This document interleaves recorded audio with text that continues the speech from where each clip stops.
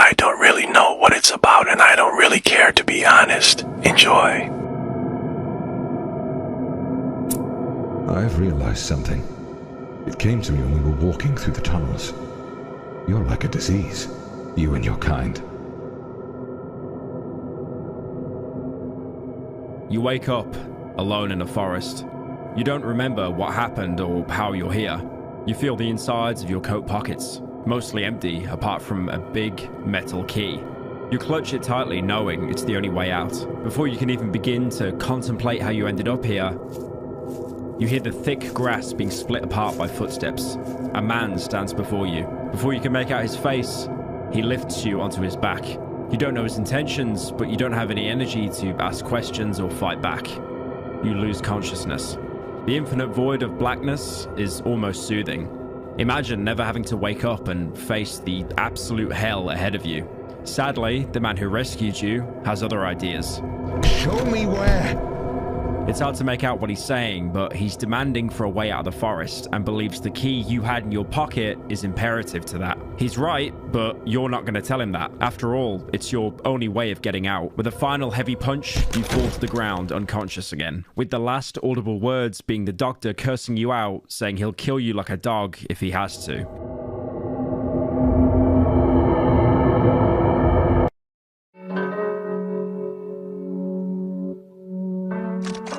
And that is the introduction to Darkwood, one of my favorite all-time games, and I still cannot think of a better way to open a game. And because no one wanted to sponsor us, we're selling Darkwood merch with permission from the creators. You can buy 2 different designs.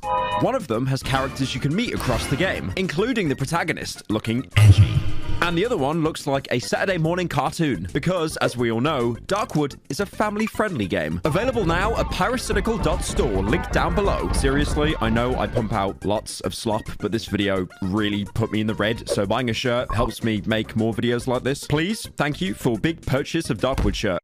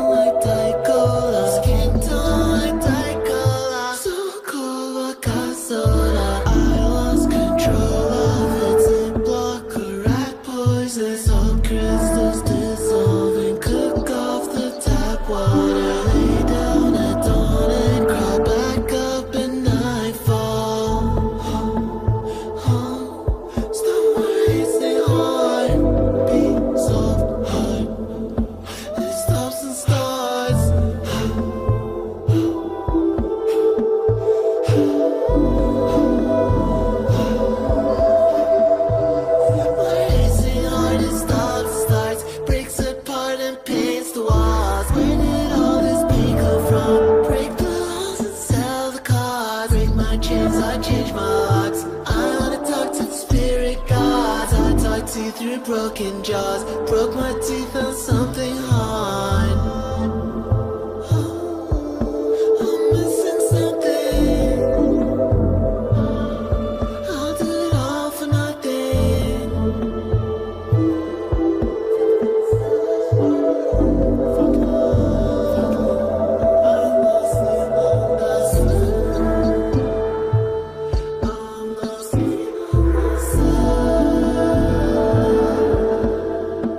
I'm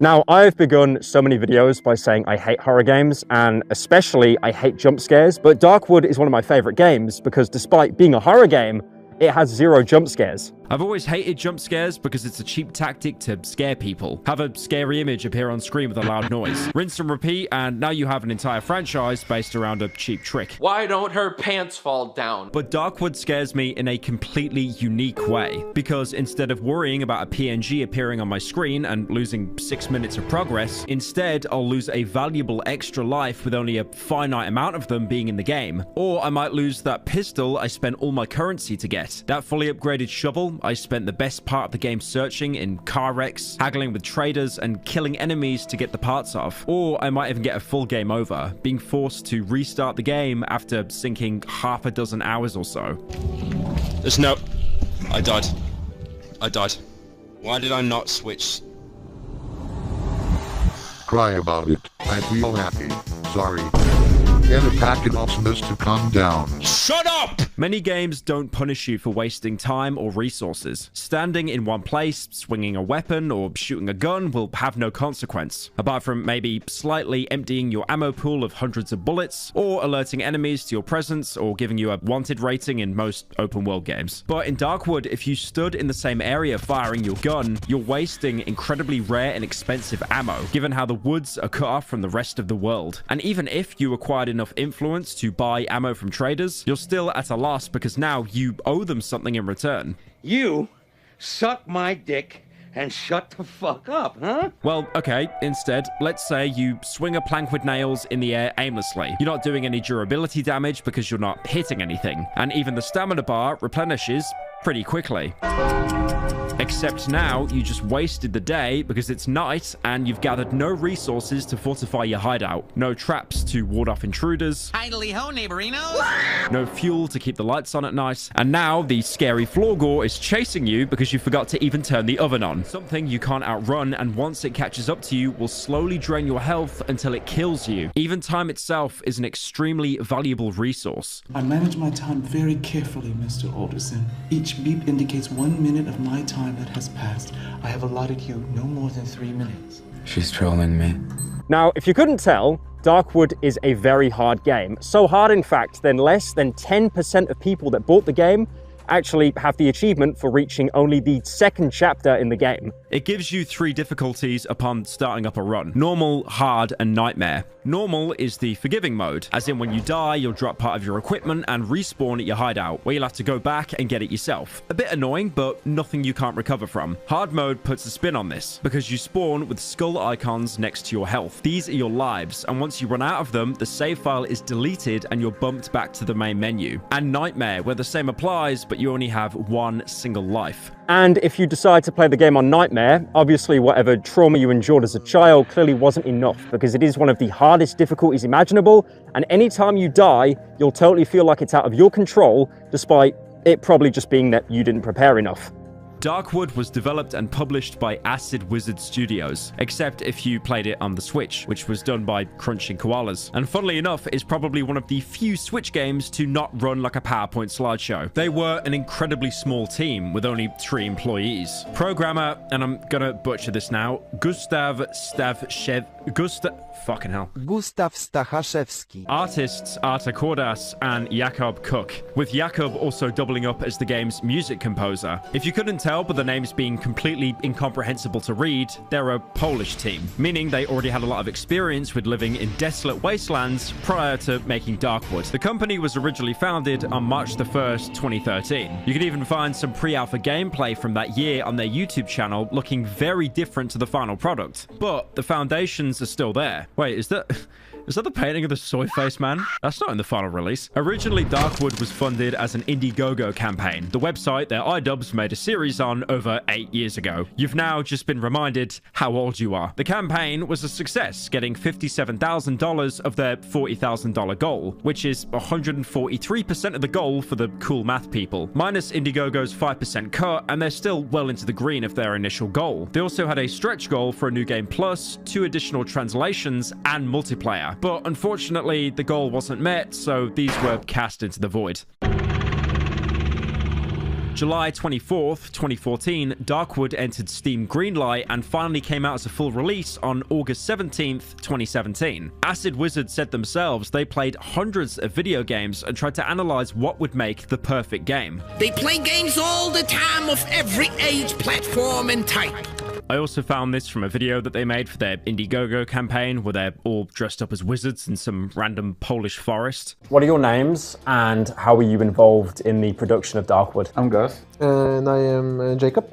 There's also Artur, who is not joining us today. I've been responsible for most of the technical stuff and most of the marketing and also 1/3 of the game design and story and a little bit of story and stuff. I was mainly responsible for the animation in the game. Darkwood was made early by 3 of us when talking about the lore and design also. And Artur was responsible for pretty much all of the art and music and most of the story.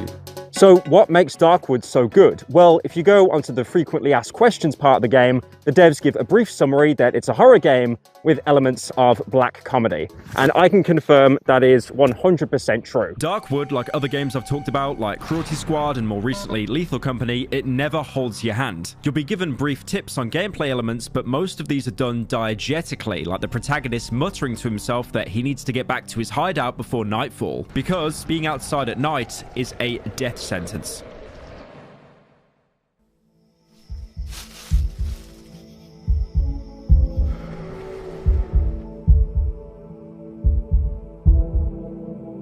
Booting the game up, it'll warn you that you're playing a challenging and unforgiving game. You will not be led by the hand. But if you respect the woods and be patient, focus, there might be a chance for you to survive. It's a game that forces you to experiment with the items and how they interact with the world. You can also find bottles of alcohol lying around in the woods, because of course. Even in the face of an apocalypse, Polish people will still be making moonshine. You could drink said alcohol to get a decent health boost, a great substitute if you don't have any medical equipment on you. But because it's Polish vodka, which is over 100% proof, it'll impact your field of view, speed, and vision for about 30 seconds, making you pretty much useless in combat. Oh, sliver bits. It's Polish. It'll make us go blind. But let's say you're a teetotal like PewDiePie. You can instead wet some bandages, giving you bandages with alcohol that gives you a much more potent healing item that will continuously heal even when you're taking damage, making pre-medding a very viable strategy, just like that other Eastern European survival game. Oh my god. Or you can stick a rag inside a bottle and light it with a match, and now you have a Molotov cocktail, which is great for setting up areas of denial and choke points. Or you can add a wooden plank, and now you have a torch, a decent melee weapon that can also light the way in darker areas. That's just a single item in the game, and you already have a multitude of uses for it. But let's say you're cosplaying the average beer-drunker, parking lot-dwelling Polish citizen, and you drank the bottle anyway. Well, now your bottle's empty, but it is still incredibly useful. You can now throw it on the floor to create a broken glass trap that'll deal damage and alert you to enemies. Or you could even fill it with rotten mushrooms native to the Darkwood and create a gas trap, which deals low damage because the farts aren't very potent, but you can also ignite the gas to create a huge explosion. You can even make a lantern by combining it with fuel and rags, a much more powerful light source than the torch. Again, you've got so many options from literally a single item you find in the forest. And keep in mind, there are over 200 items across the entire game. You'll notice that you have a cone of vision wherever you're looking. Places you aren't currently looking at will still be present, but will be purposely obscured. Things like important objects, key items, and of course, enemies. You want to real sex? It's almost like the player has a mental image of how the area would look like in their head. You can still see big objects like tables being moved around or doors opening. This can be terrifying for combat encounters, because although you'll be able to hear an enemy at all times, you won't be able to see them unless you're looking directly at them, or relying on your pathetically small 360 cone of vision, which will only show you the enemy when they're already chomping on your flesh, which usually means a stun lock until you die. It means certain strategies are way harder to pull off, like baiting enemies, as you don't actually know how far away they are apart from their sounds. According to the devs themselves, they were inspired by the works of David Lynch, most known for Twin Peaks, the show where if you watch it with the knowledge that everyone is deeply mentally ill, it actually starts to make sense.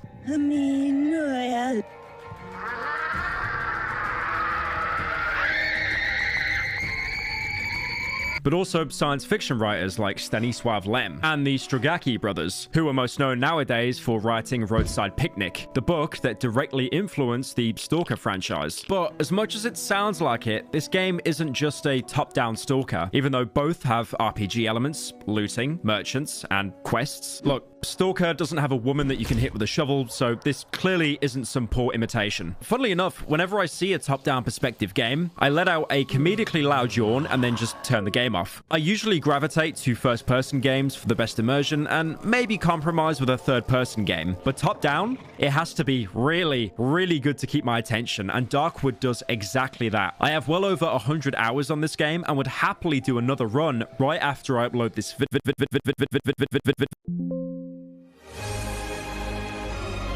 Beginning the game, we're playing as someone who knows the situation is dire. If the intro text and him waking up from a drunken stupor doesn't convey that, you can see that this man is on at least stage 6 of male pattern baldness. Pity you won't live long enough to see it. This intro is mainly used to teach mechanics to the player and give some world building. You'll notice that you have a cursor that you can use to interact with objects, like open doors and drag furniture. But if you move your cursor too far from the player, it'll black out as if you couldn't reach it in the real world, making it so you can't even see if an object is interactable. Food seems to be a real scarcity here, with some of the last edible food left being basic potatoes. I mean, of course, this is Poland, after all. The only edible thing growing on this land. I still have some left. The man also seems to have barricaded his house to keep intruders out. Being in such a dangerous area, the game doesn't even let you dismantle them. Dismantling this now would be suicide. This will be a vital mechanic once the game begins proper.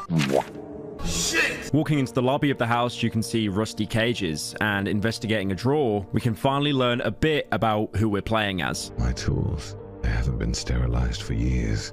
The local patients can't be helped anyways. We can assume this is the local doctor, though it seems like he hasn't practiced proper medicine in quite some time. Next to the drawer is a bag with a photo of what looks like to be some kind of human, with the date marked 12th of June 1985. A medical bag, which the doctor calls useless, and a Zenit camera, which is a real-life Soviet brand of camera which was in production since the 1950s. By now, we know two things. There's some kind of outbreak or infection to the point that normal medical tools don't work, and the game takes place somewhere in 1980s Poland. There's a good chance this takes place within the PPR, and one of the main players of the Warsaw Pact Alliance. You know, one of the teams you can pick in COD Warzone? Yeah, those people. You don't need to read into it anymore. The holiday time, when we were kids, looked Summertime, like yeah. summertime in the rural areas. So we visited our grandparents, for example, and it looked like this, like this village. And we wanted to make it like it from our experience. We didn't want to place Darkwood in some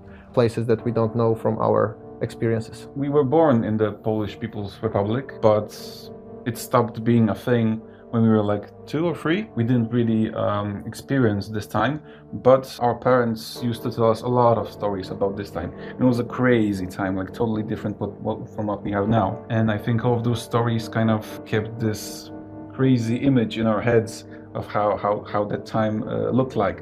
This very kind of surreal even time. I don't think it was a very deliberate choice about the setting. I think it was just what we found was cool, and then it kind of went on from that. We also know the doctor has taken drastic measures to try and treat the people in the village. Cages. This time they're empty. And next to it, a locked metal door. I would rather not open it. I spent too much time to lock him in there. For the last 800 hours, I've been non-stop gooning. Finding the doctor's medical book, there's some vague outline of how the infection works, with different stages of the illness progressing. He's been obsessing over these notes to the point where if you interact with any of these scribblings on the floor, he'll simply say this. I know these notes by heart. I don't want to read them now. Obviously, all the studying and research has yielded little helpful results. One very important item is a radio in the middle of the room. The radio's been silent for years. Although, sometimes I think I can hear voices through the static. This seems like a throwaway line, but it will play into the story very heavily, especially later on. Exploring outside the doctor's house, you can find his wrecked car, a Polish Fiat 125P, which was a real car produced from 1967 to 1991. It was a variant of the Italian-made Fiat 125, but instead of being made by Fiat, it was manufactured by the Fabryka Samochodów Osobowych. I'll kill you for what you've done! or passenger car factory in English, because it was the only passenger car manufacturer in socialist Poland, still an icon for the Polish people, as you can find them on online marketplaces where they'll usually be bought or sold by collectors or patriotic boomers trying to relive the old days when the 125p was the peak of motorization. But since all the access roads have been devoured by the woods, it became a useless pile of trash. How closely would you say that Darkwood encapsulates average Polish life? More it's like a meme thing. The reviews are telling that, oh, it's my average day in Poland. I think there's a bit of this like Slavic kind of misery theme that is sprinkled across the game, but obviously the things that happen in the game are completely not real and not based on real events. They're real. It's less than a few minutes into the game when Darkwood presents you with the first player choice. There are dozens of choices you make across the game, and some of them even ripple across your playthrough that grant you access or block you off from certain items, characters, or even entire areas. It's basically impossible to experience everything the game has to offer in a single playthrough. But here, your first choice, with seemingly minimal consequences, is the Doctor's dog. My dog. I don't think he's gonna make it. I should end his suffering. The dog only takes up a few dozen pixels on the screen, but thanks to the superb animation and audio design, you can hear it writhing in pain. You can choose to put the dog out of its misery or leave it to suffer. No choice feels like the right one here. Do you try to let the animal live despite its immense pain? Or do you put it out of its misery, removing any chance that it might recover? You're presented with so many choices like this across the game. And another game that I love that had much fewer but similar choices, Soma. I'm going to keep this brief because I do want to do a video on Soma at some point, and I don't want you guys to skim through that video because I've already spoiled it. But there's a scenario in the game where you have a choice to terminate a character in the game. It's totally optional, and unlike Darkwood, doesn't really impact the story. But it's still a choice that'll linger on you for the rest of your playthrough, you know, if you made the right decision. And that's why Darkwood is a game that, no matter what choice you make, you always feel like you've made the wrong one. Most games have a good and a bad choice, with the good choice usually taking more effort to achieve. I've got nothing more to say to you. Tricking players into thinking they're good people because they went the extra mile to get a good outcome. But here, in the woods, there's no time for that because every second counts. Games can also just go down the Fallout 3 route where you have the obviously good don't kill people choice, and the one that blows up an entire town. Wow. What an engaging moral dilemma. In Darkwood, though, the choices are never that simple. Outcomes usually just being a slightly different shade of grey, which makes the game feel so much more personal. Almost like it's asking you personally, what would you do in this situation? So how hard was it to plan for like all the choices in the game? It was really hard, both in terms of game design, because like the game started off as a roguelike and then kind of evolved into not roguelike. It was hard to design all of this during the transition, and on top of that you have kind of all the technical stuff like random generation and procedural generation, and also kind of how it impacts the story and stuff like that. So I don't even know how we did that, honestly. It was just so fucking hard. After finding an axe and cutting down part of a fallen tree, you're probably wondering, well, if the situation is so dire in the woods, why don't they just cut all the trees down, Lamau? Look, it's like Minecraft, guys. If you punch the tree long enough, it'll lose a block. Maybe you can make a crafting table and cut down the trees faster. Well, the Doctor acknowledges how this was never a permanent solution. These trees are growing too fast. Soon I won't be able to cut them down fast enough. You can even see the remnants of a road, something incredibly rare in the forest, but both sides have been consumed by the tree line. The woods have been devoured. All the roads that connect us to the outside world, no one is able to pass through the thicket. Coming across an abandoned house, we can see the body of someone that's fused into a tree. In a few days, it'll be completely absorbed. This gives us some indication that the plague is associated with the woods, with bodies being absorbed into the tree, presumably for sustenance, which could also be what the grainy photograph the Doctor picked up shows. Past the house, the Doctor stumbles onto an unconscious man, wearing a long, damaged coat, and a rather large rimmed hat.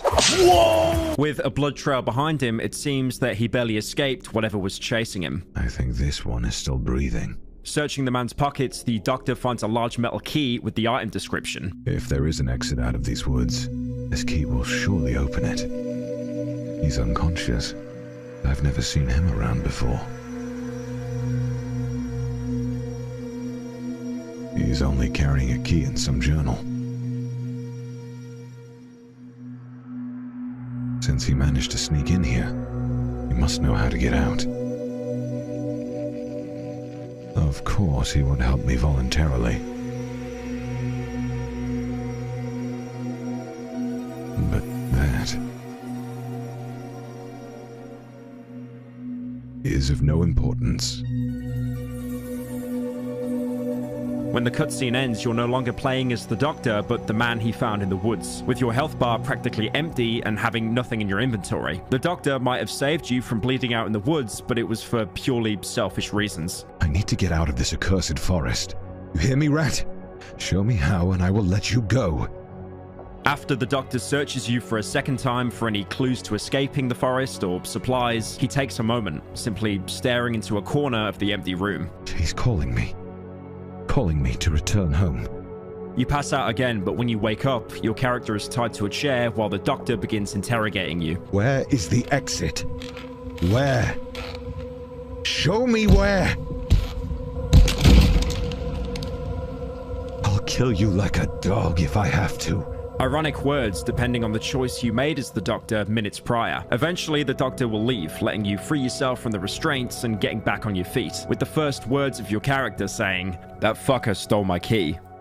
Keep in mind that these subtitles appear at the bottom of the screen, not in-game like when the doctor was shouting at you. These are your inner thoughts and not actual dialogue said out loud, which will make a lot of sense much later on. Already, it's acknowledged how important that key is, with the man completely focused on how it was taken from him despite being beaten half to death and everything else that's happened to him. The door the doctor left you in is locked, so you'll have to improvise, with the game giving you an incredibly brief example of the game's crafting system. By searching the doctor's jacket he left behind, you can tear some of it off to make some rags and find some wire in his pockets, with the game diegetically telling the player how to craft. I'm hurt.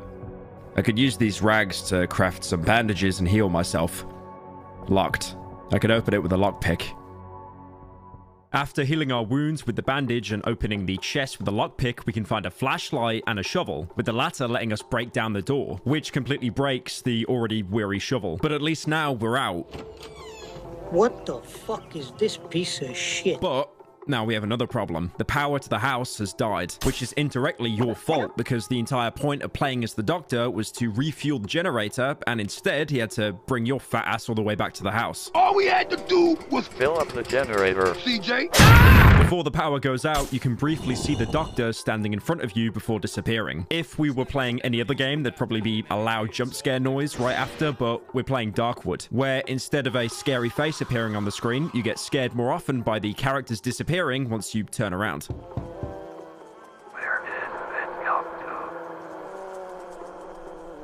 So what was your policy on jump scares? Because obviously Darkwood, I feel, kind of has a reputation for being a game without jump scares. Like the only one personally I can think of is like if one of the Banshee enemies spots you, like, you know, a little JPEG appears on the screen, but it's not really a jump scare. But what was your policy around that of like trying to make a game with atmosphere, but not relying on jump scares? It was very important for us to not not rely on the jump scares because we didn't enjoy it also. We don't enjoy it in horror movies, and we also said many times that Darkwood is a horror game made by people who don't like horror genre, like maybe not at all, but especially the jump scare part of the. Do you not like jump scares? Like you go to a cinema and you just hate it? Yeah. I can't stand it. Yeah. That's why I never see horror films in a cinema, because I feel like it's so predictable, but it kind of plays on that fight or flight in your brain. Mm-hmm. So it's almost like you watch any horror film ever. It's like when they get ready for a jump scare, all the music dies down, the audio dies down. It's like someone walking through a corridor really slowly. And I swear I am like a child. I will actually do this in the cinema, like put my fingers on my ears because I know the jump scare's coming. I know it's coming, but it's still gonna scare me because it's just such a loud, sudden noise. But yeah, I think it's really good that you guys didn't really kind of rely on that. It does make the game very refreshing, definitely. I think we found it a little bit cheap. I mean, I know that the people enjoy it because of the adrenaline or something, you know, like really hits you. And I respect that, but I don't really enjoy it and I find it a little bit cheap. Yeah. I agree. We actually were, when we were talking about inspirations of how we want to make horror, I think a lot of the inspirations were completely outside of the horror genre. You remember the first UFO games? Yes. And stuff like that, where we remember from the childhood, and we liked the idea that you have to kind of, the horror plays in your mind, not exactly in what you see, but what you hear and what you don't hear and see kind of makes this a bigger impact on you than just a jump scare, right? Your imagination kind of filling in the blanks kind of thing. Yes, exactly. So we like that, and I think it's played really well in Darkwood. We're now exploring the Doctor's house, but without the knowledge of the Doctor, so everything is alien to us. The door that was best to not open will now present us with a combination that we don't know the code to, and we can see more of the Doctor's experiments. A metal table with leather belts strapped on. Inside another chest is a half-empty can of gasoline and a table leg, which we can use as a melee weapon. It's very apparent the Doctor wanted to forget about this room because it was blocked off by a wooden shelf. And there's also gasoline that he could have used earlier instead of having to scavenge. Pouring the gasoline in and turning on the generator, the seemingly useless radio in the middle of the room has now been replaced by something else entirely. The corpse has 2 dials instead of eyes. His mouth is wide open, and I hear a distorted voice, barely distinguishable from the radio static. The corpse also tells us a code. Now, this set piece can seem creepy just for the sake of it, something that's either never explained or resolved with it all being in their head. But I'm happy to say, for once, it's none of those. Darkwood is a game that has answers to everything, it just takes a while for it to slowly reveal its full hand. What do you think? Whoa. Very nice. Using the code to open the door, and with the hindsight of playing as the Doctor, we know that someone is trapped in this room. Help me. After turning a corner, the man brutally attacks you, probably mistaking you for the Doctor, taking all his aggression of being imprisoned out on you. He says no more dialogue and can't be reasoned with. He'll just keep blindly attacking you until he kills you, or you beat him to death with the table leg. Searching his body, you can find a small plastic chick. And how do you want to get out now? You think you can manage all by yourself? Suddenly, monstrous voices can be heard outside the Doctor's house. All the power in the house goes out, and ravenous clawing and chomping can be heard at the Doctor's barricaded windows and doors. Something is trying desperately to get in. You can try to run, to barricade yourself in a room, or even try to fight back, but it's no use. You're not equipped to survive the woods. No one is. But maybe it's not over yet. The blood-soaked screen fades to a washed-out grey. You make out the figure of someone in the distance behind the woods who recognizes you. He reaches his hand out to you, unlike the Doctor who forced you onto his back. It looks like he really does mean to help you. Maybe you'll just make it after all.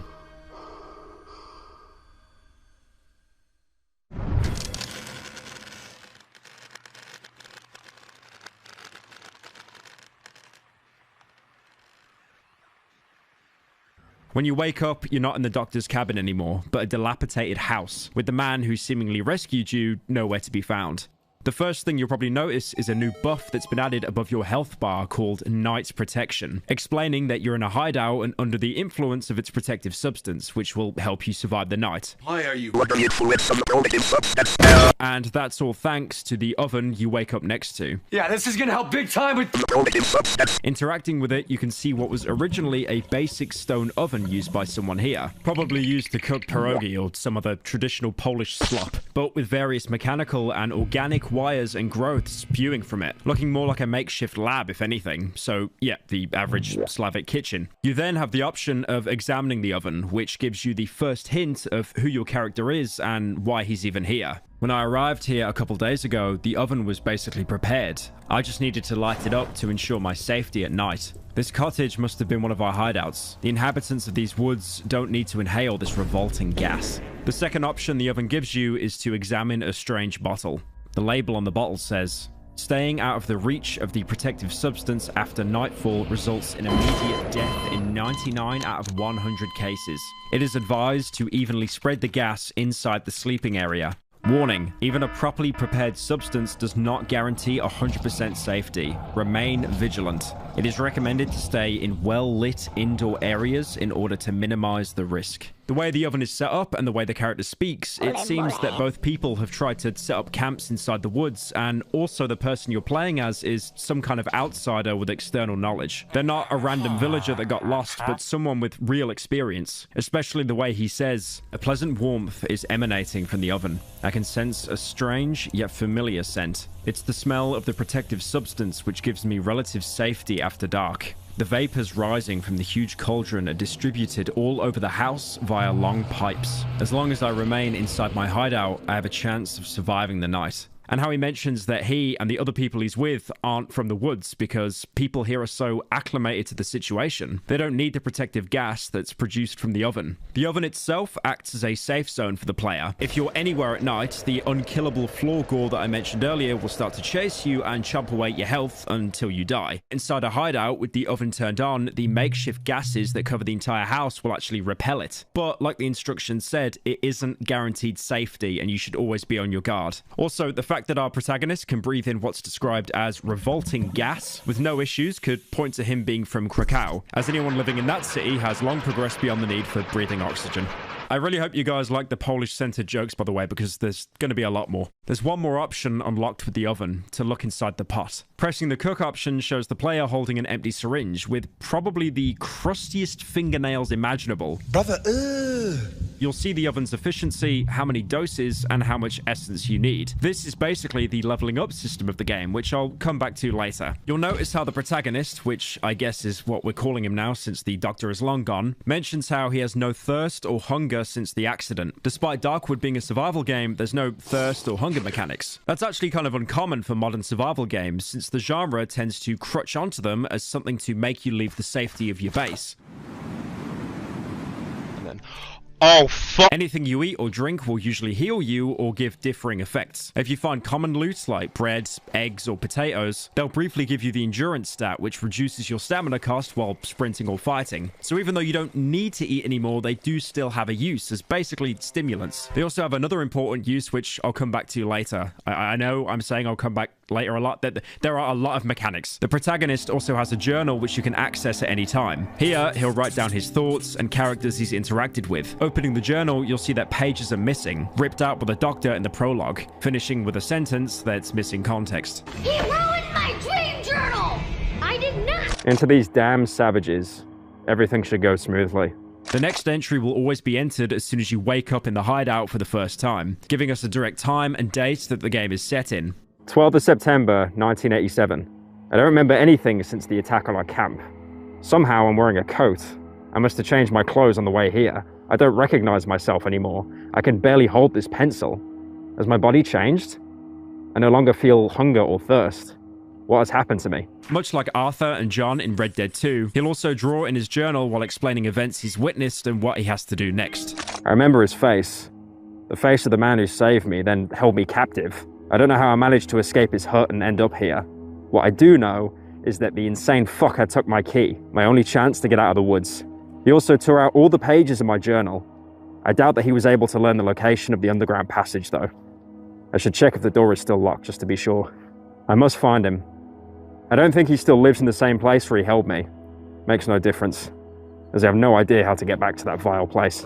Exploring the rest of the cottage, you'll see a toppled-over wardrobe that was used as a barricade to keep something out before it broke inside. Searching it, you'll find various crafting items, but also a photo of a road. Inspecting the photo, it's renamed to The Road Home, with a highway with the forest either side, but seemingly at the end, a way out of the forest. I'll be waiting for you in Łódź, Nerevar. Now, it's pretty obvious that you, or someone you were with, set up this hideout, but in another diegetic tutorial on how to survive, your protagonist will just say this outright. Yesterday, I barricaded one of the windows. If I want to stay here for some time, I should do the same with the other windows. Barricading is one of your first lines of defense in your hideout. It can really help delay enemy attacks. Sounds like someone breaking in. Yes, just like in Siege, even though I hate to make that comparison. Keep in mind though, I said delay, not deter, because once an enemy starts breaking down one of your barricades, they usually won't stop until they break through, or you go outside and stop them, which also puts you at a huge risk of exposure. But also at the same time, the barricades can actually end up trapping you, because while you can vault over regular windows to get some space from enemies or bait them into vaulting themselves, you can't do that if the window is barricaded, closing you off from potential escape routes. One thing you might notice during during multiple playthroughs of Darkwood is the hideout you spawn in after the prologue, despite having the same general layout, could be differently shaped or have an entirely different orientation. This is because every Darkwood game is randomly generated. Opening your map, you'll always have the same 3 general regions in Darkwood, with you starting off in the Dry Meadow. The way to progress to each region is usually the same, but the shape and placement of key locations will be totally random, which can be a huge help or hindrance. Like for example, if you're trying to reach a location to progress the story, it might be right next to the hideout or on the complete opposite side of the region. You always start in the Dry Meadow, but like the orientation and like where locations are randomly generated. Full generation. Like... It's random generation and part procedural generation. Yeah, because the progression's always the same. The areas you go through are the same, but like where locations it appears are in different places. Right? Yeah. That's the random generation because the locations themselves are mostly the same.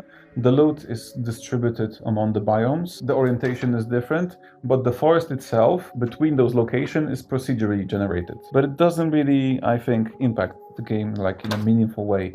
Now, each hideout will always have the same objects for you to survive in the forest, that being the cooker I mentioned earlier, but also a generator, wood chipper, well, and a workbench. The generator is filled with gasoline that you can find in the forest. This is a very valuable item as you can't craft it, so you'll have to rely on finding it as loot while exploring the woods. The game is forgiving enough to already have the generator filled up to survive at least the first night, with a full night's fuel cost being indicated by the notches on the bar when you examine it. But after that, it's up to you to keep it filled. Generators help a lot because without them, you're basically fighting in complete darkness. And also certain events during the night require you to stay near a light source or you'll be forced to experience what Polish people have to go through when they run out of alcohol.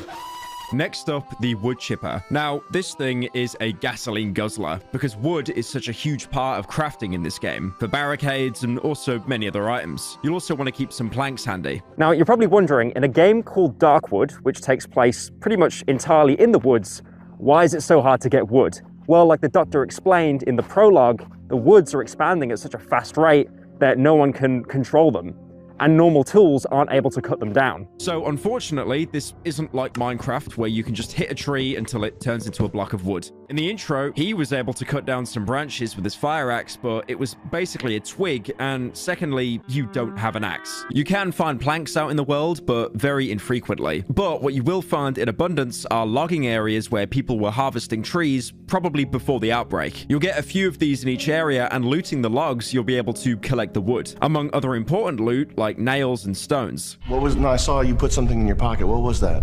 What did you put in there? The logs are useless on their own, but by sticking them in a wood chipper, you can turn them into planks, with each log taking up an entire chunk of the wood chipper's fuel. You'll need around 2 to 3 gasoline canisters to completely top up the wood chipper, and carrying an entire stack of logs will use up pretty much all of that fuel. So, in my opinion, always prioritize the generator, then if you've got anything to spare, stick it in the wood chipper. The well is located right outside any hideout. They always spawn broken, but can be repaired with just 4 boards.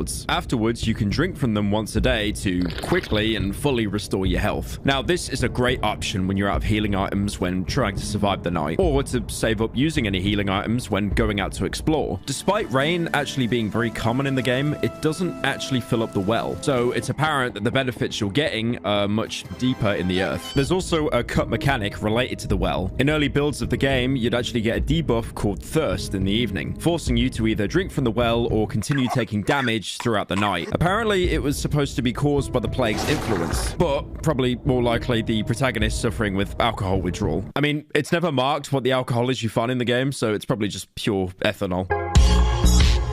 I assume it was a way to force the protagonist outside at uncomfortable times, but obviously, as I talked about earlier, there's no thirst, there's no hunger. They're not mechanics in this survival game. There's also the workbench, an essential tool of any hideout. In it, you're able to store any excess loot that you find, because your inventory in Darkwood is comedically small to begin with. And it actually kind of makes sense, because you have no backpack, and you're probably just sticking everything in your coat pockets. Again, I don't really understand how you could fit an entire wooden log or a car battery in a coat pocket, but video games, but it also doubles up as a crafting bench. You can only craft smaller items on your person, like bandages, torches, and lockpicks. You'll be crafting anything more advanced at your hideout workbench. To start off with, your workbench will always be level 1, and the items you craft are pretty limited. You'll be able to craft a chain trap. This costs 2 scrap metal, an incredibly rare and important resource, especially late game. The most common way to find them is by scavenging bear traps left around the forest, which people were probably using to catch the last remnants of food here. I don't have a bear trap for this video, so I just bought a mouse trap. You can interact with it where your character dismantles it. Luckily for you, there's already a bear trap set up inside your hideout from whoever was last here. The bear trap under the window is still open. Looks like this night was exceptionally uneventful. Unlike bear traps, the chain trap doesn't actually do any damage when stepping on it. Instead, enemies that step on it will be stuck onto a chain for 30 seconds, giving you the opportunity to get some cheap hits in. The only problem is, unlike the bear trap, it's single use, and there won't be any salvageable metal once it's used up. But you can pick it up to get the scrap metal back if you want to place an unused one in a better location. Both of these traps are great to place at choke points like doors and windows, as enemies are never actually smart enough to do a Dark Souls iframe to dodge the traps, and will just take the fastest option to get towards you. Next up in the crafting is the antidote. Now this thing costs 1 mushroom, something I'll get into later. It'll cure any poisoning the player gets and gives you immunity from any other poison for about 30 seconds. Thankfully in Darkwood, and I do want to say thankfully for how unforgiving this game is, no enemies actually deal poison damage. But what you'll come across, especially in later areas, are patches of poisonous mushrooms randomly scattered across the map. These skinny, pale mushrooms will poison the player when stepped on. Now, usually, if you step on one for the first time, you'll panic, and then you'll probably start running around, probably onto other mushrooms. And the thing is, with poison, it stacks. So if you step on too many, you'll just end up dead on the ground. I found this out the hard way when I was streaming the game and had to give $100 to chat every single time I died. Okay, I'm losing health very quickly. No, it was a bit. I'm not giving $100 for a bit. It was a bit. Please don't die, for fuck's sake. Best thing to do when standing on poisonous mushrooms is to remain calm and wait the poison out if you don't have an antidote on you. Because with the screen effects, sound effects, and the literal skull emoji appearing on your HUD, it's easy to lose track and end up dead. A single poison effect doesn't even do too much damage. It's mostly just keeping you on edge psychologically. But you wouldn't think that with all the on-screen information you're being given. The next item is the first melee weapon the protagonist can make for himself, the board with nails, made with planks and nails. It's why finding logging sites is your first priority, because despite that guy in the prologue wailing on you with his sucker punches, there's no way for you to actually use your fists in Darkwood. It's a great melee weapon that you'll rely on for most of the early game. Like most melee weapons, it has 2 attacks. A charged up attack that uses less stamina but slows you down before you swing, and also leaves you open to being stun locked when out of the charge animation. And also a quick jab, with the trade-off being it uses up a huge chunk of stamina. The reason why I mentioned planks with nails being so important is because melee weapons have durability, and once they break, you can't use them again until you repair them at a workbench. And the board with nails has the durability of a YouTuber in a social situation. So by the time you kill 2 to 3 lesser enemies, the thing will break. Thankfully, the workbench has another trick up its sleeve: weapon upgrades. You can upgrade most melee weapons in the game, with the board being able to get durability, damage output, and stamina drain upgrades. The problem is, once you upgrade it one time, you'll be locked out of any further upgrades until you upgrade the workbench itself, having to upgrade it twice before applying a second weapon upgrade, and a third upgrade when you upgrade it another 2 more times, and so on. The first workbench upgrade only costs more boards and nails. Again, pretty easy to come by, but after that, you'll need a toolbox, and that's a good while away. My advice is to upgrade the damage of the board with nails, and always carry 2 in case you're deep into exploring and one of them breaks. Now, let's say you've already got enough wood and nails to upgrade your workbench to level 2. You won't be able to add a second upgrade to your board, but now you'll have 4 more crafting options: the hotbar upgrade, inventory upgrade, bear trap, and gas bottle. The latter I talked about earlier. The hotbar and inventory upgrades are essential, mostly because in any semi-open game, I'm a kleptomaniac and try to loot every single item I can find. That's the main reason why I only got around 2 hours into Starfield, because once I became over encumbered, I finally realized how mid the game was.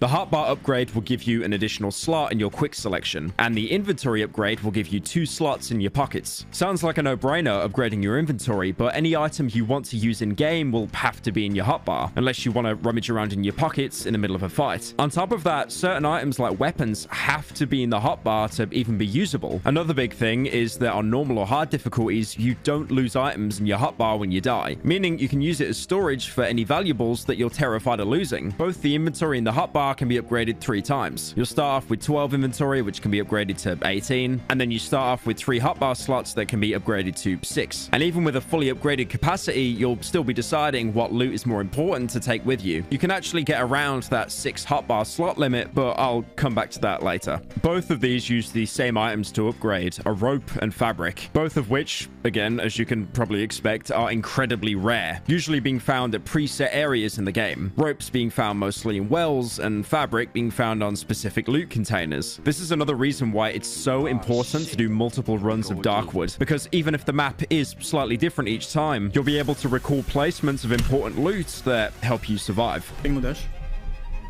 The bear trap is a direct upgrade of the chain trap. It costs an extra scrap metal, but will hold enemies completely in place. It only works for half the time of the chain trap, but will deal heavy damage as a compensation.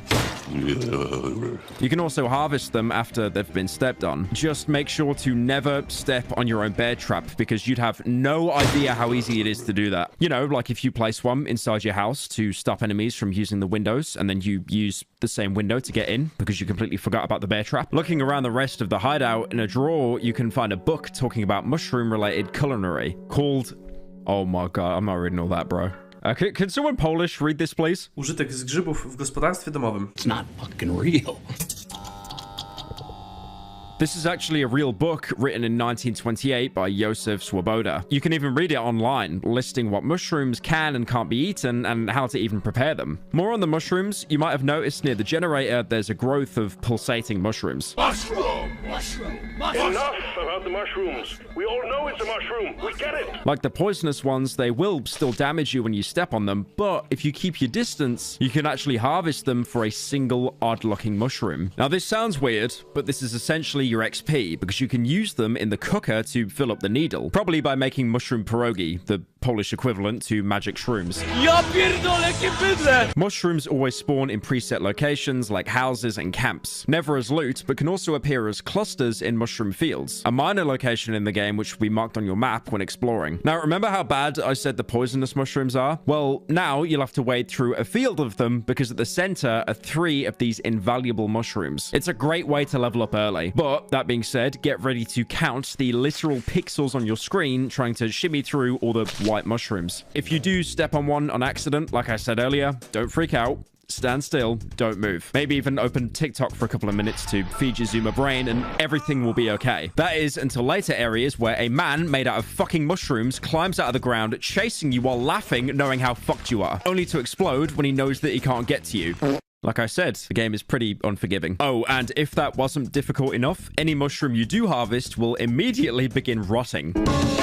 So you'll have to run back to the cooker to turn it into essence before it fully rots. After it rots, it can only be used in a gas bottle that I mentioned earlier. Because of this, it's probably better to wait picking them until you know you're about to head back. But let's say you harvested all the mushrooms you can find, and you did manage to fill up the needle. Before injecting yourself, as any normal person would do with an unwashed old syringe, you're presented with a skill tree of perks to pick, with each syringe being filled unlocking another tier of perks, probably an STD or 2 as well, and costing more and more essence with each level. This isn't mandatory to progress by any means, and you can complete the entire game without leveling up once. But if you choose to, each tier will give you a positive perk to choose from and a negative perk. Only in Darkwood would you willingly spend time harvesting XP just to directly downgrade your character. The first tier will give you the positive options of Eagle Eye, Moth, Navigator, and Mushroom Healing. Filling up the syringe a second time will let you pick a second perk from this tree before moving on to the next one, and also locking taking all the previous options out. Eagle Eye lets you see farther ahead. Bye, Brian. Now, this sounds like a must, you know, to see loot and situations farther away, but it's only about a 15% increase, which is basically nothing. Despite knowing that, I still pick this perk for every run. Moth is an active ability, meaning you have to voluntarily activate it in the perk selection screen. All of the active perks can only be used once a day, while passive perks will last your entire playthrough. When you use Moth, any light source you're next to will buzz, giving you an incredibly slow healing boost.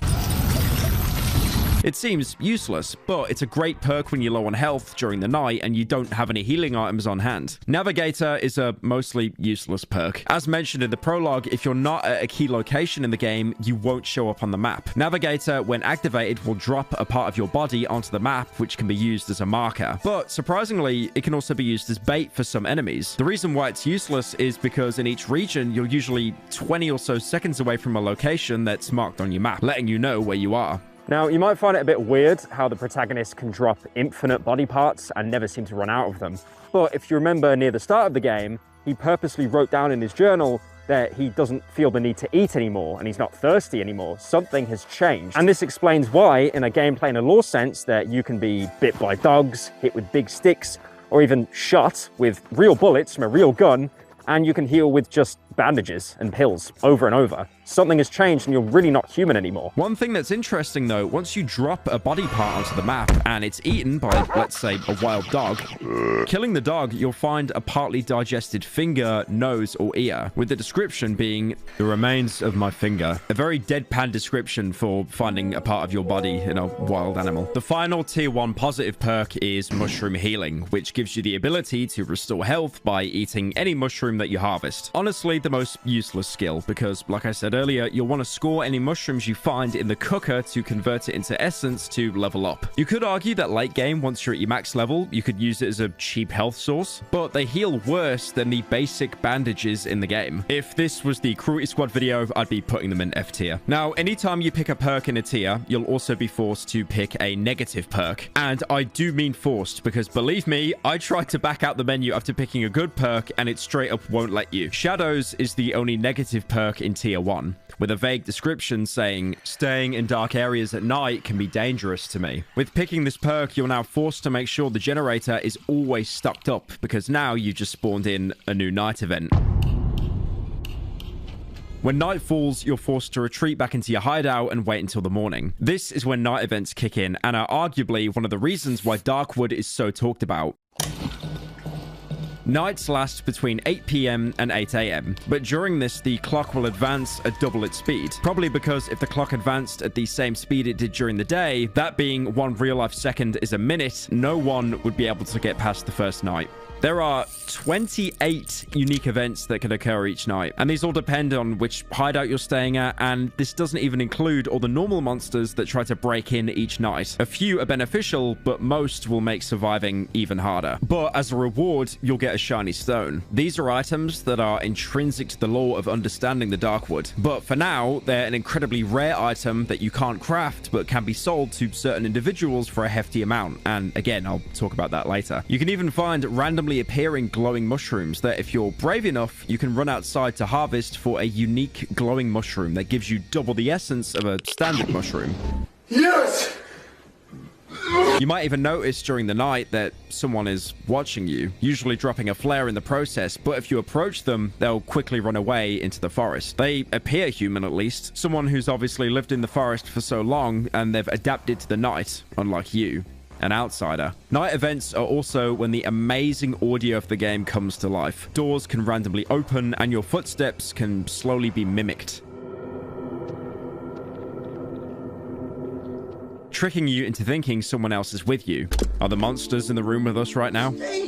A more obvious event might spawn a poltergeist in the room, an unkillable entity that you can't see, can't damage you, but will throw around prop objects like wardrobes and lights, purposely messing up your plans of placing objects to block entryways or lights to see enemies from afar. There's also visual events that don't damage you but can confuse you during a fight, like how a large number of bugs might infest your hideout, or you might hear a faint heartbeat during the night.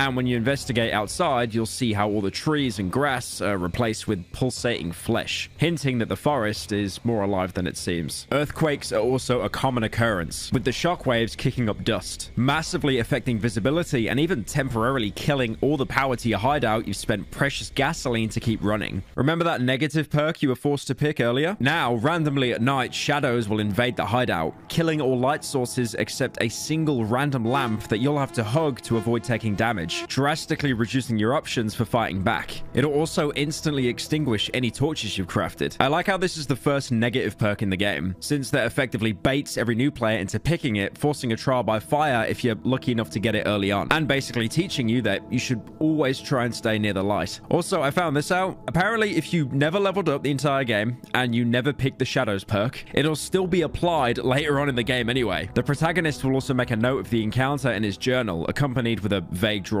It was a rotten, strange night. Shadowy silhouettes emerged from the corners of my hideout. I thought my eyes were playing tricks on me in the dark, but I'm certain I've seen something. If they come back, I should keep close to the light. There's also a unique night event to this specific hideout. There's a bed in the hideout that can't be moved or searched, and on a random night, you'll see a man sat on the bed, wishing to go home and saying, "We need to move on." He'll sit there the entire night until dawn arrives, or if you hit him, which, if you do, will make him disappear and you'll end up taking damage. Look, I promise, this entire game isn't all in the head. Please just stick with me here.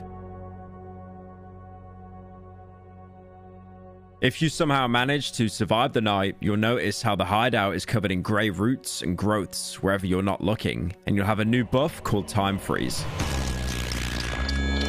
This is one of the very few forgiving elements the devs added. Essentially, the in-game timer won't activate until you leave the hideout, giving you time to organize your inventory and board up any barricades that were destroyed. But on top of that, there's someone here to greet you next to the cooker. He has a backpack and a hood, but interacting with him, you realize what he truly is. Even from afar, I can smell your putrid stench. Be glad I don't have an appetite for carcasses, meat. The figure hides its face under the hood. It smells of wet soil and fur. I know what you're after. I can help you reclaim what you've lost, if you help me attend to a certain matter. What do you say, comrade? As he leans towards me, I hear him giggling under his hood. I knew it would interest you. Before we make a deal, you need to prove that you can do the job. I've got no time for weaklings, meat. You follow? Show me what you're made of. Get through the Silent Forest. You think it's so easy? If I were you, I would prepare myself well before setting out. When you get there, you will find me in this spot. Remember it. The wolf grabs my map and scribbles something on it. The likes of you always crawl back to me. This is the Wolfman, and to be fair, it does look like someone's furry self-insert into the game. Is that your fucking persona? That's cringe. Bug infestation. But somehow, completely makes sense as to why a literal furry would exist in Darkwood.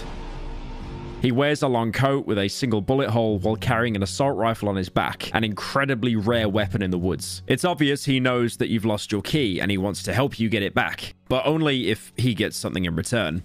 You have two options here. Try to progress to the next area, the Silent Forest, and meet him at his camp to progress the story. Or if you really, really hate furries, which I hope is most of you, you can go outside the hideout, go up to this locker that you don't know what the code is, as it was meant to be exclusively for early backers. The code is, by the way. Take out the explosive barrel inside, single shot pistol, place the barrel next to him, and then blow him up. To which he'll probably still kill you anyway, because he has insane health. But if you do manage to kill him, you're still allowed to progress the story as normal. You probably just have no idea where to go now. What the heck is this? If you don't want to kill him, that locker does still have some really good early items, like nails and boards and items to make a single inventory or hotbar upgrade. There's even a knife in there, which as a British man, I can always appreciate. If you hear the Wolfman out, which to be fair, he doesn't give you much of a choice not to, you'll be presented with three options, which many other characters you meet also share: to show him an item, to trade, or gossip. Gossip is usually just lore dumping, like a character giving context to the woods or talking about themselves. The Wolfman on the first encounter will only give you 3 pieces of incredibly basic advice. I wouldn't recommend wandering around these woods at night. It would mean certain death for you, meat. Better hide out in that hideout of yours before dark and pray for morning light. If I were you, I wouldn't venture too far from here, unless you got bored of your lousy life, meat. Only a few returned from the dense woods, and those who made it back were not happy to share their stories. I'd avoid getting into trouble if I were you, meat, or at least until you get a decent weapon. You can also show him some key items that you've found. So far, most players will only have the road home photo they found in the hideout. What's that you got there? The wolf snatches the photograph from my hand and studies it carefully. Finally, he snorts, his thick yellow spit landing on the photo. This road doesn't exist anymore, overgrown with trees, like all the other ones. The wolf throws the photo to the ground. Better forget about the road home, meat. Around here, all roads lead to nowhere. And the plastic chick on the body of the man that attacked you in the prologue. Beautiful item, perfect for a church fair. On a rare occasion, during one of the nights, you might actually hear a knocking on the door. Answering the door, you'll see an invitation left for you on the floor, inviting you to a celebration and giving you a randomly generated code to get in. If you've already had this event happen, you can show this invitation to the Wolfman. Excellent, meat! An invitation to a wedding party! The wolf snorts with laughter, his putrid saliva landing on my face. It's an invitation to that house in the edge of the dry meadow. The music there has been playing non-stop since I remember. Day and night. A never-ending wedding. The wolf throws the invitation back at me. It's wet with spit. Have fun, meat. Just remember to hide that disaster of a face, or it's no dancing for you. His last words are a clear indicator that the protagonist's disfigured face isn't just what he perceives. It's how others see him as well. There's also one more thing the Wolfman offers. As you might imagine, there are no Zabka stores in the forest, even despite their aggressive expansion, which I'm sure has no problem crossing the boundaries of time by now. So instead, if, like me, you need to buy 3 boxes of LaCroix... Why is that in the script, you dickhead? I don't fucking buy LaCroix, you fucking dickhead. So instead, if you need to buy 3 boxes of sparkling water, you're gonna have to trade. Any real-world money is long useless in the forest. The only way to trade being something akin to basic bartering. Every trader has a reputation value, which works as the game's currency, with it going up if you do something they'd respect you for, like for example, surviving a night or just giving them stuff, which is why it's basically just bartering but with extra steps. Items you have vary in how valuable they are. Like how I mentioned earlier, the shiny stones are useless to you, but valuable to traders. They also give you 100 reputation to start with, so it's a great way to access some of their inventory when you first meet them. Most items can be traded, but depending on who you're talking to, they might not be interested in certain items. Like how the Wolfman has no interest in wood and scrap metal. You can never go into negative reputation with the trader. If you make an offer which puts you in the red, they'll just flat out refuse the entire deal. You'll use them as a great way to stock up on items that you might not be able to easily find yourself. Like how the Wolfman will always sell a toolbox that you need to upgrade your hideout's workbench to get access to better equipment. And also, all that food I mentioned earlier, you can sell it to the Wolfman here to fetch a good amount of reputation, which you can use to buy a random gun component you probably won't even be able to craft with until about 10 hours later. Each trader will sell the exact same stock every single day, but every one of them has a unique variety of stock. Most of them you won't even be able to afford until after the first couple of nights. Reputation does stack though, so if you give away half your inventory to a trader, they'll still keep that reputation earned for when the next time you trade with them. But it's also important to keep in mind that all traders are incredibly stingy. Anything you buy from a trader is worth double what you actually get for selling it to them. One item that's always a must from traders early on is the watch. The icon looking like a Casio F91W, which was actually made in the late 80s. Having this anywhere in your inventory will show you the time of day at the top right of the screen, which is a lifesaver in planning your day ahead and not having to rely on the sun setting to let you know it's time to go back home. After talking to the Wolfman, the protagonist makes another entry into his journal, accompanied with a sketch of the Wolfman. My mind must be going. If I'm not delusional, the man whom I met had the head of a wolf. He told me he will help me get the key back. I just need to get through to the other side of the forest. I am to meet him in the part of the Silent Forest. I should explore the surroundings before venturing forth. I do not wish to act too hastily. The Dry Meadow is the first biome you'll always spawn in no matter which way the map is generated. It's covered in grassland and is the most forgiving biome. That being said, it's still incredibly difficult, especially for new players. The Wolfman also has a camp set up here as well, and you can meet him there to trade. If you wish to spend some more quality time basking in the striking, yet natural beauty of my features before you head off to the Silent Forest, you will find me in my camp in the Dry Meadow. The wolf points to a location on my map.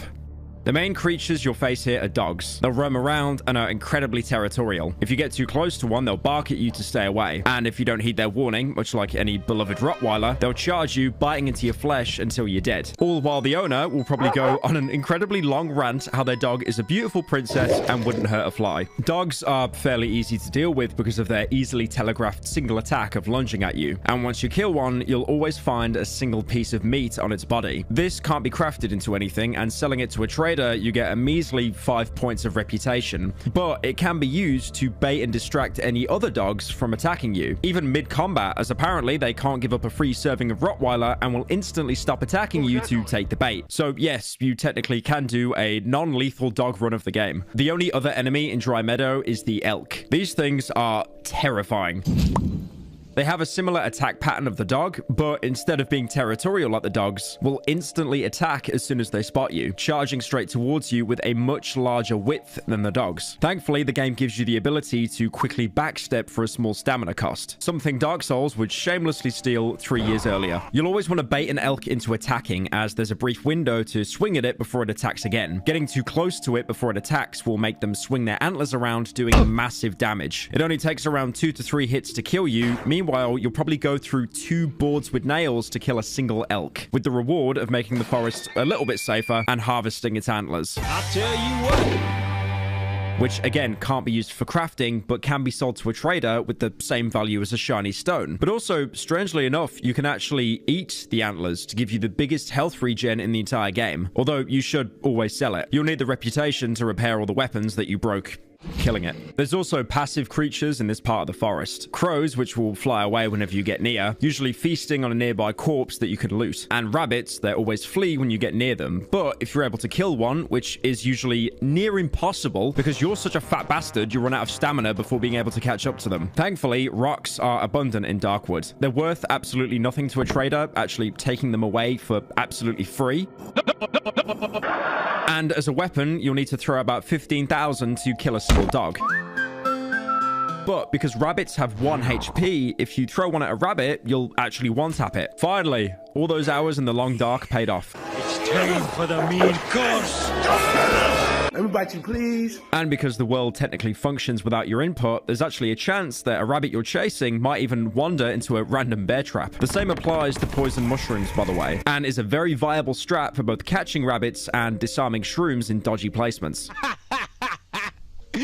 Lamau!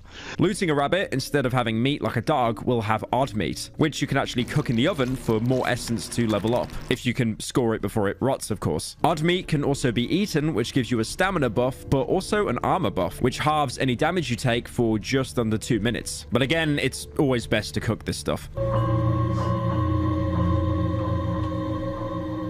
Someone cooked here.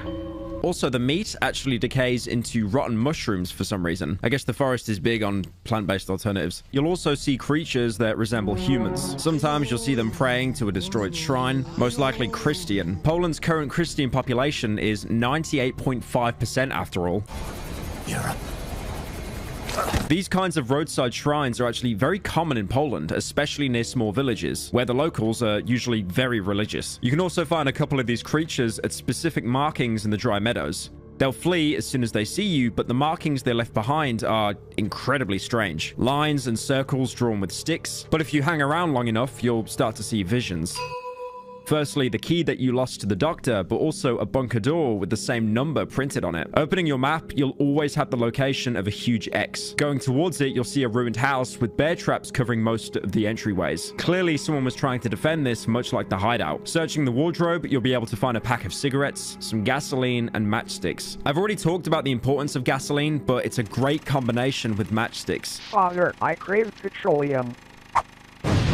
Dragging the wardrobe out the way, you'll see a trapdoor, which will take you into an old tunnel network. Thankfully, when you're anywhere interior in the Darkwood, time will actually freeze until you're outside again.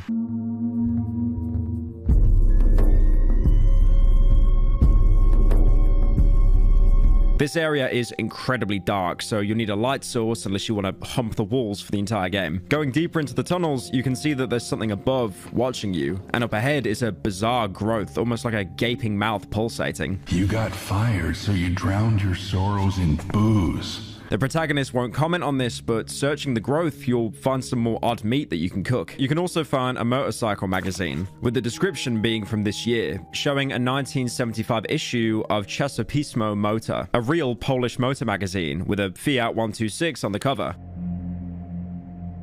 Eventually, you can reach the bunker door, heavily rusted and covered with growths and vines. Locked. It's my only way out. I won't be able to open it without my key. You're then given the option to look at the handle. The hatch handle is covered in a thick layer of dust. It hasn't been opened for at least 2 weeks. Next, you can press your ear against the keyhole. I hear a faint voice throughout the howling wind. It sounds familiar. It seems to be coming through the keyhole. Someone is calling me. Finally, you can look through the keyhole. The art changes to show the keyhole with a faint light emanating from the other side. The protagonist doesn't comment on this. You now know where you can escape the woods, but first you need the key that the doctor stole from you. Trying to leave the tunnels the way you came, the power will go out with a sudden cave-in. You can still get out, but now there's something chasing you. You can try to fight it, but with how the tunnels are, it's basically a death sentence, as most of combat is relying on sidestepping enemies and attacking them once they're cooling down. Despite that, I'm such a greaser, I somehow managed to do it first try. This is an important enemy that I'll talk about soon, but for story's sake, let's say you never fought it and you escape back to the surface, after which the protagonist will make another entry in his journal. The armored door in the underground passage is closed. It hasn't been opened in around 2 weeks. The thief who took my key apparently doesn't know how to find the passage. Good. I, on the other hand, have no idea where to find the thief. Not so good. Exploring more of the dry meadow before meeting the Wolfman in the next biome, you can find various locations, like a former hideout that's been totally consumed by the forest, with only small parts of it now accessible. There's a generator here with barely any fuel left, but turning it on, you can see the corpses infused with the tree, writhing in pain before the power dies out. As unforgiving as the forest is, at least you escape this fate. But in true Darkwood fashion, when you go to leave, the game will spawn a dog to attack you. Again, Darkwood moment. Going towards one of the choke points in the map, you can see a burned house, though you're unable to open the door because it's made of metal. Wooden doors can be destroyed with enough force, but metal doors are usually implemented to stop the player from progressing too early until they have the right key, code, or open it from the other side as a shortcut. But what's interesting is you hear shouting from the other side of the door, an evacuation order. Out! The truck is here! No, please. Get the fuck out!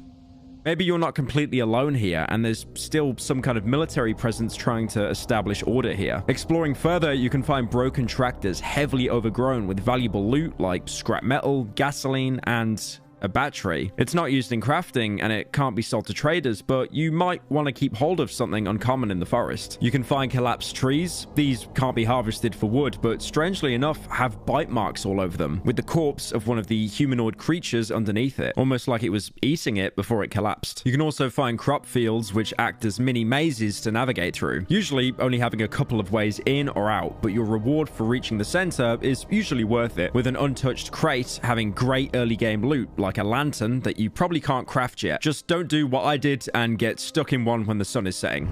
Wait! More on the lantern, it's a great early game way to have a reliable light source. You can only explore during the day, but you'll quickly notice with how numerous the trees are, the forest is incredibly dark. Increased by the common rain that hits the forest, it's really hard to see a few feet in front of you. As long as you have the lantern in your hotbar, it'll emit a glow all around you, giving you a bit more visibility. And unlike other light sources, lets you use another weapon without losing the light source, just as long as it's always kept in your hotbar. It'll last around 20 minutes real time, which is pretty long compared to other light sources. If you explore enough, you might even stumble onto the Wolfman's camp in the dry meadow that I mentioned earlier. He marked his location of the other camp on your map, but you can meet him here and trade in the day in case you want to drop off any loot, with a dark, lingering theme kicking in whenever you approach him. Now, let's say you did a run of Darkwood and you met the Wolfman at his camp before the first night arrived. You'd go through the exact same dialogue and nothing would change, except when you went through the first night again. In the morning, you wouldn't be greeted by the Wolfman, but instead, the man who saved you after the doctor, the trader.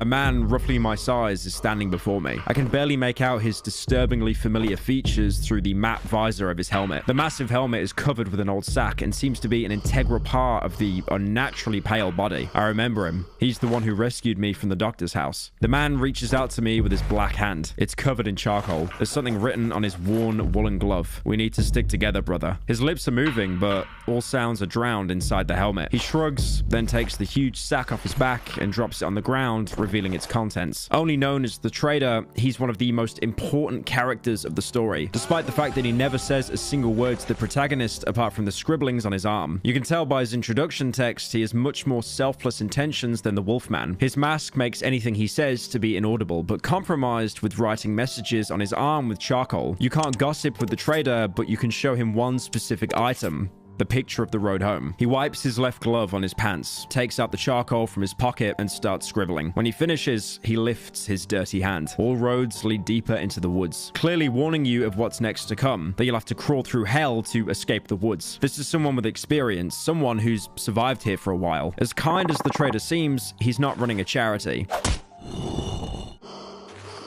You'll still need to give him items to earn reputation to gain access to his stock, most likely so he himself can survive the woods at night. The Trader will greet you every single morning after you met the Wolfman, either by surviving the first night or by finding the Wolfman first before the first night comes, with the added bonus of earning 100 reputation from him for every night you successfully survive, even giving you unique dialogue for doing so. As I approach him, the man drops a sack from his bag to the floor with a visible relief. I notice a smile on his face through the matte visor of his helmet. The man nods in greeting. Keep in mind, the Wolfman never gives you reputation for surviving the night. However, if you die during the night and spawn at the next day, you won't earn any reputation from him and get a different greeting. The man takes a step in my direction and pats me on the shoulder. He's obviously someone that cares deeply about your safety, but unfortunately, by giving free handouts, you're not going to learn how to survive the forest. If you're both planning to survive the forest, the first thing you need to learn is selflessness won't get anyone anywhere. Much like the Wolfman, the Trader's inventory will be restocked with the same items every day. He has a much larger inventory than the Wolfman, but he's lacking crucial items like the toolbox needed to upgrade your workbench. He can sell you various items that are great for surviving each excursion into the woods, like for example, a flashlight. I've mentioned how great the lantern is as a light source, but the flashlight for me is a personal favorite. It's pretty expensive at 200 rep, but after the watch, it's a must. It'll shine a bright cone wherever the protagonist is looking, which can help with dimly lit areas, but also has the hidden bonus of revealing more shiny stones that you can find in the world. Most of these you'll actually walk over and not even notice, but the refracted light of the flashlight will give it a unique glint, so you can pick them up and get even more reputation. The main downside is they run out of energy very quickly and have to be refilled with 9-volt batteries, which can be bought from either the Wolfman or the Trader, or you can find them in the world on random corpses. The thing is, 9 volts can be pretty expensive to buy and pretty rare to find. I say this as I'm sitting on 20 9 volts while recording this. Another downside is you can't use weapons when holding the flashlight, meaning it leaves you open to attack if you don't have a secondary light source on you. The Trader will also sell you basic items like nails, boards, gasoline, but you know, you're like 30 minutes into the video. You know how all that works by now. He'll also sell you more advanced but very expensive consumables like the pills. Pills here! One will increase your endurance so you can quickly explore before the stamina drain kicks in. Now, to be fair, this is pretty useless for how expensive it is. And also, don't tell anyone that I told you this, but if you run on the beaten paths around the dry meadow, it'll actually half your stamina drain. And these paths will usually lead you to major points of interest like other houses and key locations. But if you find some, you can sell them for a whole 30 rep. He also has healing pills. These are actually great if you're about to die. But honestly, with the panic that comes with the game, by the time you realize you need to heal, you're probably already dead. But they do have the added bonus of being quick to use, instantly removing any poison that you might be getting from walking on shrooms. But again, like the endurance pills, it's better to sell these whenever you find them. He can also sell you wire, which can be used to make lockpicks. As there are many chests randomly located around the map that are locked, and you need a lockpick to pry them open. It's always good to keep a set of lockpicks on you because the chests always have mid to high range loot. He can even sell you items to use in the cooker, like the glowing mushrooms you can only find yourself during random night events. Further proof that he's so adjusted to life here, the Trader is able to actually scavenge at night. ¿Quieres? Both him and the Wolfman can sell you a red chicken egg. Seemingly corrupted by the forest, it glows a bright red color. Look at this little fella on it. And can be used in the cooker. Both traders giving you a daily resource of XP if you have the reputation to trade with them. Moving on to the more advanced items, the trader will also sell components to craft guns, which is something you won't be lucky enough to experience until the mid to late game. He'll sell weapon parts, bolt handles, handgun frames, long barrels, tubular magazines, shotgun shells, small caliber magazines, and medium caliber bullets. All of these look incredibly tempting to buy, but keep in mind they're only as useful as your workbench is. So if you don't have it upgraded, you can't make any of these weapons. But let's say you greased the game and you got a toolbox from the Wolfman. You can now make the single shot pistol, Molotov, and lantern. Now, the single shot pistol is a complete scam. It's the first firearm you'll be able to craft, which will trick you into thinking you've just unlocked easy mode, despite the fact it costs 2 rare scrap metal and the even more rare or expensive metal pipe. The problem is, it's not a single shot pistol, but a single use pistol. You might be tricked into thinking that you can buy bullets from the trader, and this is the ammo to reload the pistol, but nope. You stupid. Once you fire it, it'll break and can't be repaired. This is a last resort weapon that you should only use when you're facing an enemy that you know is going to kill you at close range. Also, when taking aim, like all firearms, it actually takes a few seconds for the protagonist to adjust his sights to narrow the cone of vision, which in turn will narrow your vision of anything coming at your peripherals. But let's say you somehow got another toolbox. Another one. And now your workbench is level 4. You can make the shovel, homemade shotgun, and pistol, and this is where the game really changes. The shovel is a direct upgrade from the plank with nails and is a must. It has more durability, does more damage, and has a lot more reach. How does he do it? Again, it's like, literally does it like this. And yes, this is yet another game where the shovel becomes your main combat workhorse. No game dev can resist the sweet pull of the shovel. The problem is, it's incredibly hard to get in the early game without being a sweat. The shovel blade can be bought from traders for 450 reputation, which, to say the least, is very expensive. It's actually the highest price on any base trader item in the entire game. Other crazy important items like fabric used for inventory upgrades also cost this amount, meaning you have to actively make a choice between getting an important upgrade or a new weapon, versus selling it to buy stuff that you really need at the moment. To make the shovel, you'll also need tape. Now, good luck finding that because it is incredibly rare loot, but the traders do sell it for about 40 rep. Now, my bank account hurts. But the hardest item to get hold of at the minute is the staff to put the shovel together. You usually won't find this until the next biome where enemies start to attack you with sticks. The same guys in the dry meadow that would always run away from you. Now, remember how I said how useless the single shot pistol is? It is, but if you're able to get hold of one, find someone with a large stick in the meadows and creep up on them, and then one-tap them with the pistol, you can now get hold of their staff. Excellent work, 47. Once you make the shovel, it is absolutely game-breaking in early stages, as you'll be able to 2-tap or even 1-tap early enemies. It functions the same as the board with nails, having 2 attacks, a charge and a jab, but the charge swing has a much larger radius than the board with nails, meaning you won't even have to go into an enemy's range to hit them with it. And because the workbench is level 4, you're able to give it 2 upgrades out of the possible 4, either less stamina consumption, more damage, more durability, or much more durability. The latter costing a whole new shovel head to upgrade, but it's totally worth it. My pick is to save for another shovel head to get that 70% more durability as opposed to 30% with just the metal pipe, and to also pick more damage, which will sharpen the head of the shovel with stones to give it more of an edge. Finally, stones do have a use apart from throwing them at rabbits.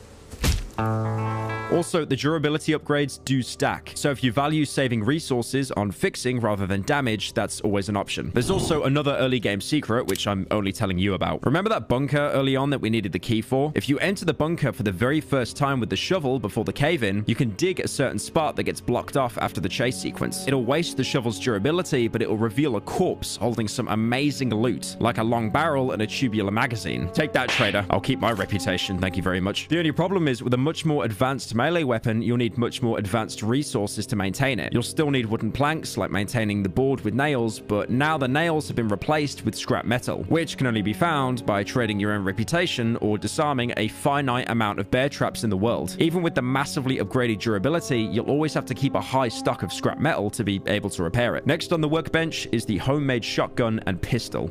The homemade shotgun is the cheaper alternative, not requiring advanced weapon parts, but just 4 scrap metal and 2 metal pipes. That being said, the pipes are still incredibly rare loot and expensive, like I said earlier. But if you manage to make one, you'll have the first firearm that is useless after firing a shot. Oh, for fuck's sake. But don't worry, guys. The devs were actually lying here. The homemade shotgun can actually fire a whole 2 shots before turning into dust in your hands. Does that make it worth it? No. It'll definitely kill anything chasing you, and if you panic and miss a shot, you can rely on the second barrel to finish the job. But even then, it's always better to save your ammo for better shotguns later, and scrap metal to repair the shovel and pipes to upgrade it, because you can't upgrade firearms in this game, only melee weapons. The final unlock on this tier of workbench is the pistol. Now, this isn't easy to make. Even if you use the shovel exploit to get some expensive weapon parts for free, you'll still need that handgun frame, which is pretty expensive. Wrap it all up together with some duct tape, and finally, you have the first firearm in the game that won't actually break after being barely used. And in typical Darkwood fashion, the fully crafted pistol is actually worth less than the individual parts to make it. I hate this game. Thankfully, the good news, the pistol never breaks. Its durability being replaced with an ammo counter. It slowly degrades the more shots you fire and holds 8 rounds a magazine. It uses small caliber magazines that you can find sometimes in the world, with the Trader and Wolfman always having a single clip that you can buy at the start of each day. It also has the lowest damage output of any firearm in the game, but with the guarantee that it'll never break. That being said, much like Cry of Fear, when you reload the gun before using all the bullets, you'll dump the mag on the floor, wasting any spare bullets you have. So you'll always have to make the active choice of wasting a few precious bullets so you can guarantee you'll have a full magazine for the next fight. Through and through, Darkwood will always be a melee focus game. If anything, it's a little bit similar to another game I covered years ago, Condemned Criminal Origins. In that game, you would get ammo, but it would always be incredibly scarce, only holding a certain amount of bullets in each clip. You need to always treat firearms like they're invaluable, because if you go around spraying and praying, you're going to run out incredibly quickly. The Virgin Pistol Abuser and the Chad Shovel User. You might have also noticed that the trader is selling the parts to make an axe, the same one the doctor used in the prologue. This would seem like the best thing to do, but is a giant scam, because you actually won't be able to make the axe at the workbench until much, much later into the game. And I do mean much later. So hold off on buying it for now. You might remember earlier I mentioned how you can get a letter delivered to you as an invitation to a celebration. You can reach the location where it takes place anytime, but the door will always be locked with a code that's randomly generated on the letter. This is totally optional, and it isn't needed to progress the story. You can completely ignore it, but the side content is some of the best of what Darkwood has to offer. After accepting the invitation and going inside, you'll see a lone woman in a bride outfit dancing. One of the first passive humans we've seen apart from the Trader and the Wolfman. There's no way to talk to her though, so I interacted with a woman the only way I know how. Alright, I'll be honest, you're kind of pissing me off with you dancing a little bit.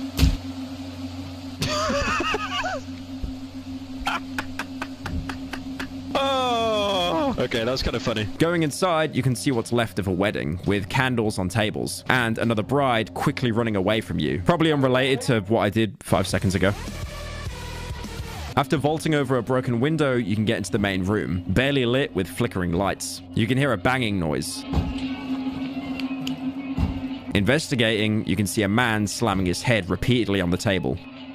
We've been waiting for you.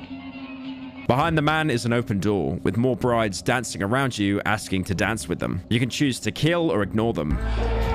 It doesn't change anything, because when you return into the main room, the man is gone and you can see a lamp quickly move, letting you know that there's someone behind the door. We've been waiting for you. Dance with me! I feel that Darkwood is designed in such a way that once you take damage, unless you know how to quickly counter or run away, panic sets in with purposely violent screen shakes and red filters until you're pretty much dead anyway. Yeah, body... You joke.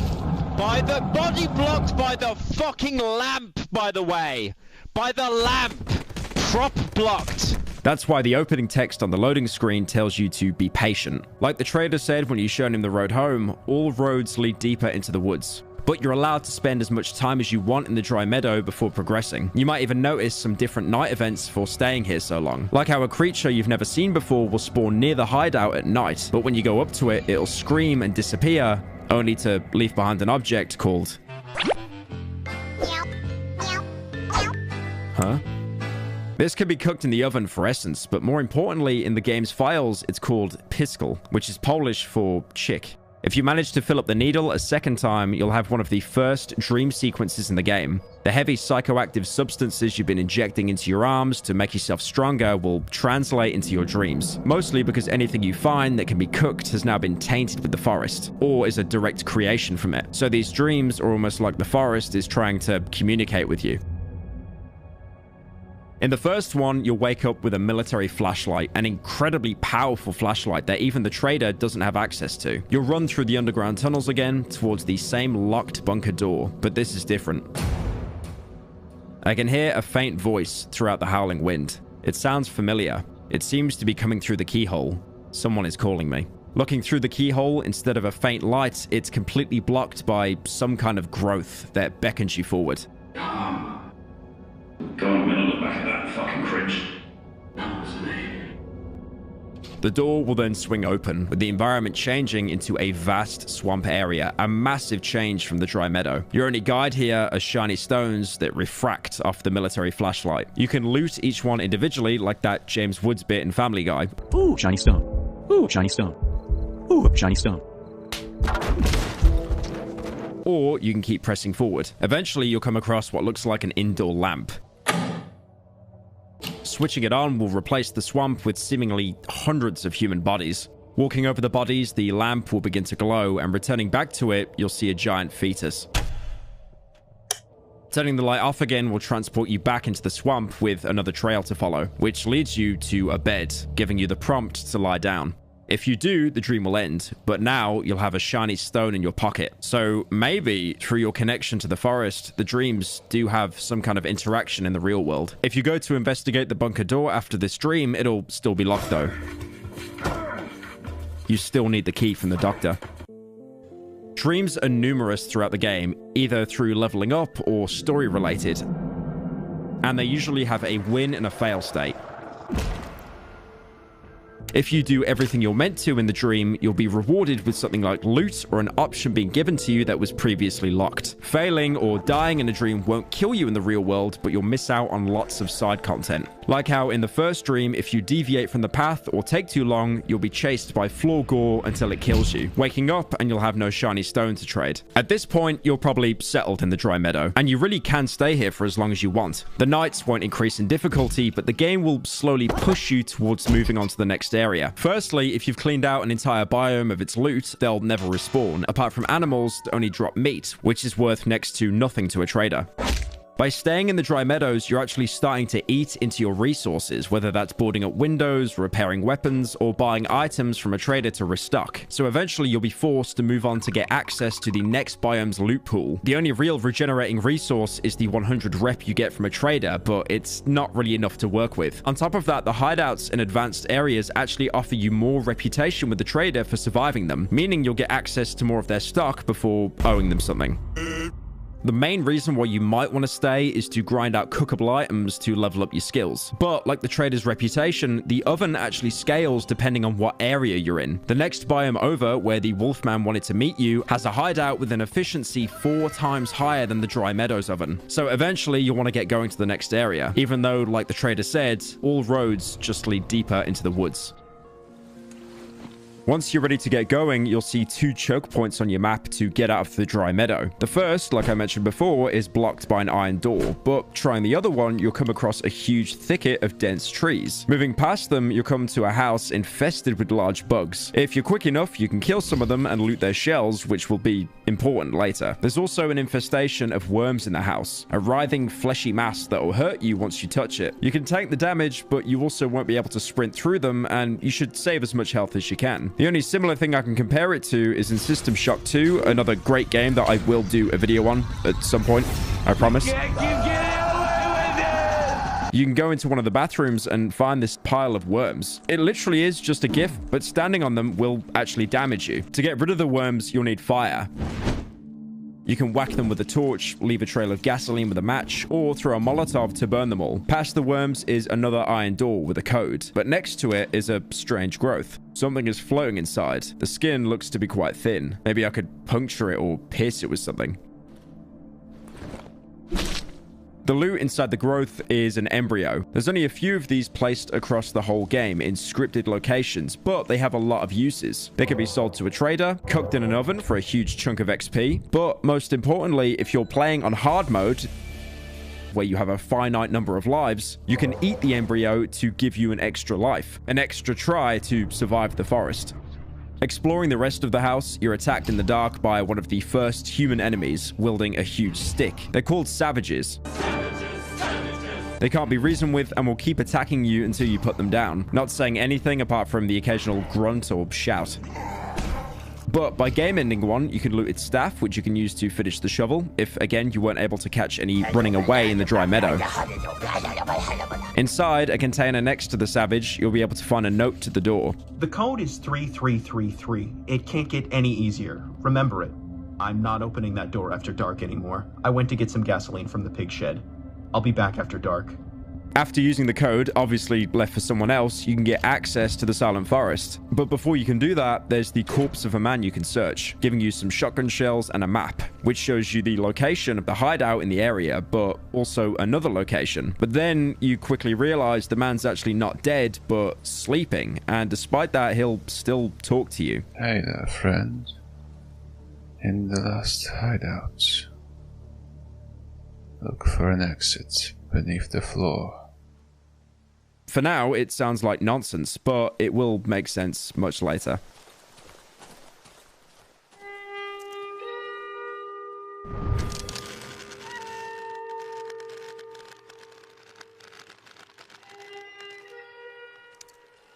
The first thing you want to do is set up base at the Silent Forest hideout.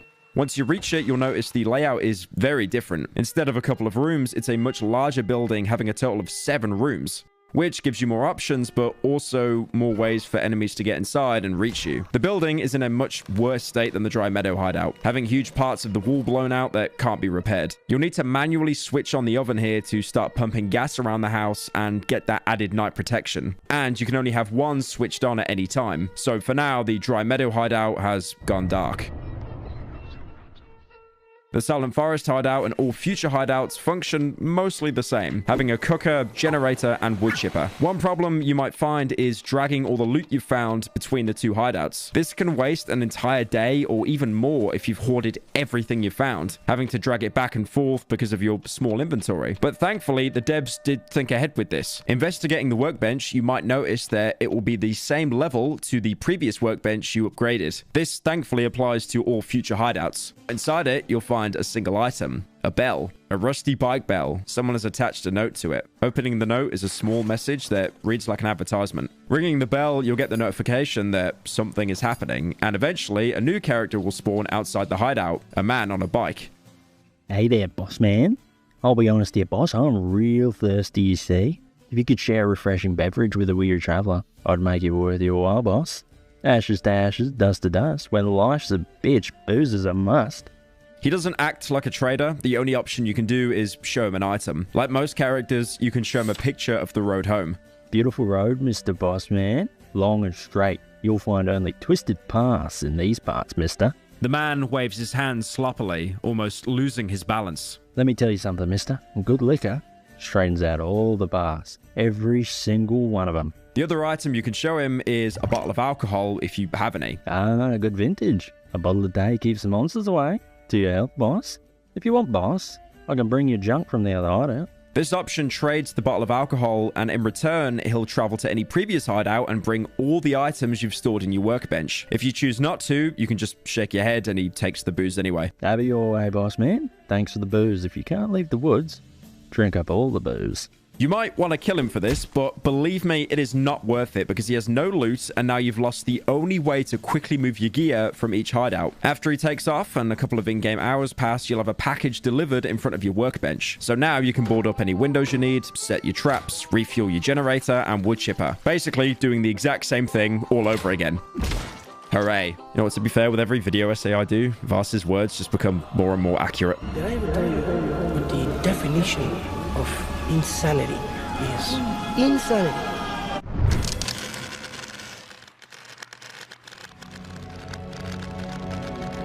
The Silent Forest is everything you've already learned from the Dry Meadow, but more difficult. The trees are more numerous, making navigation harder. There are new locations, along with making already existing locations more difficult. Mushroom fields will now be in most biomes, giving you access to cookable mushrooms. But now mushroom men have a chance of sprouting from the ground and start chasing you, making navigation incredibly difficult.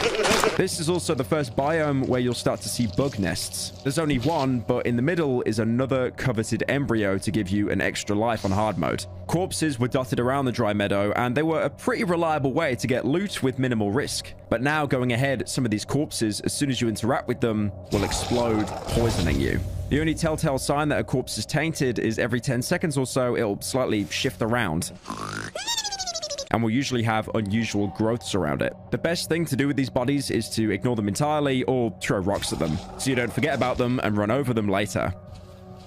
Let's just go back to him. Oh, for fuck's sake! And for some reason, shooting them does absolutely nothing. This is what you get for fucking camping. What? Drag him. What? What? I will waste a bullet on you happily. I give up, bro. This is where the enemies also become much more vicious. You're not you when you're hungry. The Rottweilers of the Dry Meadows have been mostly replaced with huge dogs, mutated by the plague, so now they have much more health and deal more damage. They attack in mostly the same way, and if you kill one, instead of dropping normal meat, they'll drop odd meat that you can cook. Further proof how the forest changes whatever stays there too long. The second are the savages. We've already experienced one attacking us in the gateway between biomes, but now they'll work in groups. They seem to be humans so affected by the forest that they've been reduced to a tribal nature, covering themselves in mud and twigs, resembling a Wendigo from the Great Plains folklore. No, not Wendigoon. This isn't an iceberg video. First type will attack you with just his fists. Not too much of a problem because your melee weapon usually has more reach.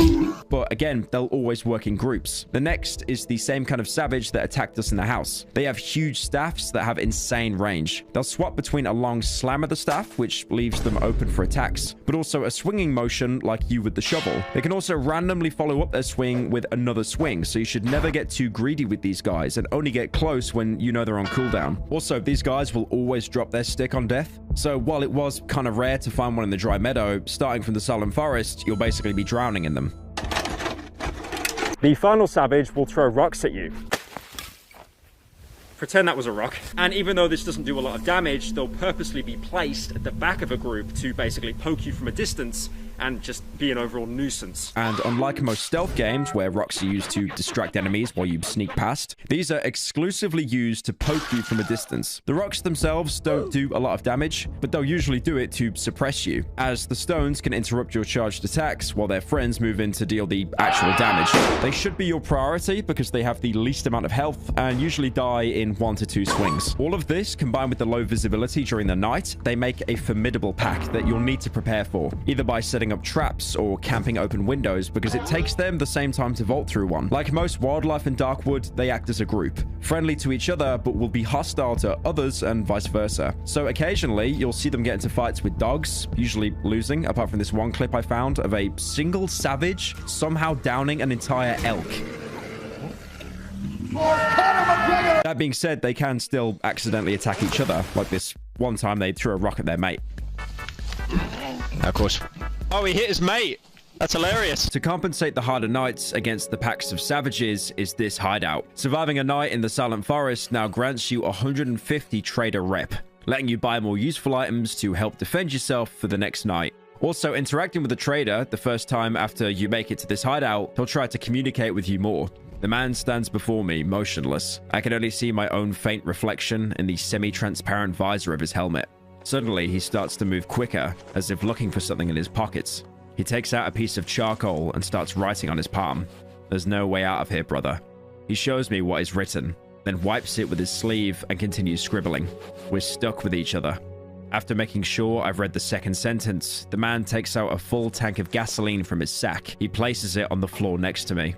He's warning you that there's no way out, but we know for sure that the bunker door is an exit. All we need is to get that key. What most players will likely do by now is try to reach the Wolfman's second camp he marked for you near the beginning of the game. Before you talk to him, you might see 2 crates behind him, locked with a code. This code is randomly generated and can't be found anywhere in the game. So if you want to open them, you either have to brute force the combination or worm your way into the game files to find it. Inside the first one, you can find some ammo for all kinds of weapons. Pretty useful if you already have a firearm. Meanwhile, inside the second one, you find the average American's weapon locker, complete with parts for melee weapons, 2 shotguns, an assault rifle, and 2 guns that you cannot otherwise obtain in-game, the submachine gun and the pellet gun. The submachine gun is pretty strong, having decent damage and rate of fire, being especially good at dispatching large numbers of low health enemies, but still holding its own against higher health targets. It uses light mags similar to the pistol, though here 1 light mag is worth 20 bullets instead of the measly 8. And the pellet gun is absolutely worthless. Really, I have nothing to say here. Just sell it back to the Wolfman immediately. I'm really not surprised it got turned into cut content. Apparently, these used to be in the game's early builds, but got replaced by the single-shot pistol. Despite that, I was actually able to find BB gun ammo despite not having any use. Again, Darkwood moment. Opening these crates will easily break the game's flow, so on a first playthrough, you should probably just leave them. But again, like I said, you basically have to run like a brute force to be able to even open these. Once you finally interact with the Wolfman, he'll be glad to see that you've made it, but again, never drops his condescending tone. I'll be damned. I barely believe my beautiful eyes. You made it! I need to admit, you're quite a resourceful piece of meat. The wolf smiles, revealing a row of sharp teeth. Time to get to the specifics. Follow the path located in the edge of the Silent Forest. You'll get to a village where you'll find a hag who reeks of chickens. Talk to her, maybe you'll learn something interesting. This will lead to the protagonist making a note of the conversation in his journal. But be on your guard, comrade. Don't let her deceive you with that kind face of hers. The selfish bitch is keeping something that does not belong to her behind the locked door in her house. Something I'm after. Bring me the key to that door, and I will tell you where to find the thing you lost. Is it fair, comrade? A key for a key? Good. Now take off. Get to work. The wolf has asked me to bring him the key to the locked room in the house of the hag that reeks of chickens. In exchange for this favor, he will help me retrieve my key. A key for a key. Seems quite fair. I shall find the hag in the village in the edge of the Silent Forest. The Wolfman wants you to reach another part of the map, an area that isn't marked in the 3 regions. But before doing that, you might want to visit the other location that was on the sleeping man's body. Heading to the area, you'll see it's a scrapyard that's been converted into a home for someone. This place looks like a scrap metal warehouse. The walls are covered with fungus and spider webs. It's very stuffy in here. I smell rosin. Rosin is a type of resin obtained from pines. It's used as varnishing, sealing waxes, and glues. So whoever's been here has been working on putting something together. Inside one of the containers, you can find a postcard with the portrait of a man with the caption, 1961, the sky is dark and the earth is blue. The man in the photo is the real-life Soviet pilot and cosmonaut Yuri Gagarin. 1961 is the date where he performed his first piloted space flight. He was the first man to go into space and died with his co-pilot Vladimir Sirogin. This was during routine training where the aircraft ran out of fuel and crashed. You'll also notice whoever lived here was frequently experimenting with metal parts. There's a tractor inside one of the warehouses, which is usually a good source of loot, but it's been mostly stripped clean. This was once a tractor, now it's a hollow, rusty body. All of its useful mechanical parts have been scavenged. Thankfully, they had no interest in the gasoline in the tractor, which you can loot and smell nearby. A heavy smell of gasoline fills the air. You can also find a blueprint in a container, which shows crude drawings of a rocket ship and various vehicle parts. Lastly, inside the house is a metal door, which is locked. But you trying the handle gets the attention of whoever's inside. Who's there? I'm not coming out until that beast lurking in my garage is gone. What the voice is talking about is a lone dog lurking around the scrapyard. So sadly, the vegan run of the game ends here. No! Killing the dog, the door will be unlocked and you can meet a new character called Pietrek. Oops, I didn't hear you come in. The boy's eyes wandering around the room. I found this wiggly metal thing yesterday. It was laying there in the grass. I don't like grass. It's so slippery and it tickles your feet. Rather than grass, I would prefer these metal wigglies, yes. I would wrap myself in them like in a spacesuit.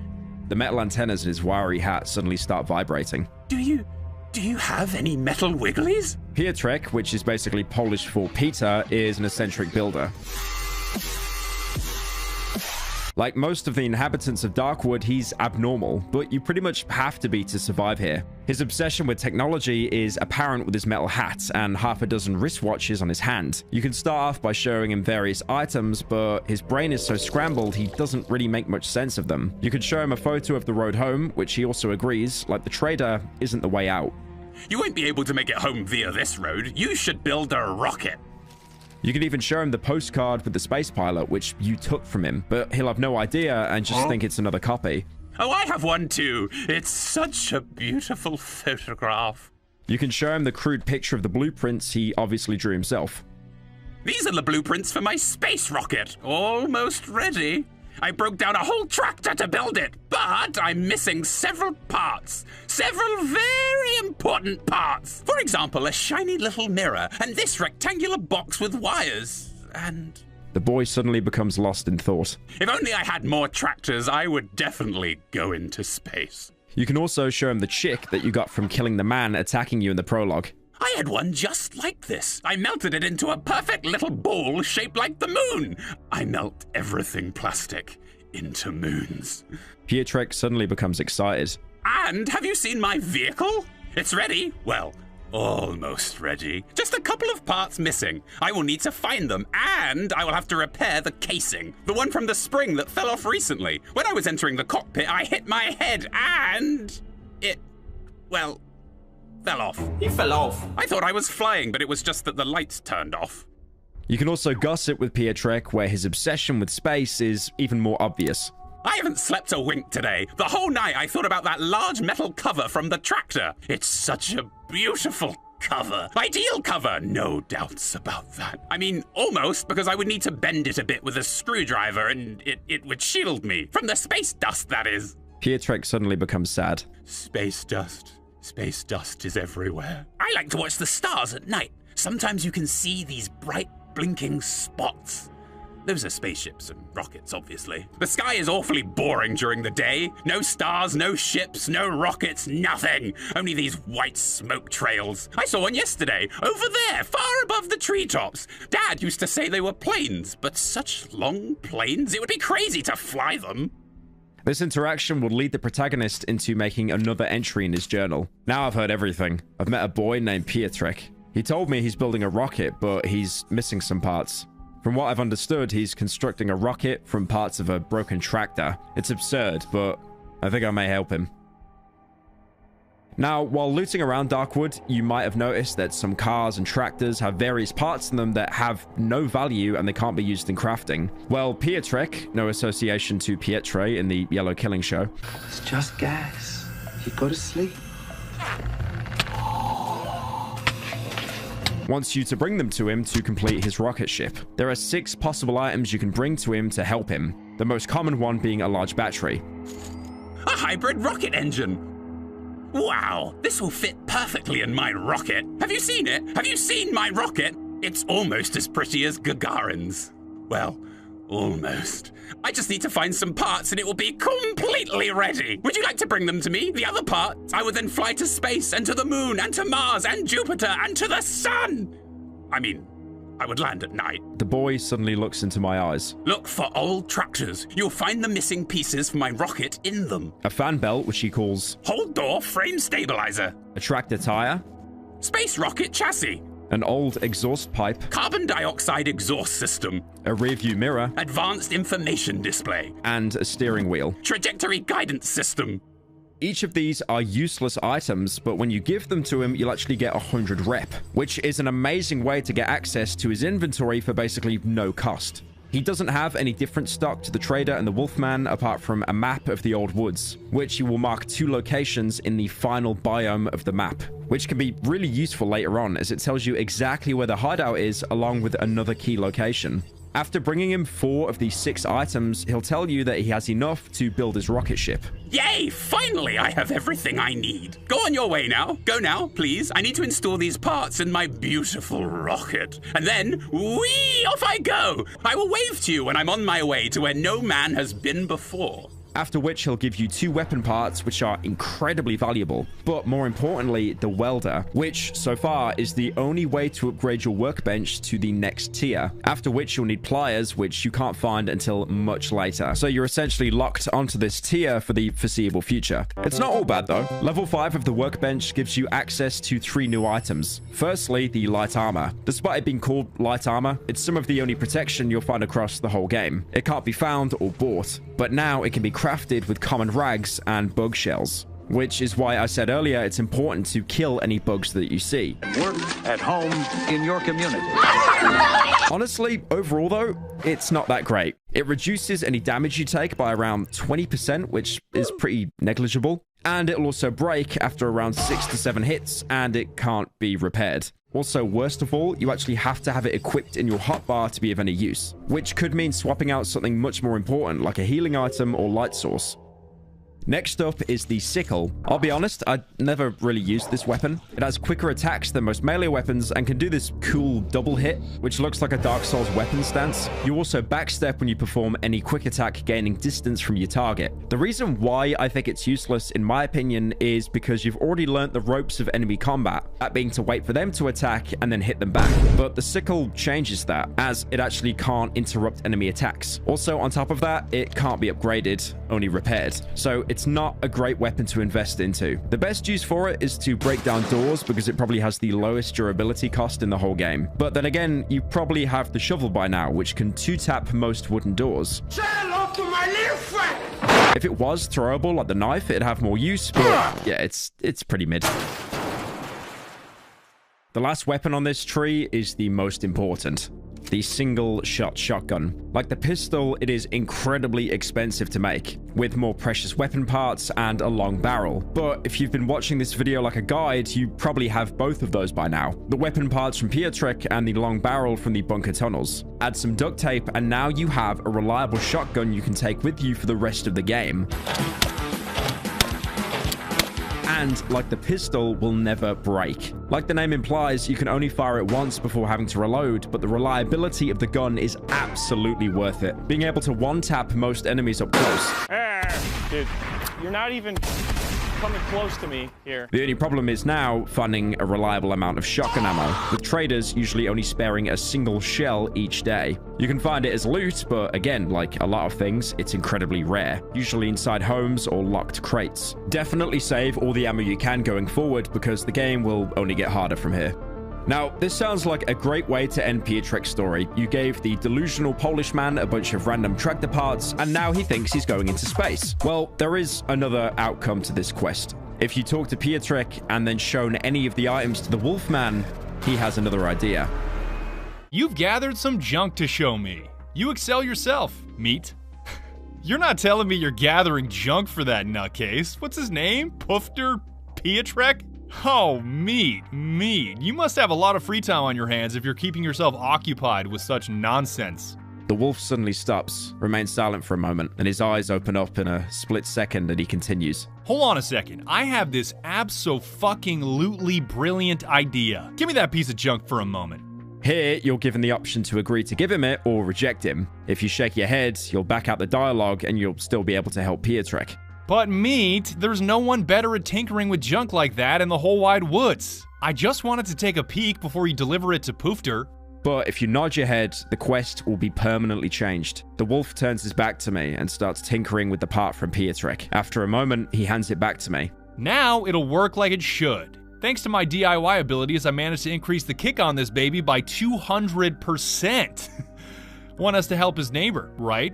Meat? Run to Pufter and give it to him. Just don't forget to wave him goodbye before his flight. You can then give Pietrek the rigged vehicle part, to which he'll be thankful for not noticing it's been tampered with. The quest will play out the same with him leaving, but will have a very different conclusion when you next see him. I know it's easy to compare everything to Dark Souls. I'm pretty sure I do it 5 times a video, but quests here really do function in a similar way. It's not always apparent that there are different outcomes to finding a solution, and the most part, all you can do is say yes or no to conversations. And sometimes the results aren't actually what you're expecting, either being given a huge reward or nothing at all. Nothing at all! Most importantly, pretty much any single action you do will autosave the game, so there's no way to save scum. If you've made a choice, you regret it because there's only one save file for each playthrough. We'll come back to Pietrek and his rocket later, because for now, he's been removed from the story.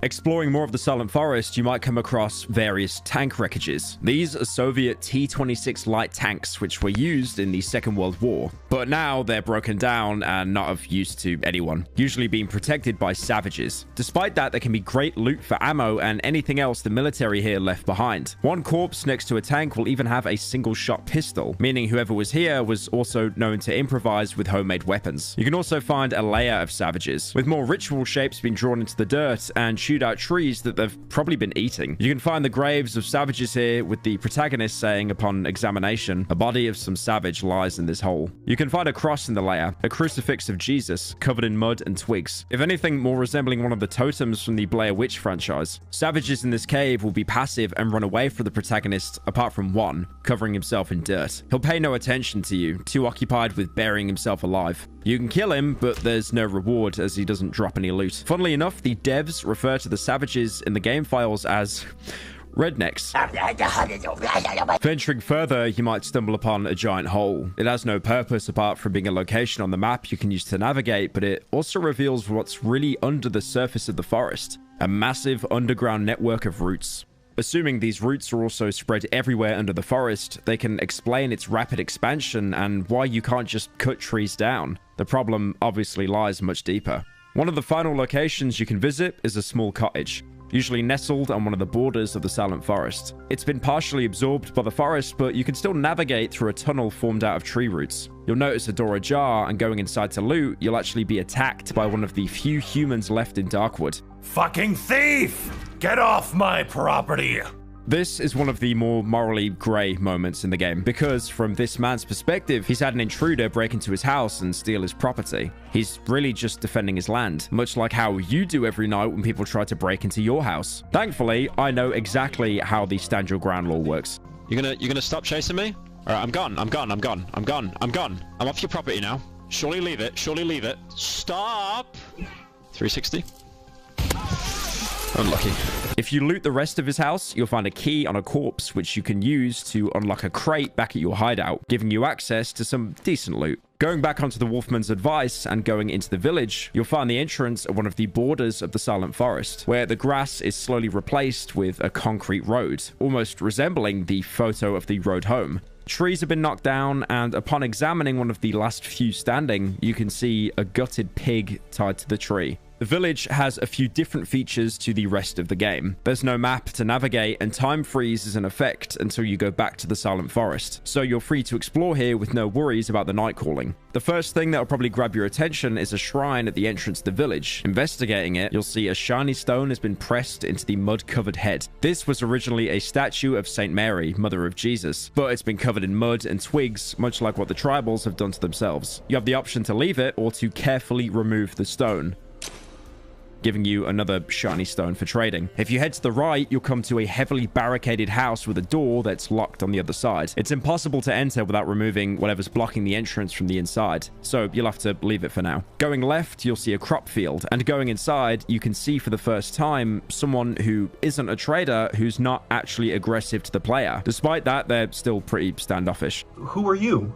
Get away from me. You'll even get the message. The villagers turn their heads away from me. I don't think I'm welcome here. This is one of the last holdouts in the woods. A few dozen or so villagers that haven't fully succumbed to the plague. They're acting territorial because that's really the only way to survive in the woods. They won't trust any random that shows up to not steal their crop when they turn around. Most of the villagers are still incredibly traumatized, despite still holding onto a safe haven. Like how if you cross a wooden bridge, you'll come to a house that's been completely destroyed, with only the bare foundations left, with a single woman inside, sat in the chair, motionless. The woman stares at the ground with a dead look. Searching a chest next to her, you can find a small plastic doll that's been heavily burned, missing an eye. Only when you go to leave does she say a single thing to the protagonist. Kill the pig. Meanwhile, other people in the village seem to be thriving, probably because they've disconnected entirely just to cope. Like this woman repeatedly washing her clothes in the dirty river. Our woods are so beautiful this time of year. You'll see more desperate villagers banging on the door of people's homes, demanding food because there isn't much left. Where's my meat? I should get 2 kilos of meat for this month. Antec won't save you this time. You hear me? Give me the fucking meat. You can also get the first mention of the doctor from the prologue here, with a villager briefly mentioning him. If he ever tries to come back. Fucking quack doctor. Searching the bonfire, you'll find a burned doctor's bag. So it's apparent that he was a doctor from this village before cutting loose and isolating himself deeper in the woods. You can go inside the house where the woman was demanding her ration of meat, but only the lobby is open with the main part of the house locked. This seems to be the mayor's house of the village. What now? Get the fuck away from my home! There is no more meat! The sow is starving! She gives no pigs! Get! Or I'll let Antec loose! There's a visible basement opening, and even though it's locked, you can hear what's most likely Antec down in the basement. Many of the villagers are sat on their own, talking complete nonsense. I hear you. I see you between the trees. More south of the village, there's a huge silo that's locked. You can pick the lock or smash down the door with your beloved shovel to see coal and ash. And there's even some brick ovens used to bake bread. After breaking down another door, there's a room full of a dozen or so human bodies. Almost like the bread ovens have been doubled up as a crematorium. Even more worrying, breaking down a door connected to the bodies will get you into someone's house. This man doesn't push you away like the other villagers and doesn't even mind that you've broken into his home. The house is clean and well organized, a first for any interior in this game. Who the hell are you? And then when you go to take any of his property, he responds with, help yourself, whatever you fancy. But don't tell anyone about it. Inside his cupboards are unique items, jars filled with an unknown minced meat and a singular bone. Going to a wardrobe and picking the lock, you can find some normal loot, but also another story item, a meat grinder. If I chop you up in a meat grinder? There's a theory that this villager, especially with how he wants to maintain his secrecy with you, has probably turned to cannibalism, using recently deceased bodies and cooking them in the bread oven to use as food, as the village is currently going through a famine. Although this might not be true, because the bone you find in the cupboard is also the same bone you can find on a cow's carcass as the doctor in the prologue. But it's still horrifying to think of the possibility that these people have had to turn to cannibalism just to survive in the forest. You can even consume the jar of meat if you want to, which gives you a huge health regen boost. But would you really want to take that chance of potentially throwing away what's left of your humanity? You know, after you gun down the guy that was just simply protecting his home 5 minutes ago? A lot of the village homes are boarded up, blocked with wardrobes and various furniture. But if you push past, you can get inside to loot them. But inside, you'll see incredibly sick villagers, sounding more like the monsters that you'd hear in the forest at night, while others mumbling about trees. Trees humming beautifully. One of them curled up in the corner shaking, seemingly with an open top on his head. Nearby is a note left by the doctor. Solution for removing intestinal parasites. Pour the petroleum over the nuts. Add propolis. Put away for a couple of days. Drink 1 tablespoonful per day. You can tell it's a note from him because apart from the instructions, this is the exact same notepad you picked up as the doctor in the prologue. Obviously, it's done this person no good. The doctor, and probably no one here, actually understands how the plague works, why it only targets specific people or progresses faster in some people than others. Another person can be found bedbound inside their home. He said it needs to be done. It will help, he said. I don't understand. Next to them is another useless instruction from the doctor. Burn a mix of herbs in the oven. Lovage, chamomile, nettle. Keep the patient warm. Twice a day, 1 tablespoon of sauerkraut juice by the mouth. Now, it's pretty obvious the doctor had no idea how to treat the plague, so he came up with random remedies, hoping to either distract the villagers, put them into such a comatose state that they didn't even know they were dying, or just complete placebo effects. It's really obvious he was only doing this to delay the village turning against him for not finding a cure. In the back of the same house, you can find a charred corpse bound to a chain in the back room. Maybe one of the villagers took the instructions of staying warm too literally. They could have also been burning herbs in the oven and accidentally cooked themselves alive. Originally, I tried to not attack any of the villagers because I thought, like any other open world game, they would all turn hostile on me and I'd be beaten to death, or it would lock me out of a huge chunk of the game. But for the most part, any villager that you bludgeon or gun down, the rest really don't seem to care. Probably because they just see it as one less mouth to feed. The final house you can explore is home to a dozen or so chickens, and also home to the chicken lady, the only NPC in the entire village that you can actually properly converse with. The old lady squints at me, her eyes full of suspicion. She hugs her chickens possessively. Better keep them hands off me, hens, you bloody scoundrel. The old lady puts one of the hens to her ear, mumbling under her breath. After a moment, she calms down. I've seen me share of things, lived through many a war, but nothing like this. Lord be my witness. This accursed place ain't a place for men, ain't a place for hens. She's someone who's seen conflicts and the death and destruction they bring with them in person. She still managed to survive. Remember, Poland's regions were basically one huge battleground during both of the world wars, and there's a good chance that the chicken lady's old enough to have lived through both of them, but even that hasn't prepared her or anyone for this plague spreading through the forest. This is the woman the Wolfman told you not to trust. But then again, can you really trust the Wolfman? All right, let me rephrase that. If you weren't a disgusting degenerate fairy, would you still believe him? Funnily enough, the chicken lady also has unique dialogue if instead of using the door, you jump through an open window, which you're probably accustomed to in the forest. The chicken lady isn't a trader, but has some of the most detailed dialogue out of all the NPCs in Darkwood, giving more context to the village while also being a main player in the quest to get out of the forest. Like most characters, you can show her the road home. Oh, I remember this place, I do. It's been 6 years since I've been there last. This road used to lead to the other village. You could also take it to get to the city. Not that far from here. You won't get there now.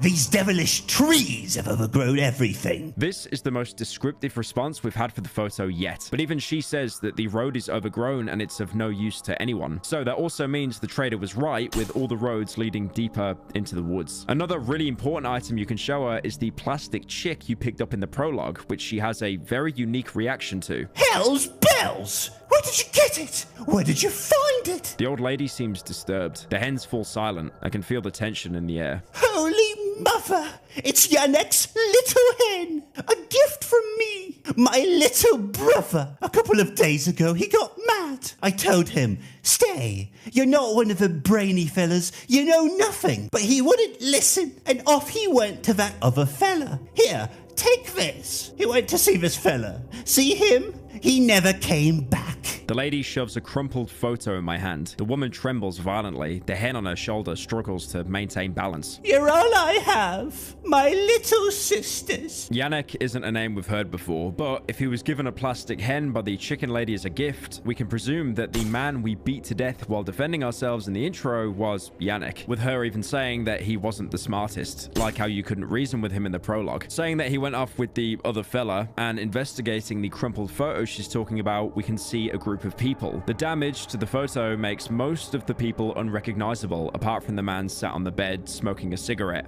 The doctor. The old lady who lives with chickens told me the plastic chick belongs to her brother, who went missing a few days ago. She gave me a photo of the person she saw him last with. It's the local doctor. I recognize the fucker. You can also show this photo to Pietrek before completing his quest with him. Beautiful.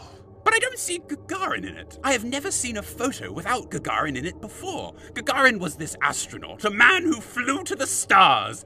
I'll reach the stars too.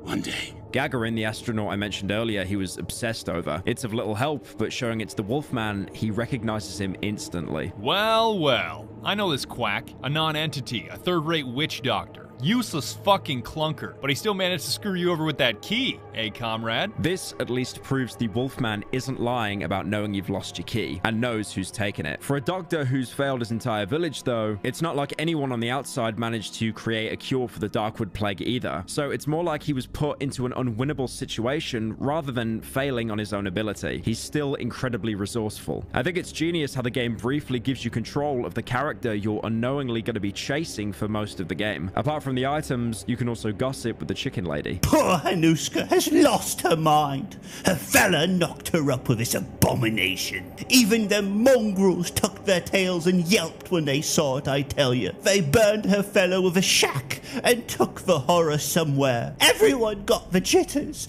Little wonder. The old lady smiles kindly, baring her 3 yellow teeth. It was a long time ago, but you remember it still, my little hen, don't you? The chicken lady is probably talking about the lone woman we saw sat in the only burned house in the village, losing her family and home because she gave birth to a monster. Probably because the villagers thought that she was cursed or something. In the center of the village is a well that's been boarded over. You can repair the well and rappel down with a chain. This is the only use for the chain in the entire game. Pietrek and Wolfman will sell it to you, but you can also get one by pulling it off a burnt body near the doctor's note earlier.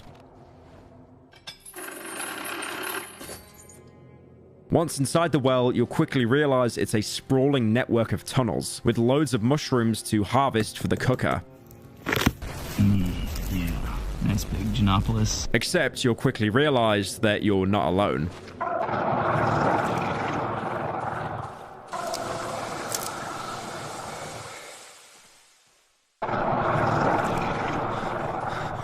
There's something else down here. It'll occasionally attack you before running off, and if you manage to kill it, you'll see it's a small human body that's been split in half, with its upper half transformed into a huge jaw. Looting its body, you'll find a small doll, the same doll you found in the chest of the burned house, although this one is undamaged. This is Hanuska's child, the creature that was so monstrous the villagers cast it down into the well and erased where it came from. So nothing like it could ever be created again. It obviously hasn't done much good though, because some of the villagers we've seen on the surface are already starting to transform into the same creatures. You might remember upon leaving the area with Hanuska, she'll quietly mumble to kill the pig.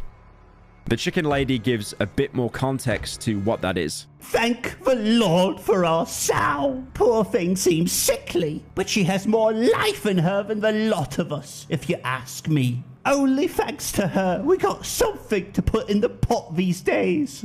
If you travel back into the Silent Forest, you might stumble upon a pig shed. Actually, it'd be kind of surprising if you didn't, considering it's probably the largest location in the Silent Forest. Looks like no one else will enlighten you. Listen, the inhabitants of our lovely village hold many, many secrets, treasures they do not wish to share with anyone. Those selfish, deceitful wretches. They think they're superior because they have human gobs. They treat us like lepers. But you know what? Fuck them. We're buddies, aren't we? And them? They deserve to be punished, meat. The wolf moves closer to me. Hear that squealing? It's one of their secrets. The wolf grins, listening to the distant sound with great relish. Find that pig shed, meat. Make that squealing stop, and the treasure will be yours. It's a heavily guarded and fortified location, only having a couple of ways inside. But when you do enter it, unlike the village, you'll be instantly attacked by villagers trying to defend whatever's inside. Who in the flying fuck goes there? I'll rip your head off! Again, the villagers obviously don't trust you, but earlier in the village, you couldn't really do much harm to them, apart from straight up murdering them all, obviously. But here, the stakes are higher than 2 or 3 people being clubbed to death. Some of them will drop a pitchfork when killed, a weapon that has much more reach than the shovel, but less damage. Having a jabbing attack that can actually get stuck in walls if you're not careful, forcing you to pull it out. You can repair it and upgrade it much like the shovel, but honestly, like the sickle, I never really used it. Going deeper into the barn, you'll see a dozen pigs, obviously the main food source for the villagers, hence why they were so aggressive when an outsider came near. Real food is scarce in the woods. Most animals and plants have been mutated beyond all recognition. Inside, you can find a Polish communist flyer showing a woman taking care of some pigs. Yummy, yummy slap. With the caption, "Improve the prosperity of villages for the prosperity of cities." The pigs here were obviously used as food for the cities before the woods cut them off from civilization. Another villager tending to the pigs will spot you and say, "Get out of here, you fucking freak! I warned you!" The last villager defending their food will shout at you, "Don't come any closer!" After dealing with them, you can find what the villagers are protecting. A gigantic pig called the Sow. You can see it's been heavily mutated by the plague, growing to an enormous size with legs branching off into sharp spikes which it will use to attack you if you get too close. This is what the village has been using to feed off, with the Sow producing pigs that the villagers would eat. It explains why so many of the villagers are becoming visibly infected, eating tainted meat being produced by the Sow, with harvested meat in containers being the same essence that you can use in the cooker, and pigs eating other corpses. You might remember the mayor of the village saying the sow isn't giving birth to any new pigs, and that's why the village is starving. If you go around the side of the barn near the pig shed, you'll see a cut cable. And investigating the lever next to it, you can see the villagers are using some sort of short burst of electricity to stun the sow and harvest and feed it without killing it. If you go back to the village and kill Hanuska, on her corpse, you'll find a knife and a cable. She was the one who cut the cables, probably to get back at the village for throwing away her child and killing her husband. She did it while a pig farmer was tending to the sow. When the electrical charge stopped, there was nothing to stop it from killing him. If you manage to get past the sow, which is incredibly hard without wearing light armor and heal spamming, you can quickly loot the corpse next to it and get a note left by the pig farmer. It's time for my piggies to go to bed, the great big mother piggy has said. So I will count them first to see if all my piggies come back to me. 1 little piggy, 2 little piggies, 3 little piggies. You'll also notice the letter has 2 numbers on the edge of the paper. You can find the other half by going back into the village and searching near the mayor's house. What a joyous day! We shall meet again today! I hope she'll enjoy what I've prepared for her. She hasn't had much of an appetite lately, but it's okay. We have our ways around that, don't we? She must eat rich meals. I've dug out something delicious for her today. My queen, only I can be close to her. No one else. No one! No one else will get close to you anymore. You need to eat everything I've brought you today. If you're mannerly, I shall show you something I've found in the woods. This letter hints that the pig farmer has been digging up human bodies of dead villagers to feed the sow, which might be the reason why the meat it produces is tainted, as most of the corpses in the forest end up infected, even if they died from, natural causes. Why'd you give me this fucking thing? I thought this was airsoft. It might also hint that the farmer himself was going insane, calling a mutated pig his queen. Similarly, how Discord admins call men their kittens. Hug you while rubbing you against my huge, sweaty moves. With the complete code, you can now use it to open a crate in the barn, which will give you a picture of the farmer before his demise with the sow.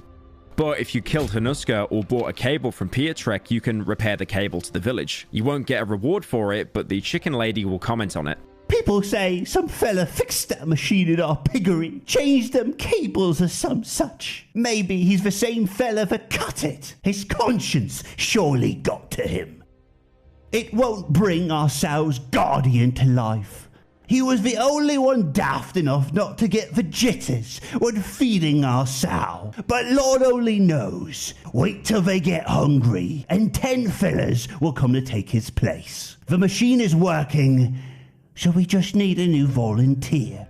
By fixing the cable, we might have just given the village a chance to survive. Whether that's saving them or just prolonging the inevitable is a whole different matter. The Wolfman will also catch wind that you fixed the cable and comment on it. I've heard someone took pity on the poor villagers and fixed the cables in the pig shed. Some good soul. An angel of sorts. Probably crawled out of the ground. People like that haven't been seen in these parts for a long time. The wolf pierces me with his look and grins. A string of saliva lands on his hole-riddled jacket. Dear meat. The wolf puts his paw on me. I feel his claws puncturing my skin. If the cables are fixed, then be so kind as to move your fucking ass and finish the job. You just need to tweak the machine a little bit in order to silence the unbearable whining of that pathetic sow. You can do that much, can't you?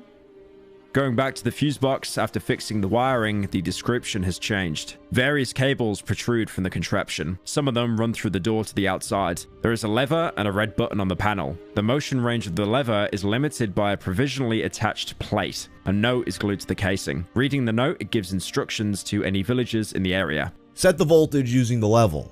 The lock is set to a voltage that paralyzes the sow for a moment, around 15 seconds. Procedure. The lever operator positions it in the middle. The feeder gives it a sound signal.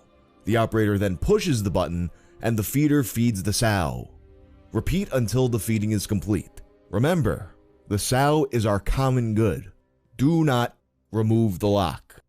Without the functioning cable to stun the sow, the villagers were unable to feed it, so that's why she was starving and not outputting any more offspring. No one could starve. You can stun the sow with the intended voltage, which will do pretty much nothing. But you're also given the option to break open the lock on the lever, giving you the ability to hit the max voltage. Hitting it, you can hear the sow wailing in pain as smoke rises above the barn.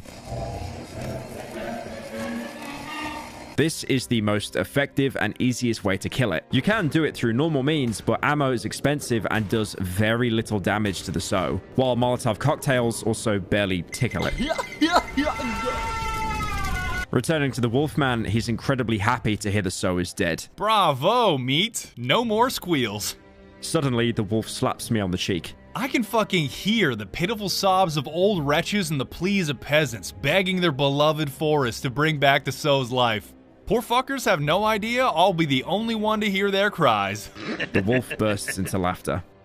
This is music to my ears, meat. Their lamentations make me calm. Finally, I'll be able to sleep soundly. I'll bet they'll attempt to break through the wall of trees. Ugh, what a shame I can't breathe in their desperation up close. Meat, just one more thing. Say hello for me when you're in the village. Send them my greetings. The wolf checks his pocket, his paw trembling with excitement. He takes out some item and throws it on the ground. Here.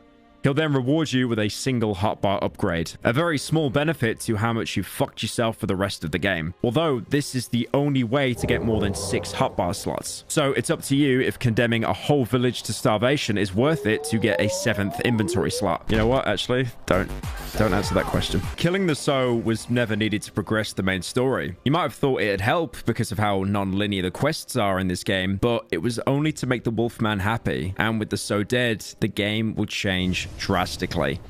Upon returning to your hideout, you'll see a bloody circle of pig heads on the floor, kindly letting you know that the villagers know where your base is. When you next return to the village, you'll see the corpse of the sow, with villagers praying for it to come back to life to feed them. The villagers are in an even worse state than when you first saw them. Villagers know that without the sow, there is no other steady food supply apart from a few potatoes or resorting to cannibalism. We're never going to make it.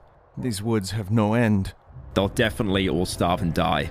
Investigating a newly open path, you can see one villager trying his hardest to make some kind of dent in the woods, chipping away at the trees with his axe. My hands are killing me. Stashik, it's your turn now. He's made some progress, but the network of trees probably stretches on for miles, and any progress he's made will quickly grow back. Killing him, you can loot an axe head, which you can use later. Before leaving the village, you'll get someone calling out to you. Hey, you! The village leader wants to have a word with you. He's waiting inside. You're now finally granted access into the mayor's house. It's empty, but you can investigate the cellar. This place is cold and smells of raw meat. Eventually, you'll see the town's leader through a small crack in the wall. Come here for a second. It's him! He's the one who killed our sow! Unleash Antek! Antek is the same person hinted at earlier as being unleashed on the villagers that were asking for more rations of pig meat. It's a monster similar to the child in the well, but an adult version and hooked up to a long chain. It shows the hypocrisy of the village, how they'd cast an infected child into a well, but weaponized an even more dangerous adult plague carrier to use as an enforcer, despite it having no capacity to be reasoned with. After you dispatch it, the other villagers will attack you. That is, if you didn't get a cheap hit in the crack in the wall beforehand. You can get some rare loot, like a welder and chain. You can still speak to the chicken lady, apparently unaware of what you've done, but just grieving for the sow. Someone killed a wonderful pig, the only sow in the village. What now? Where are we going to get the meat? I won't let them butcher me, hens. Even if they come for me, I won't let them. Because this is totally optional, you make the active choice to make the game harder for yourself and doom the entire village. You could see it as quickly putting an end to their prolonged suffering, as them eating the meat would surely have slowly infected them all anyway. But was it really your decision to make? On top of that, only some of the villagers seem to be affected by the plague, so there was a chance that if you didn't kill the sow, they might have had a chance at surviving. This choice weirdly mirrors the first choice in the game, whether you should have put the dog out of its suffering or leave it to maybe recover. Back then, the choice to end its torture was a fairly murky one, and now you've done it to a whole village full of people, and these guys won't go out as quick as a single hit with an axe. Back in the pig shed near the fuse box to stun or kill the Sow, you can find a broken mirror on the floor. This is the only time we see him up close in-game, barely visible through the broken glass, wearing a straw hat, scarf covering most of his face, but what skin you can see is grey in color. You've been heavily affected by the plague, either through exposure from injecting essence to level up or staying in the forest too long. There's only one line of dialogue. You are one ugly bastard. I guess you got what you deserved. This line lines up with how earlier on the Wolfman called you repulsive and how the villagers look away at you, calling you a freak when they see you. The animation shows the protagonist clutching his hands, disgusted with his appearance. There aren't any more lines of dialogue. At least the musician had the idea to cover up his face so no one could see it. Oh, wait, no, I haven't talked about him yet. Pretend you didn't hear that. I don't know why, but this interaction reminded me, if anything, of Disco Elysium. In that game, there's a mirror in the starting area, which lets you look at yourself and actually gives your character a portrait to replace the blank slate you start off with. You can even change your expression if you pass a very difficult skill check. It's too late. Like an image on film. Just like in Darkwood, this mirror causes self-reflection in the protagonist, although that entire game is about realizing who you are, so it isn't really surprising. But let's rewind a bit and say you didn't kill the Sow yet or even talk to the chicken lady, because again, there is so much more side content in this game which can be incredibly easy to miss if you're only focusing on the main story. If you've been scavenging the Silent Forest for supplies, you might have got enough essence to level up your skill tree again. The next tier will give you access to a range of new perks. Acid Blood, Third Eye, Runner, and the negative perks, Poison Vulnerability, and Fearful. Like I said earlier, each tier you can choose 2 positive perks, but you're forced to pick a single negative perk. After that, the entire tier is locked out, and you move on to the next one. Firstly, the positives. Acid Blood, which sounds amazing, is honestly god-awful. It turns your blood acidic, like an alien xenomorph. So whenever you take damage, you'll drop a small pool of blood that'll actually damage enemies that touch it. Now, enemies do take some damage, but it is incredibly small. And also, the acid pool will vanish after a couple of seconds. It never stun locks enemies either, and with blocking not being a feature in Darkwood, it's pretty hard to hold enemies in place to get them to sustain enough damage for it to be worthwhile. Also, keep in mind you'll have to take damage to spill any blood in the first place. So, if an enemy's that close, any acid blood will be pointless because they'll probably already be getting another hit in and finish you off before the blood can do some real damage. Next up is Third Eye, an active ability that for 60 seconds you'll be able to see everything around you, removing the narrow vision cone that you're used to. This reveals everything, both loot and enemies sneaking up on you. If not for the limited time of 60 seconds, this would be completely game-breaking. It's amazing how easy Darkwood is when you actually have the hindsight of being able to see everything around you. Usually when you take damage, your character will get knocked around, in turn messing up your vision. And if you try to run away, you'll only have the audio cues of where the enemy is, unless you want to risk some of your momentum to get a proper look. Third Eye removes all of that and is a great way to survive parts of the night where you'll have to camp multiple corners but don't want to keep switching between them. Runner is the final positive perk, another active one giving you unlimited sprint for 20 seconds. It sounds like a short time, and it really is, but it can get you out of really bad situations, like making it back to the hideout before nightfall or cutting loose from an enemy that you just can't beat and you've wasted all your stamina trying to kill. Anytime you open up the menu to use an active skill, the game will also slow down, giving you the time to activate the skill and get out without getting stun locked mid-menu. So those are the good ones. Now for the bad ones. Poison Vulnerability is pretty bad, which means it's good because it's bad because it's a negative perk, I think. It'll change the protagonist's body so he'll be more susceptible to any poison damage. So what would have been an inconvenience stepping on a mushroom could now end up killing you. Okay, I'm losing health very quickly. No, it was a bit! Please don't die, for fuck's sake! And it will make the rest of the game harder because as you progress to new areas, these mushrooms only become more numerous. Thankfully, like I said earlier, you can make antidotes or take pills to counteract that. Fearful is somehow even worse. It'll make the protagonist more anxious. Whenever you take damage, your cone of vision will become incredibly narrow for a few seconds, which can be a complete run killer, especially if you're trying to keep tabs on multiple enemies. You can counteract this with Third Eye, but that can only be used once a day, while Fearful will kick in whenever you take damage. Injecting enough essence, you'll probably pass out and have another dream. This one's very different, as you're somewhere far, far away from the forest.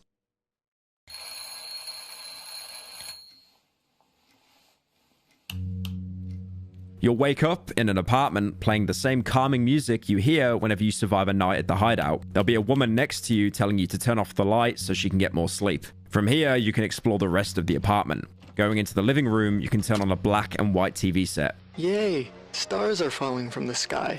They twinkle first, and then they fall straight into your paws. But Floppy Bear, these are not stars. It's snow. What are you talking about? These are surely stars. I can see. You can walk around the rest of the house to see it's just a normal Polish apartment with a kitchen, cooker, and bathroom. This kind of living space would probably cost around $2 million in today's housing market. You can search the cupboards for normal household items you can never find in-game, like detergent, spray cans, scissors, and even fresh pears. Surprisingly missing is the bottle of spirit that's at least 70% alcohol, which is pretty much present in every single Polish household. I guess that stash is just hidden away pretty well. Looking outside, you can see sidewalks and other apartments. It's amazing how something so normal seems so alien in this game. Eventually, though, the facade will stop. The music ends and all the lights in the apartment go out with a knocking on the door. When you go to answer, you'll see the man who's knocking is you, the protagonist, before waking up again in the hideout. There's also a secret ending to this dream. If you answer the door but never look at the protagonist, you can shimmy past him and walk down the corridor, opening another apartment door and walk down a corridor filled with chairs and valuable shiny stones. Reaching the end, you'll see another TV set. Teddy, drop here. You shouldn't be here. The dream will end and you'll wake up again in the hideout. Teddy Drop Ear was a Polish stop-motion children's animated show, which ran from 1975 to 1987. And as we know from examining various magazines in the real world, the current year is 1987. By now, you might feel ready enough to explore the rest of the map and head towards the third and final area, the Old Woods. You can access the Old Woods as soon as you reach the Silent Forest. There's no quest or items you need to get to the next area. The devs knew you'd try this, so placed its most common enemy on the bridge waiting for you. This is the Chomper. You've seen them before, either chasing you in the underground, the wedding, or in the well. But the Silent Woods are the Chomper's hunting grounds. Unlike most other enemies, they won't wait for you to leave, but will instead attack you on sight. They're humans that have been infected with the plague so severely, their entire upper torso has been transformed into a giant jaw filled with teeth. An obvious reference to the 1982 film, The Thing. It actually came out a couple of years before the game is set. That film featured a scene where one of the characters' heads split in half to form a jaw, similar to what you see here. Some of them will start out sleeping, waking up if you get too close, but the majority of them will be roaming around this biome. They have nearly as much health as you do, and their rapid attacks can easily kill any player. The main reason they're so terrifying is because they still show some level of intelligence, being the only enemy so far to dodge away from your attacks the same way you do. So baiting them into attacking and hitting them like you deal damage to pretty much every other monster in the woods might not work here. You can always rely on guns, but again, these are rare and ammo is expensive. If you kill one with a melee weapon, instead of dying, it'll split in half with its torso dragging itself towards you. They drop odd meat when killed, which you can use again in the cooker, but resource-wise, it's usually best to avoid them entirely. Thankfully though, because they're carnivores, you can actually bait them with meat to distract them. If you really want to go into the Old Woods, the first priority should be to get to the biome's first hideout and set up a base there. This location is even larger than the Silent Forest hideout and is vastly different from any previous ones. Instead of being a cottage or a large house, this is a sprawling complex and is the most difficult place to survive out of all three regions. This is probably where the majority of the military was organized before being separated. You can even find a letter of desertion in one of the drawers inside. You can also find a gentleman's magazine, again with the current year's issue. The devs really want you to know what year this game takes place in. Despite this probably being a military outpost, it's been picked clean with no firearms or ammo left over unless you get lucky searching a container. The base itself is in a really bad state, with even more cracked walls giving invaders an easy way in, and very few walls to actually barricade. There's still the standard wood chipper, well to repair, workbench, and generator, though it seems like there used to be two of them powering the hideout, one being completely destroyed by the time you arrive. Turning it on, you'll notice the lights are actually fixed to the walls, so you can't move any of them around, apart from a single lamp. Because you're deeper in the woods, the nights are much harder to survive. I mentioned earlier the trader giving you more reputation for each hideout you stay at. The Old Woods give you 200 reputation at night, double the first hideout, and for a good reason. From the infected dogs, savages, and chompers trying to break in most nights, which can easily sandwich you if you aren't careful. As soon as you step outside the base at night, you'll lose night protection, so the unkillable floor Gore will start chasing you, while the other 2 hideouts gave you at least the option to stay within the grass gardens. In this hideout, you'll be forced inside all night, giving you less options to escape a bad situation. Even the corridors you'll be fighting in are now much more narrow, barely letting you move around and making dodging enemies near impossible. Also now, there's even more night events. Black fog can form on top of you, which will drain your health and give you a gas debuff for inhaling dangerous essence. A red orb can spawn inside your base, warping around your hideout, illuminating the area much like a flare, which seems to be a benefit, giving you more vision. You'll chase it, thinking it's something beneficial, like how mushroom growths would work at night, but looking directly at the source, you'll be given the pain debuff, damaging you whenever you maintain eye contact, with the icon being a melted face. You'll also encounter a brand new enemy, one that you could have seen back in the Silent Forest, although it's much more common here. You'll hear a large number of crows overhead, and after that, nothing, until you hear slow, heavy footsteps closing in on you. They look like large humanoid birds with a bone head. They won't damage you, but looking at them, they'll begin to scream. And if you don't look away, or if they're able to touch you, or if you're stupid enough to attack or shoot one, it'll spread its wings, emit a scream so loud it'll kill all the power in your hideout for a short while. They'll die on the spot, vaporizing into ash, but from the body will crawl out 5 offspring, speeding on the floor towards you. They're not too hard to deal with on their own, but in the old woods, you'll never be attacked by just one enemy at a time, making this the perfect opportunity for other enemies to get the drop on you. This is the Banshee, and is one of the reasons why surviving a night at the Old Woods is so difficult. You can never kill a Banshee without spawning its offspring. If you set up any preventatives like fire or bear traps, it'll simply glide over them. If you're forced to piss off a Banshee, you can quickly throw a Molotov onto its body, hoping it kills the offspring before they can attack you. The Banshee and its babies never have any loot on them, another indicator that you should always stay away from them unless you have to engage. I've seen people on the wiki say the best course of action is just to look away and stare at a wall, hoping the Banshee will leave them alone. Yeah, try and apply that same logic to the rabid dogs and chompers that are trying to break in as well. Interestingly, the Banshee can't actually break barricades by itself, meaning if you bunker yourself in one of the rooms, the Banshee won't actually be able to get in.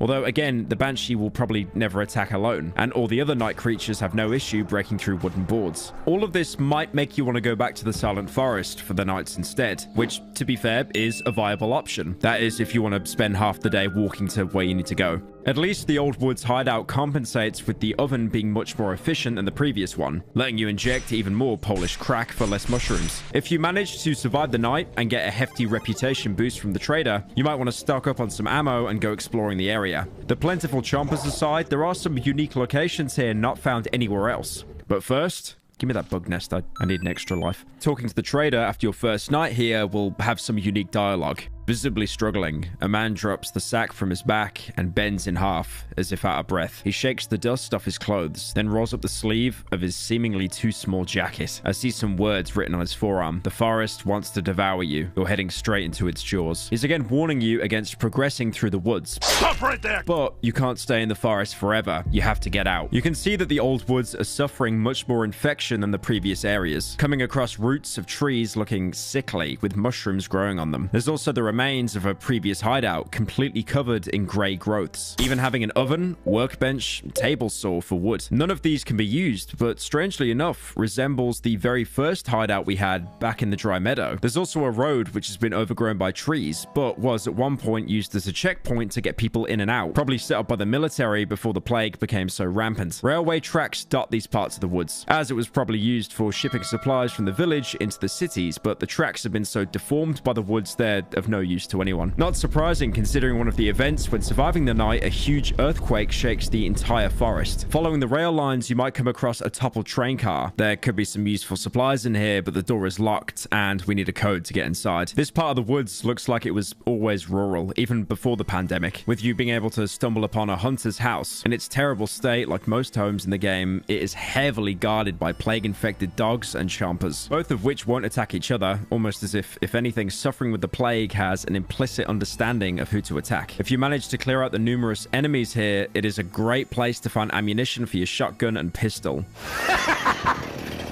No, that's a lot of ammunition. You can see whoever lived here loved hunting, with seemingly dozens of bear traps scattered all across the house and a huge pile of snare traps all stacked on top of each other. Ransacking the place, you can find some important loot. like a photo the hunter had taken of a dog feasting on a corpse. With how sparse the trees are here, this was probably in the early days before the infection first hit the area. You can also find an empty trophy rack, the head removed with only the wood being left, with some grey hairs still stuck onto the wood. This has to be some pretty huge game, like an elk or wolf. Lastly, you can find a corpse covered in roots in the house. Searching the body, you can find a simple silver wedding ring. This has no significance and can be sold to any trader for some extra reputation. One of the last places you can find, which was marked on your map already if you bought the map from Pietrek in the Silent Forest, is a huge church. The front of the church is collapsed, but going inside, you'd see what would normally hold a congregation. Behind the altar is a door leading to a cellar that's locked with a code. To learn the code, you'll need to collect more items from the oven to level up your character. If you find enough mushrooms, odd meat from infected dogs and chompers, or buy cookables from traders like the delicious red egg, you'll be able to get into tier 3 of the skill tree, which will give you 3 positive perks and 2 negative perks. Careful Step is a passive perk that grants you a single instance to ignore the effects of a trap for each day. This includes bear traps, poisonous mushrooms, or infected bodies that you interact with. I feel this perk is mostly useless because by now you'll be aware of the hazards that the Darkwood has and you'll be able to avoid them as best as you can. Oh, ho, ho, ho. You nearly had me. You nearly had me there. You nearly had me there. You thought I was going to interact with you, eh? You thought... Oh, I can disarm? That being said, the Old Woods do have some pretty crafty bear traps that are purposely hidden among the grass. Appetite is the next one. Much like the savages of the woods, you'll grow a taste for wood and eating it will heal you. Now this sounds great, but unfortunately it's mostly useless because it provides one of the worst healing factors in the entire game. And even if you're in an excess of wood, you'll always want some to use for barricades or to fix your trusty shovel. I tried eating some to save myself from dying and believe me, it does not work. Wood.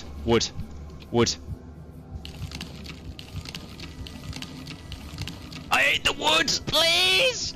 Please, I ate the fucking wood! I ate the wood. Collect the wood. I ate the wood. Please, oh my god, it's gonna be so close, it's so close.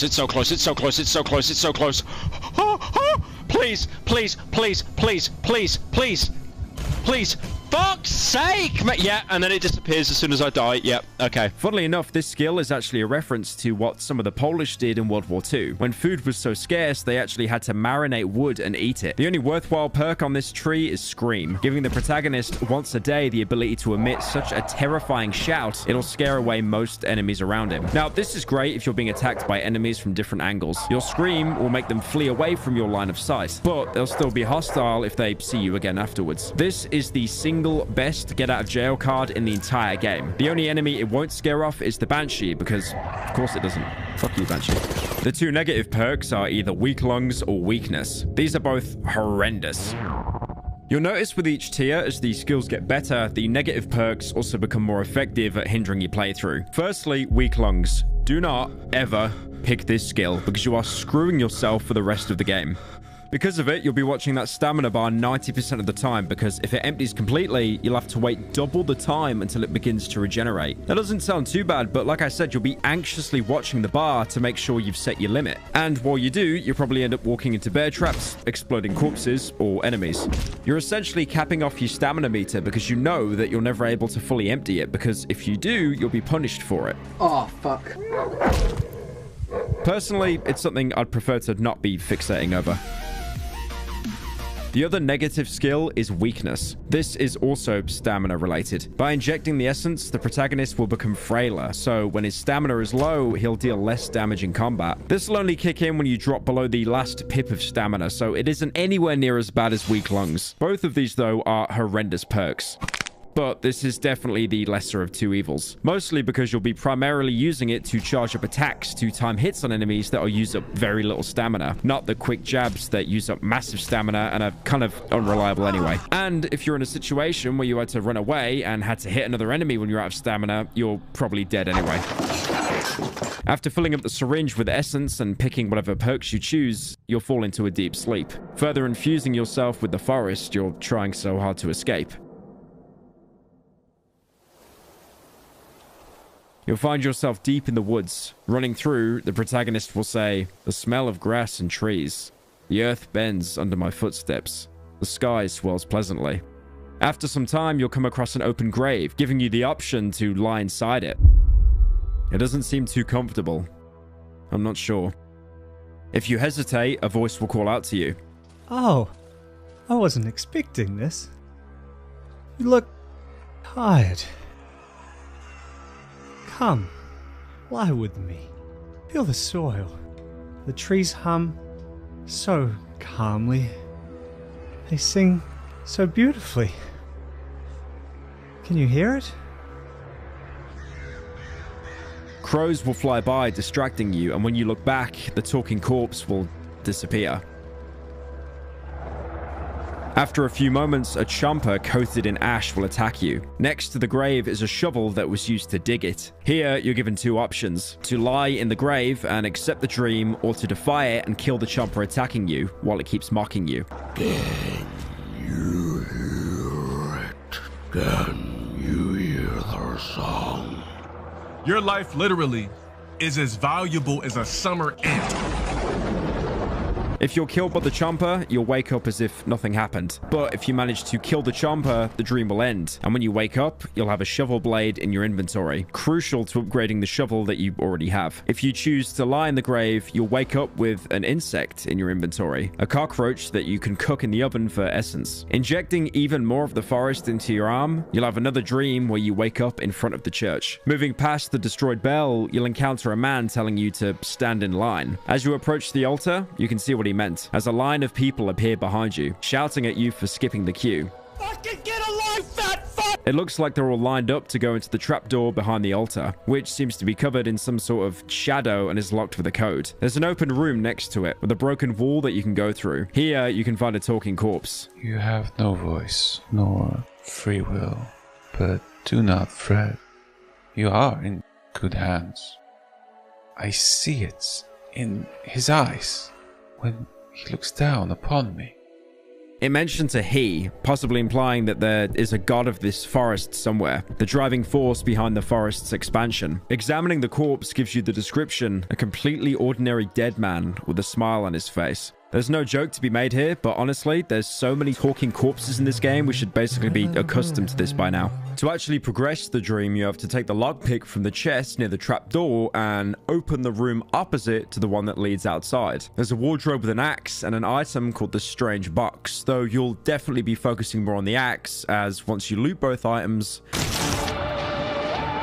a black chomper will spawn in the main hall and start chasing you down. It keeps repeating the lines: a red seesaw, a white dress, a black box for my girls. A red seesaw, a white dress, a black box for my girls. Here, you're given a choice on what to do. You can either avoid the chomper, break open one of the windows, yoink a lockpick from a corpse, and open the church gate. Or you can try to fight. Dying to the chomper has the exact same result if you ran away. So realistically, you want to take the chance. Killing the chomper, you can find a medallion on its corpse. It depicts a distorted photo of two young girls, with the trapdoor code scratched into the bottom of the picture. Going back to the main area and opening the trapdoor ends the dream. Now, this dream has a big influence on the real world once you wake up. Whatever ending you got, you wake up with the strange box in your inventory. If you ran away, upon waking up, you'll see the Wolfman standing next to you. Meat, what's with the big eyes? Scared? Bad dream? You can trade with him normally, but you can now also show him the strange box. Oh, it's one of these. An interesting find, Meat. Guess now you want to know what's inside, eh?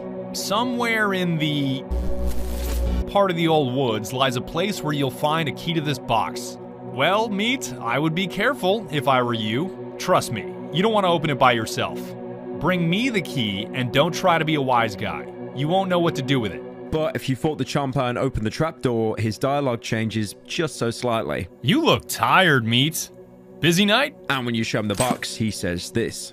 And this? What is this junk? And what am I supposed to do with it? Bite it until it opens? Your brain must be rotting if you think I'll break my fangs for this shit. But you still want to know what's inside, right?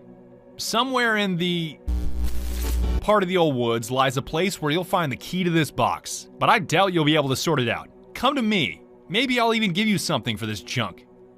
If you died or ran away from the dream, the Wolfman considers you a coward, talking down to you. I have for wise guy. But if you chose to fight your way out, he treats you with a little bit more respect.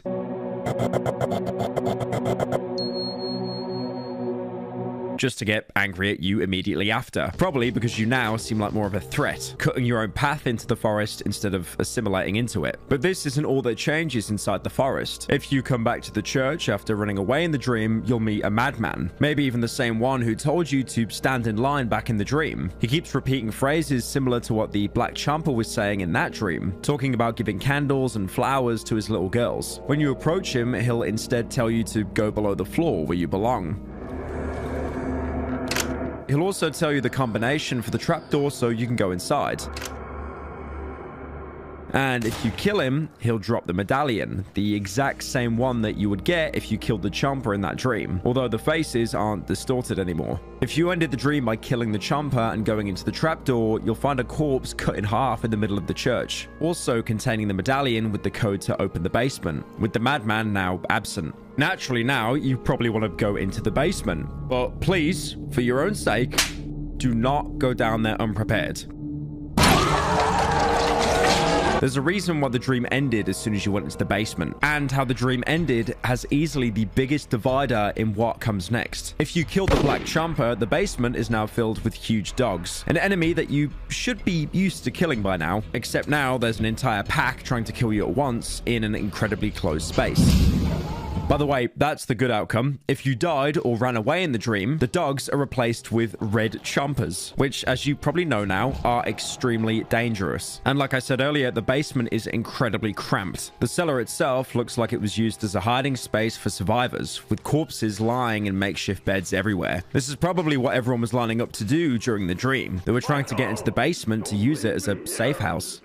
Although clearly this didn't stall the infection for too long, as inside there isn't a single survivor. And if you didn't open the trapdoor in the dream, the corpses are now being converted into red Champas. They start out dormant, similar to that one you saw on the bridge and even in the village, but if you attack them or invade their personal space, they'll start to aggro. Also, there's a single functioning radio down here. Do not touch the radio. I'm being serious. Do not do it. That is unless you kill the Black Champa, because when you touch the radio, you'll actually spawn a dog that has something very important in its inventory. That being the Twisted Key. And if you go back and show it to the Wolfman, this happens. Give it to me. The wolf snatches the box and key from my hands. With things like that, you need to be careful, meat. This may be a trap. Muttering under his breath, he attempts to open the box. After a while, the lid gently slides open and the wolf peeks inside carefully, squinting his eyes. He also looks at the contents in silence, then lifts his gaze at me. Is this a fucking joke?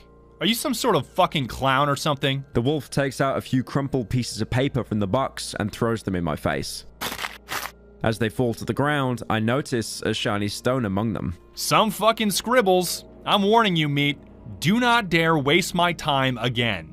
This gives you another valuable shiny stone, along with a child's drawings. By now, you've probably noticed that the entire quest line, if you can call it that, surrounding the church is focused mostly around a family, with both the Black Champa and the Madman mentioning gifts to give to his little girls, presumably the daughters in the locket. The details were mostly fuzzy up to now, but the child drawing basically explains everything. The first drawing depicts the entire family back at their house. This includes the father, 2 little girls, and a dog. It looks like this picture is supposed to be from a time before the forest expanded into the area, with it just being a nice, happy family scene.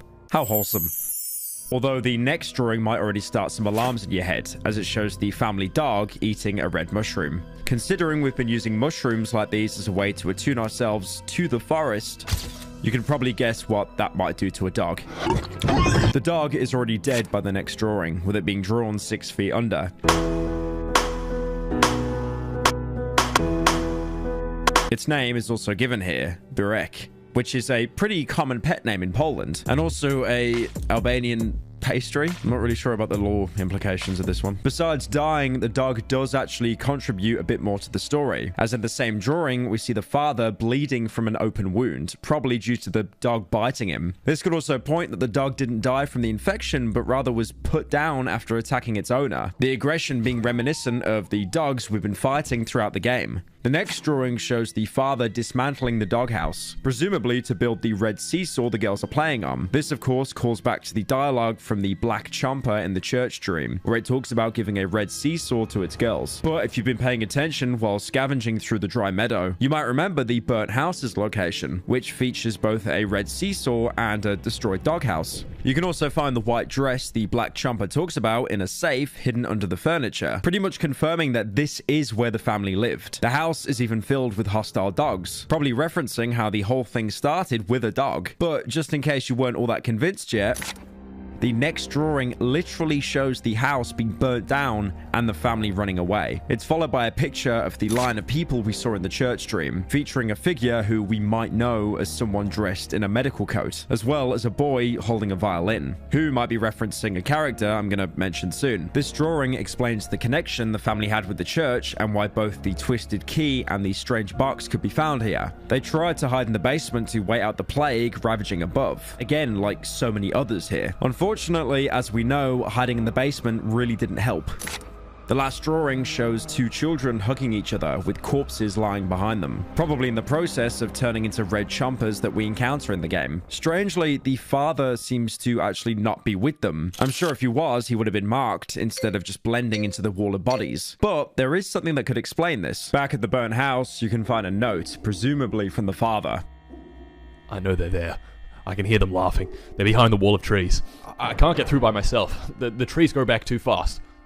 This suggests that he might have left his daughters in the basement to keep them safe and gone back to his house. He probably knew he was infected from the dog bite by now, so in a way, he was protecting them from himself. After returning back home, he clearly wanted to go back and find them, but I doubt that was his own choice. He's hearing voices in this note, so it's more than likely he was starting to go insane from the plague. I think it's safe to say that the madman we find in the church is the father, considering we can find the medallion on his body and he's very clearly infected. As when you kill the Black Chomper in the dream, the corpse you find in the church much later looks like a mutated Chomper. This entire plotline is completely depressing, but it's a good study of how the plague actually affected normal people living in the region. Even though the story is told through a couple of lines of dialogue and crude drawings, it does a really good job at communicating how horrible being here was. This kind of storytelling really makes Darkwood special. It feels very human, despite the eldritch horrors we've seen all over the forest. Look, I get it, okay? Like, so many horror games, you pick up the audio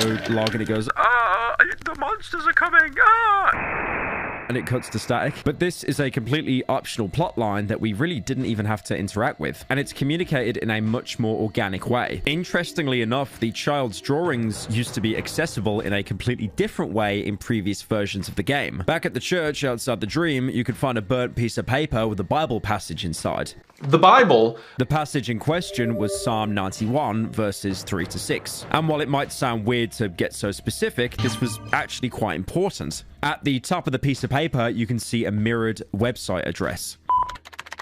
darkwoodgame.com/Burek. Going to the website, you can see a code lock, similar to the ones you could find in the game on various storage containers and doors. Now, if you input the numbers of the Bible passage, 9136, you're shown the same pictures we've been going through. This is a pretty good puzzle with a nice lore reward, but I can totally see why the drawings were changed to be entirely accessible in-game. It definitely grounds the story better instead of, needing a Bible scholar to solve an ARG. Coming back to the church itself, in the same room where you got the strange box in the dream, you can find the electronic game. Upon inspecting it, you can see a game console with two characters resembling wolves. This item seems to be based on a Russian-made single game console, where one of the games apparently involved a wolf stealing eggs while trying to not drop what he's already collected. So technically, this game has still more games than the PS5, by the way. Another Slavic game where you can find the exact same handheld is in Herat, which is like this really cool original Doom boomer shooter. In that, you can also find a handheld game, but in Herat, you can actually play it. It's an unlicensed clone of Egg, which was a title in Nintendo's Game & Watch line. Have you seen this? He's got sunglasses on. The wolf in both iterations wasn't actually in Game & Watch, but was based on a Soviet-Russian cartoon called Just You Wait. The cartoon itself was about a wolf trying to eat a rabbit, so basically Tom and Jerry, but for Gopniks. The handheld game is another item you can show the Wolfman, which prompts this pretty funny dialogue. What the fuck is this? Do you think this is funny? Are you mocking me? Do I look like a joke to you? Daddy, chill. You're given a choice to either shake your head or nod. Shaking your head has him get angry at you, and he tells you to never mock him again, while nodding reveals a more humorous side. You're a brave piece of meat. And what's more important, one with a sense of humor. Where did you find this one? An electronic game, eh? About a wolf stealing chicken eggs? Good one. I have a soft spot for games. How about you? I can give you something in exchange, meat. What would you say to a surprise, eh? If you nod now, he'll take the console off you, but in return, you get a fully functioning pistol, which, to be fair, is a pretty good trade. You can also show the game to Pietrek and get a free 100 rep with him if you agree that the wolf will go to space when he collects all the chicken eggs and give him the game.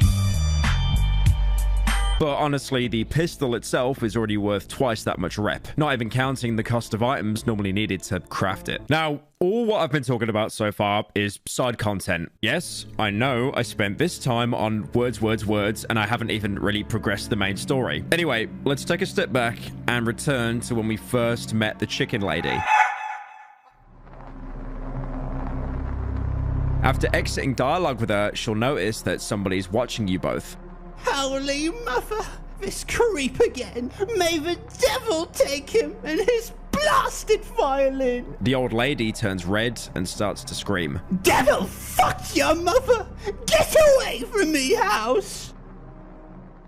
Leaving the chicken lady's house, you can see someone hide underneath a tractor before pulling a violin towards them. Talking to them introduces you to another major NPC, the musician.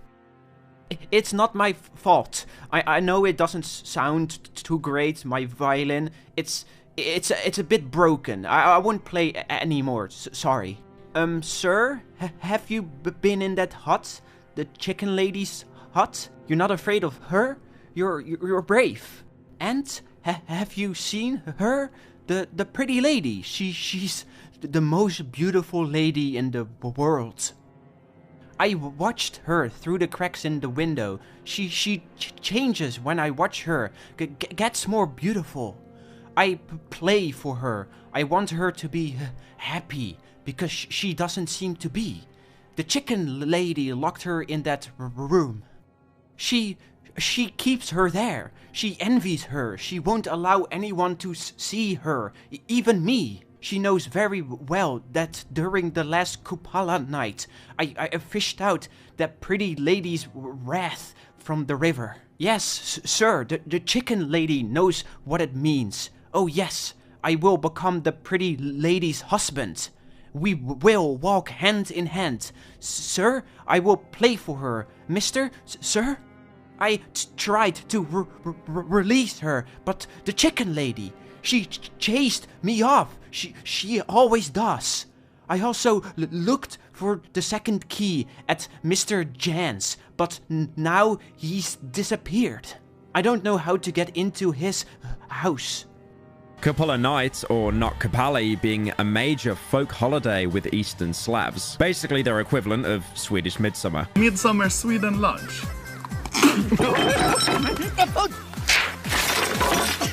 At this point, you can totally ignore his ramblings and walk away. Mister? Sir? A skinny little hand emerges from beneath the tractor and grabs me by the ankle. Please don't go, Mr. Sir. You're my only hope. Please don't be afraid of chicken lady. He seems desperate for you to help him, but you can leave and never interact with him again. I understand. I'm sorry. Dull thuds can be heard from under the tractor, as if someone was bashing their head against the ground. Stupid! Stupid! Stupid! Now I will never find this key. Well, maybe near the well. Near the well where I saw Mr. Jan. Mr. Jan will have the key. Him mentioning a key, the same key you've been looking for, might pique your interest. So you can talk to him again and agree to hear him out. So kind. So very kind.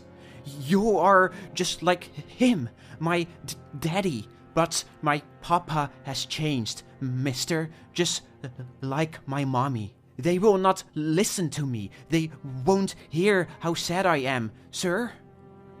Oh, but am I not boring you, sir? Please don't go. Please hear me out. Don't go. Nervous grunting can be heard from underneath the tractor. Perhaps you could help me? This is where the game diverges into two paths, because both the musician and the wolfman wants what's behind the chicken lady's door. Investigating the door, you can hear raspy breathing, but not much else. Only called the pretty lady by the musician. The boy just wants to play music for her, but the wolfman's intentions are much less obvious. Both of them want you to find a key to a locked door and bring it to them so they can get to whatever's inside. Lastly, he'll mark on your map where he resides. Please find the key, good sir, to the pretty lady's room. The chicken lady has it. Well, Mr. Jan also has it. I saw him recently near the well. He used to play with me. We threw rocks into the well and looked into our reflections while making silly faces. Daddy used to say not to do it, else my face will stay that way. Now the water in the well is always hazy. It shows these weird images. The well is here in the village. Maybe you will find him there? He used to hang around it often. He stared into the well as if looking for something or someone. I must hide now. Hide from the chicken lady. I will go to that place where they used to keep all the grain. In the parts of the silent forest. Will you bring me the key if you find it? I promise to repay you somehow. Me and the pretty lady. With all this said, however, the wolfman knows exactly what you want, a key for a key, but the musician is just promising a general reward. So you'll have to weigh up which character you want to give the key to, and that is if you can even find it. The musician has a camp, much like the wolfman. In the Silent Forest, there's a collapsed silo which will have a Bambino gramophone hooked up to some speakers, playing Mozart Piano Concerto No. 19 in F major on repeat. Here, you can speak to the musician. He's not a trader, but now you can see his entire body. A frail child, heavily affected by the plague. His skin hardened like tree bark, with his mouth twitching and drool falling from his mouth. Here, you can show him some items you've collected, like the picture of the road home. Mommy once told me about this road. She said people used to travel it. They would leave their houses and walk it during the night. I was scared of this story. I was afraid Mommy would go out too and leave me behind. You can also show him the picture of the doctor, who he instantly recognizes. This is our doctor, yes? He is just as brave and good as you are. He helped me. He is helping all of us. He gave me this beautiful mask so I could be healed of my afflictions. Maybe you could have one too. Maybe the doctor would make a mask like this for you? I could ask him about it. Further going to show the doctor had no idea how to combat the plague by making masks to hide people's afflictions. But also saying he could ask the doctor despite him leaving the village, and this hints that he does actually still have contact with him, so giving him the key might actually prove useful after all. He'll also comment on the sow in the pig shed that the villagers have been feeding off. Have you heard about the sow? The villagers keep this sow in the nearby pig shed. They call it the mother of all pigs. They say it's beautiful, but I've never seen it. They don't allow me near her. They chase me off. They always chase me off. The little musician drops his gaze. Maybe you would be able to see her, mister? If you manage to get inside, maybe you could take a wee piece of meat for me? I've never eaten pig, and I've heard it's very tasty. Would you take some for me? If you killed the sow like I mentioned earlier, sadly, he'll be able to relate to it from appearance. I saw the villagers dragging a cart with a dead sow. The one they called the mother of all pigs. It wasn't as beautiful as they said. Nowhere near the pretty lady. The boy drops his gaze. And that piggy. It was a bit similar to me. The boy sniffles and rubs his mask with his deformed hand. The villagers have been crying after her a lot. I saw them trying to cut through the wall of trees. Do you think it's even possible, mister? Mommy told me once that the woods are never ending, and there's nothing on the other side. To get the key, you'll need to go back into the well where you killed Hanuska's child. Navigating to the end, you can climb a rope to get inside another house in the village. This is the only way inside, as the front door is heavily barricaded. Searching the house, you can find numerous chicken eggs, a collection of plastic chickens, and a dog tag dated to 1918 with the surname Mikulski. This could be Yannick's house, indicated by what was said by the musician upon turning him down. After searching a wardrobe, you can find a key covered in chicken feces. The key both the musician and the Wolfman want to open the back room in the chicken lady's house. Now, if your curiosity is piqued enough, you can actually open the door for yourself and see what's inside. You'll find some pretty exceptional loot, like a military flashlight, a direct upgrade to the normal flashlight, having around 50% more brightness, but the trade-off being it burns through batteries twice as fast. Still though, it's an amazing piece of kit. Comrade! But more importantly, you'll see something under a bedsheet, writhing around in pain. Searching it, you can loot the fabric for yourself for crafting, which reveals the monstrous person the chicken lady was trying to hide. Cover me, please.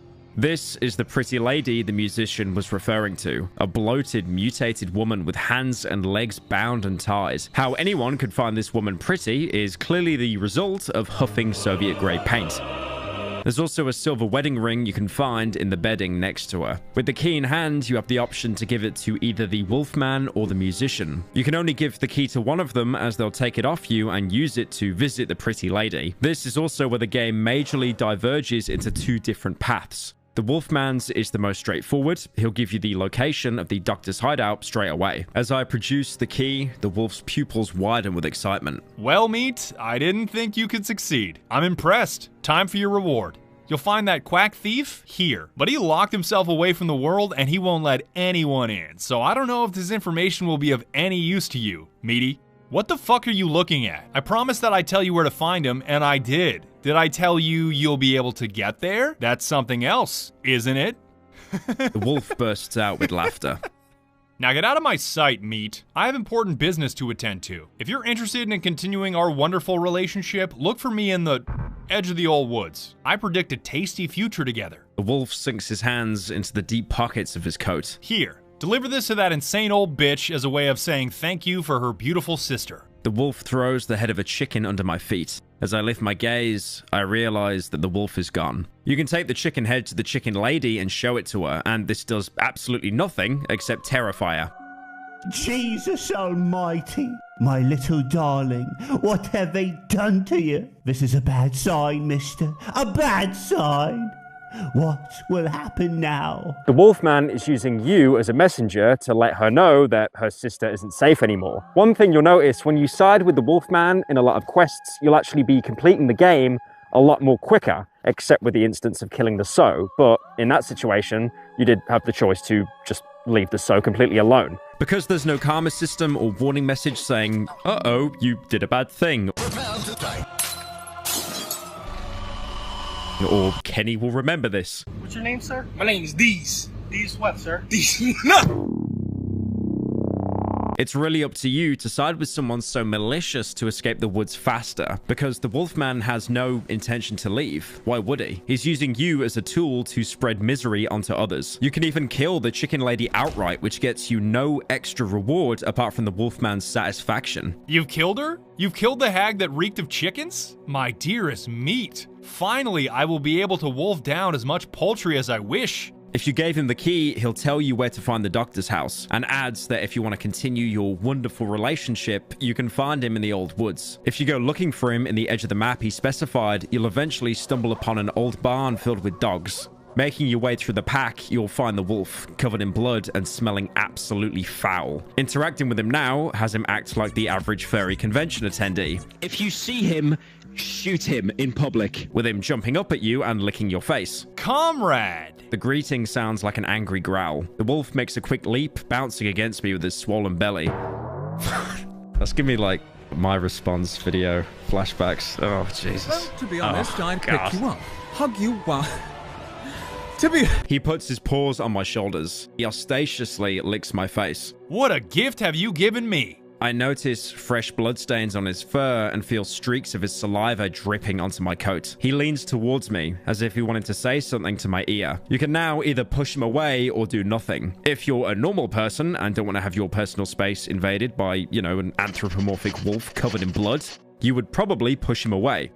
The wolf takes 2 steps back. I can only see a row of filthy, sharp teeth underneath his hood. Well, look at this, ladies and gentlemen. He's apparently addressing the stuffed human corpses sitting by the walls. This carcass thinks he's better than you. This rotten pile of meat must be delusional. The wolf turns towards me, adjusting his coat. Are you pretending to be human, or are you just cracking jokes? I'll help you recover your stupid key. I'll take you back to the doctor's house. I'm sure you'll find some clues on how to reach his current hideout while there. You two will have a little chat, you'll get back what you've lost, and then nothing will keep you from getting the fuck out of my part of the woods. Do you hear me, meat? You will pack your bags, dive into that stinking hole of yours, and dis-a-fucking-peer. And? Are we going, comrade? This option has Wolfman reward you with a hunting rifle, a pretty decent long-range gun you won't be able to obtain otherwise for quite some time. However, as we already know in Darkwood, the reasonable choices always make the game harder on you. Choosing to do nothing instead will have him do this. The wolf squeezes my arms and starts licking my face. Once from the left side, once from the right side. Comrade meat. His breath stinks of rot. What would I ever do without you? You're not such a worthless piece of carcass as you look. Thanks to you, I feel fulfilled. I got my girl, my sweet little lady back. Hard to believe the same blood flows through the veins of the bitch who reeks of chickens. Suddenly, the wolf sends me back with a powerful push and reaches into his coat pocket. Some object hits the floor. Here, no need to thank me. Now, since that part of the deal is behind us, I'll help you recover your stupid key. I will take you back to the doctor's house. I'm sure you'll find some clues on how to reach his current hideout while there. This does tie into the Wolfman's instructions, apart from the dev just trolling you. It's pretty obvious that the Wolfman wants complete and total dominance over you, and if you abide by his rules, he basically ends up treating you like a pet. Rejecting his hug is a massive act of disobedience. When you do that, it shows that you still have some independence and you're not entirely his lapdog. Entirely.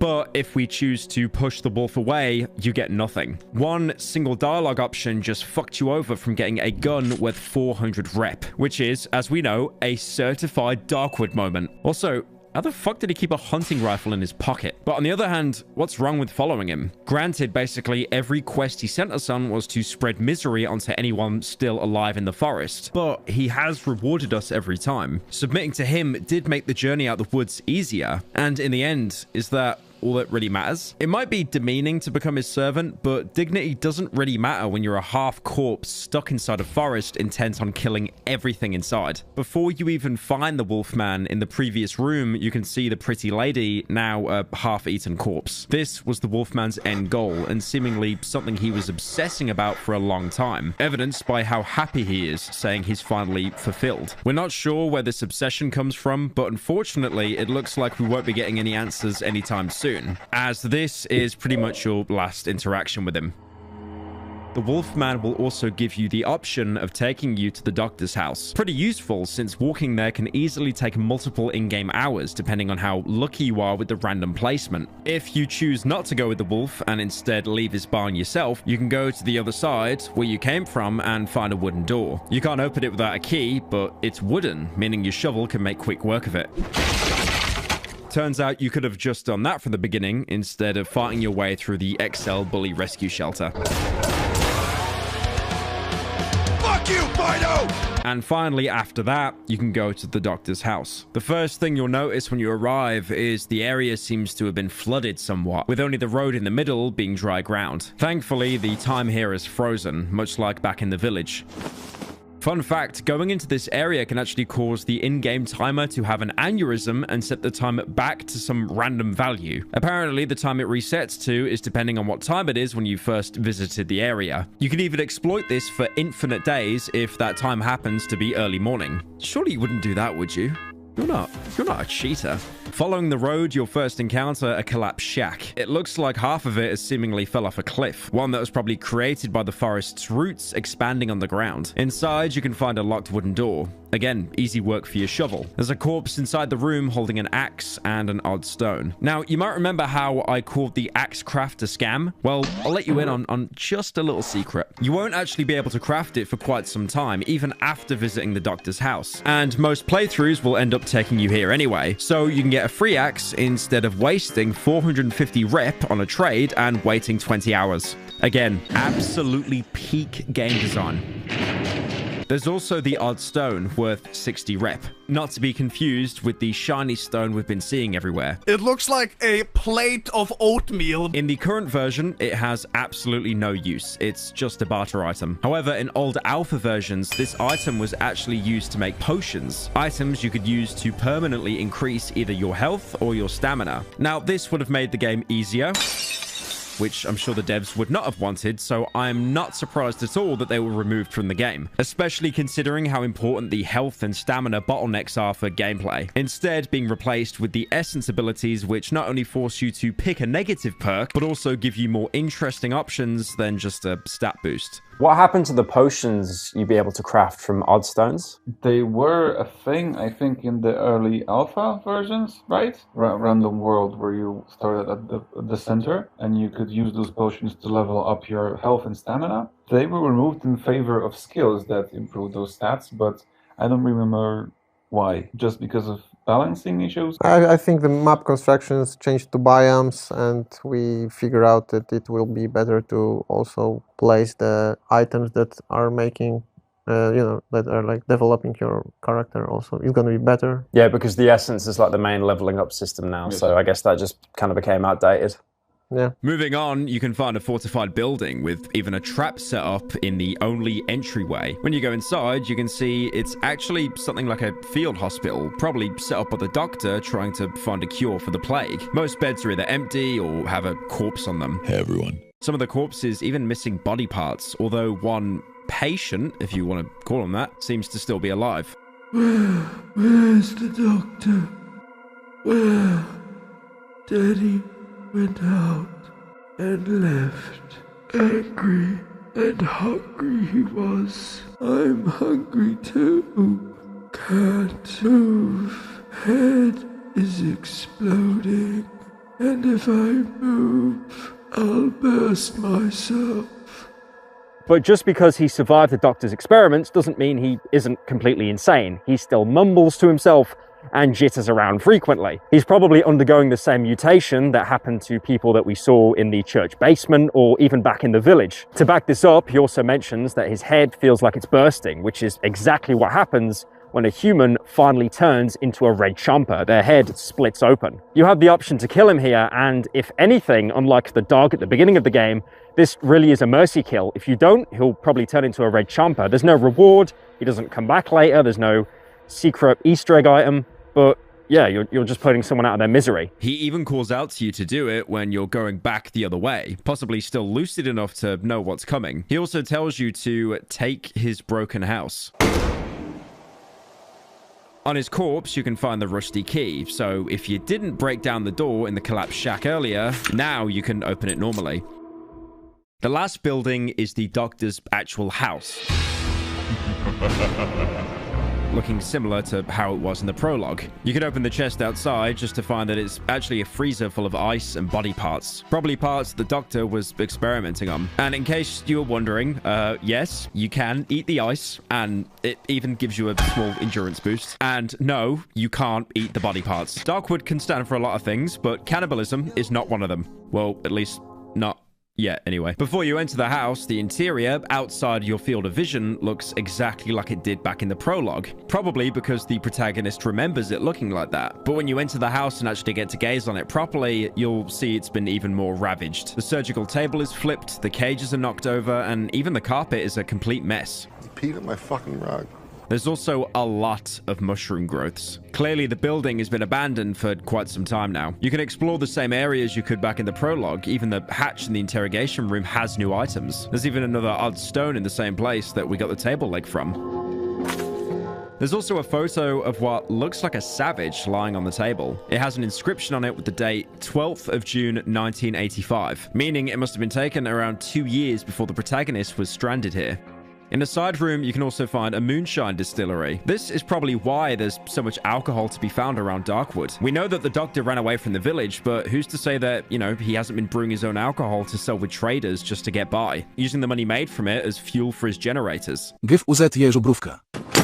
In the room where Yannick was locked in the prologue, you can find a dead body, with the protagonist even remarking that he remembers him upon inspection. The main importance of this house is the hatch located in the main room. You couldn't see it before because the carpet was covering it. Now it's rolled up as if someone has accessed it recently. By the way, in case you're wondering, you can't actually interact with the rug on repeat playthroughs because that would break the entire pacing of this game and you'd basically be skipping 90% of chapter 1. But when you interact with it now, you'll realize it's code locked. Now, I got a little bit worried here, thinking I have helped or hindered so many people within the 3 forest biomes, and this is what I get, a fucking code. Well, thankfully, you can actually find the code by following the lines scratched into the floor, as there are numbers scratched along them on the vertices. Some numbers can actually be seen when not looking at them, and your character probably remembers them from before, but now they're covered with sludge or debris. The last number is covered by a cabinet, but once you move it, you can finally open the hatch. Inside, you can first find a toy resembling a small rocket. Your first instinct might be to take it to Pietrek, but you actually can't do anything with it currently. Despite its value of 150, no trader will actually buy it from you. Mate, can I borrow your pen? I've looked everywhere, and this item really has no use. It's like the BB gun pellets. I feel it's something that was meant to be in the game and had a use, and the devs just couldn't find a use for it. Or maybe it's just flavor text. The next 2 items are pretty self-explanatory. One of them is a note with a code to a train cart door written on it. The other one is a map that marks the train wreck location if you haven't discovered it yet. You can probably already guess what's inside, but for now, let's get back to the musician's path. Now, if you ignore the Wolfman entirely, you can actually give the key to the musician. Yes, you're amazing, mister, sir. Thank you. The boy shuffles his legs. He's visibly excited, but also seems uncomfortable. Sir, now I have the key, but don't have the courage. She's too beautiful. My pretty lady.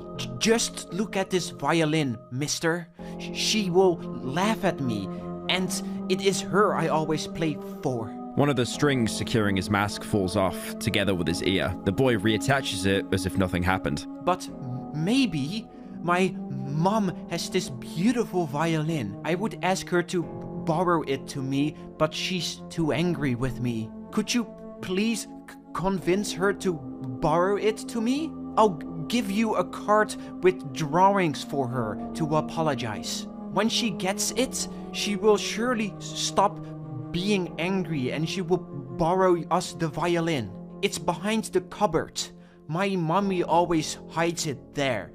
Please, mister, bring me this violin. You're not afraid of anything. Anyway, there's nothing to be scared of. You will find my parents' house in the part of the old woods. If you come back with my mom's violin, I will try to get you an appointment with the doctor because you look pretty sickly. I will be waiting for you near the old church in the part of old woods. Now, unlike the Wolfman, the musician won't directly tell you where the doctor is. Instead, he'll just reward you with a chestnut doll that's entirely pointless. You can't trade it, it doesn't do anything. I guess it just looks kind of cute. To get the doctor's location, you'll have to do a second request for him, which is to travel to his parents' house and retrieve a violin. Marked as creepy house on the map, you'll see it's a badly damaged house like most other places in Darkwood. But inside, you'll find a half-dead man. Pale, withered skin, hollow eyes, teeth black as night. He looks dead alright, but he's still moving. Anything he says to the player is incredibly hard to understand. Inside one of the chests, you can find a chestnut man, similar to the doll he gave you, so this is definitely his house. Inside the bathroom, you can find a woman sat in a tub, half dead, just like the man. She's been lying in this water for quite a while. The protagonist will also remark that the floor around the wardrobe is heavily scratched. Someone must have moved it frequently. Now, I know this is a little bit obvious, kind of like getting a hint come up on the top left of the screen, but, you know, some people need a bit of guidance in these games. Oh, fuck you. Dude, fuck this. Are you shitting me? Dragging it across, you'll see an opening with the violin. Taking it, you'll hear something from the woman sat in the tub.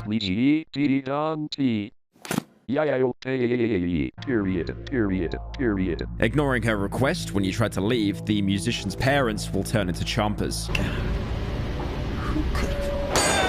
Now, you could argue that their infection accelerated due to aggression, because from their perspective, someone really has just broken into their house and stolen their valuables. But regardless of that, escaping, you return to the musician. Gee, you did it? This is my mom's violin. So beautiful. Was she happy about the drawing? Is she feeling well? The kid stares at the violin with bated breath. Now I can play my pretty lady a visit. I will play her a serenade. Will you visit me at my parents' house, mister? If they borrowed you the violin, they surely aren't angry with me anymore. Ah, I almost forgot. We have an appointment with the doctor. He was happy to learn about a new patient. I told him about you. He's inside the train wreck in the edge of the old woods.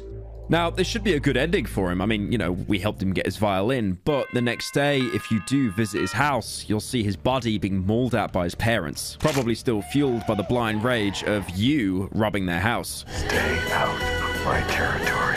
After finishing off the parents, you can take the violin off his body, although it's useless as it can't be sold. You can probably use it as the first of many reminders that everyone you encounter ends up worse. But if you take the musician's advice, you can actually leave the picture he gave you with his mum, which will thankfully stop them turning when you take the violin, probably distracted by one of the last happy memories they had of their child. But again, if you return the next day, they would have already succumbed to the plague and, as chompers, again eaten their son. Here's a protein tip.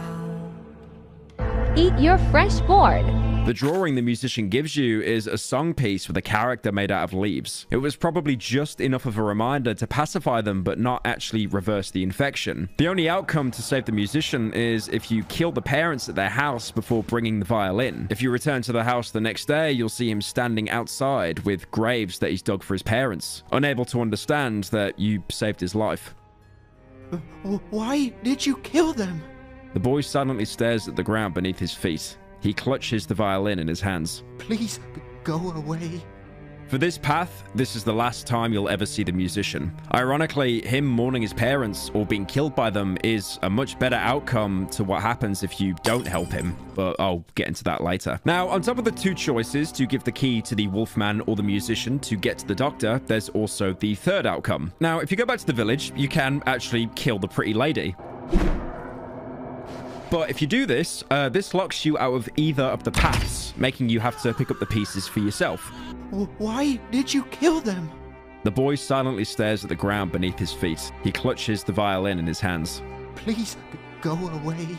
When you kill her, you can loot the bloodstained shawl from her body and show it to the Wolfman, who also isn't very pleased. What's this? We had a deal, comrade. You were supposed to bring me the key, not use it and try to fuck about with something that doesn't belong to you. I should kill you, you know? Blood for blood. But you caught me on a good day, meat. You can still make up for it. Kill the hag who reeks of chickens too, and the reward will be yours. He'll want you to kill the chicken lady in return for the doctor's location, but before you do, if you're feeling extra evil, you can actually show her the bloodstained shawl. Oh, lordy, lordy. The lady crosses herself 3 times. My sisters, where did you find it? It's all that godless quack's fault. Devil brought him. All he did was prescribe this and that. Scribble this no-good drivel. To hell with them papers. This is confirmation the pretty lady was actually the chicken lady's sister. She throws a crumpled piece of paper at you, and it's another note from the doctor. Remove growths with a sterilized, washed-in spirits knife. Drink plenty of water. Do not, under any circumstances, untie the legs or hands.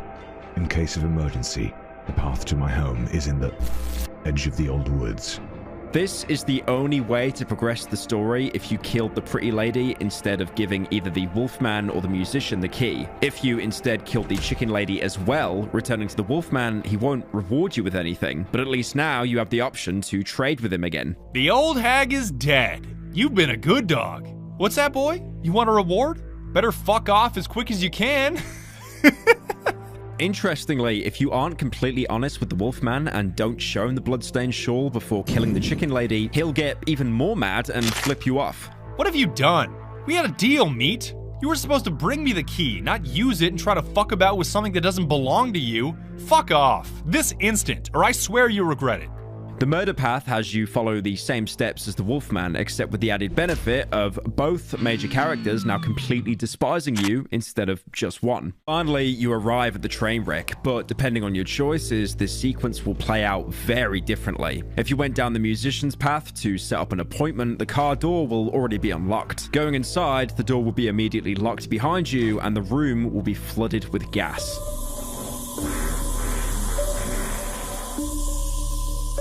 You'll eventually succumb, and when you wake up, the doctor is there to greet you, with both of you being in the exact same place you were in the prologue. The doctor doesn't try to hide his amusement. The boy accidentally set you up. The doctor doesn't try to hide his amusement.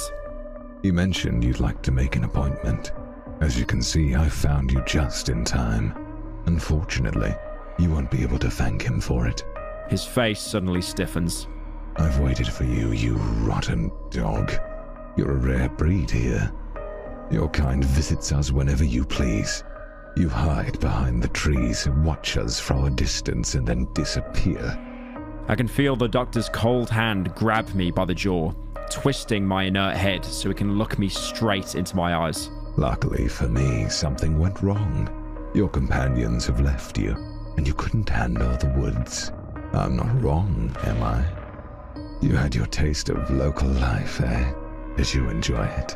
Do you want more? He takes a full syringe out of his pocket. I'll show you more. Now, apart from the trader, we haven't met a single friendly character in the entire game. Well, one that isn't completely insane. But the way the doctor talks to us, it does hint that we were with another group of people, but we got stranded and isolated from them. And also the fact that when we reach one of the hideouts, we treat it like it's our base. It really does show that we're some kind of authority figure, maybe even military. The game resumes with us now playing as the Doctor again. With the protagonist knocked out on the ground, obviously this is another dream sequence because the Doctor injected us with something to make us more compliant in telling us where the bunker is. Keep in mind, he has the key already. He only needs to know where the bunker is to use it. Where's the door? Running through the train car, you'll see moments of the Doctor's life before he fled the village. Visions of the plague spreading across villages, even one of the first cases of a woman in bed in agony. She was feeling well this morning. In another room, you'll see the same woman slowly transforming into the pretty lady, with the locals having no idea how to treat her. Fetch the doctor! My brews are not working.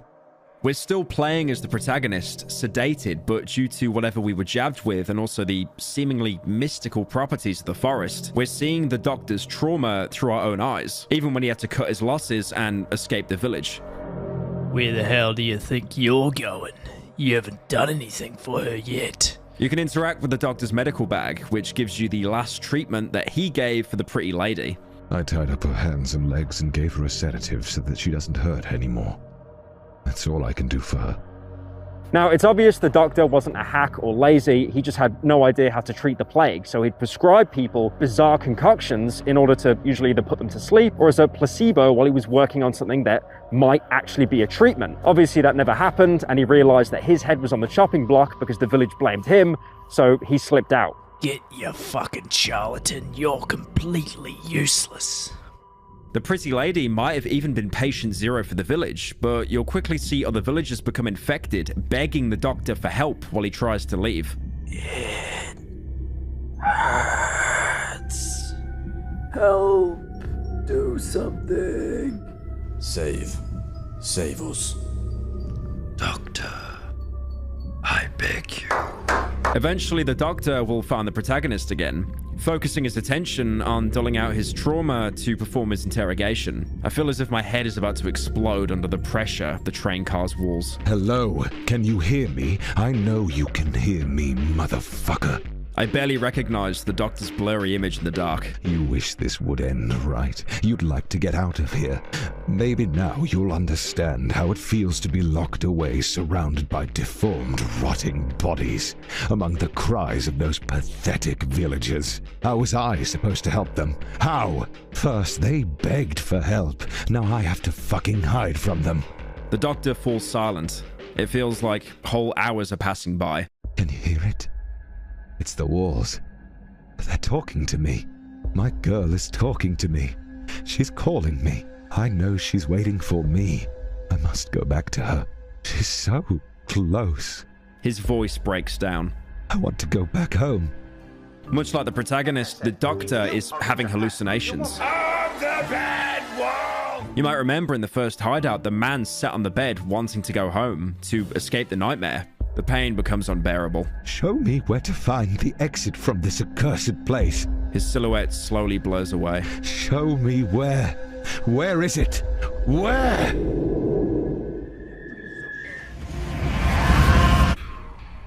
We're placed into another dream sequence, this time playing as the protagonist again. The outcome of this dream, though, has huge implications for the rest of the game. And if you don't like the outcome, get ready to edit your save file, because like I said earlier, this game auto-saves more than Dark Souls. You'll be out of your own body as you still see the doctor interrogating your unconscious body. Where is the exit? Where is it?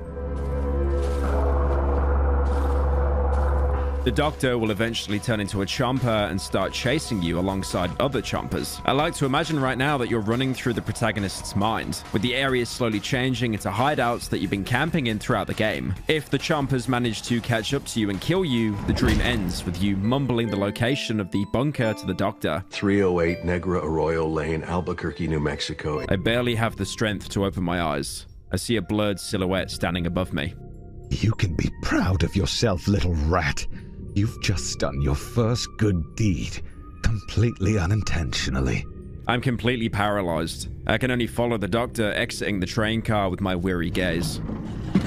Only after he disappears behind the trees, I realize I revealed the location to the underground entrance to him. This time, the poison is too strong.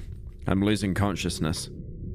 When you come to, the doctor is gone, and now he knows the location of the bunker. Heading to the bunker yourself, you'll see the door has been left open, with him leaving signs on the floor to let villagers know that there is a way out of the forest. As much as he was a bastard to you, and he really was, he's trying to show at least one act of kindness to the village that he tried to help. Complete side note, but if that happens, he'll even take the items you can normally find at the underground entrance, specifically the cigarettes. Very in character, considering his dialogue box always features him holding a smoke in his hand. If you somehow manage to survive the dream and by sheer willpower overcome the doctor's drugs, which gets you an achievement, by the way, if that's motivation, you'll wake up mid-interrogation, which really surprises the doctor. What?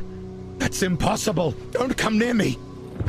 The doctor will run away in sheer panic that someone could overcome such a high sedative, eventually falling over and crawling to the end of the train car, but now the roles are reversed. He's the one who's trapped. The doctor is lying under the train car's wall. His face is covered in sweat. The stench of alcohol fills the air. He covers his face with his hands. I beg you, this key is my only chance. I see the panic in his eyes. Help me escape this place or kill me. Now, you're given two options. The first is to kill the doctor for all the pain he's put you through. You saw from his perspective that he genuinely wasn't an evil person. He just had no idea how to help a dying village, and he had to escape before he was killed. But despite that, he did still put you through an immense amount of agony, and for that, he does deserve to die. But it doesn't matter. You need that key. Please, no! You gun him down or bludgeon him to death and finally get the Bunker 21 key. To signify how important it is, it's worth a whopping 1500 rep. Or, on the other hand, you could show some compassion and, despite everything he's done to you, tell him the location of the underground entrance. Just keep in mind when you tried to help the musician and how that ended. I take out the map and show the doctor the location of the abandoned house with the hidden underground entrance. The doctor stares at the map for a while without lifting his gaze to meet mine. The same map you've spent hours marking various locations all across the game. The wolf camps, the bug nests, logging areas, mushroom fields, broken tractors, burned houses, hideouts. Realizing after all you've been through, you've chose to spare his life, and he really only has 2 words to say to you. Thank you.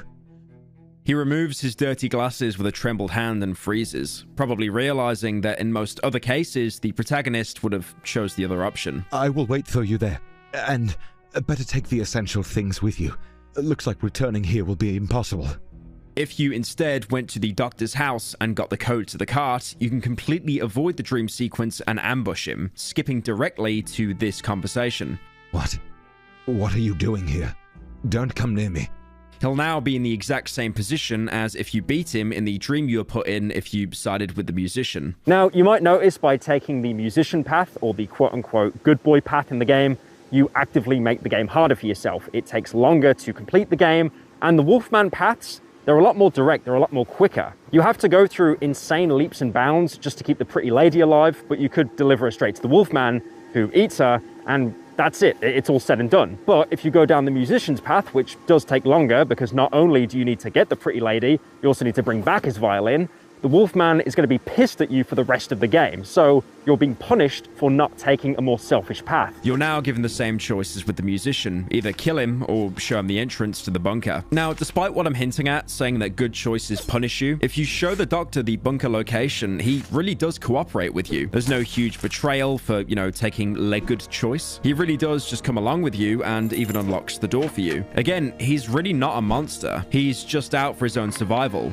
just like you. And now, at least, you have someone keeping you company. Maybe he can even help you along the way. But before you leave, you probably should prepare for the journey. Like the doctor says, returning here will be impossible. But surely that won't matter, right? I mean, Bunker 21 is the exit. Like, that's near the end of the game. Yep, 21 that's got this far in the video, just have a look at the little red bar that YouTube has. Yep. We're not done. Also, looking through the train car now, you can find a torn photo of a woman holding a child. Considering where we find it, it's probably related to the doctor somehow. It might even be his family. But this is the point of no return. The doctor wasn't lying. Once you go past the bunker, there is no coming back. So it's best to gather all your important resources, which is punishing for players that have spent time gathering everything they need to fortify and secure hideouts, especially because of how limited your inventory space is compared to the workbench stockpile. My personal suggestion, bring any guns and ammo with you. And don't forget crafting materials, because it is so easy to make the mistake of not bringing the basics. And if you don't have any space for healing items,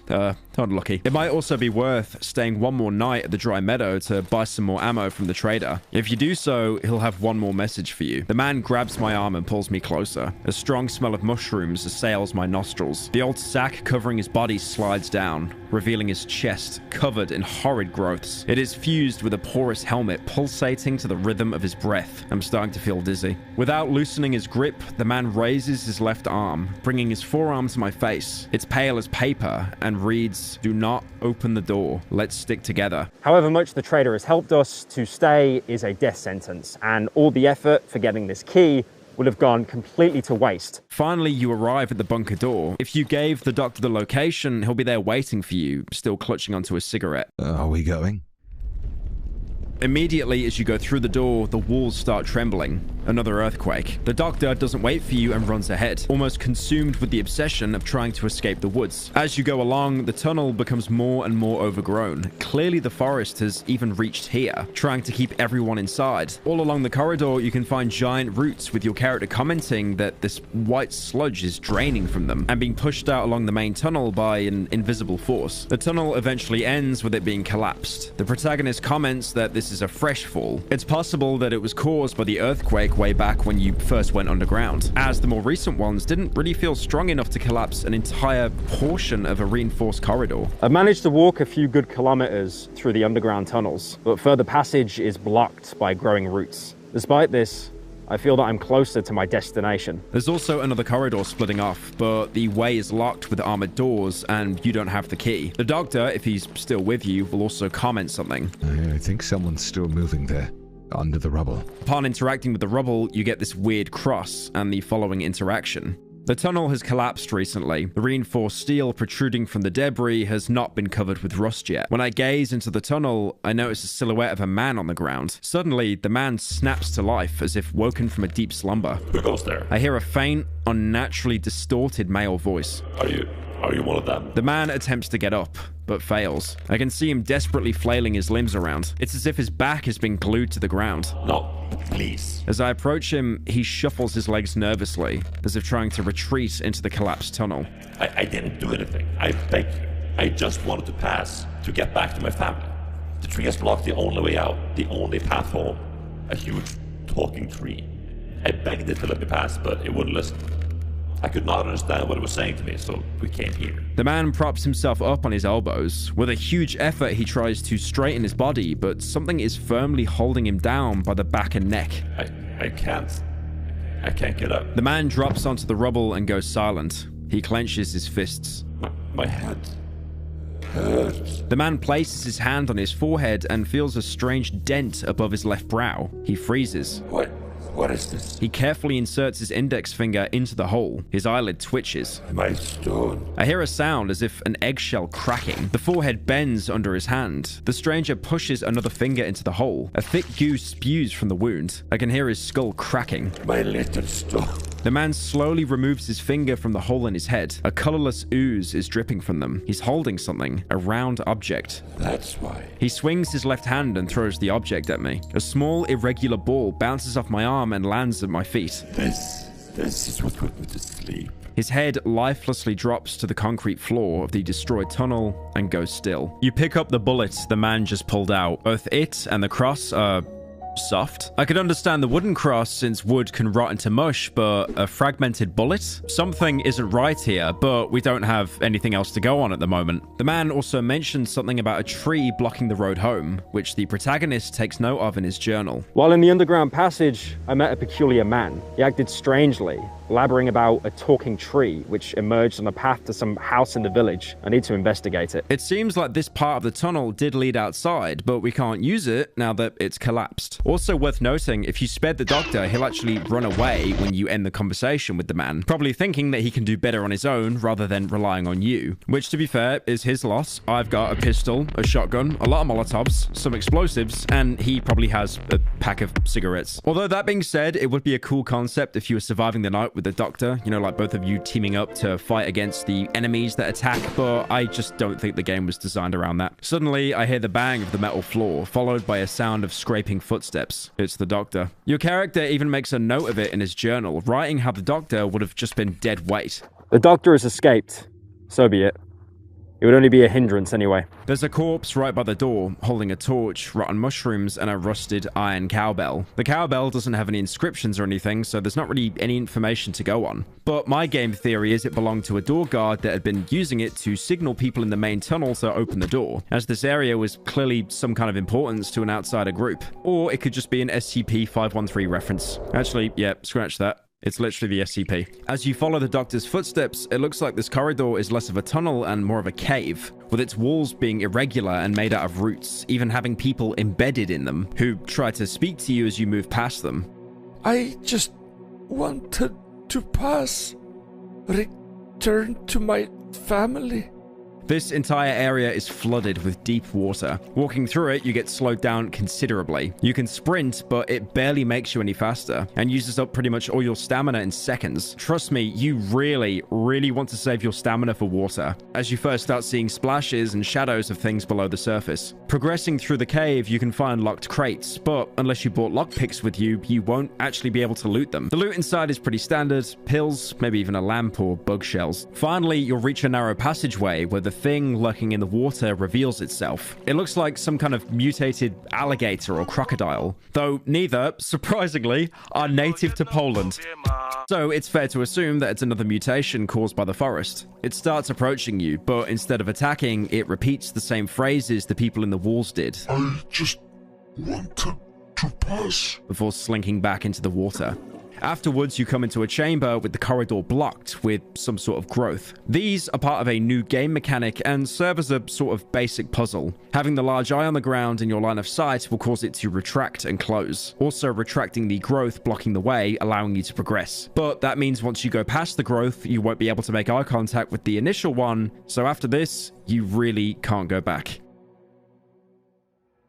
In the next room, you can find a body with a shiny stone tied to a wooden cross. It looks very similar to the weird cross from earlier, though the weird cross seemed like a distorted version of this one. Examining the body gives you this: a dried body of some man, only skin and bones, covered in roots. They are surprisingly well preserved. There's a small hole in his forehead. I'd say he's been lying here for more than 2 years.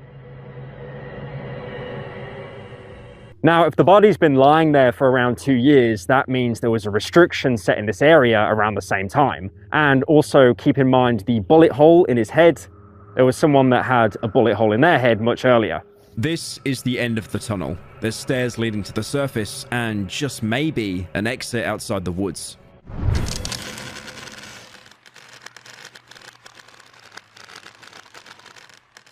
Now, you should know by now, and by checking the length of this video, nothing is ever that simple in the forest. You come out inside another building, and this area is the swamp.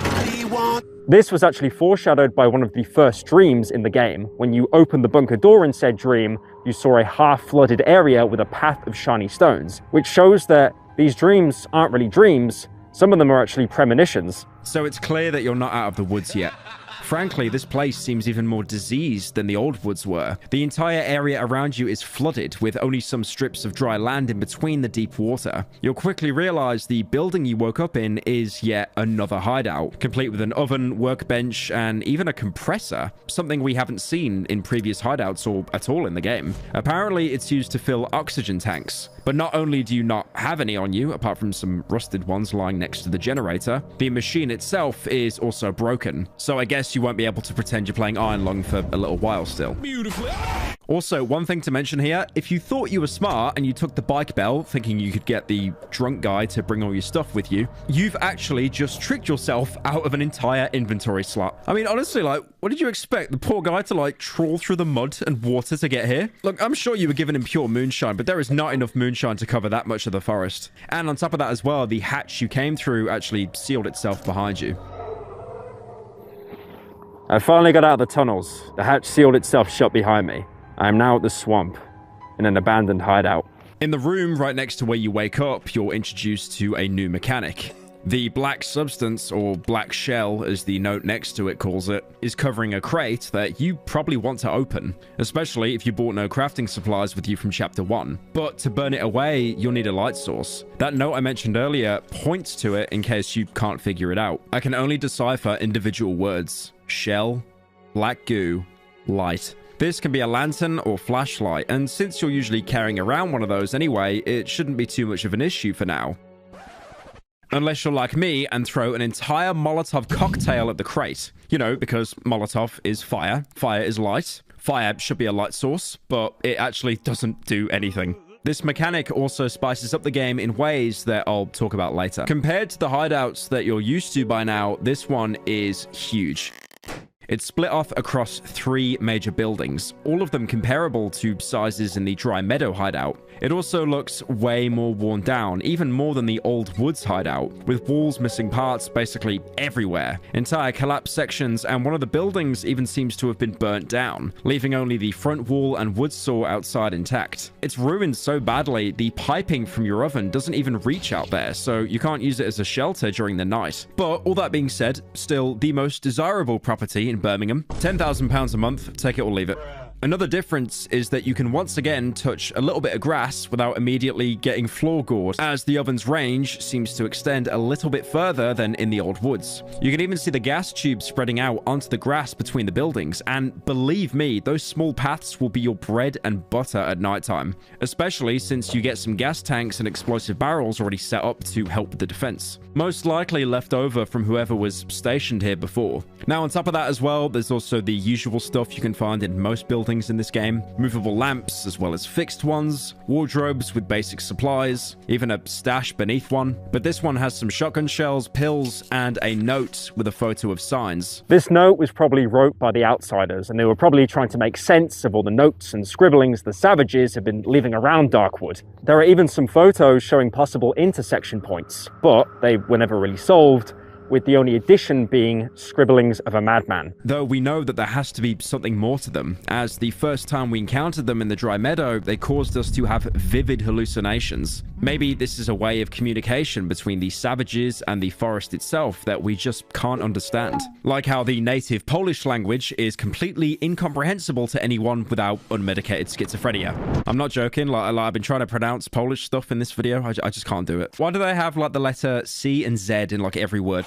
If you choose the musician path and fail the train wreck dream sequence, you can also find some tobacco inside a bag on the bed, as well as an extinguished campfire with a book inside it. It looks like the same book you could find in the doctor's house back in the prologue. Despite it being heavily burnt, you can still make out some words. Like how at the top of each page it says Wiedza lekarska, meaning medical knowledge in Polish. Collecting this book will also mark the cottage near the junkyard on your map. But there's one more place in your hideout affected by the path you take back in Chapter 1. In the same building as your workbench, you can find a metal door. In most playthroughs, this door stays closed pretty much forever, as there's no special key or code to open it. However, if you took the Wolfman path and on top of that killed the Sow, this door will open one night, revealing someone we've met earlier sat down in the corner. Something is lurking in the shadows. I'm sorry? From beneath the mask, you can hear a horribly distorted, resounding voice of a child. Very sorry. I didn't know you were living here. The figure tries to turn its head, but its enormous neck makes this task impossible to complete. I didn't want to disturb you, mister. I just wanted to hide. I don't know this part of the woods. Everything here is different. And the wee hut here seemed so cozy and safe. Please let me stay. Please, don't chase me off. I've got nowhere to go. The villagers don't allow me to live in the camp. I promise I won't play anymore. I'll be quiet. You can cover me with something if you don't want to look at me. Please, just let me stay. He appears to be heavily mutated, much more than before. He looks like he's struggling to stay alive, constantly shivering and breathing heavily. He hasn't gone feral like the Chompers, but it's obvious that the forest has heavily mutated him. Gossiping with him reveals why he's here.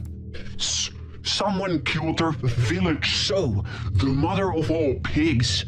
The villagers cried after her a lot. They said there must be food on the other side. They cut through the trees with their axes. They barely managed to. The trees kept growing back. I followed them, but they didn't let me stay in their camp.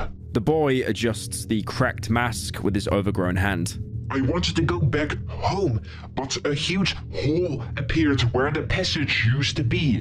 When the ground shakes, holes like these sometimes appear. The villagers say it's the woods being angry. I've run to the swamps, and that's how I found your home. It's a very beautiful house, much more beautiful than the villagers' camp.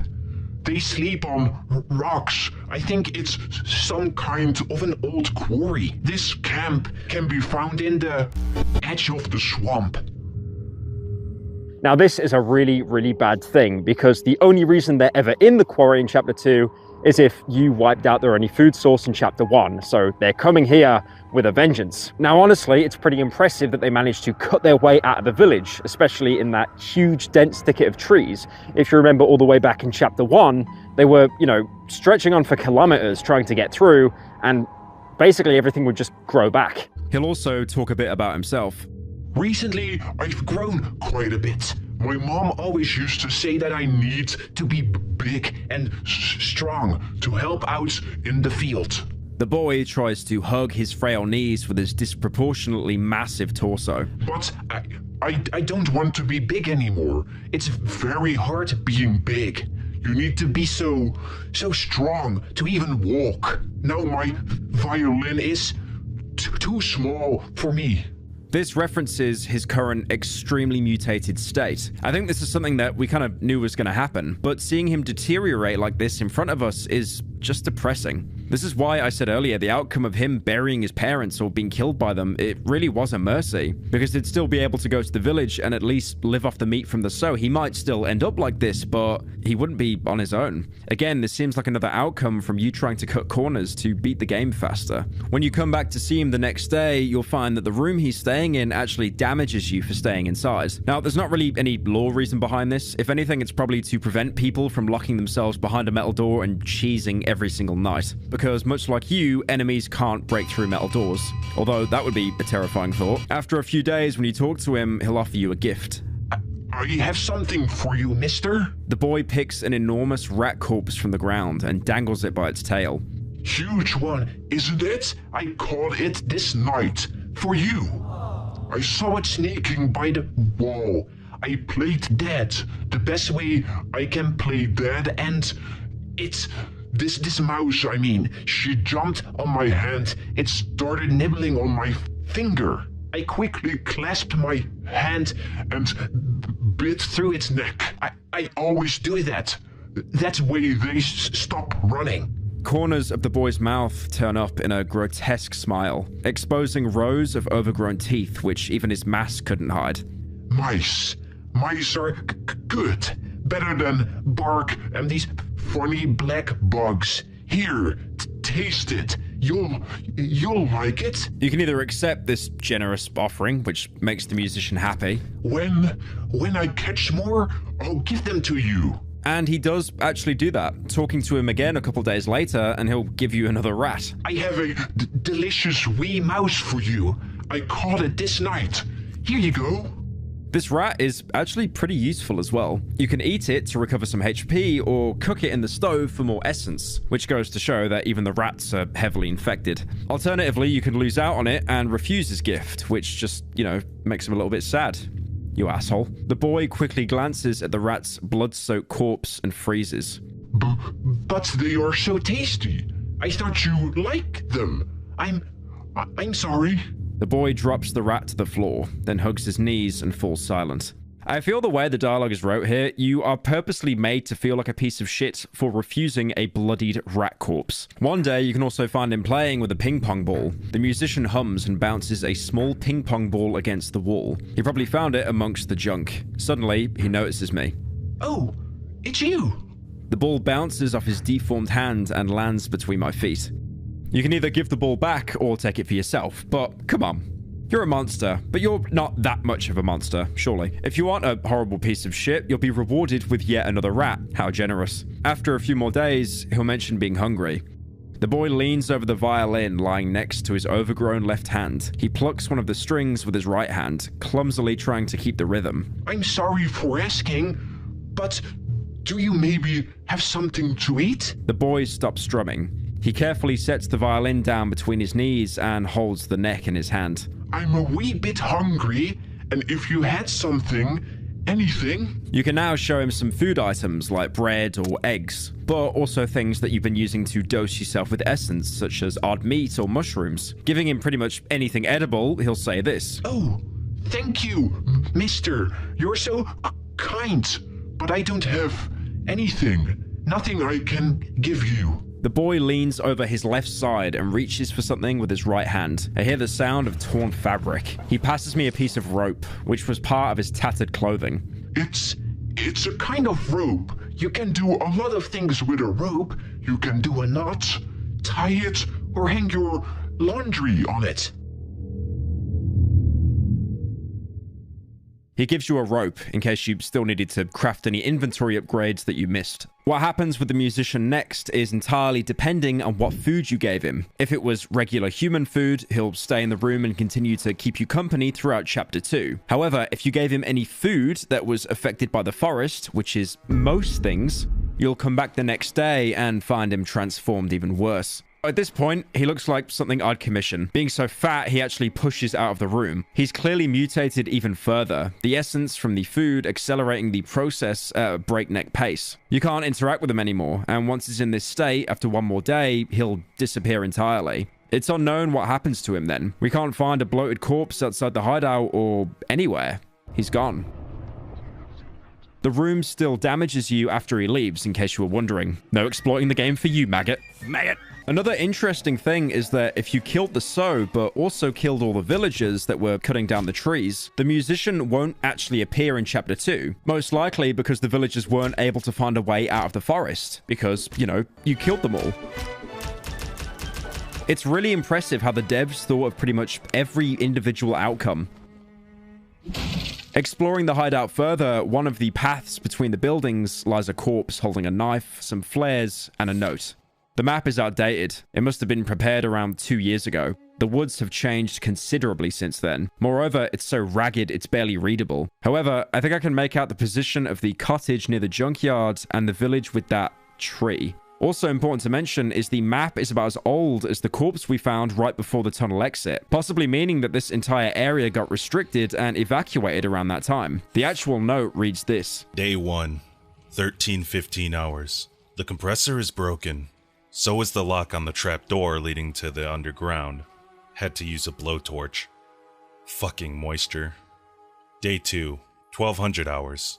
We took 45 photos of the tree from the observation point in the vicinity of 3C. It grew twice its size in a month. Really quick, even for the local standards. Day 2, 1520 hours. I'm slowly running out of oxygen. I've sent 2 men to search the nearby junkyard. Maybe we won't have to go back for spare parts for the compressor. Watch out for the cottage near the junkyard. Someone could be living there. Day 2, 1812 hours.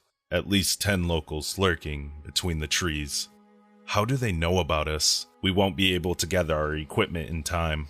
The risk of getting detected is too high. Need to evac.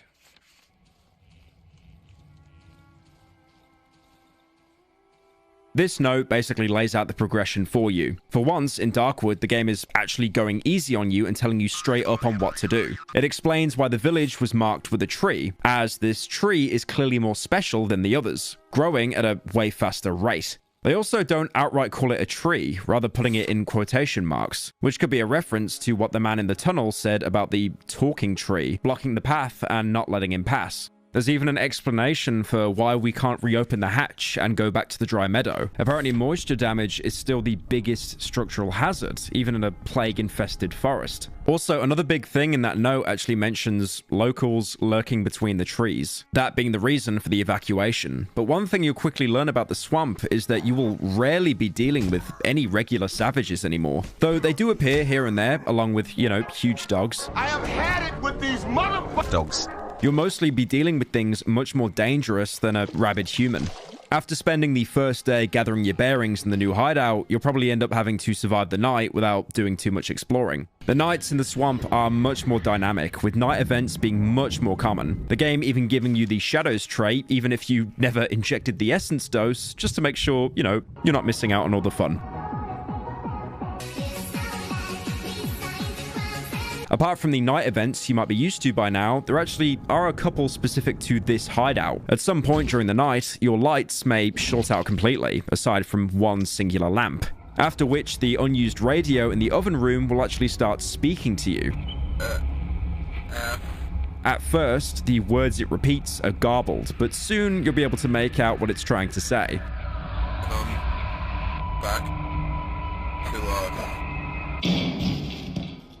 Inspecting the radio after the event will have the protagonist say this. It's covered in a thick layer of dust. It looks like no one's used it for a long time, but it smells of warm plastic and burnt wires.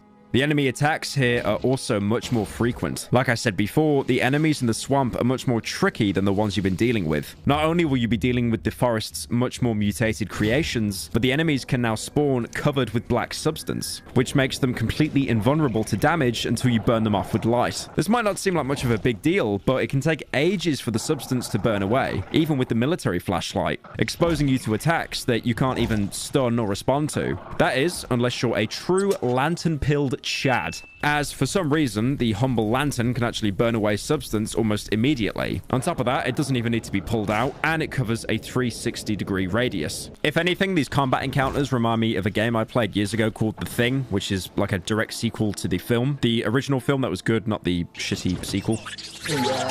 Although in that game it worked in the reverse. You'd actually use ballistic weapons to lower an enemy's health and then have to finish them off with fire. Where here, you're doing the opposite. You're using fire to actually break away their shield and then being able to do damage to them. I mean, I could have just said this is Alan Wake, because it basically is Alan Wake, but nope, fuck you. I wanted to use the niche game.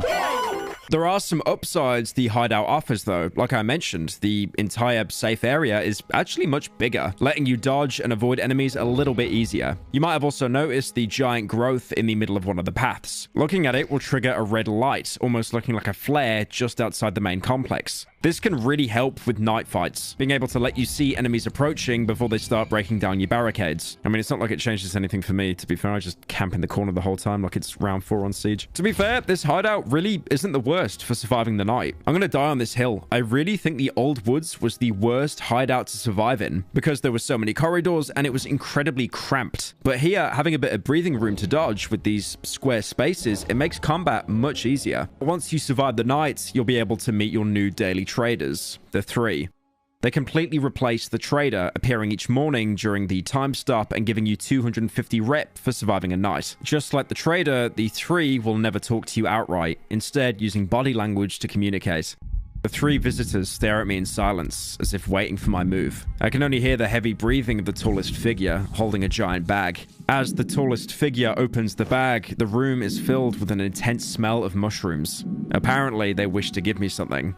They offer a huge stock of items. Once again, of course, including that delicious red egg. Can I offer you a nice egg in this trying time? Honestly, by now, you probably don't have any use for essence items, as you probably would have maxed out your dosage even before entering the swamp. But if somehow you still need to cook, the oven in the swamp is even more efficient, meaning you'll probably get to max level with just a few mushrooms. On the topic of cooking, there's still a couple more perks you can get with the next dose. The negative perks you can choose to handicap yourself with this time are weak regeneration and shaky hands. Weak regeneration is not the worst, and all it really does is slow down the rate at which items heal you, but it doesn't change the duration of the healing effect, meaning you're getting half the total healing. This sounds really bad on paper until you realize that most healing items in the game restore much more health than your health bar has. Like the slowest and cheapest form of healing, the bandage, heals 170 HP in total, with your standard health sitting at 100 HP. With the perk, it's still healing at 85 HP, which should almost always be enough. To be fair, using a pill will still fully almost heal you in 3 seconds. Full health. If you pick this perk, all you really need to do is play the game a little bit more slower than you've already been playing the slow game. Shaky hands, meanwhile, absolutely sucks. It lowers your accuracy immensely, making it so you can't really shoot anything over 5 meters without wasting half a mag. So what positive perks can you get if the negative perks are so bad? Well, actually, these ones, for a change, are pretty decent. Adrenaline is very situational, doubling your melee damage output when you're very low on health. Risking dying to one shot by having so much damage, you can also basically one-shot everything else. It incentivizes risk-reward, so like a glass cannon build in Dark Souls, but it's not really something you should play around with unless you're confident in that kind of build. Another positive perk is Vitality. This one is a straight up stat buff, giving you a little bit more health to fall back on. It gives you around 25 more health, and that's about it. So yeah. It doesn't seem that great, but it's just a very consistently decent perk. The last positive perk is Chameleon, which once per day lets you become invisible as long as you stand still. It lets you avoid an encounter if you're unprepared for one, especially at night, because you can pop it and then just tab out and watch your favorite React Andy streamer on the other monitor as the game basically plays itself. I didn't really get too much use out of it myself, but it could definitely be a lifesaver. Where did you get the idea for like the essence abilities? because that's probably like the closest thing to an actual like leveling system in the game. We always like the idea that we have skills that have to be offset with some negative skills. And we did that with leveling, where you have those mutations. At first, it was like this way to introduce new mechanics, like for the shadows in chapter 1. There were much more skills which you could have, because the game was like a roguelike. So each build, you would have many different skills, but then we have to cut them by a long lot. Also, they're kind of weird, because when we had this roguelike approach, we didn't care that they will break the game so much, because we thought about, okay, this gameplay is gonna take shorter period of time, and then you will make another build, and you will not choose the same silly skill. That's why they are like maybe a little bit weird sometimes. Yeah. My favorite skill, I think, is when you have the ability to drop a part of your body, like a finger, and then you can see it on the map. It's like a map marker. Oh, that's right, yeah. You can't show them any items or gossip. They'll just stand there and stare at you unless you trade with them. But this isn't the only thing that happens after the first night. Exploring around the hideout, you can come across a body of someone you know. Now, surprisingly, the protagonist doesn't seem to recognize him, only saying body of a man and the head has been severed. But it's obvious to us who it is. It's the trader, and he's probably followed us from the chapter 1 environment into chapter 2. But the swamp was too hostile for him, overwhelmed him, and killed him. You can take his severed head, which is seemingly fused with the helmet, and see that someone has scratched the word Quamsa, or liar in English, on the helmet's visor. Maybe the murder was personal after all. But the biggest reveal comes with the other 2 items on his body, the key to the underground and a weird book. Seeing that he had the key with the number 21 on him all along is very surprising, considering how long we've spent searching for ours, thinking it's the only one. But once you pick it up, you'll realize it's distorted, with what looks like growths inside the metal. Its value is also just 1 rep. The best I can do is 1. Pointing at the fact that this is more than likely a cheap fake and probably wouldn't actually work on the door. Alternatively, this could also mean that it's worthless since we can't get back there anyway. Meanwhile, the weird book looks exactly like our journal. Even the bookmarks are there, except all the pages are overgrown with mushrooms. The 3 are the new traders to the swamp biome, and they arrive the same morning that the trader is found dead, which does make most people think that they killed the trader off to replace him. But to be devil's advocate, the 3 never seem to be hostile to anyone. Much like the trader, if you try to attack them, you'll be knocked unconscious and then wake up with them disappearing, but they'll still do trade with you the very next day. And also on top of that as well, apart from the timing, there's no indication that the trader or the 3 ever met or even knew that the other party existed. A theory I find more likely is that, tragically, the protagonist is the one that killed the trader. We know from before that he frequently hallucinates and dreams, affecting things in the real world. It could also be the devs wanting to leave this more ambiguous instead of, feeding you the absolute answers on a silver platter. As for calling the trader a liar, this could be a reference to how the trader would tell us that there's no way out of the forest. And by making progress, we've proven him wrong. But at the same time, he never told us there's no way out of the forest. He said all roads lead deeper into the forest, which could be implying you need to go deeper to get out, which is exactly what we're doing. And who knows, maybe this slight nudge towards freedom, it could have driven the protagonist to kill him in an essence-fueled rage. Also, the trader's head is cleanly decapitated. It wasn't messy. And the rest of his body is been completely left alone, making it pretty unlikely to have been done by any kind of wild animal or, whatever forest creatures inhabit the swamp. God left me unfinished! By looking at the map, it is absolutely enormous, but the first thing you probably should do is head off for the village like the note suggests. Even though the map is randomly generated, the village will usually spawn somewhere close to your hideout, making it your natural first destination. In contrast to the village back in the Silent Forest, this one isn't a separate zone with time stopped. But you probably wish it was and you had infinite time here because this place is massive and can easily take you multiple in-game days to fully explore. The first thing that will probably draw your attention upon entry is the pile of bodies lying on the side of the path. Approaching it, we can see something crawling out. This is another diegetic introduction to the next swamp exclusive enemy, unless you've already met them at night, of course. This is the human spider, presented as a weird combination of body parts walking on multiple limbs. It has a regular swipe attack, but also one of the few ranged enemies in the game, being able to throw its spare appendages to damage you, sometimes even throwing entire torsos instead. When that happens, you better focus on killing that torso quickly, as it's about to replicate into another spider. This happens so fast that you can actually easily be overrun if you're not paying attention. Another important thing to mention is that spiders actually move much faster when outside your cone of vision. Together with the ability to duplicate means that they should be a priority target in pretty much every single combat scenario. Aside from scripted encounters, they can be found pretty much anywhere in the swamp, just roaming around, basically filling a similar role to the rock savages, although scaled up in difficulty to make the region feel so much more hostile. I mean, to be fair, what do you think's more scary? A man throwing rocks at you? Or a man throwing his arm at you? I've just reminded myself of Medieval now on the PS1. God, that was such a good game. After dealing with the spider, you can proceed to the village, taking the path opposite to the pile of bodies. Here, you'll come across yet another village shrine, but if you let the doctor follow you into the swamp, he'll also be here, allowing for a semi-warm reunion. You again. What do you want from me? Want to put me in front of a firing squad for desertion? The doctor snorts ironically, hiding his irritation. I'm not going anywhere with you. I'm too close. I can hear her, just as if she was standing beside me. My little... With shaking hands, he reaches for the cigarette butt between his yellow teeth. I'm sure someone is waiting for you too. He spits out the rest of the tobacco.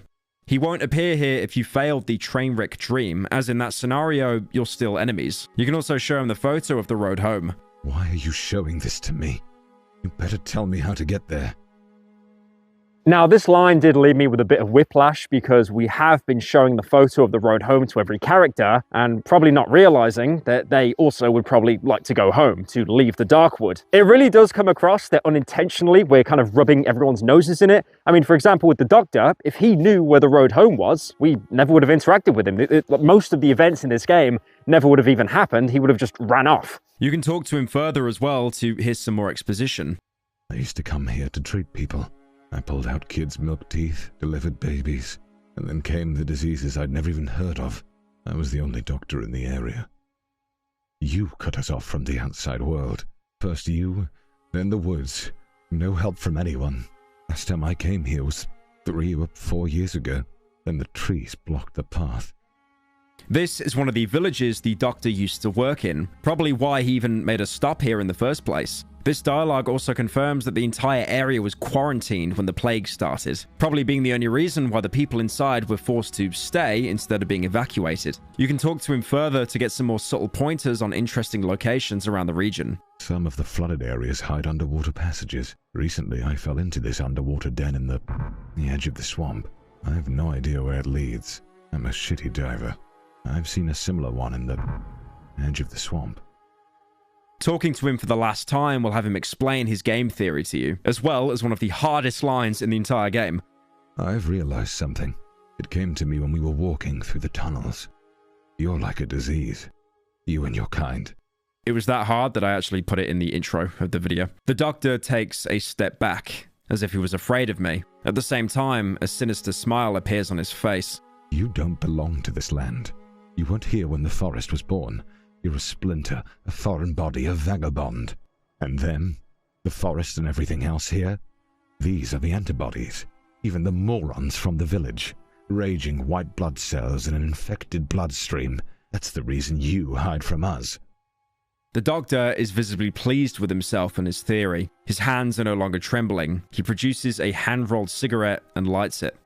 Logical, isn't it? Now, it is pretty logical what he's saying, but in reality, the plague infected Poland first. So if anything, we're the immune system. So it's pretty obvious the Doctor has been completely brainwashed by Darkwood's colonizer program. This dialogue, along with the one that mentioned the quarantine, also confirms that at least the Doctor thinks we're part of this outside organization coming in and out of the woods. I mean, it does make sense. We did have the Bunker 21 key after all, and we knew where the underground entrance was. None of the natives seem to have one or even know about the tunnels, so it's only logical that they're exclusive to these outsiders. We finally have at least some solid clue about our backstory, but still definitely no nowhere near the full picture. Apart from yapping, the doctor will actually let you trade. Yeah, remember how I told you letting him live is going to actually benefit you more than just lore? For the low price of absolutely nothing, he will give you 100 rep to trade with him, possibly a reward for taking him with you. He only has 3 items in his stock though: an embryo, weapon parts, and another random crafting ingredient, like tape, a bolt handle, or a long barrel. Each one of these costs 100 rep, effectively meaning that you can get one of them for free. But the thing is, you can only get one because he won't accept anything to trade with you. So once you pick an item, you'll actually be locked out of picking the other 2. The doctor obviously not wanting any of the various tools of survival that he would have cherished in chapter 1. Out of all the items, you'll probably want the embryo. The weapon parts are incredibly valuable for crafting or being sold, but embryos have that unique property on hard mode of giving you an extra life. So like I said much earlier, if you were to die and it'd be a game over, instead you just respawn, dropping your equipment exactly like normal difficulty. On top of that as well, they can also be cooked for a huge chunk of essence and sold to traders, although less than the weapon parts. After speaking to him once, the doctor will leave the village the next day, presumably to wander the swamp in search for his daughter, who's apparently been calling to him. He's mentioned her before when you tried to talk to him in the train wreck, and unfortunately, it's probably a sign of the insanity that the forest drives everyone mad, and it's setting in. In the same clearing as the doctor is the village shrine that I mentioned before. Once again, it looks like a standard Catholic shrine of St. Mary holding baby Jesus, although it seems like this one's been defaced by something trying to eat at it, as there's bite marks on the wooden figure. This is probably the work of the local savages, as even back in chapter 1, you could find them eating away at tree trunks. This being a holy figure really doesn't seem to bother them. Further along the path, you can find a backpack containing some expensive fabric and a map, which marks the hole's location. This place is very important for getting around in the swamp, and I'll get to why later. Following the path deeper into the village, you'll first stumble upon some houses with barricaded windows. One of them has a chest with some random items inside, but the other one is much more interesting. Instead of breaching in, you can instead go around and through a destroyed part of the house. As you approach the wooden door to enter the barricaded room, you'll hear a voice calling from inside. I've heard him. To open the door, you either need to breach it or use a lockpick. Going inside, you'll realize there's another small bedroom deeper in, where the voice was coming from. The floor in the room that you've entered has some kind of fungus growing from it and what looks like spores being dispensed into the air. Getting closer to the bedroom will cause the voice to talk more. Every day I can hear him more clearly. You don't believe me?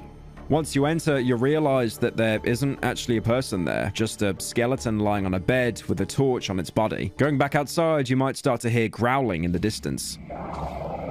Walking up and around the destroyed carriage will reveal the source, another red chomper, but this time covered in a black substance. Now this fight can really take you by surprise, since the chomper wanders around the area instead of, just standing there waiting for a shovel indentation in its head. And once again, the black substance that I mentioned earlier gives it some initial invincibility, so it's allowed to get some cheap hits. After dealing with the chomper, you'll pass some burnt houses with a generator stood up against a wall. Activating it causes the light fixtures to turn on around you, only for it to die around 2 seconds later. There's nothing of note inside the houses, but once you go through, you'll find a surprisingly well-preserved doghouse and a well. Approaching the doghouse will spawn a huge dog inside and have it lunge at you. But at this point, it really shouldn't be too much of a challenge, especially with how equipped you are by now. Again, you are equipped, right? Like, you did bring the stuff from chapter 1. God, I hope you did, or you're absolutely fucked. Now, thankfully, unlike the well in the chapter 1 village, you can't actually descend into this one, so you're not going to be fighting any, mutated children.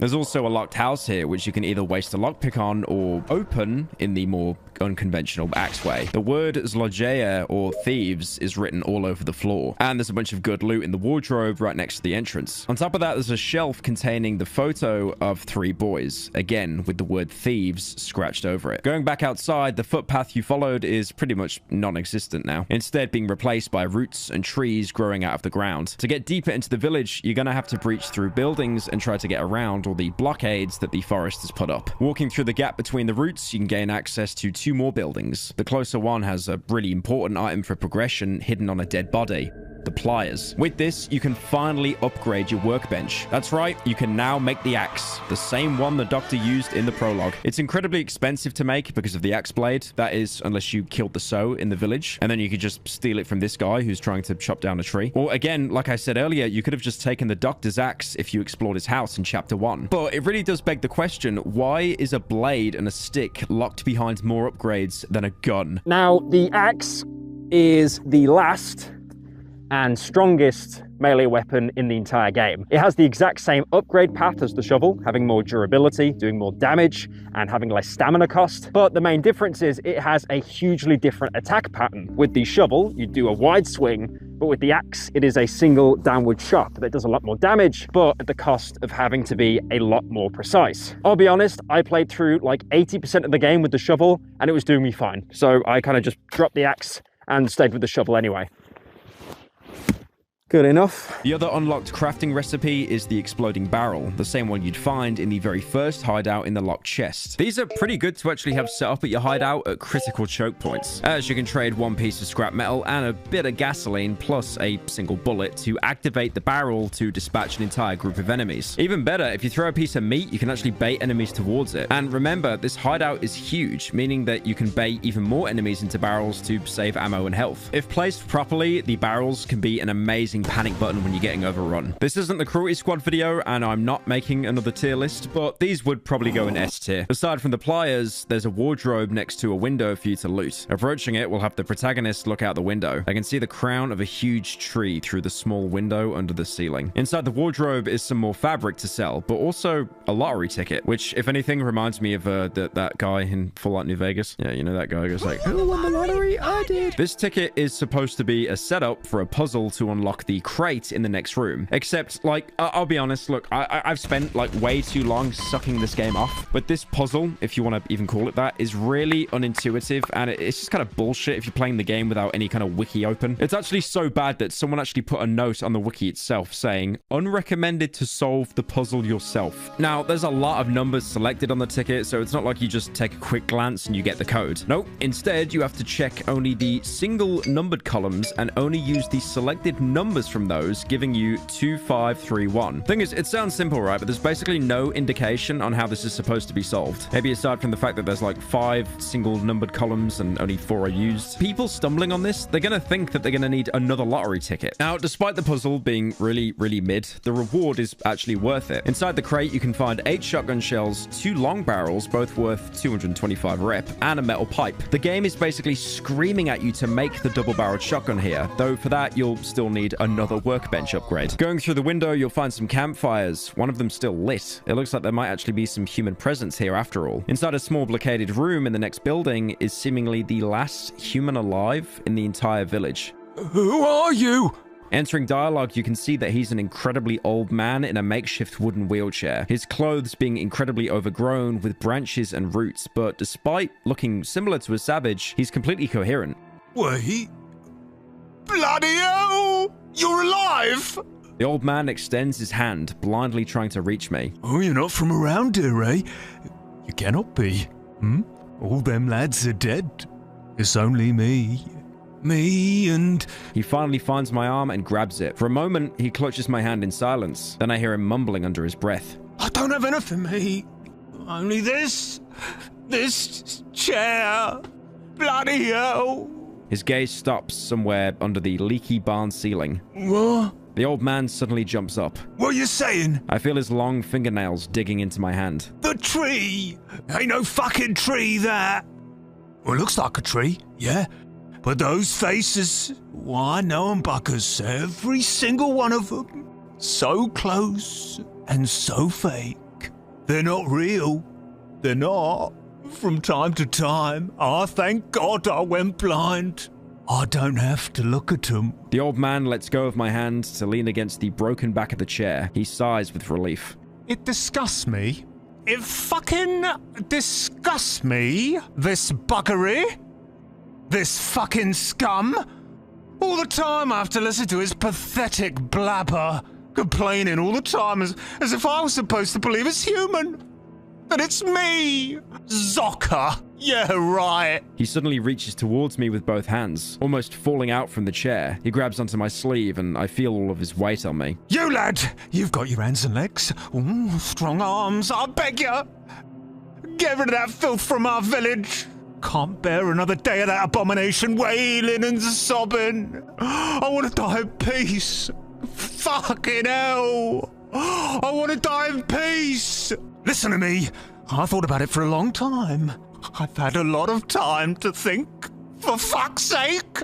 His eyes widen, his pupils are milky white. I can feel him climbing my coat. You need to find the basement. Jassie's basement. Yes, I remember it. It's right next to the tree. The tree is too large, so if you can't reach it from the top, you gotta try it from the bottom. Find the basement. When there, well, surely you'll find the tree's roots. The bloody thing must have roots. That's where they are. Destroy them. Pull them, drag them, twist the fuck out of them. Oh, you'll find a way, eh? I know you will. The old man slides down my coat, straight into his destroyed wheelchair. For a moment, he searches for his stone, which he uses to prop himself up against the muddy floor of the barn. Thank you. Thank you. This is the last survivor of the village, and you're probably wondering, where is everyone else? Well, if you go past him, you will see a monstrous tree that grows so high it is actually almost touching the top-down camera we've been using the entirety of the game. And this tree is blocking the final exit to basically finish the game. It's the final, last roadblock. The tree itself is an amalgamation of dozens of people from the village, even including some of the livestock like cows. When examining the tree, the protagonist will remark that the tree is gigantic. Its bark stays in constant motion. It swells up and collapses into itself as if breathing. I see human silhouettes growing out of the tree trunk. They're also moving as if gesturing in slow motion. Dozens of mouths repeat their lines simultaneously, creating a uniform, noisy murmur. Much like the other character art, this is animated, and seeing all the people trapped inside the tree, opening and closing their mouths, it's terrifying. Between the bows, I catch a man's gaze. It's fixed on me. His body, similarly to the other beings, seems to form an integral part of the tree. His limbs are gnarled, and his face is grotesquely deformed. He's the only one to acknowledge my presence. His hand slowly raises, pointing to something on the horizon. Above the roofs of the destroyed village, the man's lips are moving, but the ghastly murmur of the other voices drowns out his words. You're now given various options. You can kick the tree, hoping the voices will go silent. I kick the tree trunk with all my strength, breaking a branch sticking out from between the roots. It hurts. I hear a silent voice coming from beneath my feet. It's the face of a man who has grown into the root. He's completely covered in bark. His lips barely stick above the mud, and his raised arms resemble branches. One of them is broken in the elbow. The stump bleeds a white, gooey substance. Instead of seeping down, it slowly flows upward, forming a new arm. Now, the funny thing is about Darkwood, with how unforgiving the entire game is, most people I've seen play through this game, either streaming or Let's Plays, they purposely chose to not pick this option, thinking it would punish them, maybe it would kill them, and because obviously the game auto-saves like every 5 seconds or after every stray cough the character does, they would probably think that they're going to be locked out of actual content or punished for it. But in reality, all it does is just show that the tree is completely unkillable. Also keep in mind, when you pick this option, the white substance that oozes out of it is the exact same white substance we saw when crossing Bunker 21. You can throw Molotovs and line up as many explosive barrels as you want, but you'll never be able to damage the tree. But now you're given another option to try to climb the tree, which, from looking at what it's done to the rest of the village, probably isn't a good idea, but nevertheless, you can still try. The bark is slimy and soft. Its creases move away from my shoes and hands. I feel the arms that protrude from the roots tugging at my clothes. I'm not sure if they want to drag me down or pull me closer. I barely break free from their grasp. Climbing up is out of the question. The final option is to try to focus on the lips of the only person in the tree that was making any kind of eye contact with us. Even though the figure speaks sluggishly, it's too high for me to read its lips properly. I think one of the words is radio. There's nothing else to do with the tree here, but exiting and re-entering dialogue will give some different text about various people stuck inside the tree. I notice a little smiling face of a girl gazing at me from behind a cluster of sleeping heads, oblivious to the chaos around her. She studies me with curiosity. Just next to her, a massive man calmly hums some melody. The lullaby drowns in the overwhelming noise surrounding the tree. It seems that amongst all the chaos, people have made their peace with the tree. Examining a second time, you'll see an argument break out. I knock your head off, you see that shit? I am barely able to make out any conversations and squabbles from the horrible noise of the tree bough. You took everything from us.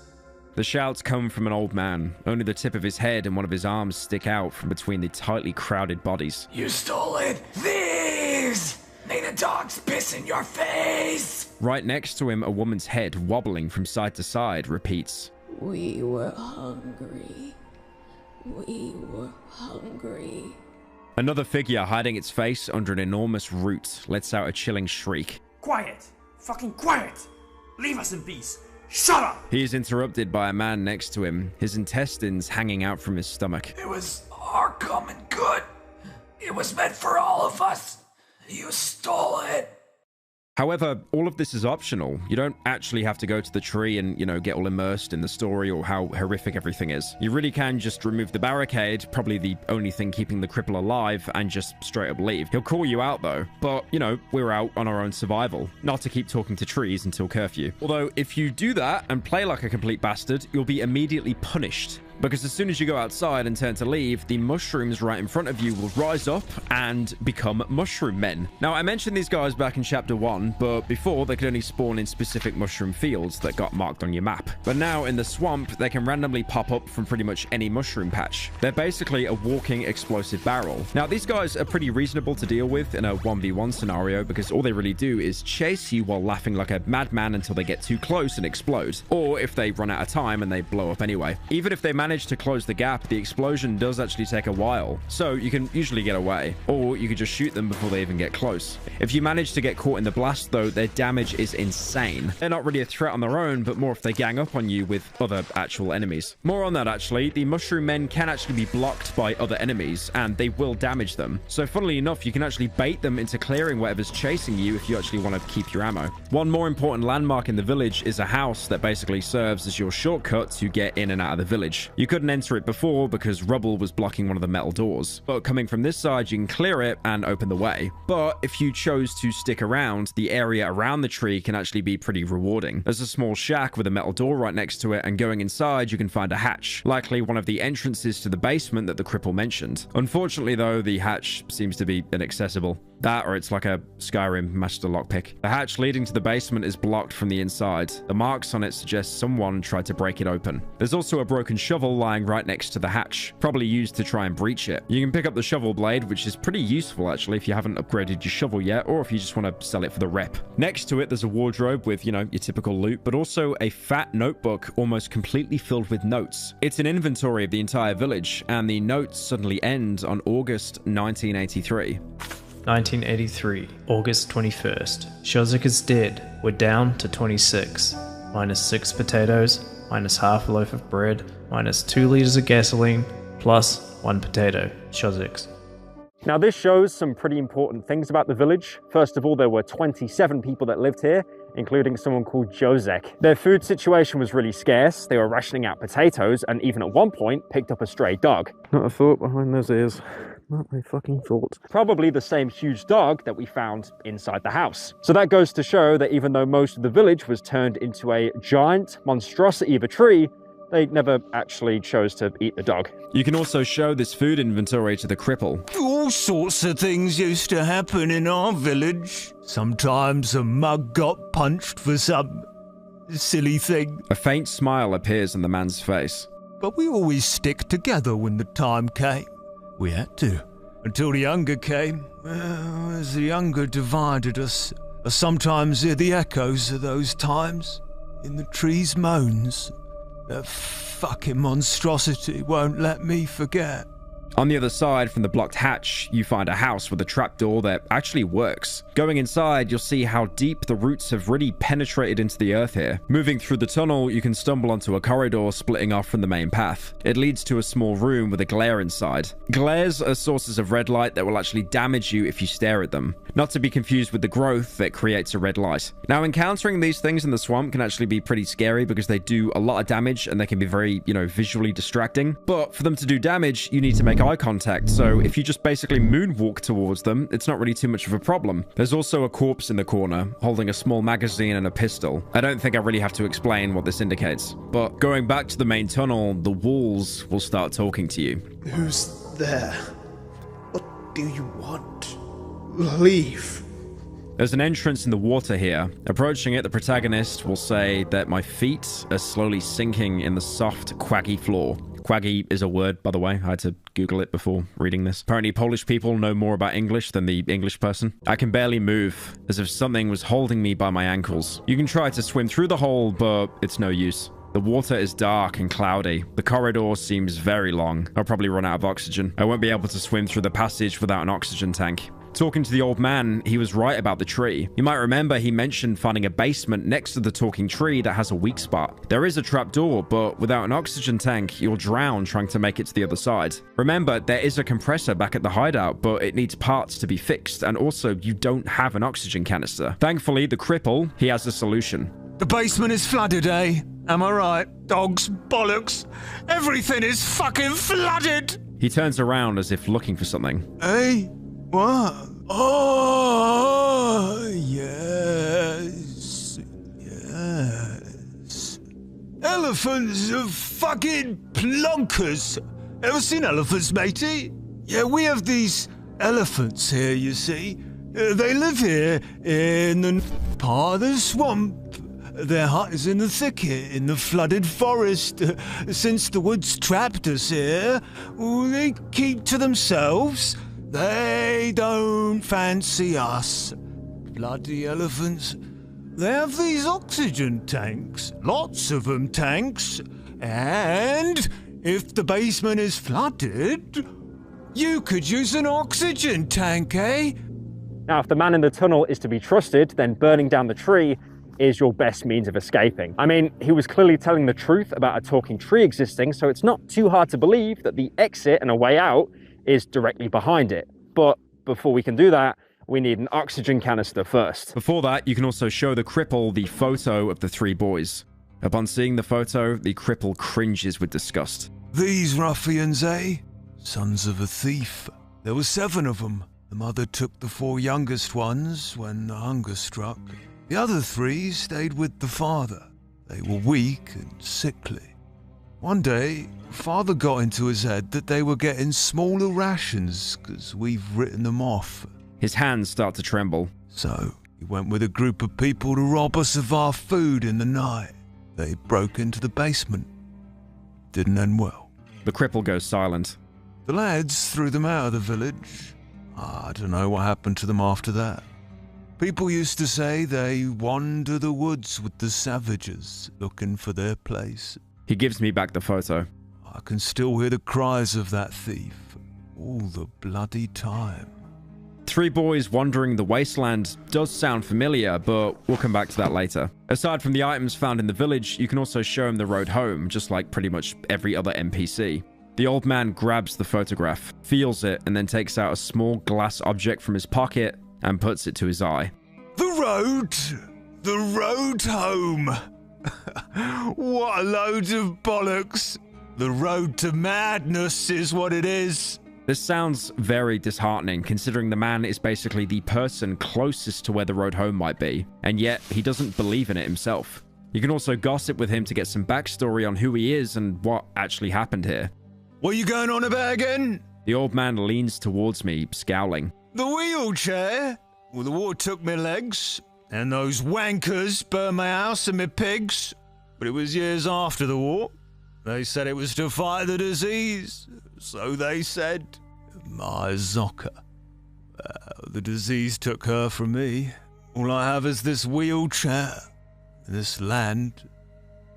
The cripple is a war veteran, probably from World War II, considering the time frame. It's insane to imagine surviving one of the bloodiest conflicts in human history just to be left to rot in an all-consuming forest. This dialogue also confirms that the various burnt houses we found throughout the chapters were burnt by an outside group, possibly the one we're associated with to fight the spread of infection. There's also one more exposition on what happened to the village. It used to be different here. First, the woods changed, trees started sprouting up everywhere. We were cut off, then the water flooded our fields. People went crazy out of hunger. They fought over food. Once again, he brings up the village's hunger for the cause of why it died out. You might wonder how he managed to survive if there's nothing to eat. Well, in a backpack next to him, you can actually find a couple of fish. Considering how much water there is, it's not surprising that there'd be fish around. And yep. Wait, you can fucking fish? How the f did I not know that? How many hours have I put in this game? I have 90 hours on Darkwood, and I did not even know you can catch fish until now. Thankfully, unlike other games with a fishing mechanic, there's only one kind of fish, and catching them doesn't require, you know, inhuman reaction times. What? That's like a frame! The fish themselves aren't really anything special. You can eat them for an endurance boost or cook them in the oven for essence. But again, it's still a really nice touch. I was going to give this game like a 9 out of 10, but it's got to go straight to a 10 simply because you can catch fish. In earlier builds of the game, the cripple would actually give you a quest to fix his wheelchair so, you know, he could move around with some dignity. The quest itself, though, isn't in the game any longer, and you can't find the wheels anywhere. But the dialogue, surprisingly, is still there when you try to gossip with him. If you come across some wheels, 2 little wheels so that I can fix my chair, maybe you will benefit from it as well. Apart from cut content, he's also got more to say about the tree. Years ago, when my eyes were good, people used to pass through it. They would leave their huts and go there where that damn tree grows. They would often leave at night so that no one could see them. They went into the deep, dark woods and never came back.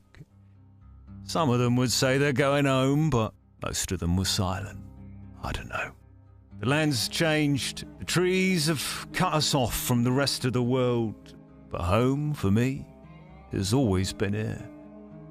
Then that monstrous, moaning abomination grew out of the ground. It blocked the passage, and that's that. No one has managed to pass through since then. Maybe people found some other place. Maybe they died at the swamps, just like us. This is huge, as it's basically confirmation that behind the tree really is the road home. So maybe following the cripple's quest was actually rewarding after all. After you finally finish talking to the average British man after hitting the age of 26, you can continue to explore further into the village. There's another room with campfires, as well as some rubble you can clear off if you have a shovel with you, which opens up a passage deeper into the flooded houses. Following the flooded corridor, you'll eventually be taken to a house with, again, thieves being carved onto the floor. That is, unless you get jump scared by the mushroom man right at the entrance and, you know, die immediately. There's no items here. The only thing of note, aside from the carvings, is a completely indestructible barricade placed on the window. I originally found it a bit stupid. You know, you can't destroy a barricade because it's made of wood, not metal. But, you know, let's just say it's special, dark wood. But you can bypass the barricade by, you know, walking around it. Unfortunately, the only interesting reward you'll get is a map pointing to a burnt cottage location, which, spoiler, you actually won't even be able to access for quite a while. I know I'm saying that a lot, but this village acts as a hub to give you loads of different quests and areas to explore. Going back to the campfires in the next house over, you can find a destroyed painting. It looks like another defaced religious object, following the trend with the destroyed shrines and muddy crosses. This painting actually exists in the real world. It's called the Black Madonna. Oh my god. It's called the Black Madonna of Czestochowa. It's actually pretty common to find it in Christian Polish homes, so no surprise to see one here. It's probably been dirtied by savages trying to make an idol of whatever they're worshipping. There's a couple more houses around, but they're mostly just here to loot. And with a couple of enemies sprinkled around so you don't really forget that, you know, you're playing a survival horror game and not a visual novel. The only other interesting place left is a house with a floral doormat, but it's locked behind a metal door that you don't have the key for. Leaving the village, you can see that as small as that marking was on your map, the area to explore was huge. Chapter 2's swamp biome is around the same size as the entirety of Chapter 1's 3 main areas combined, and it's also dotted with various new locations. Now, I talked about this earlier, but because it's a swamp, a lot of the map consists of deep water that obviously slows your movement and drains your stamina incredibly quickly. That's bad, and you'll want to avoid the water. That's why the devs put all the high-end loot like mushrooms in locked chests right in the middle of them. Thankfully, you can never drown in this water because it's waist high, but if you venture too deep, you might encounter this chapter's new enemy, the Swamper. You might remember first seeing one in the tunnels between chapters. Now, why is it called the Swamper? Probably because it lives in a swamp. Somebody The one thing about this game, as amazing as the enemy design is, the names aren't very unique. The Swampers are humans who have been mutated, but living in the water for so long has made them look almost like crocodiles. They're a nightmare to fight in the water because they'll pounce at you and also hide, making them impossible to hit. Thankfully, they do give themselves away with ripples on the surface, so when you see one, you know to either steer clear or bait them onto land for a more fair fight. On land, they'll swipe at you with their claws or throw up bile that, if you touch it, will lock you in place to give them some incredibly cheap hits. This works in a very similar way to the chain trap that you might have used back in earlier hideouts. Another enemy new to this biome is the centipede, mostly living underground but appearing from holes they've dug around the map. It looks more human than the Swamper, if you can call it that, but acts even more bizarre. Whatever parasite has infected this human has entirely replaced its head. It has a quick pincer attack which can quickly stun lock you, charge towards you with 2 pincers coming out of its chest, and it can also burrow underground and quickly catch up to players trying to escape. If you try to deal with it at range, it'll counter that by burrowing underground and popping up elsewhere, usually behind you. And after you kill it, notice how I said kill it in quotation marks. That's because the parasite will detach itself from the body, quickly retreating underground, leaving the human body behind. Thankfully, to compensate with enemies being much harder, this chapter is also much more lenient with giving you ammo for firearms. So it's basically the opposite of Chapter 1, with you now using guns as a primary and melee as your backup. Obviously, you'll still run out of ammo pretty quickly, even if you bought your stockpile from Chapter 1. So, really, it's always best to avoid these encounters altogether. There are loads of small locations dotted around the swamp if you want to stock up on supplies to help you survive the nights. Savages, like I said, are much less common, probably because they're basically prey here compared to the more vicious wildlife, but also because the swamp doesn't really have any regular animals like rabbits or elk that they could eat, causing a lot of them to probably die from starvation. I guess they went off eating the trees. That being said, you can find one last camp which is marked by a huge bonfire. There's loads of loot to be found in the middle of the fire, but you'll have to carefully shimmy into the middle of it because out of all the afflictions I've mentioned in the game, fire damage is probably one of the worst. You can also find a welder here which is useless to us now because the workbench is already so leveled up, but you can sell it for a little bit of influence. There's also a lot of ruins around the swamp, you know, as would be expected for an abandoned wasteland. These can sometimes have strong enemies like chompers or even a banshee in one case. There's even a house with 6, I repeat, 6 sleeping chompers inside and a huge dog because, of course, this is the one house where you really don't want to fire a gun inside. If you do choose to risk it, there's a ton of valuable items like fabrics, military flashlights, and even ammo, but it's probably less ammo than what you used trying to get to it. Meanwhile, the house for the Banshee has another set of pliers, so you can further upgrade your workbench. Once you do, you can craft 2 more weapons. Firstly, the double-barreled shotgun. Functionally, it's exactly the same as the single-shot shotgun, but now you get 2 shots. See this?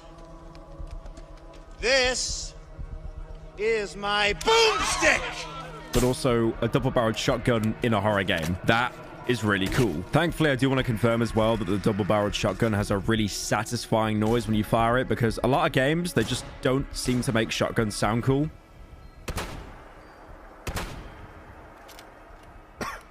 And, of course, the hunting rifle, which I mentioned way back at the end of the Wolfman path, which he gives to you if you pick the correct dialogue option. If you either messed up the conversation or you didn't take his path, you can now craft one. Now, as much as I like the hunting rifle, and I really do, I really just prefer using the pistol or the shotgun. The hunting rifle's really weird because it's an accurate gun, and it basically works as the single-shot shotgun, having to reload after every single round. It does a lot more damage, but at the same time, if you're not one-tapping a single enemy, you're a little bit screwed, and you'll probably have to rely on a backup weapon. Also, as well, so many encounters in Darkwood are at incredibly long ranges, so if you see an enemy at the corner of your screen that you could probably take out only with the hunting rifle, you might as well just ignore them anyway and save the ammo. I think the only reason why you should use it is probably because by now you have a lot of high caliber ammo lying around and you probably don't want to sell it. And if you're wondering, yes, you can technically do a 360 no scope because the hunting rifle has no scope.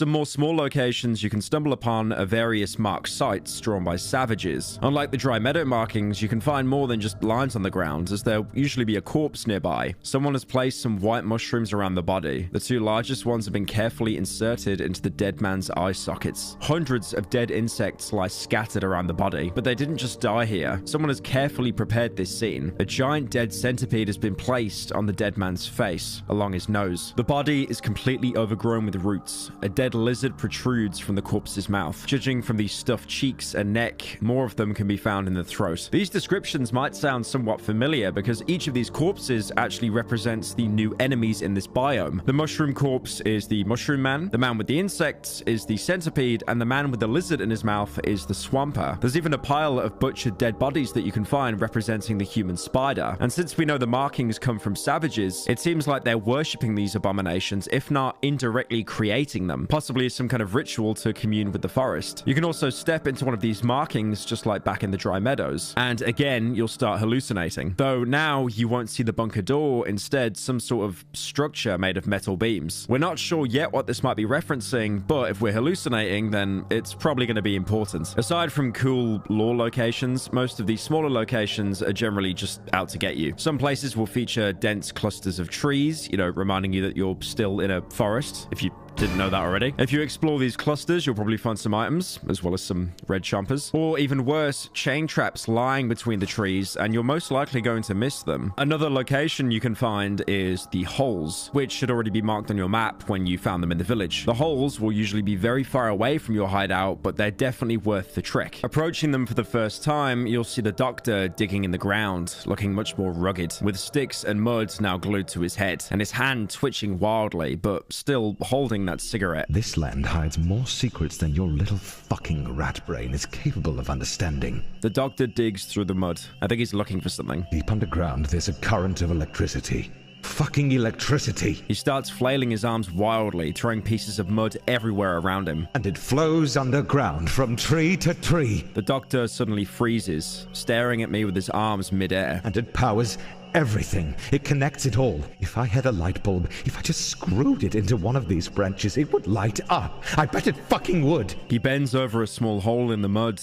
and continues digging. Maybe this is where you're hiding. Maybe this is the way. He's obsessing over this newfound theory. We can't really confirm it ourselves because, we never get a light bulb and we can't really unscrew any of the light fixtures. But I don't think that's the point. It's to prove that, unfortunately, he's going insane, just like the rest of the locals. You can still trade with them here to get some items for free, and also gossip with Poland's most sane resident. I haven't slept a wink in many days. I don't think this is good for me. I hear this voice all the time. Can you hear it? A heavenly voice. The doctor stares right into my eyes. Mud drips from his face. He hasn't blinked in over a minute. No, you don't. Why would you? You don't know her. He steps towards me and lowers his voice. I'm a bit fed up with her. A bit. Little, tiny bit. She must know I'm heading her way. I'm doing everything I can. I don't eat. I don't sleep. I search under every rock, under every fucking bush. She must understand it. She must give me some time, some little time off. Tell her this, will you? He could be talking about the voice of his daughter, as he's mentioned hearing her before. So it's pretty obvious that the forest is slowly starting to reclaim him. He's losing his sanity. He's not completely insane yet because he is aware of, certain basic requirements like lack of sleep isn't a good thing, but for the most part, he just really isn't the same person anymore. The doctor is lost in his thoughts. A cigarette sticks out of his mud-covered mouth. Using what remains of his shoe, he draws lines on the ground. They seem to intersect in completely random places. I'm waiting for... He doesn't stop drawing. He moves away a bit and makes a wide arc with his heel. The doctor flicks his cigarette into the dirt, stomps on it, and then drags it along the ground, creating the last straight line. You... Fuck! Drawing was never my forte. He's now drawing intersecting circles on the ground, just like the savages did. It might be obvious to say now, but the doctor is slowly turning into a savage, even going so far as to glue sticks onto his head, like the antlers that many of them use. It's not surprising. I mean, he was already desperate before coming to the swamp, and since the forest clearly has much more influence here, he simply couldn't resist its pull. But that being said, you can still gossip with him one more time. Can you hear the trees sing? They're calling us. They're showing us the way. They're showing us the way at the same blocking it. I can't understand it. He kicks a stone. Are they trying to tell us something? Are they trying to put us to a test? I don't know. Maybe they're lost too and don't know what to do. He shakes his head, dispirited, and goes silent. After a long pause, he turns towards me. His glasses are so dirty, I can barely see the eyes hiding underneath. I see you haven't regained your speech.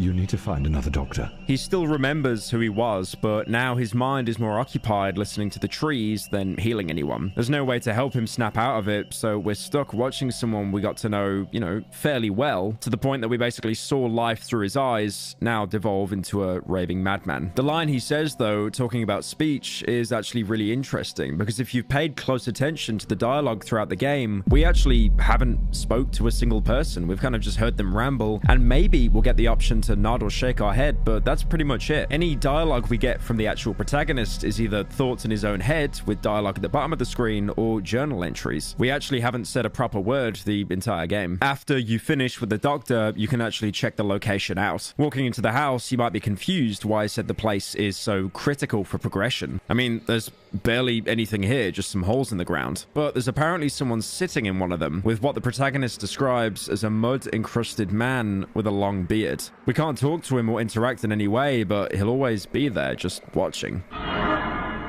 The real importance of this place lies in the largest hole. You can actually enter it, which spits you back out in your hideout, as well as permanently opening up an entrance that you can come and go whenever you want. This is the only means of fast travel in Chapter 2, similar to how you could fast travel from the village back to your hideout in Chapter 1. And this fast travel is really needed because, like I've said multiple times, the swamp is enormous. Once you come back through the hole to explore the rest of the building, you'll see a large worm-like creature jumping between the holes. This is a tunneler, the thing responsible for digging the holes. He seems territorial, even straight up screaming at you, but despite that, he won't actually ever attack you. Probably for the best, because he just seems like a centipede on steroids.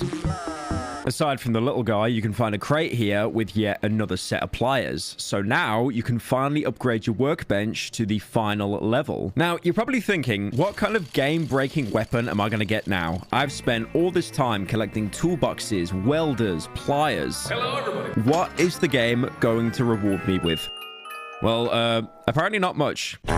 Well, firstly, you get the pump-action shotgun. It functions pretty much exactly the same as all the other shotguns, but instead of holding 1 or 2 rounds, it can now hold 8. And the gas tank, which is an explosive barrel, except it just farts as well. Thing is as well, you could have just bought this from the trader back in Chapter 1 or the 3, and it only costs 50 rep, instead of having to spend precious scrap on a workbench. The pump shotgun, on the other hand, is, it's pretty good. 8 rounds is insane, but the thing is, ammo is so scarce, you probably won't ever have that much ammo to fill up the entire magazine. Now that the shortcut is unlocked, it's time to finally get that oxygen tank. Following the cripple's advice, we head over to the elephant's cottage, which he, of course, shown us the way to. If you somehow manage to forget about it completely, the protagonist even made a journal in his entry to remind you. The old man advised me to find the elephants and obtain an oxygen tank from them. It will help me pass the flooded cellar corridor. Supposedly, they live in the part of the swamp. Arriving there, you'll have your third encounter with the doctor. He now looks like a full-blown savage, with the top of his head caked in mud and twigs placed on his forehead looking like antlers. If last time he was already gone beyond saving, now he's pretty much devoid of all humanity, leaving only a blank shell of the human that he once was. The doctor turns his mud-covered head towards the sun and freezes. He then spreads his arms along his sides. A chunk of mud falls down from his exposed tongue. He chews it slowly and swallows with satisfaction. You can gossip with him as well, just to find out how bad he's really gotten. The doctor puts the muddy hand into his mouth, grimaces, and pulls out a yellow tooth. He puts it into the pocket of his torn trousers. The tooth falls through a hole. He does not notice this. The doctor begins staring at a nearby tree trunk, paying no attention to the blood flowing between his lips. The doctor glances at me, his head tilts sideways, lost in thought. After a moment, he extends his hand towards me, as if wanting to grab me by the throat, but stops halfway. He freezes. Slowly, he bends down and grabs a thick branch from the ground. He starts biting the bark off it. He swallows the bark with effort, but also great satisfaction. He places the stick among the other ones sticking out of his mud-covered head. This might point to the doctor still retaining at least some information before his transformation. Hello guys, here's the tutorial on how to become a savage from the hide in Dark World. stopping himself from attacking us supposedly because he remembers that we did spare his life. But apart from that, he really is just a regular savage now, eating bark off random branches. Despite all this, he does make one coherent sentence. The doctor approaches me. I can feel him embracing me. I hear his hoarse breath and smell his odor. I hear his whisper. Soon. Very soon. Not long from now. He clearly has some sort of end goal. So far, it's been going back to his family, but we have no indication that he's any closer to escaping the forest than we are. And now he's fully succumbed to the plague. It's more likely he's talking about something else entirely. This is the last time we see him. After this, he disappears completely with his fate left uncertain. Although it's most likely he transforms into a savage completely. It's also worth mentioning that the places we meet him aren't actually static, but rather they depend on which major locations the player visits first. So you could meet him in totally different locations, or maybe never even meet him at all. Going through to the elephant's house, the first thing you'll notice is how many bear traps there are on the lawn. Seriously, it looks like someone put cheat codes in or something. Like, there should not be this many bear traps. I don't even think you can get this many if you harvested every bit of scrap in the entire game. The cottage is surrounded by a barricade made out of old furniture and rusty barbed wire, probably stolen from some fence. Whoever lives here has obviously taken security first. But can you really blame them? I mean, the swamp biome is pretty hard to survive in. I don't even think it's an overreaction to place around 300 bear traps at your house. There's also some growths around the perimeter to help you see. Since walking through the grass blind will probably end up with you stepping on a bear trap every 5 seconds. Reaching the entrance, you'll realize that once you're inside, you can't actually enter any of the rooms yet, and someone behind the metal door will call out to you. Someone is behind the door. Can you hear it?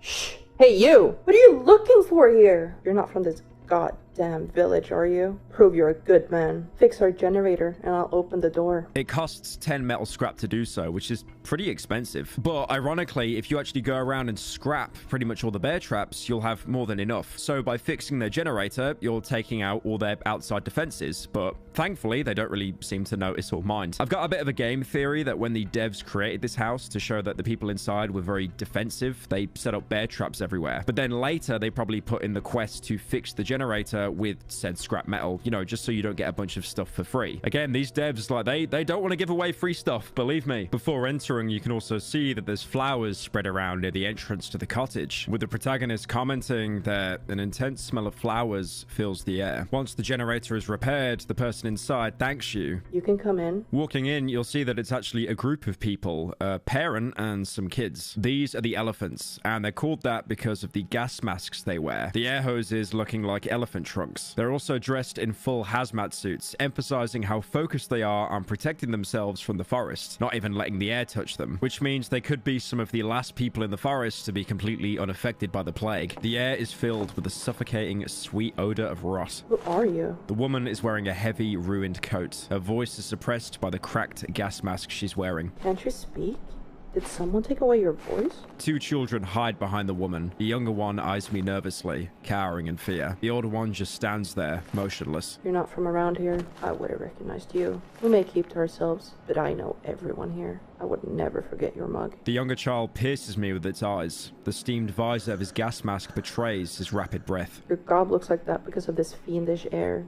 Do you know? I bet you can't speak because you didn't keep your mouth shut walking through the woods. The trees and plains are simply beautiful here. The bushes bloom gorgeously at this time of year. But don't let the charm of this land deceive you. The devil lurks between the trees, and he gets through your mouth and nose. The older child's grasp on his mother's hand tightens. He does not lift his gaze from one of the hut's walls. And?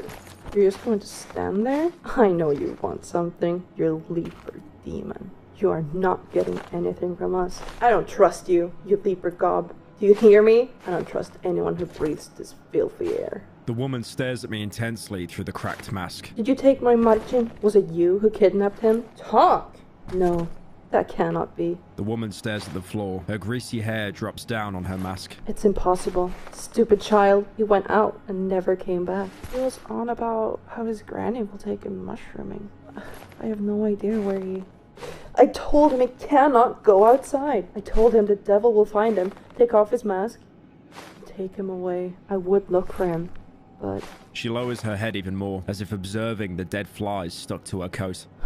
You want my trust? Bring my Marcin back. My stupid Machin. Find him and bring him home. There's a key to his room. He was spending a lot of time there recently. Maybe you'll be able to find something there that will lead you to him. Now, with all this talk of the devil, it's pretty obvious that she's someone who's fiercely religious, which is incredibly common in rural parts of Poland. You can even gossip with her about this. Apart from these two here and Marcin, there was one more boy of mine, my precious darling, a blessed child. The woman rests her hands on the oxygen tank of the children standing beside her. His love fills our tanks with clean air. For this, we are forever grateful to him. For the clean air, for the oxygen tanks, for those beautiful masks, and a book in which the devil has revealed his true image, along with his evil plan. My son took it away from the trees with his own hands and brought it here to us. She also mentions one of her kids that isn't in the cottage, who is supposedly providing her with clean air. Now, this could be interpreted in a lot of ways. She could be talking about another compressor, the same one that we have back at the base that needs repairing. But the way she talks in such a heavy religious tone, she could genuinely be talking about like the second coming of Jesus or something. Or on top of that as well, she could slowly be succumbing to the insanity, which usually happens if you've been in the forest too long. So even though these characters are covered in gas masks and they're trying to keep the plague at bay,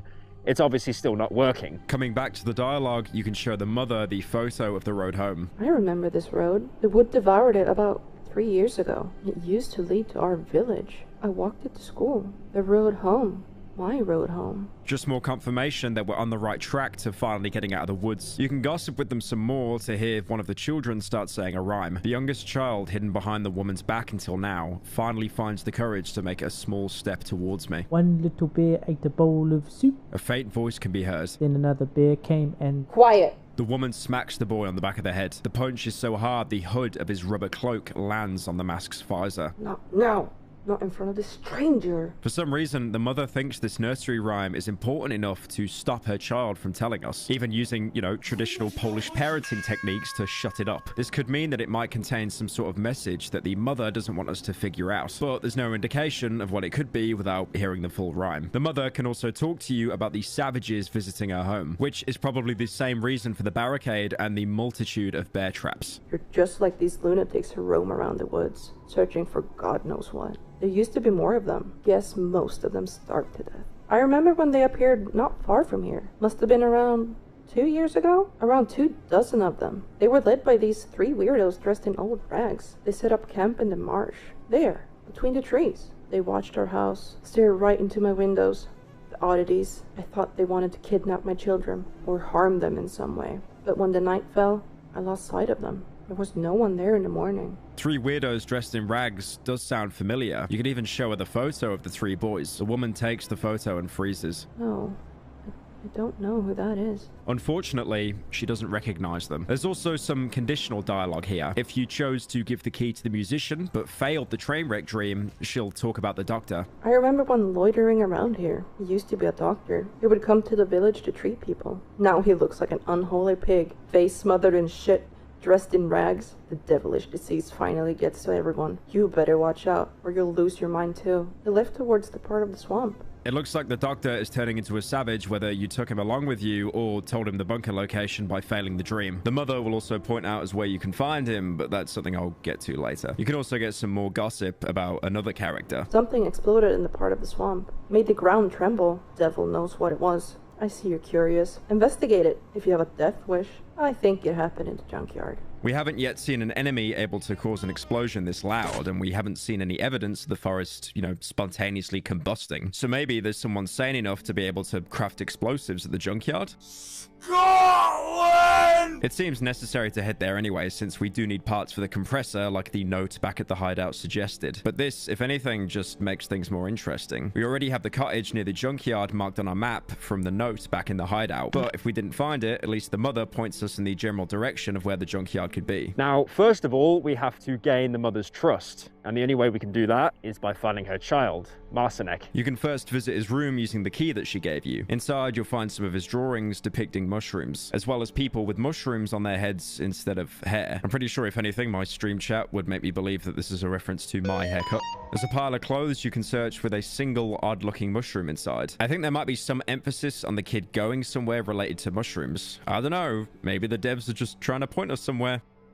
Lastly, there's a doormat in the corner, which the kid apparently used as a bed. Once you fold it, you can find a map underneath, which the protagonist will talk about in his journal. I found a primitive map in the masked family's cottage. One of the kids must have drawn it. It's very inaccurate, almost scrawled. Looks like the kid wanted to indicate some place using it. I've circled the area where that place should be on my map. It's too primitive to make out exactly where the place is marked. But now you can at least narrow down your search to an area that you can use on your map. The logical step now would be to go searching through the circled area. Though if you explored the swamp a bit more beforehand, you might actually connect the dots to where Marcinek might be. Confirm now, it fits neatly in the circle. The Mushroom Glade. With all the mentions of mushrooms, this is definitely what the clues have been referring to. This area is filled with poisonous mushrooms. Walking through it safely is incredibly hard, especially as well when you can just have a mushroom man pop up and force you to try and dodge and weave in between what are pretty much landmines. There is something you can do to mitigate this, but it will require finding and visiting a different place entirely. The Great Lake. It's less of a lake and more an area that's been flooded harder than the rest of the swamp, covered with deep water apart from some small patches of dry land and a single bigger island in the center. It even has its own weather system, being showered in a continuous rainstorm which clouds the sun, only lighting up the surroundings with the occasional lightning strike. A light source is pretty much necessary here, otherwise your line of sight is limited to a pathetically small circle. My name is Alan Wake.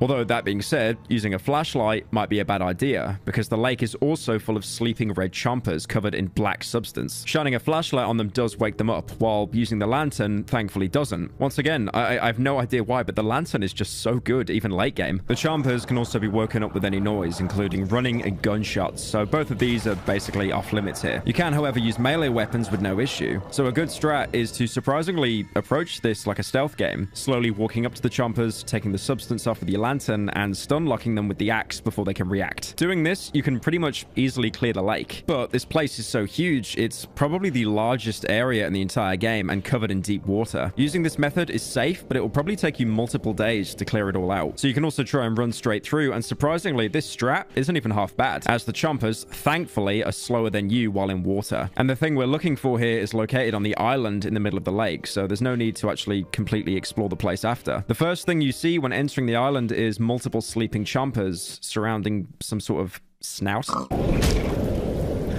Attacking it will cause it to shrivel up into the ground and end the storm, letting you see and hear normally. Unfortunately, this will also wake up all the chompers next to you, so it's probably better to take care of them beforehand if you don't want to get swarmed. The lake becomes much easier to get around and explore. The main island has a building with some high valuable parts like ammo and the item that we actually came here for, the rubber boots. Now, these boots you get are a lifesaver for going back into the Mushroom Glade, mostly because you can now step on poisoned mushrooms, open infected corpses, and you won't take any damage. I mean, if you open an exploded infected corpse, you'll take the initial explosion damage, but it is so minute that you'll basically have to do it multiple times before you even need to heal anyway. Walking on mushrooms and opening corpses doesn't even decrease the durability, but stepping on the worms does, so that's something to keep in mind because these can never be repaired. With the boots, exploring the glade becomes trivial as most of the danger comes from the mushroom patches. Like most locations in the swamp, this area is huge, although mostly empty. Most of the glade is just gigantic mushroom growths acting like trees that block your way. Even the protagonist commenting,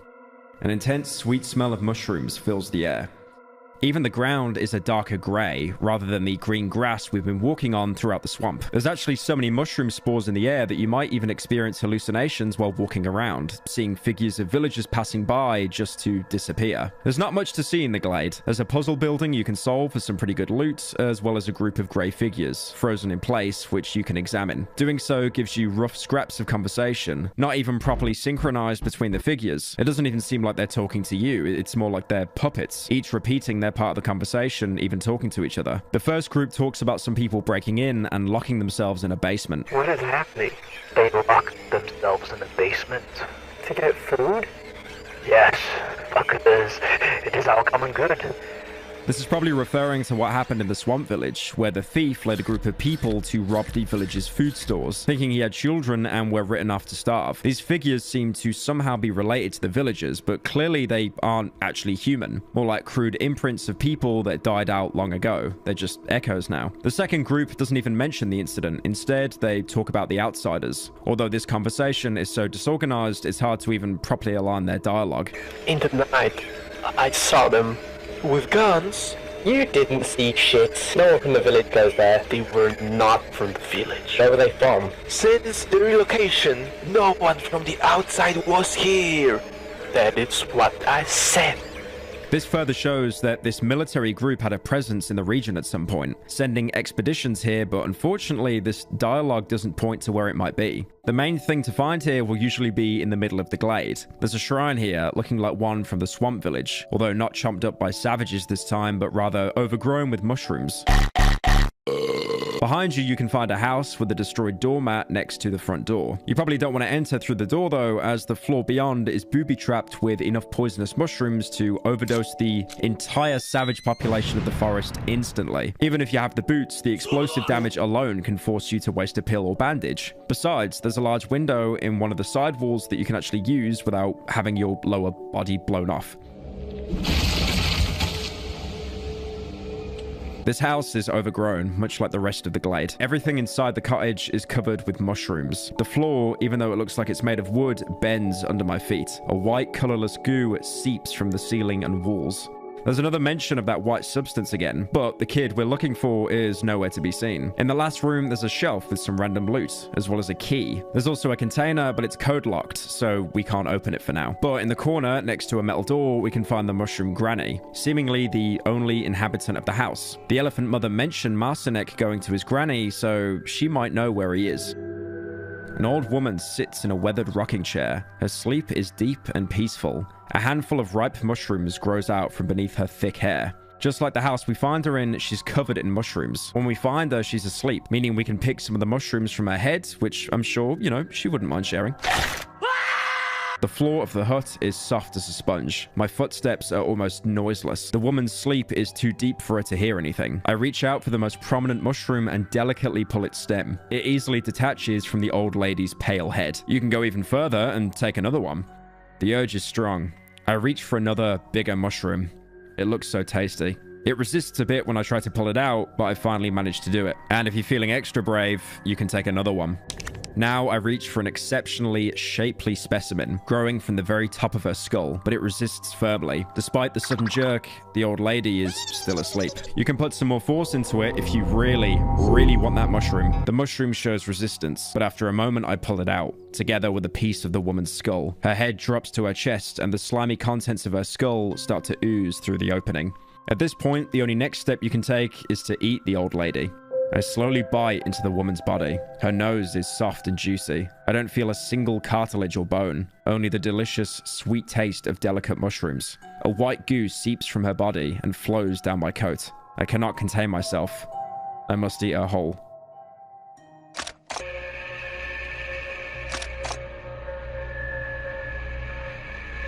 So, yes, if you're wondering, you can just eat the entire person whole that you just met.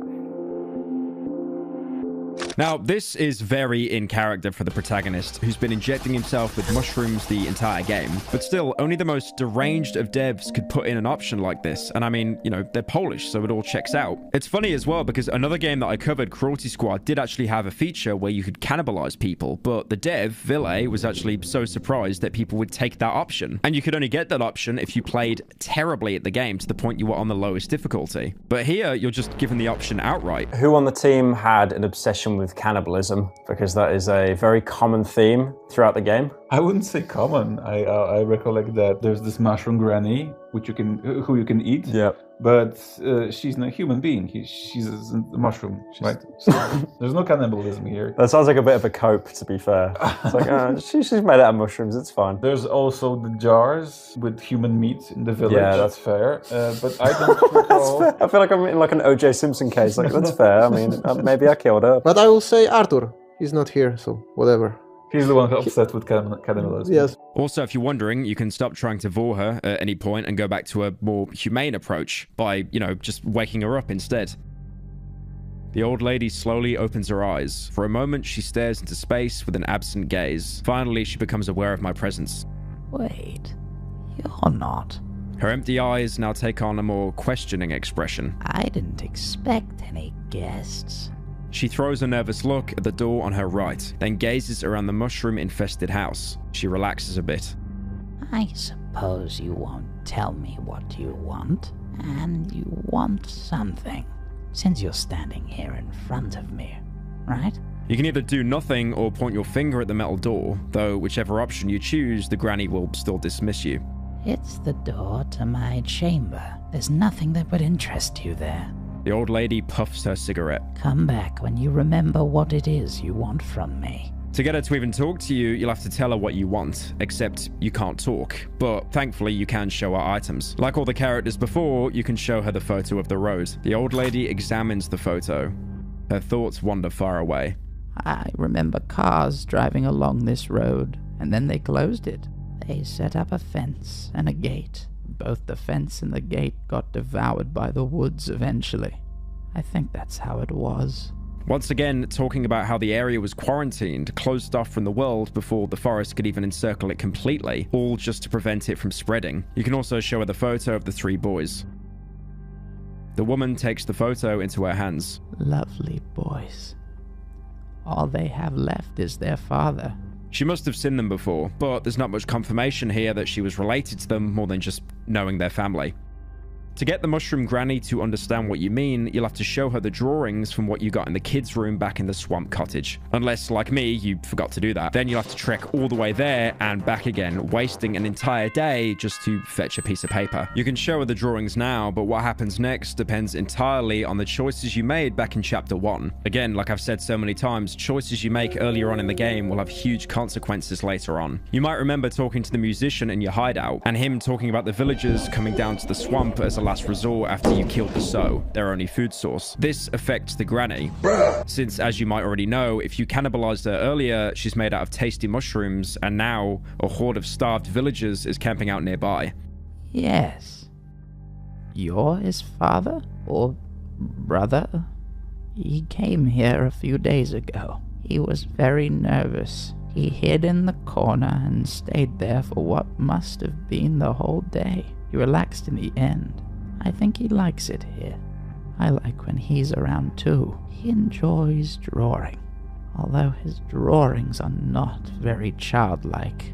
The woman casts a nervous look at the small window overgrown with mushrooms. This forest is not a place for children, nor old people. It's a place for the likes of you. I saw some villagers through the window yesterday. They were hiding. Right there. The woman raises her hand with great effort, pointing to an unspecified place with her trembling finger.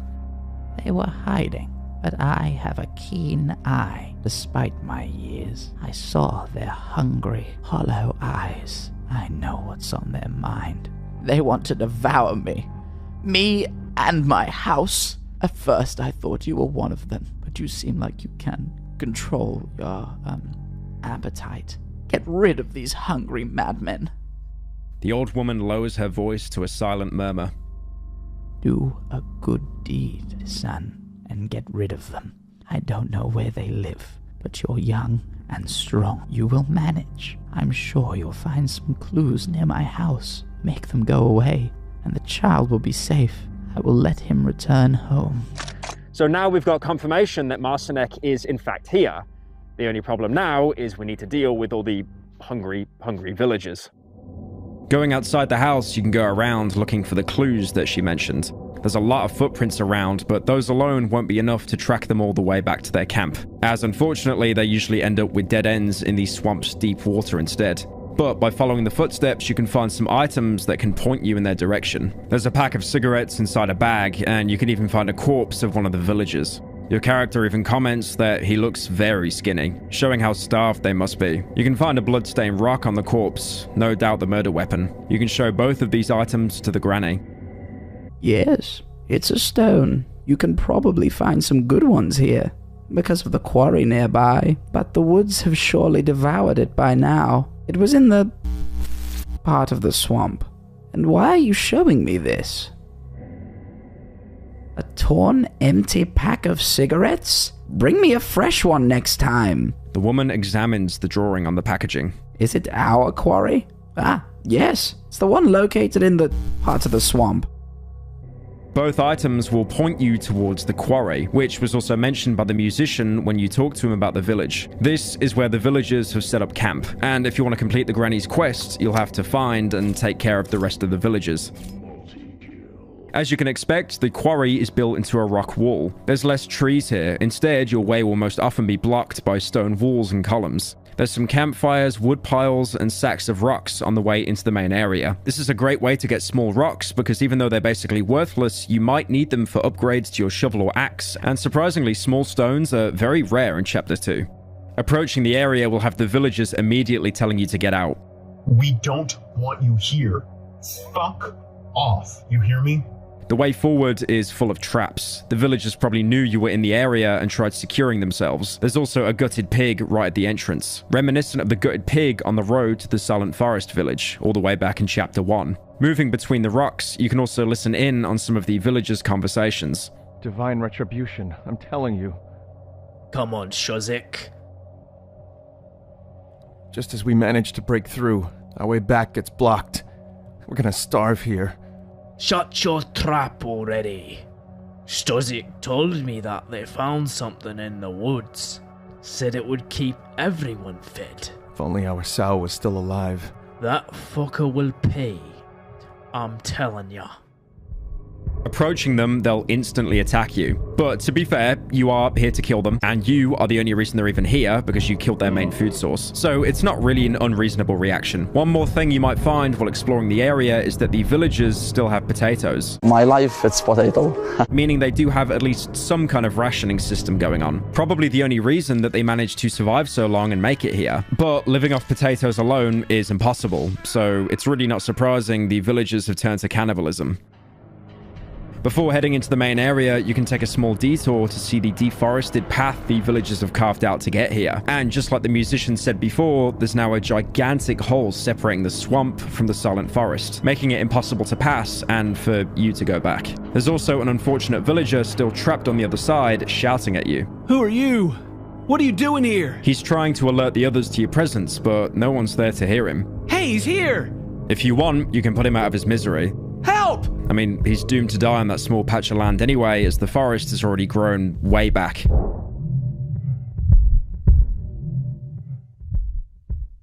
When passing through the main entrance, you might notice a huge boulder hanging over the passage, held up by a couple of logs. Once you enter the camp, you'll see that some villagers are lying down, curled into the fetal position. They're infected, so even if somehow there was a reliable food source in the swamp, these guys really wouldn't have had a chance to make it. The more healthy villagers are gathered around campfires, and once they spot you, they'll grab their pitchforks and try to murder you for condemning them. If you want the villagers to leave the Mushroom Granny alone, you'll have to kill all the healthy ones in the camp. The sick ones will definitely die soon anyway. They can't really endanger the Granny. Alternatively, you can go back to the entrance, and if you look at these logs holding up this boulder, they look pretty flimsy. So a couple of strikes with your axe, and the rock will come tumbling down, blocking the entrance to the quarry, and sealing off the villagers in a stone tomb forever.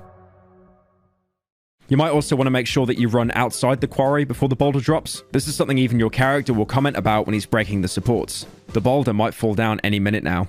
I must be careful not to trap myself in the quarry. However, if you manage to somehow avoid every single attempt the devs made to, warn you to not stay in the quarry when you knock out the platform. I mean, look at this. Even if you knock it, it actually takes a couple of seconds to fall. But yeah, if you're on the other side, then congratulations. You have now just soft-locked yourself. There's no way to get out legitimately because you can't turn the gun on yourself like in DayZ. So you'll have to reload a save and lose a bit of progress. Thankfully, I think the devs did accommodate people that were this stupid to ignore all the warnings, because even though the game auto-saves every 5 seconds, it doesn't actually save when you knock out the platform. That is, unless you're on the hardest difficulty, then you're probably going to have to save scum. Even though the boulder is much easier and it feels cleaner because you technically don't get any blood on your hands, it feels much worse than just killing them outright. Death by starvation is incredibly painful, not to mention leaving them with the infected villagers which are slowly transforming into red chompers. The villagers will die either way, but honestly, again, it probably is better to mercy kill them, because if you don't, they'll slowly starve to death, turning against each other, and then fade away into nothing, but incredibly slowly. Coming back to the granny, she'll have the reward waiting. The old lady smiles, revealing her white, toothless gums. She leans in her armchair and grabs me by my hand heartily. I feel a white goo seeping from her hand, smelling of mushrooms. You're a good man, Sonny. The woman produces a small key from under her skirt. Oh god, I want that, bro. The hell? Here, take the boy to his family. He will probably be safer there. And come back tomorrow. I'll give you a beautiful gift for the trouble. She'll now give you a key to the next room. Talking to her later, she'll even give you a gift. Hello. I barely see her smile through the cigarette smoke. I made this for you. Here you go. The woman grabs a thick woolen sweater from behind the chair and gives it to me. Winter is coming. May it serve you well. The reward you get is the sweater, which is the single best piece of armor in the game, mostly because the only other armor you get is the light armor.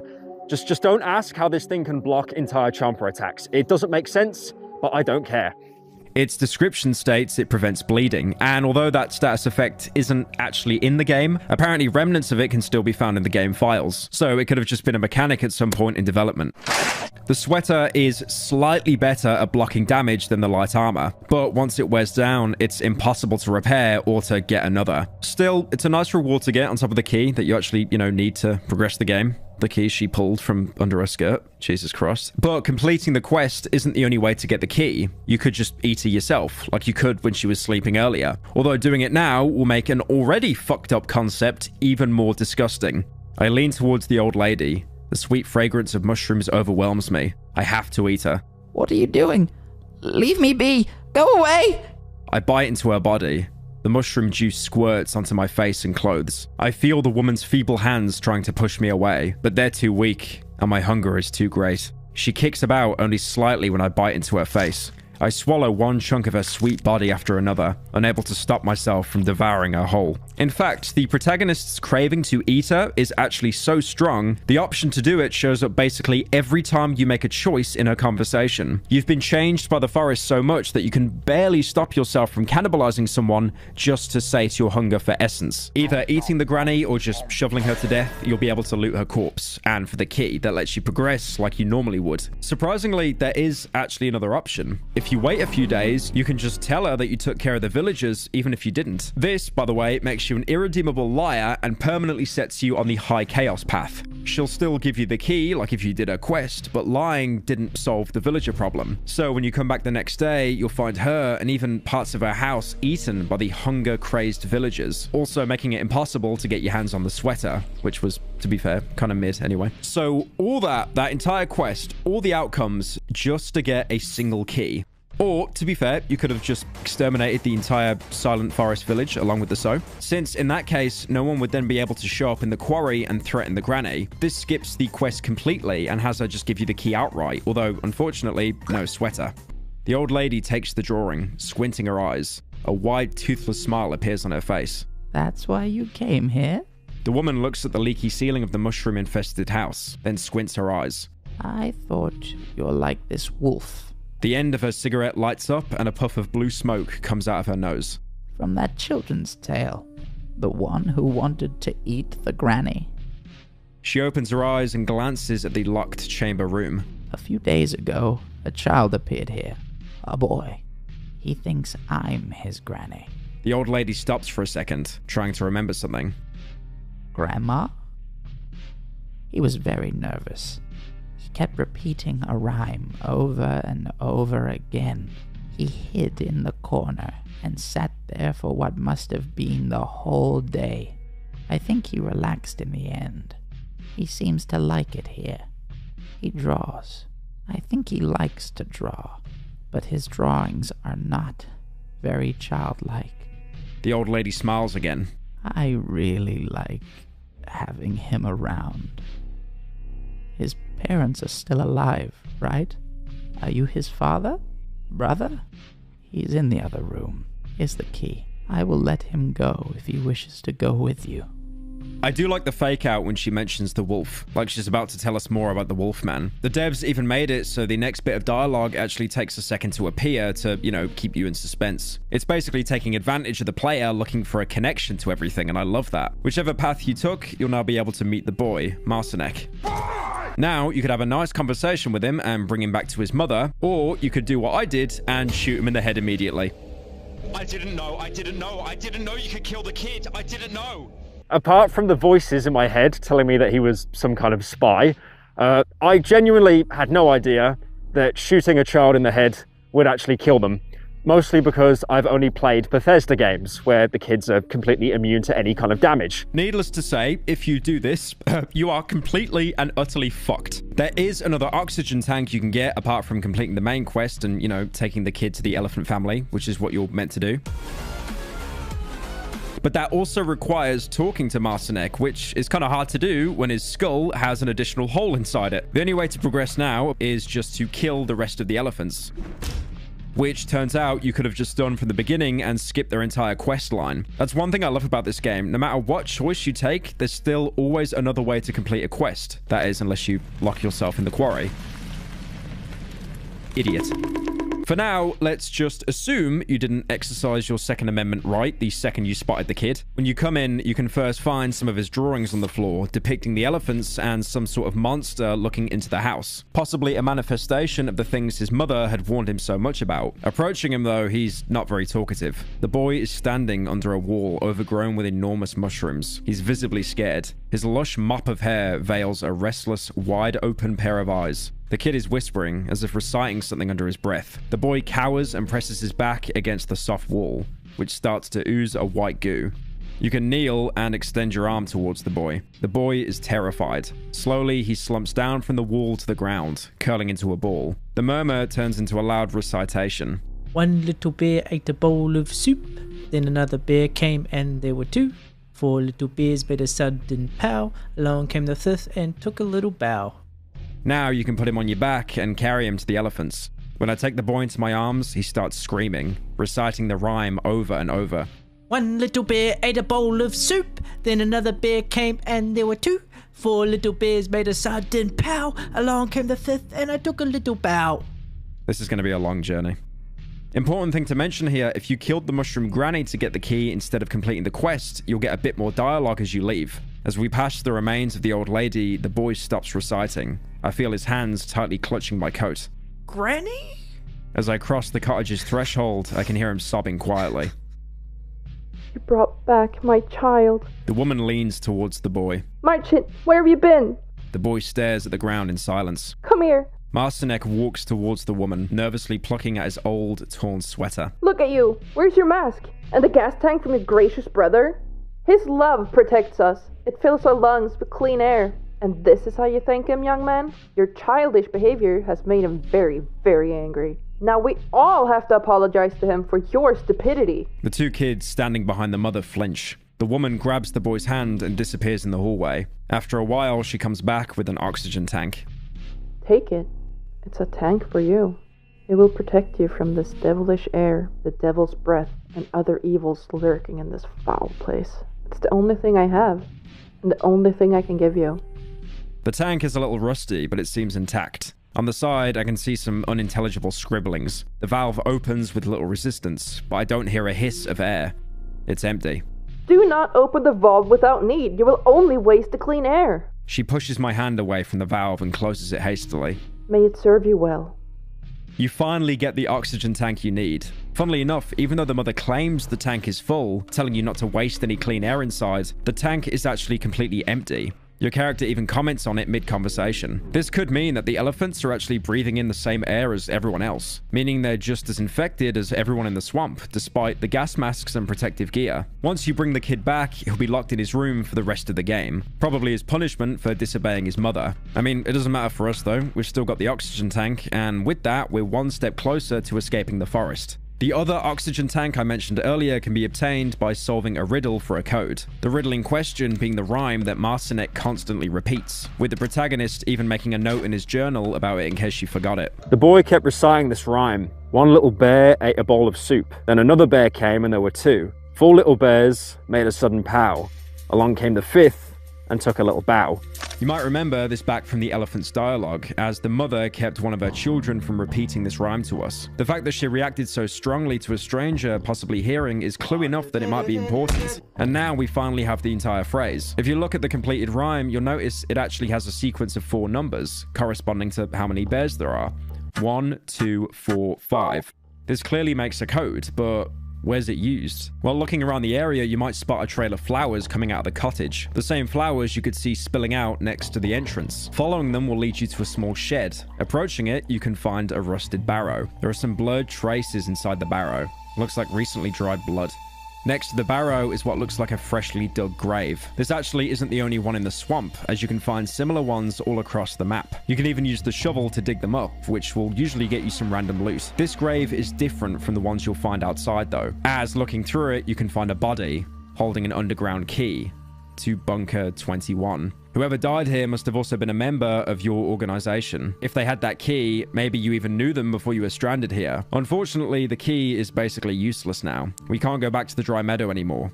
Even the description says so. Key to Tunnel 21. Another one. I don't think it's going to be of any use. I got the keys now. Besides, we're so close to leaving the forest, if we really chose to go back now, we'd basically be undoing all the progress we've made so far. Whoever dug this grave probably used the barrow to transport the body. So despite the obvious connection to the elephants, it could have been anyone, and there's nothing else pointing to them being murderers.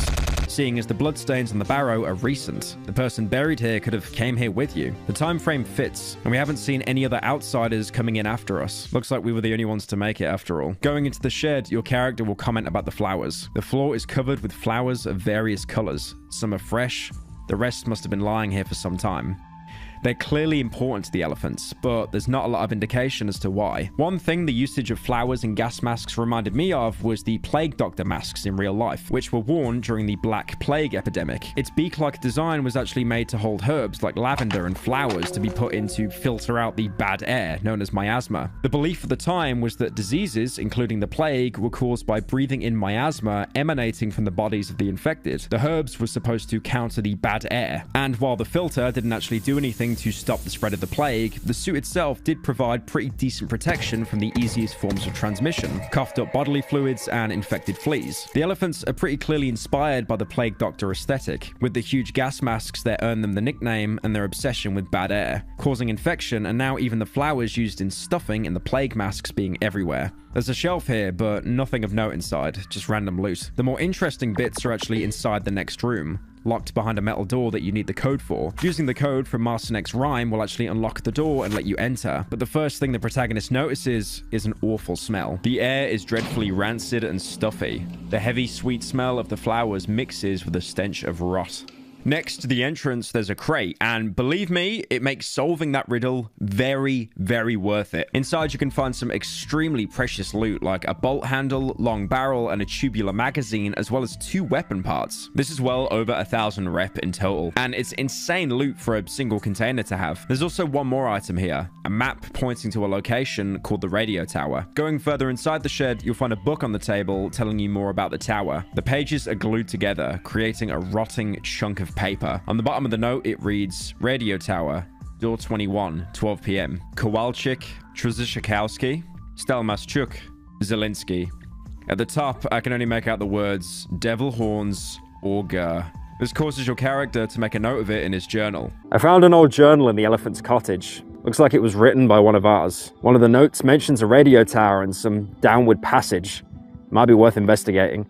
According to the notes, the radio tower is located in the edge of the swamp. Now, this is huge because it does 100% confirm that we're part of an outsider group, and there's also another way to get past the tree without having to destroy it. Although at this point, it really is just easier to destroy the tree because we're doing the cripple a favor, and also there are other areas we can get access to with the repaired oxygen tank. On the other side of the room from the old journal, you can find the source of the rancid smell. There's a corpse lying in a bathtub, with oxygen tanks all around, as well as flies circling above. A decaying corpse, probably of a young boy. Looting the corpse, you can get an oxygen tank. This is basically the game's failsafe in case you glitched out and lost it, or, you know, killed the kid before talking to his mother, like, some people. This body probably belongs to the elephant's 4th child, the one that the mother basically revered as a god for providing them with clean air.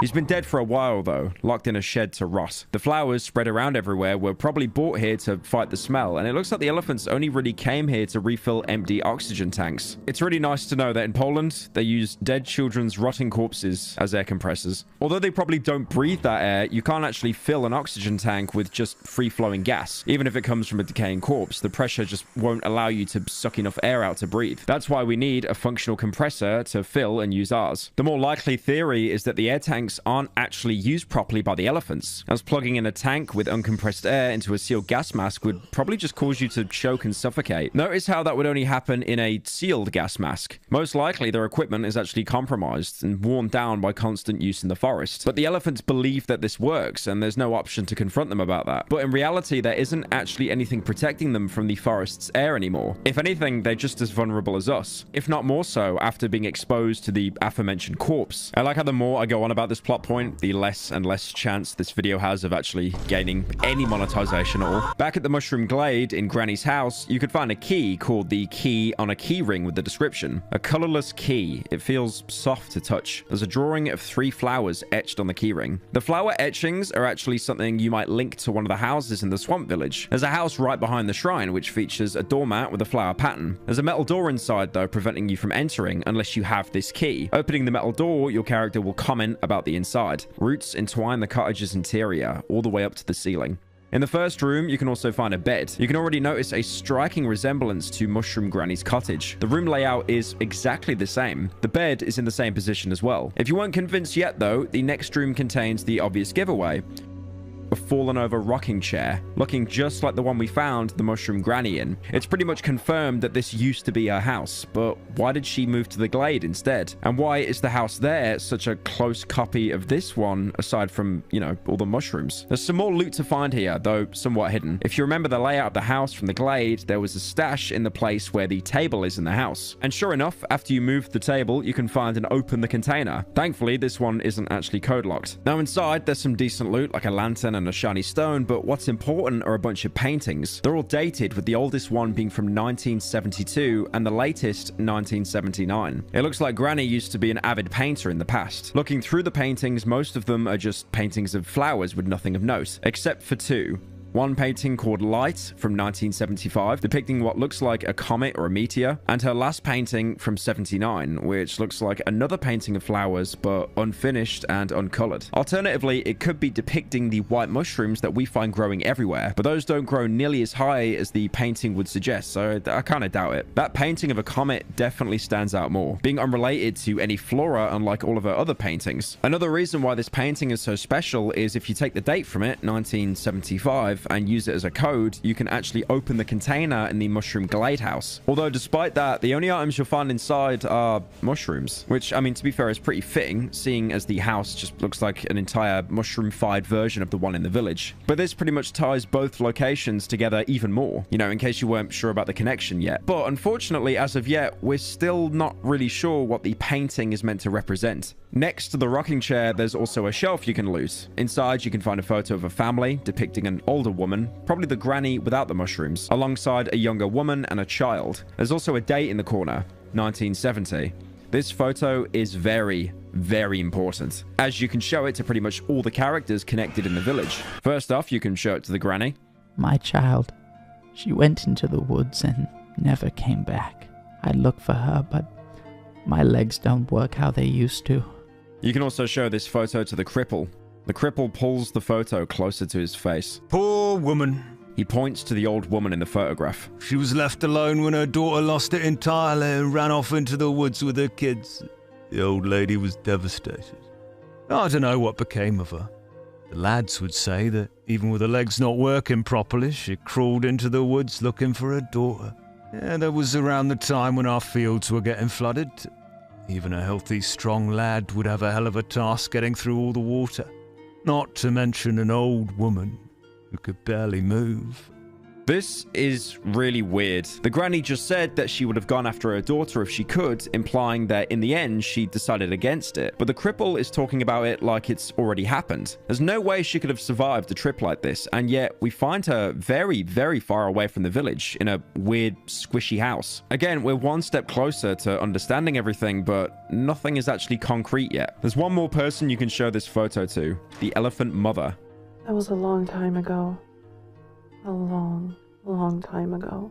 The woman silently hands me back the photo. This confirms that she was in fact the young woman in the picture. Going off of the dialogue as well as previous gossip, we can actually build a pretty decent history of this family. Going back to what the cripple said when shown the photo of the 3 boys, we know the entire family was made out of the parents, 7 kids, and we also now know of the grandmother. At some point though, after the plague enveloped pretty much the entire region, the village starts to run out of food. And this is when the starvation begins. The mother takes the 4 youngest kids and runs away to live in the swamp cottage, isolating herself from the world as much as possible, going so far as to even wear a gas mask and even set up huge barricades just to separate her children from the dangers of the forest. The grandmother tries to follow her, but whatever happens causes her to show up in the mushroom glade as a mushroom-human hybrid, missing some of her latest memories. The father and the remaining children go on to live in the house where we see the photo of the 3 boys. After a while, the father starts to believe that his family had been written off to die by the village, and the rations they were getting just weren't enough for them to survive on, as they were so low that even the kids were getting sick. He, alongside a few others, tried to steal the food by breaking into the village's basement. Because of this, the 3 boys are thrown out of the village like the cripple mentions, and they're said to be roaming the woods with the savages. The father dies, either killed by the villagers for stealing precious food or starving to death alongside the rest of the village, after which all their voices are incorporated into the talking tree. Give us your lighter. Fuck off, man. With the cripple now being the only survivor. So the 3 children that were thrown out of the village ended up roaming with the savages. This is actually something the elephant mother said in previous dialogue. You're just like these lunatics who roam around the woods, searching for God knows what. There used to be more of them. Guess most of them starved to death. I remember when they appeared not far from here. Must have been around 2 years ago? Around 24 of them. They were led by these 3 weirdos dressed in old rags. They set up camp in the marsh. There, between the trees. They watched our house, stared right into my windows. The oddities. I thought they wanted to kidnap my children, or harm them in some way. But when the night fell, I lost sight of them. There was no one there in the morning. The 3 weirdos dressed in rags are most definitely her lost kids, who tried to visit their mother. She doesn't recognize them here or in the photo of the 3 boys, but this is probably either her repressing her memory or slowly going insane by being exposed to the forest. We've seen evidence of her madness in the religious beliefs, in the gas masks, in the air provided by a dead child, and although we have no way to actually tell exactly when it started, even her initial departure from the village could have been caused by her slowly going insane or just desperate. Now, it's pretty obvious what I'm going to say here. The 3 boys that left the village are the same 3 people that trade with you at the beginning of every single day. It's a little bit on the nose, but now we do have definitive confirmation of it. The 3 even have the characteristic look of branches and ad hoc clothes we're used to seeing from the savages. Although these guys are a little bit more dignified, you know, they're not covering themselves in mud naked yet. There's even some more proof coming from the gossip dialogue courtesy of the cripple. No one lives around here anymore. Everyone is dead. Only sometimes. The man lowers his voice. Sometimes I hear footsteps. They wake me up at night. The sound of bare feet against the floor. And bells sort of come out of nowhere. They move towards the trees, then come back. They pass me and fall silent. They're like a nightmare. A bloody nightmare. Bare feet are a pretty big characteristic of the savages. Meanwhile, the bell sounds are most likely referring to the bell that one of the 3 carries around their neck. Whenever they're nearby, you can actually hear this bell as part of the ambience. There's the question of why they could be visiting the village, but I think I've got a pretty reasonable explanation for it. Remember how I said that the thief, their father, is part of the chorus of the talking tree? I'm a thief, I'm not a grave robber. Even the cripple outright says it. I can still hear the cries of that thief. All the bloody time. Well, I think it's not too much of a stretch to say that the three came here to see him. Even in this form, it at least still reminds them of the father who tried so hard to keep them alive. Again, the game is dropping so many hints about the true intentions of the forest and what happened to the people here, but we still don't quite yet have a complete picture. But I do like how if you take the time, the game actually really does flesh out all the characters you come across. So now we have the oxygen canisters. Unfortunately, we can't just, you know, open them up and leave them to be filled with oxygen. It needs to be compressed air. So although we have one piece of the puzzle, we still need to fix the air compressor. So all we can do now is go back to the hideout, tuck ourselves in, survive another night, and then go out exploring. Or at least some of you can, because Darkwood isn't yet done punishing you for pretty much every single choice you've made. After a few days in the swamp, even if you haven't been progressing the main quest, coming back to your hideout, you can find a note inside your workbench. But even worse, half of your inventory will now be missing. Where's half my shit gone? You've just been robbed. It's funny how many times throughout the game we've broken into abandoned houses, or sometimes houses with people even inside, and just robbed them blind. But now we've been robbed by none other than the Wolfman. You've tricked me, Meat. You've ignored my request, and this action has its price. If you want to recover your things, come to the old sawmill. It can be found in the edge of the swamp. Don't think you can do whatever the fuck you like. It's my fucking forest. Once again, you're being punished for trying to take the moral path of not helping the homicidal furry intent on spreading misery to pretty much every single person in the forest. This encounter won't happen if you sided with him in Chapter 1, which is the easier thing to do, or if you killed him. But most players playing this for the first time probably won't do that, because time and time again, it's been proven that people will always choose the good path in video games, unless they're, you know, purposely trying to do like a renegade or a negative karma run. And also, most players probably wouldn't have predicted that he would have came back anyway. That is, unless you cheated and read the wiki, which is an act so despicable, I can't stand for it. The Wolfman will take a lot of your items. This can be crafting materials, ammo, even entire weapons. And it really can shake the game up, because if you're prepared now in the late game, this could almost put you back to square one. Now, fortunately, he only takes items from your workbench, so anything you've kept on your person or, you know, left around the base, maybe not in the workbench, will be left intact. But if you do want to get anything back you've left in the workbench, you're going to have to go to the sawmill, which he has graciously left you an invitation for. The sawmill itself is a huge structure, but it only has one entrance, right next to the train tracks, where carts would bring in wood into the sawmill. There's a couple of log piles here in case you still need boards or nails, but walking inside the sawmill, you can see the old machinery now covered in pulsating roots. In the corner is a metal door leading further inside. In playthroughs where the Wolfman doesn't show up for you in the swamp, there's pretty much nothing here to see. If you get his invitation though, the door is open and you can go inside. The next room looks like a connector between the entrance and the next hall. And there's a corpse here you can examine. A human corpse. Looks stuffed. Someone has hung a wooden board from its neck. It reads, assistant. The corpse has no items on it, but it has a huge inventory, which will be pretty important soon. Going through the hall, the lights will flicker on as you enter. The ambience here has a heavy breathing in the background. Possibly even the wheezing of the Wolfman hidden somewhere inside. There's also a couple of speakers hooked up to both sides of the room, through one of which a voice starts talking to you.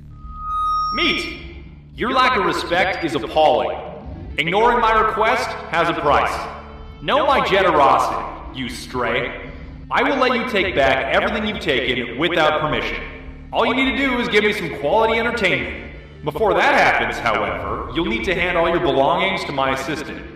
I don't want you to spoil the fun with your cheap tricks. You'll now have to go back to the body in the previous room and leave all of your weapons and gear. Fun fact though, there actually used to be a glitch that would let you bypass this by dropping your items on the floor in the main room. So if you left one completely pointless item on the corpse and then pick everything back up in the main room, you'd actually be able to go through with this sequence, making this fight pathetically easy. Unfortunately though, while I was recording, this glitch has actually been patched, meaning you'll be forced to actually get good at the game instead. Once you come back into the room after dropping off all your items, the Wolfman will talk to you some more. Excellent! Now, pick up the gift I left for you. The gift being a table leg, which was the same weapon we used in the prologue, a knife, and 2 whole healing pills. The deal is as follows. You will now provide me with some quality entertainment by fighting my brothers. And in turn, I will entertain you by playing on this violin I found recently. Let's begin. The The speakers start relaying Wolfman's attempts at playing the violin, and the first enemies start spawning in. 2 huge dogs. Enemies that, to be fair, we've definitely got used to fighting by now. Even facing them with such little equipment really isn't too bad. The main compromise you'll have to make is getting closer to enemies, because the table leg's reach is much shorter than the shovel or fire axe we've been using by now. I assume the Wolfman would have thrown more aggressive wildlife at you, like chompers or human spiders, but he probably can't tame them like he does the dogs. After killing the dogs, the real fight begins. The Wolfman barges into the room, screaming, "Ignore me, meat. Time to die."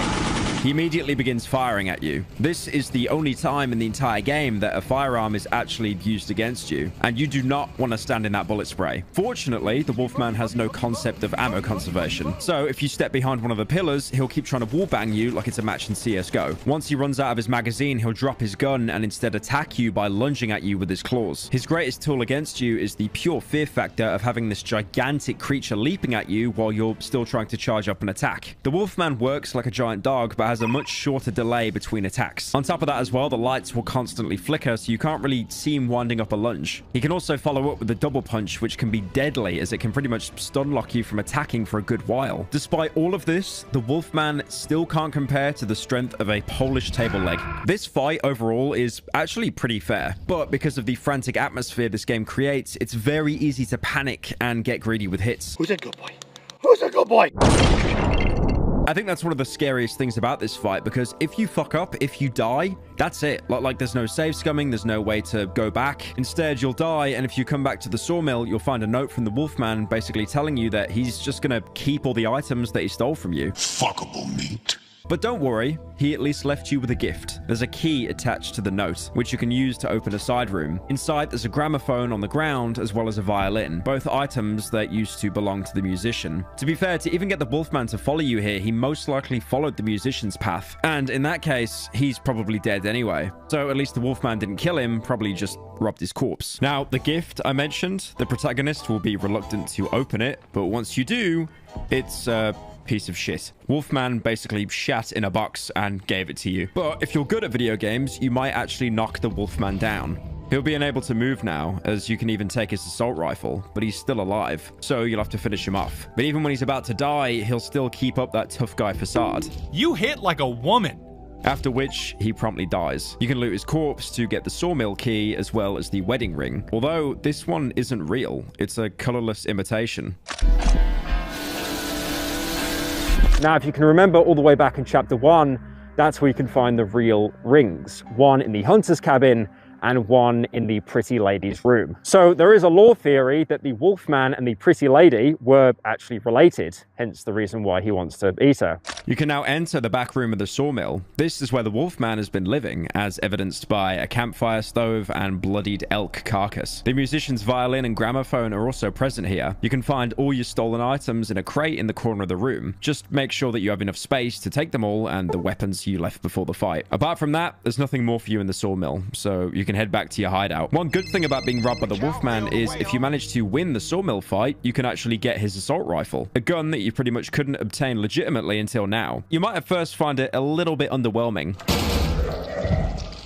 It's locked in a 3-round burst, with every burst summing up to about half the damage of a shotgun shot. The medium caliber magazines hold around 20 bullets, so just under 7 full bursts. It fires $200 custom tooled cartridges. The magazines themselves are much more rare, as you actually can't buy these from any traders in the game. So trying to laser high health enemies with it pretty much comes down to you wasting an incredibly precious resource. Where the gun excels at though is crowd control. It's especially good against banshees, as each bullet in the burst can take out a different banshee baby, making it very ammo efficient. For me though, it'll never replace the shotgun. No, fuck off. But it's still a really good gun to keep in mind if you've got some spare medium mags. I've even seen people say it functions as a direct upgrade to the pistol, fulfilling the same role the pistol does, just with higher damage and more rate of fire. Now, after killing the Wolfman, you can take all of your items back, but we're still left with the original objective, to get the compressor.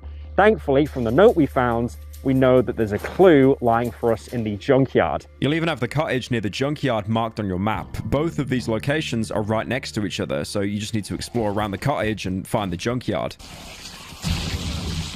although the cottage itself is definitely worth exploring. The note you found before mentioned someone could be living here, and technically it was right. Approaching the house through a corridor made out of roots, you'll first see things that look like hybrids of snails and people. They'll speak to you in a distorted chorus, trying to finish each other's sentences but failing and repeating over each other's instead. Who are you? I'm here. Who are you? Here. Got me loose, please.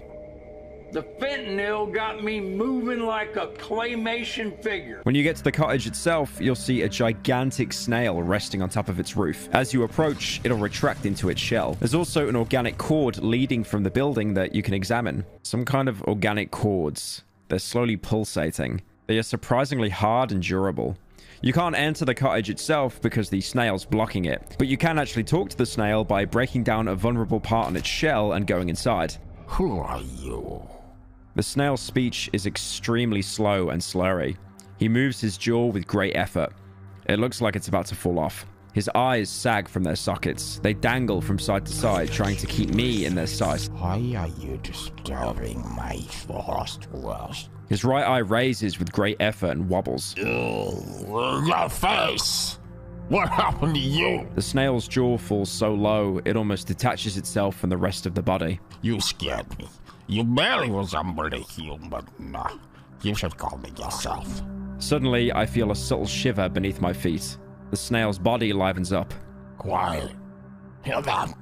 Do you hear that voice? The snail tucks his head inside his shell. She calls to me. Can you hear it? The snail falls silent for a longer moment. The inside of the shell is almost completely silent.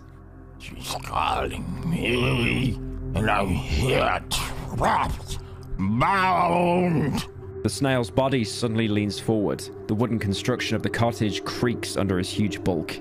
I barely keep my balance. Cut me loose, please. I need to get out of here. If you will release me, I will leave. Come back tomorrow and I won't be here anymore. You can live in my home. You like it.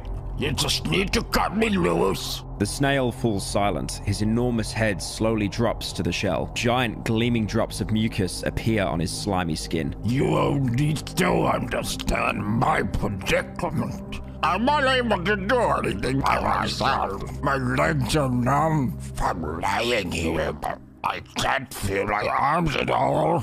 I'll admit it. Lying in the sun gives me the strangest pleasure, but it's time for me to go. I have to. Like the other creatures outside the cottage, the snail is more of a human-snail hybrid, similar to how the mushroom granny looked like a hybrid of a person and mushrooms. His entire body looks like a snail, but he can talk normally thanks to a human skull and jaw embedded in its face. It makes a man hideous. For some reason, he still complains about the protagonist being barely human, despite itself having almost no human features. He even repeats this in some of his gossip dialogue.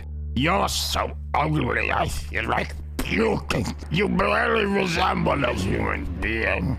If anything, this reminded me of Soma. You'd find various robots throughout the game who were convinced that they were human, and you were the weird one. Now, this huge snail is probably what the other snails were referring to when they said to cut him loose. Much like the doctor, the snail can also hear distant calling, probably again from the forest. In fact, if you think about it, there is a voice calling to you as well. In the Swamp Hideout night event, even the radio keeps telling you to come back to us. Even all the way back in Chapter 1, when interacting with the bunker door, you could hear a voice saying, "Come to me." These could just be hallucinations, but then why does everyone hear the same things?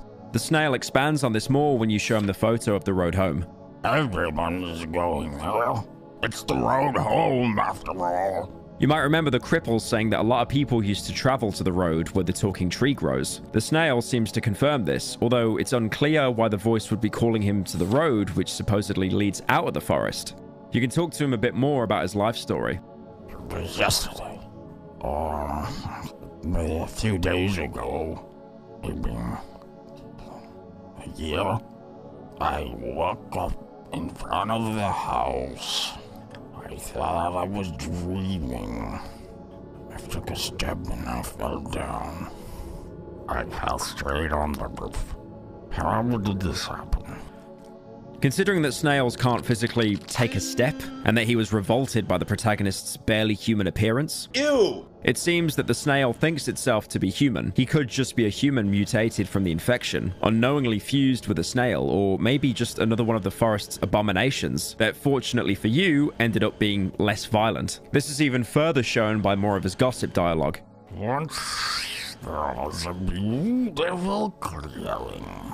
Now everything's covered in water, and I've lost my gumboots. Do you have any gumboots on you? Obviously, snails can't wear gumboots due to a severe leg deficiency. You know. Meow. You can also show him your rubber boots if you manage to make it through the Great Lake. Gumboots. Two teeth pop out of the snail's disfigured open jaw, together with a thick goo flowed down near my feet. They'll be perfect for me. He doesn't take them from you or anything. He's just a gumboot connoisseur. Coming back to the actual game, all the snail wants is to be free. Just do that and overnight he will be on his way and he'll never bother you again. Although at this point, you've done enough errands. So why not sit back, relax, and go catch some fish instead? There's a path splitting off from this one leading to the cottage where you'll find a small pond. Going in it, you can grab some fish for yourself. Finally, a game with better fishing mechanics than Far Cry 5. Far Cry 5 was very good for nailing the realism. Jesus Christ, I'm fucking fishing! But if you actually want to make progress with the snail, instead of immediately going out to find out how you can free him, you can examine his belly. The roof beneath the shell is completely destroyed. The snail's shell is also badly damaged. Maybe I'd be able to get inside the cottage through the skin on his belly. It seems quite frail. This is yet another quest with multiple outcomes. The selfish option would be to just cut through the snail. It's a creation of the forest anyway, it's not really human. If the snail was once human, he's obviously beyond saving. This option is also a lot quicker since you don't actually have to find out how to free him, and also wasting an entire night for the snail to move his fat ass off the roof. Although choosing this, you'll be reminded by just how much of an asshole you are by doing this to the snail. Leave me! I won't fit inside. I need to keep trying. Why are you doing this? The hole is still too small. The entire shell even shakes with every strike. Just to remind you, this is the mean person choice. You are a bad person for doing this. Although doing this won't lead you to one of the most useful pieces of loot in the area. If you instead decide to help the snail, you can follow that organic cord you could examine earlier. Eventually, you'll find a destroyed shed sitting behind the house. There's a small puzzle here to access a blocked off area. You basically have to go back to the snail, hover your mouse over him until you find that he's been holding out a vaguely human hand. If you interact with this, you can take the key and open the shed door, drag the wardrobe away, and that's it. Although you might think to check the wardrobe first. Inside is a note about the junkyard. It shows you a map of the entire place, which is invaluable, but I'll explain why in a bit. There's also a small drawing of a guy in a hazmat suit on the side, possibly one of the outsiders. That, or it's an Among Us. To free the snail the humane way, all you need to do is complete the puzzle and progress to the area behind the shed. It looks like a clearing of beautiful white grass with a weird cocoon-like growth in the middle. You can break it using any weapon, thus freeing the snail. Talking to him, he'll thank you and give you his house. I will flee again. When you return here tomorrow, I won't be here anymore. I will follow her voice. You will be able to live here. I promise. He's now going to follow that voice, which, again, if we looked at where the doctor ended up, he's probably going to end up killing himself or going completely insane and killing multiple people, then himself. Before even arriving at the cottage, you'll see the snail people along the path look like they've been crushed. Probably by the snail trying to fit its body through the small corridor. I wish that was me. Going inside to evaluate your new property, you'll first notice there's a small flickering light in the next room over. Before you can enter it though, there's a note you can pick up. We have nothing to eat since the flood. I've caught some snails and frogs. Better this than nothing. Also, out of the crosswords that I found last year at the junkyard, the only thing that's left to do is keep writing this journal and listening to this strange radio. In 2 days, I'll visit the junkyard again. Maybe I'll find a tape recorder or something that'll let me record this weird signal. I feel like there's some meaning hidden behind it. I'm hungry. I'm eating grass and whatever I can find in the water. I've seen some strange men between the trees. They're not locals. They do not hide. They were dressed in strange clothes. I was too far to take a better look. Besides, I'm alone, and there were at least 3 of them. Maybe I'm delusional, or maybe these old ruins aren't empty. I found a blank tape and a broken tape recorder. Maybe I can fix it and do something with it. I've also found some other useful things. I've written them all down and left them for later. I don't have the strength to wear them all on my back. Is it possible that the radio tower emits this strange signal? It's been a couple of years since it's turned over, but no other signal reaches this place from outside. It must be that tower. I need to take a break from this radio. I hear this voice everywhere. It's strangely familiar. Can't get it out of my head. There's another mention of that radio tower here. Looks like whoever lived here before. It might have even been the snail himself before his mutation. Whoever it was also hearing the voice and seemed to think it was connected to the radio. Throughout the game, we've seen the radio be used by whatever's behind the plague, telling us to come to it and even showing up in the prologue as the man with the radio dial for eyes. There's a reference to that thing that keeps showing up in my YouTube Shorts tab, but I don't think I want to go there.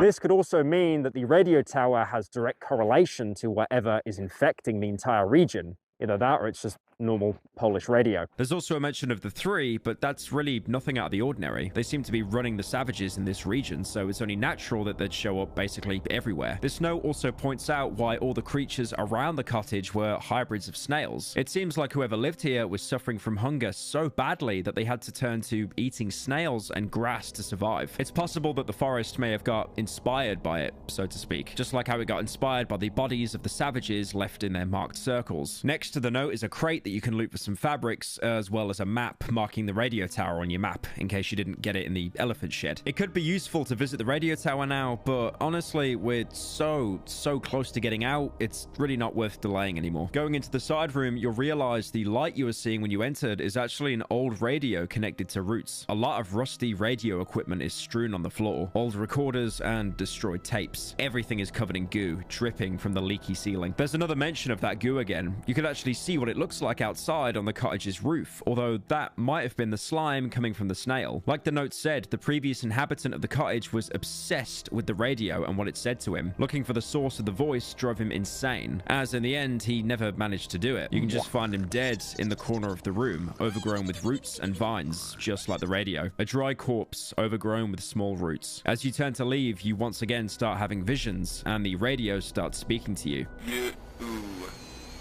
Are you her?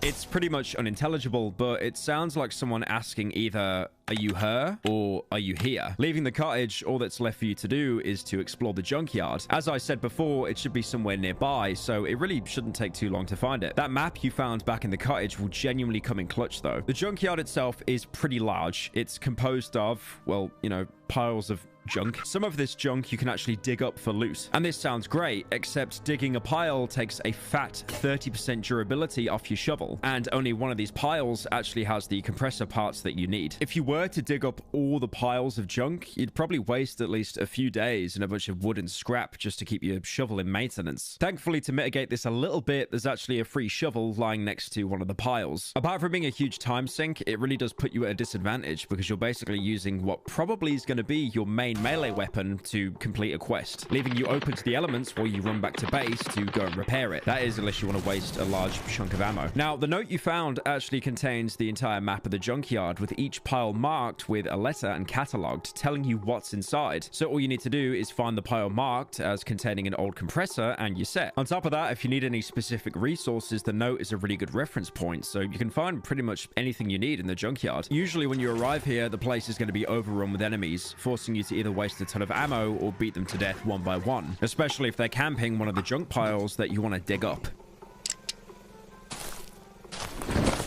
I say usually because depending on your previous choices, you can actually find an old character here. You might remember the elephant mother talking about a loud crash she heard coming from the junkyard a while back. Once you reach the middle, you'll finally realize what it was, and the music changes to a much sadder tone.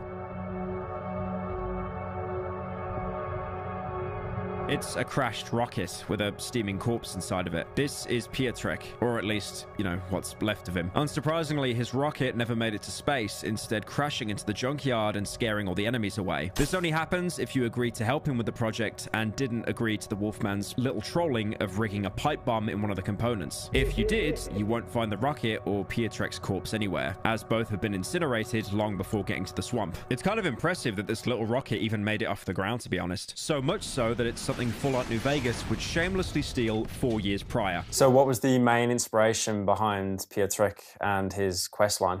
There's this song called Piotrek by this band called Ścianka, which is a Polish band, as you might have guessed. The song is like this monologue of this kid who lives in a junkyard and he's building a rocket and he's like obsessed with space and stuff, and it's really trippy, and it's pretty much, we just took the song and placed it in the game. So yeah, that's it. Huge inspiration. Cool. Yeah, it's a really cool song. You can loot both the wreckage and Pietrek's corpse, although the corpse only has some wire on him. Wire. It could imply that he was trying to fix whatever was wrong with the rocket in his last moments, but just couldn't cut it. The wreckage, however, is a gold mine of useful loot. There's a welder, pliers, weapon parts, even a long barrel. There's also a big stack of scrap you can use to repair items or set up bear traps back at the hideout. Despite the junkyard being a gigantic location, that's about everything there is to find. But now, after all that, you finally have the compressor parts. With the compressor finally fixed, we can fill up some fresh oxygen tanks and use it to access areas in the game we never could before. So again, it's basically like Doom. You just get a key card to get another key card to get another key card. But this really isn't the time to explore. You have one last thing you need to do to escape this horrible place.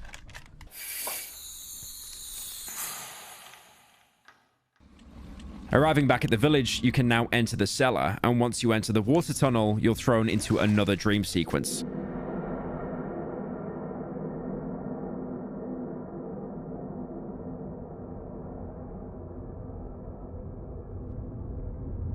You'll wake up on the floor of the basement. It looks pretty well kept. All the containers are locked shut and not even flooded too badly. You can even examine a giant barrel in the corner.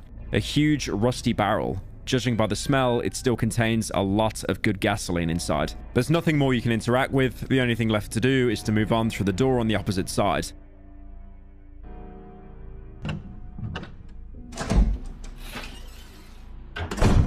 Except once you cross the corridor beyond it, you end up in a room that looks exactly the same. You can't go back either as the door locks itself behind you. You can only keep going deeper.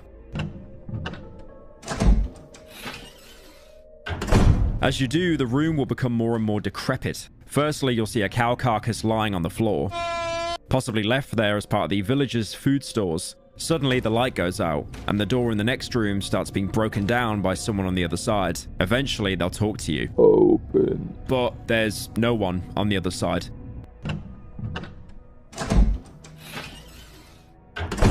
You can keep moving through the next room, and once you enter, all the crates start opening by themselves. In other words, it's a crate jump scare.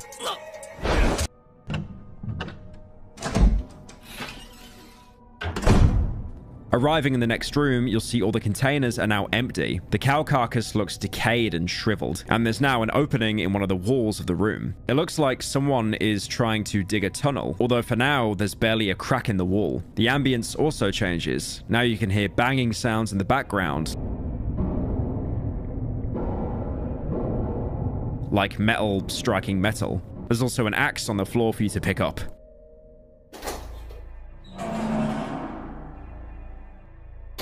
The next room shows more progress on the dig. Most of the floor is now covered in dirt, and the tunnel is somewhat longer, with a backpack holding a torch laying at its entrance, but it's still a dead end.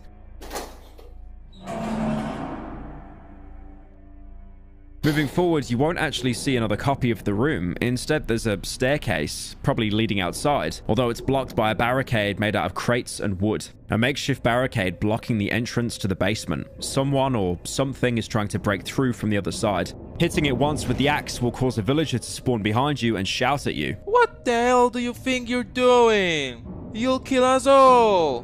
Get back to digging! Once the villager screams at you, you can do what he says and go back to the tunnel. Entering it now, you'll see the tunnel has extended significantly. Moving through it, you'll start to see infected bodies. Only a couple at a time at first, but as you progress, the entire room is covered with them. The corridor is seemingly never ending, so you might think to turn back and try a different exit. However, once you turn around, you'll realize that the only thing behind you is a dead end. Trying to progress now, you'll only find a wall. At this point, the floor gore spawns and engulfs your screen until you can't see anymore, waking you up from the dream. Alternatively, you could have just attacked the barricade again, causing him to scream, and then transform into a black chomper. Either killing it or dying ends the dream, with neither seemingly having any effect on the real world. Once you wake up, you're in the real basement. In contrast to the dream version, this one is completely flooded, with the neatly carved out corridors being replaced by winding tunnels overgrown with roots. There's a lot of dead ends as well as glares are sprinkled around, showing how hostile this area really is. Walking into the main room, you'll see a cow carcass is now completely decayed, leaving only a skeleton. All the crates are still open, but now they're covered in roots. You can search them, but despite their gigantic inventory, they're all completely empty. There's also a backpack on the ground with a single torch inside. You can exit the room just like in the dream and arrive at the barricaded staircase. Although you can't actually break this barricade unlike the dream, its layout suggests that this is actually the second staircase we could find back up top. You can also enter a small tunnel leading off from the corridor, but there's not much to find. A dead end, carved out by the roots. But there's also another tunnel, the one that the villagers locked in the basement tried to dig themselves to get out. This tunnel looks different. It was carved out by people, sloppily and hastily. It's a miracle it still hasn't collapsed yet. The further part of the tunnel is blocked by rubble. Looking through a crack, I can see giant, pulsating roots. Maybe I can find a way to destroy them. The corridor isn't wide enough to pass through, but you can see the beating heart of the talking tree in the next chamber. These are the tree's roots. Growing out the same tunnel, we've seen the thieves dig that was later filled with corpses. It seems the talking tree consumed them while growing, which is probably why it grew faster than the rest of the forest. These corpses are also probably the ones we see inside the tree, talking and arguing with each other. You need to ignite the roots, but because the tunnel's blocked, you can't just throw a match in. It's not going to be as easy as that Fallout 3 quest. I need to sell your television. Looking around for something to help, you'll stumble upon the fuel barrel that was also present in the dream. Interacting with it now instead puts you into a dialogue box. The barrel's valve is rusty, but it seems to be working. Judging by the smell, there's gasoline inside. You're then given the option to open the valve. I grab the valve and try to turn it with all my strength. It suddenly breaks. Gasoline slowly leaks out of the barrel. It slowly flows down the tunnel. You can see a small stream of gasoline leading down the tunnel. After doing so, the protagonist will comment, "The whole tunnel is flooded with gasoline. I must be careful." There's only one thing left to do now. You can use the torch you found and ignite the gasoline trail.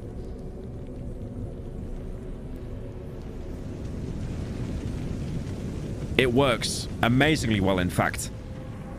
The entire tree starts burning, and you can hear its screams coming from above. The fire is so intense that your entire vision is clouded by smoke and blaze. If anything, you should probably get out the basement before you suffocate.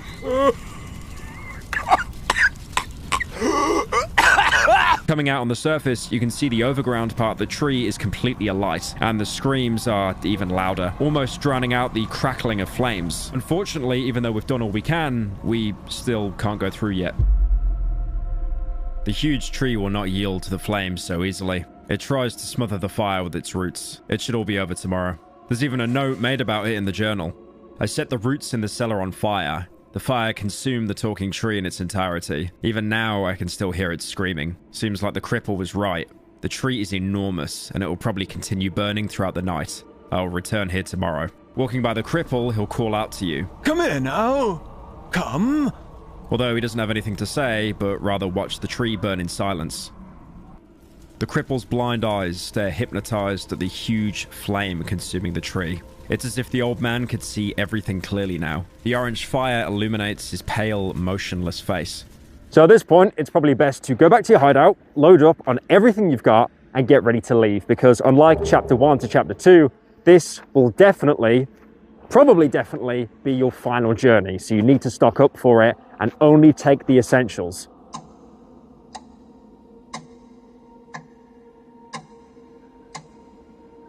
starting the night, you won't see any of the usual enemies. You might think you got lucky that the forest is letting you off easy, you know, after all the challenges and all the hardships you've gone through. Until, at some point during the night, the radio once again turns on. At first, it's just static, but soon, it starts speaking to you.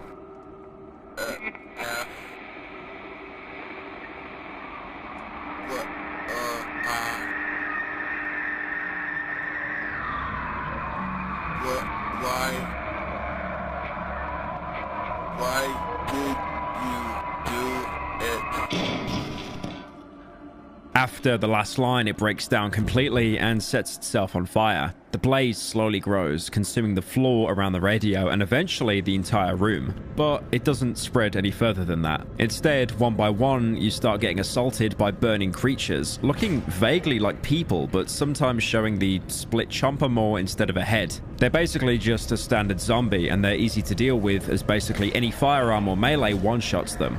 But as the night goes on, their onslaught ramps up.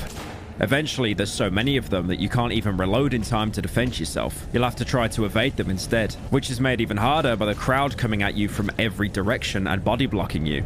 Just before you get completely overwhelmed, you start to hear that refreshing song cue, meaning dawn is coming.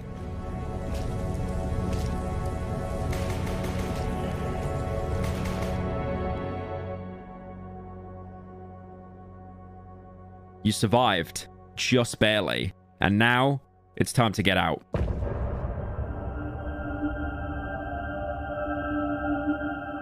You wake up to see that even though you survived, the three aren't there to greet you this time. Obviously, they weren't too keen on you burning down the tree and probably don't want to do business with you anymore. Going through the village, you'll see that the cripple is gone and you get a new journal entry. It worked. Only ashes remain of the tree. I feel I'm approaching the end of my journey. Is it possible? Where the tree once stood is now a mess of burnt wood and roots, with a huge smoke cloud hanging above you in the air. The tree didn't quite turn to ashes, but rather collapsed. Its charred corpse leaving you a path finally leading outside the swamp. Once you step through, the music changes and you reach a clearing. There's some buildings off to the side and even a well, but there's nothing interesting to find here. It's a couple of old houses, just like the ruins before. There's a rock path in the middle of the clearing. Following it, you'll eventually find a huge asphalt road. A colorless goo seeps from the cracks of the asphalt. As expected, the forest has, unfortunately, consumed this road. There's roots sticking out of the asphalt, but hopefully the way is still open. Following the road, you'll see a backpack on the side, as well as a road sign. The backpack actually has some torches inside, but examining the sign, your protagonist will read the writing out. The crossed out sign reads Darkwood. Oh my god, they said the name of the game! They said the name of the game! But also on top of that, that means the entire region of the game is called Darkwood. Now, I gave the devs a pass for their naming conventions before. But this game is called Darkwood because it takes place in Darkwood. I thought because the atmosphere was pretty bleak and dark and the plot has heavy focus on the trees, the wood, or because, you know, the game literally occurs 90% inside a dark forest. But apparently, nope, the entire forest was just called Darkwood. More on the name, there is actually a real-life village in Poland called Czarnolas, which roughly translates into Darkwood. So apparently there's a village called Czarnolas, which translates into Darkwood. It's a coincidence. We didn't know about the village before we started to make our game. The name just kind of came up and we thought it was cool. We needed a name because we made a game called Kevin Costner's Tatanka Hunting Simulator 2013. You play as Kevin Costner and you jump from Tatanka to Tatanka, which Bisons. is bison, yeah. Some game press took it. They made some articles about it, and we were already developing Darkwood, and we thought that we have to have a name so they can also like mention about our new game and our studio. So we choose Darkwood and Acid Visual Studio. At least since the sign is crossed out, that means we're actually leaving Darkwood. If you can move past the whiplash you get from the in-game title drop, you'll see a grey body on the asphalt. It looks like it's stuck in place, similar to the villagers you could find back in the glade, but this time you can't even interact with it. Further ahead, you'll see a lone survivor. This is in fact the cripple, using the opening the tree being burnt down made to try and escape himself. But you have no option to help him, just to progress further. So yeah, good luck. Hope it goes well for you. Moving further up, we'll have the protagonist confirm what I'm sure you've been thinking ever since we stepped foot on this road. the road home. There's more frozen figures as you move forward, regular people, but also savages. There's so many that they actually crowd the road, blocking it up and making it hard to pass through. You walk until you see a truck in the middle of the asphalt, and behind it a wall of trees. The road is blocked after all. Thankfully though, there is a side path. There's even a road sign that you can examine, 25 kilometers to the nearest town. Going down the path, you once again enter a thicket of trees, although contrary to every time you've done this before, this time it doesn't feel sinister. This time it feels like progress. Reaching the end of the path, you enter the epilogue.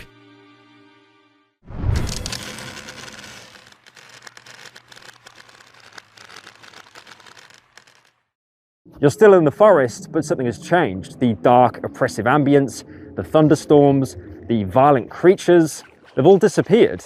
And slowly, very, very slowly but surely, the forest is changing. This is it. Eventually, the trees become more and more sparse, up until you find yourself looking at a regular electrical tower out in the open. You're actually outside the woods. And when there's power, there's people. You can follow the electrical lines to find a town. Not a couple of ruined cottages barely held together, a real town, made out of the PPR's finest concrete. Now, because it is Poland, there's that classic Soviet grayscale color range on pretty much everything, which in most games would be oppressive and bleak, but here it's surprisingly comforting compared to the sickly greens and browns of the swamp. There's a woman feeding the birds on a bench, and as you approach her, the birds fly away. And they're gone. Who's going to eat the bread now? There's even a small playground with a sandbox and a carousel, as well as a chalky outline used for hopscotch. Despite barely anyone being around, the place is still a stark contrast to the woods of the game. It feels lived in, like there are real people going about their day here. In front of the huge apartment building, there's a woman sitting on the bench. My first floor neighbor. And finally, for the first time in the game, your character actually speaks out loud. Good day. Good day to you. Now, the normalcy in this dialogue is astounding. It seems like a normal exchange that you get in the opening of like a Bethesda game, but the fact that we've spent like 10 to 20 hours inside the forest, hunting, surviving, trading, and then just to have this completely normal exchange, not with, you know, a furry or an insane man that wants to go to space, just someone completely normal living in an apartment block. It feels refreshing, but also incredibly strange. Entering the building, it really looks like a standard run-of-the-mill Soviet block of flats. Upon entering, your character will say, "This is my staircase." There's also a bike in the corner with the word ass written in Polish next to it, because of course it does. You can even examine it. It's been here since I can remember. Weird that no one ever tried to steal it. There's an elevator, but unsurprisingly, it's out of order. You can also go into one of the corridors to see a man on the ground, probably passed out from one too many Polish special 95% spirits. Boss, got any spare change? The inclusion of the standard issue Polish blackout drunk man really makes you feel like you're home here. Going upstairs, you'll see a woman cleaning the floor. Pleased to see you, mister. Haven't seen you in a while. You can inspect the flowers next to her. They're still green, even though I never see anyone tending to them. Maybe they feed on discarded cigarette butts. Going in the corridor above, you'll see some more tasteful Polish graffiti, and eventually you'll arrive at a door you have the key for, your own apartment. Home sweet home. After all you've gone through, all you need to do now is just go to your bed and rest. You can leave your coat on the wardrobe next to the door, but the bedroom door is locked, so you'll have to find the key first. You can go into the kitchen where you can find a note on the table. I made you some soup.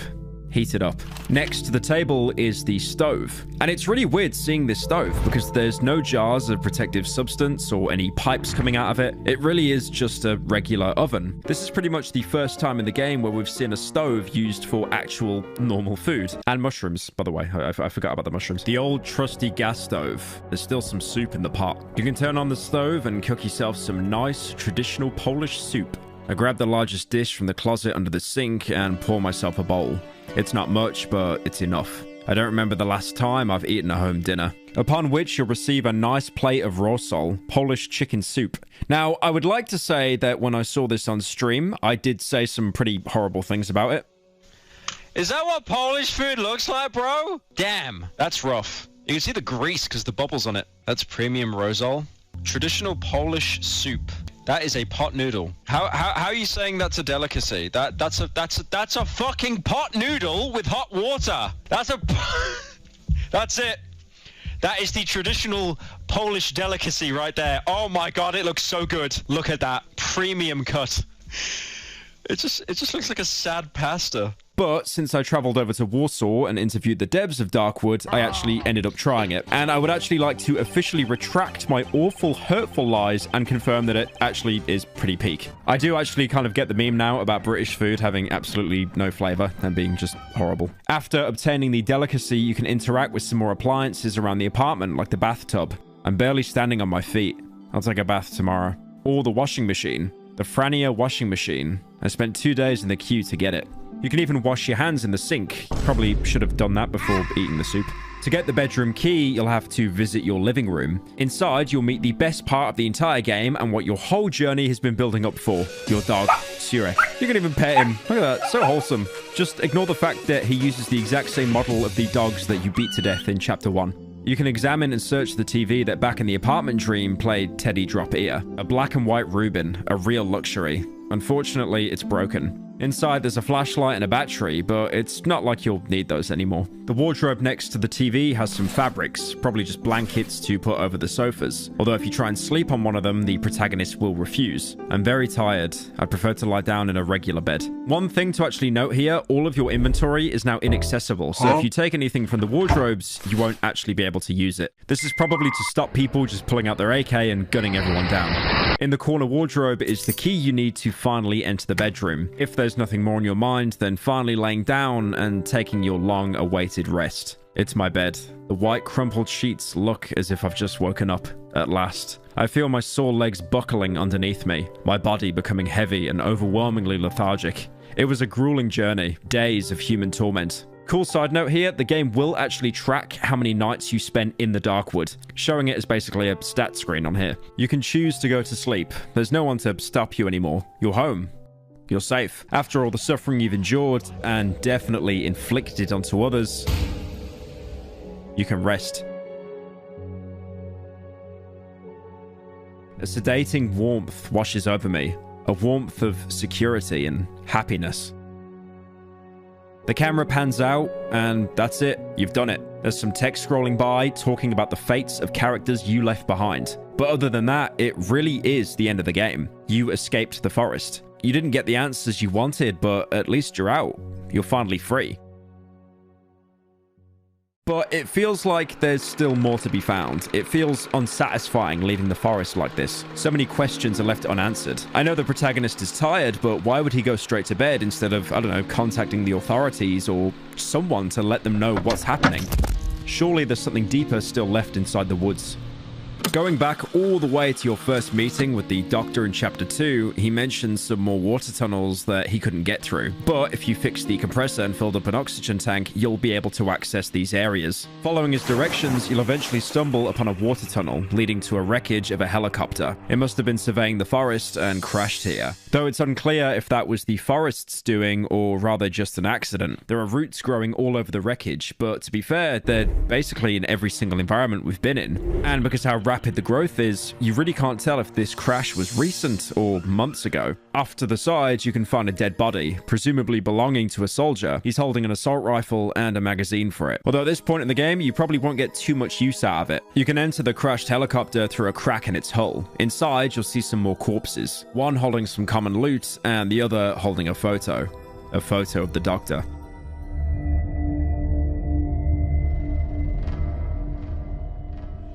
It's torn in half, but you might remember another photo that was torn in half all the way back in the train wreck. Back then, we assumed that it was the doctor's family, and now we're probably right. Combining the two torn photos together, it definitely does match. This helicopter might have even been one sent by the military to exfil the doctor, because he was basically the only person in the region with any medical expertise. And even though he didn't know how to treat the plague, he definitely would have heavily studied it, much more than any of the outsiders.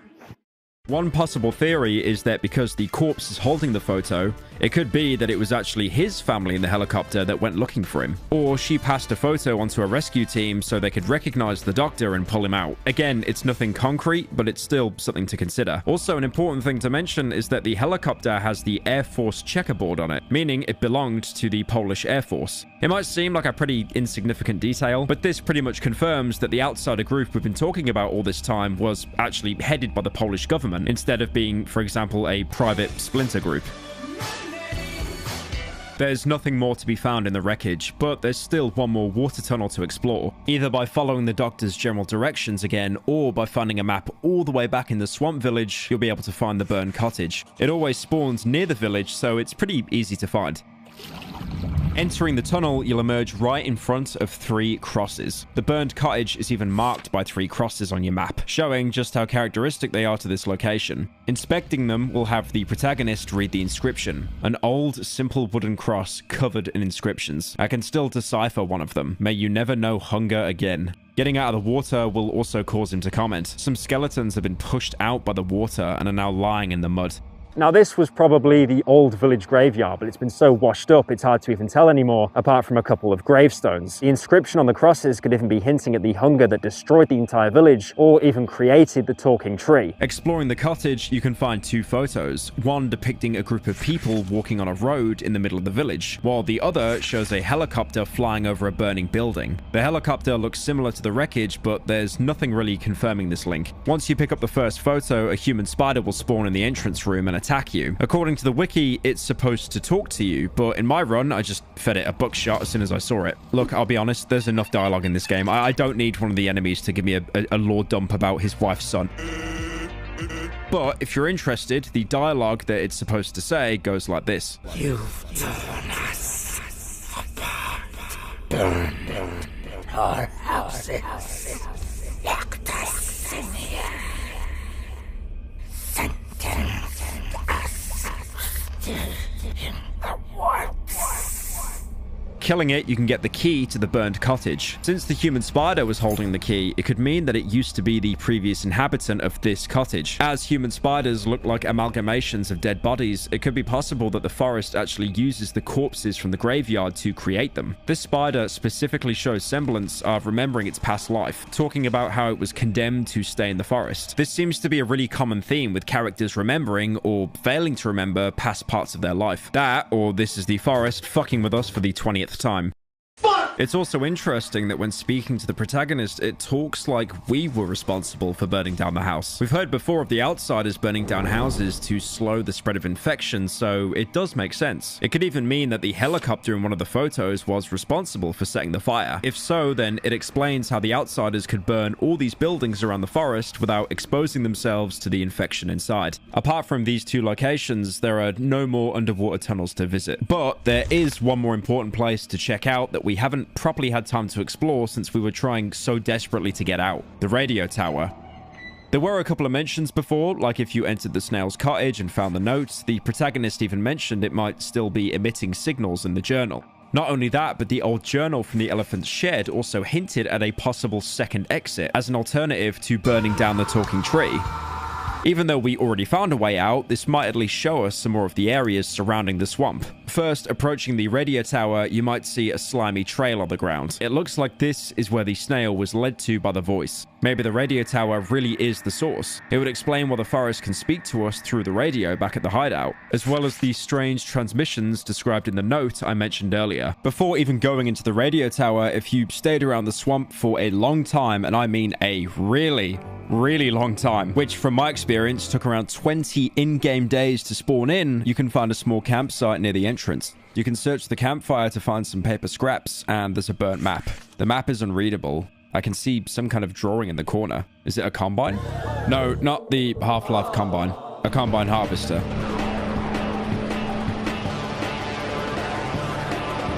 There's also another note. A torn page from a journal. Your journal. Boredom. The news was pure garbage as always. I was only waiting for the Sports Digest. We won 2-1. I watched Plastishovy Pimentik before going to sleep.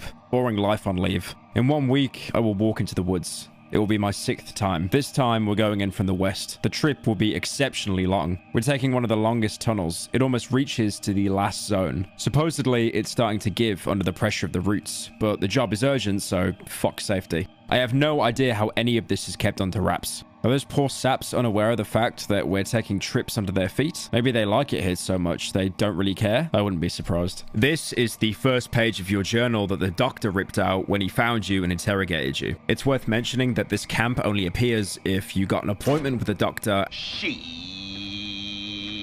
and then failed the dream sequence. It's basically an alternate path the Doctor takes if he travels alone instead of teaming up with you. Reading through the journal page is a stark contrast to the notes we've been making all throughout the game. At this point, the protagonist would give anything to go back to the ever so boring life on leave. It also seems like this expedition was deemed risky all the way from the start, with even the protagonist acknowledging that the bunker tunnel was starting to give under the pressure of the roots. Whatever mission we had, though, was deemed more important, though it obviously stopped mattering after we got stranded here.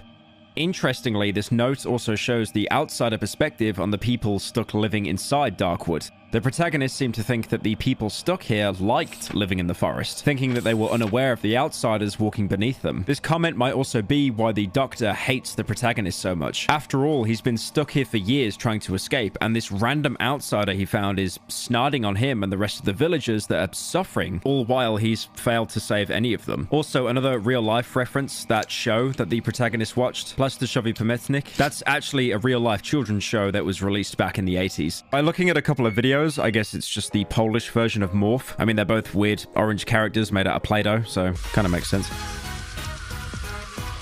So this is the Doctor's camp. If you need any more confirmation, you can even find his old camera in a sack next to the campfire. The same camera you could find in the prologue, although now it's covered in mud. We know from the Elephant Mom's dialogue that even in this path, he's also slowly going insane. So he's probably mid-savage transformation, hence the mud. Although he still seems to have some purpose, setting up camp near the radio tower, it could be the forest calling him here just like it did to the snail. Or maybe he's looking for a way out of the forest, just like the old shed journal mentioned. He's still sane enough to set up a proper camp too, even making a primitive bed. Unfortunately though, you can't find him here. Although looking at the burnt map, you might see a clue as to where he might be. That Combine drawing is actually a location you can find inside the forest. Normally, when you find it, you won't even know that there's anything interesting here. You won't even get it marked on your map. It looks like a solid wall of trees with a Combine harvester stuck inside. But if you survive a few more days, the protagonist will make a remark when you get close. I can notice some kind of passage under the roots entwining the wreckage. Funnily enough, if you paid attention to the map earlier, it literally had the passage marked on it. Going through, you find yourself in a small space between the trees and kept completely in the dark thanks to the leaves blocking all light. There's a ravine separating the path you came through from the rest of the space. Looking at the other side, you can see the campfire and a familiar figure. Don't cry. I'll be there soon. I'm close. I'm so very close.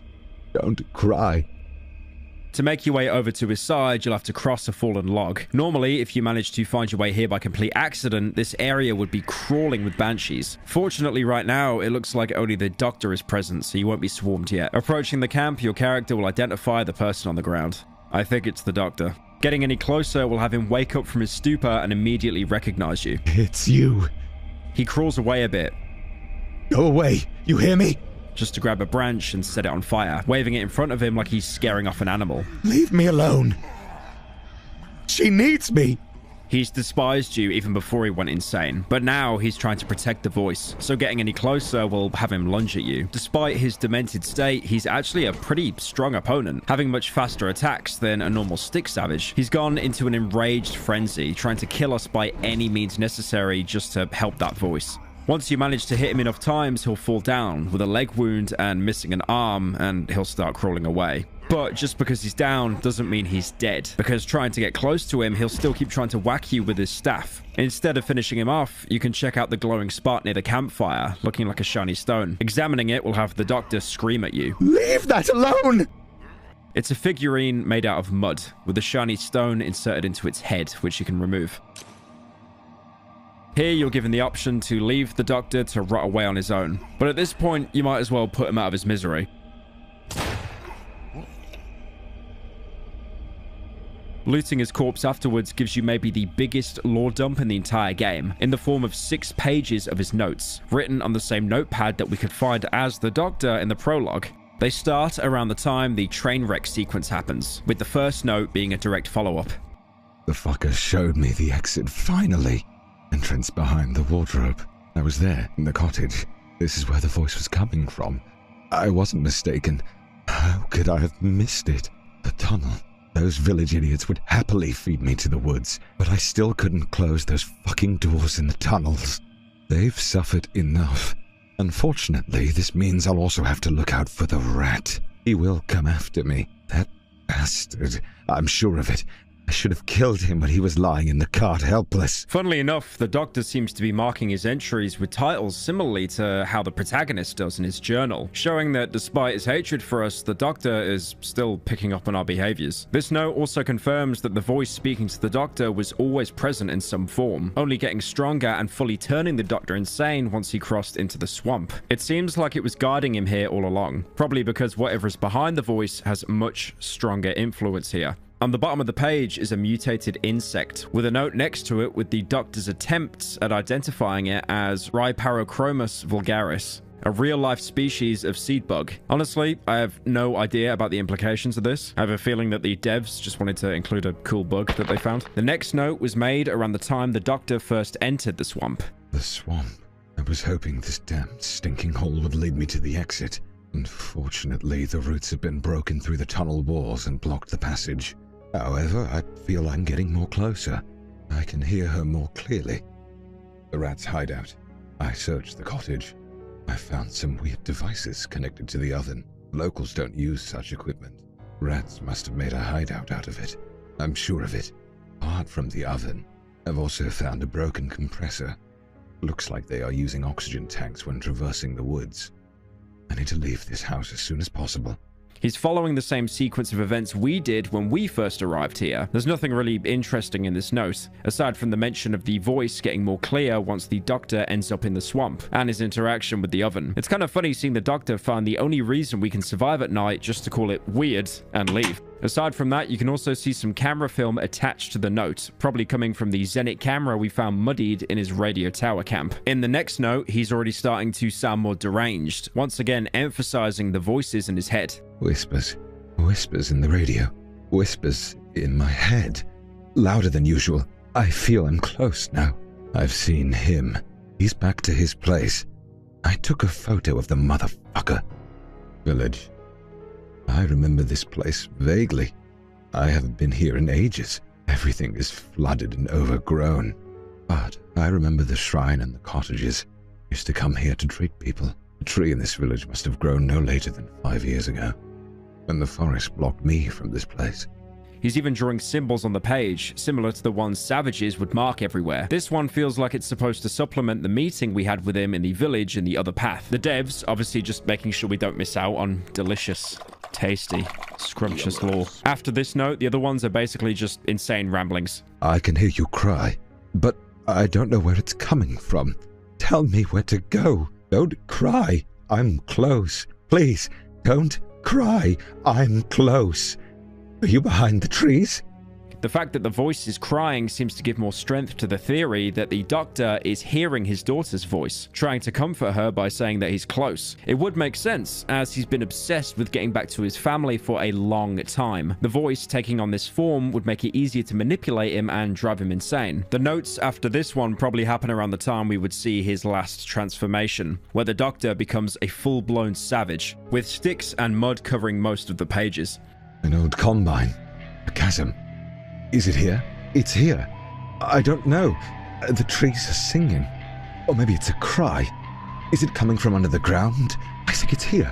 This cry. I know this cry. He seems to think the voice is coming from here, but apart from the banshees, there's nothing to be found. The last note is completely covered in what looks like an idol, probably depicting the same thing that the shiny figurine did, with the only visible writing being, Is it you? Is it you? Is it you?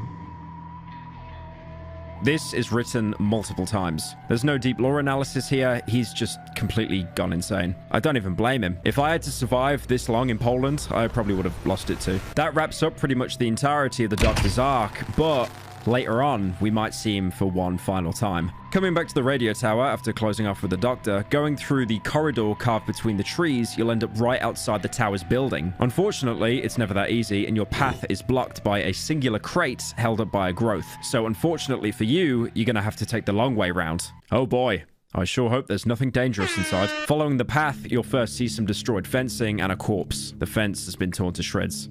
There's an empty nest nearby, probably belonging to whatever tore through that fence. You can also see the overturned radio tower here, which you might recognize way back from the visions you had at the markings strewn across the map. Seems like you've been pointed here by the woods all along. Even the talking tree had one of the people mouth the word radio at you, although back then it was basically impossible to connect it to the tower. It's important to mention that just like all the other locations, the game does a fantastic job setting the atmosphere here.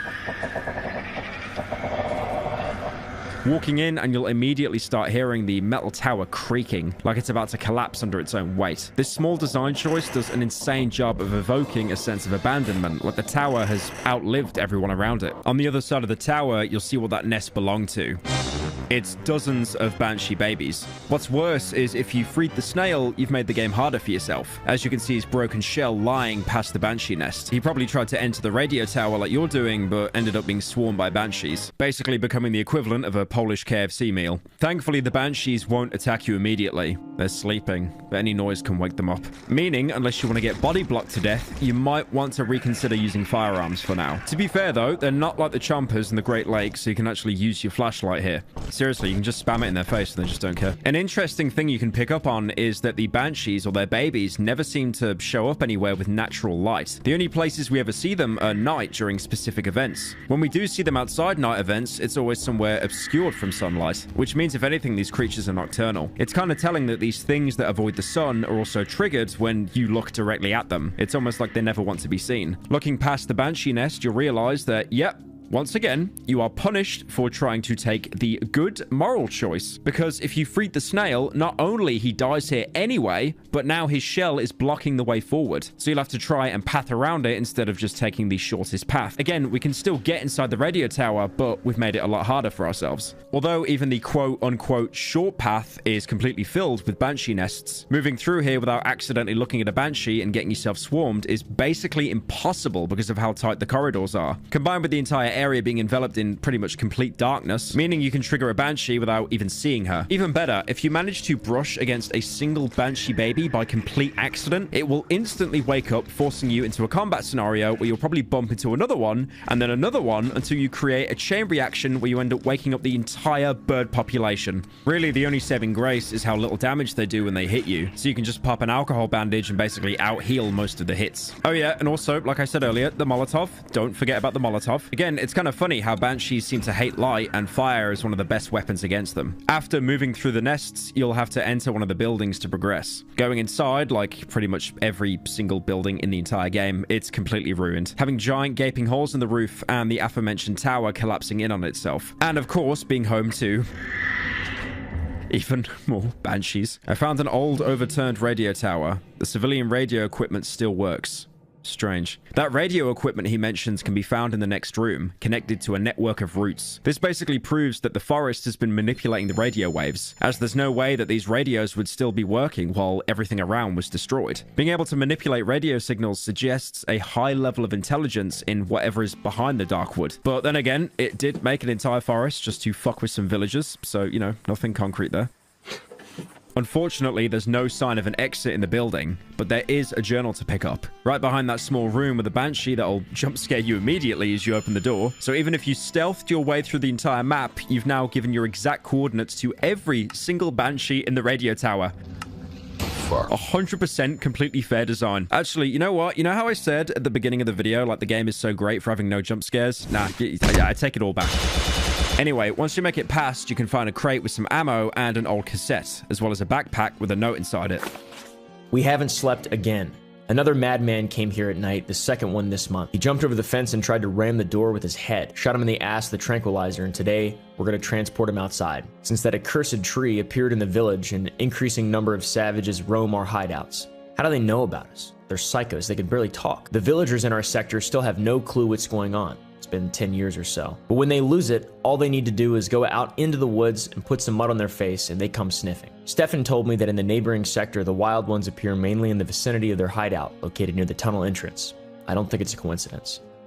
This is a pretty big reveal, as it confirms that there must be some form of intelligence behind the forest, controlling the savages and using the radios to communicate with us. In fact, we've seen this communication already, in the signs they draw on the ground. The hallucinations we got when we stepped inside led us to the same places it led the savages. In Chapter 1, it was Bunker 21, and in the swamp, it was the radio tower. This communication also seems to somehow be connected to the talking tree, as its appearance seems to have made savages more aware of the hideouts, which also ends up affecting us as we're stuck defending against them at night. Once you finish the reading material, you can move on through the rest of the building, just to realize you have to again go outside into another fucking banshee nest. Truly the bravest of video game design. Or you can actually take an alternate path. Right before that bullshit jump scare banshee, there's an eye growth in the corner of the room. Activating it and backtracking to the open area before you enter the building. A passage now opens in the middle of the collapsed tower. Of course, there's another banshee as well. But surprisingly, this one isn't actually hostile.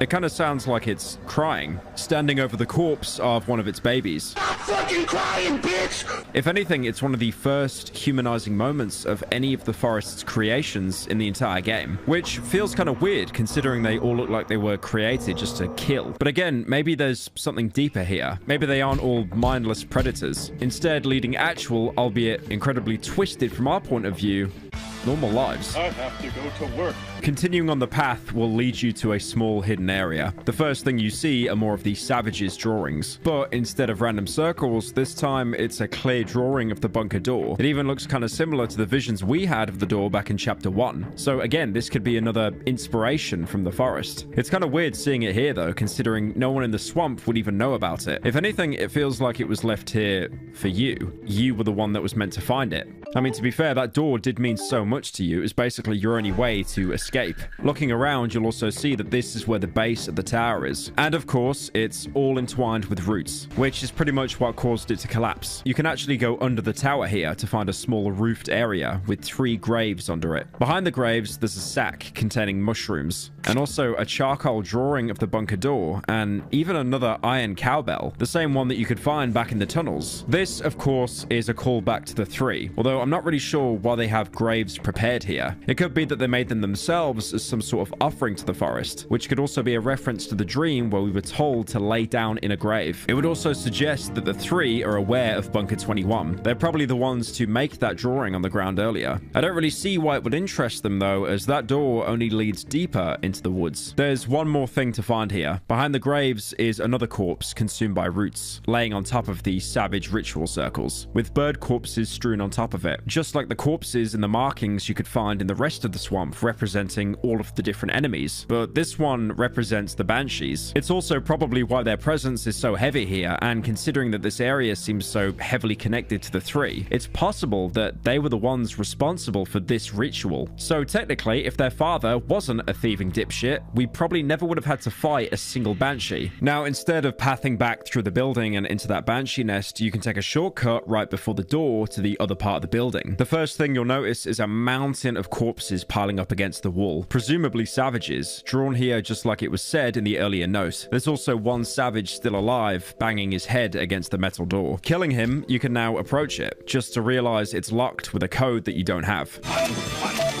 At this point, you might expect another hour-long section where I talk about a side quest that ends up taking you halfway across the map for a single item, but fortunately this time, we're actually spared by the protagonist.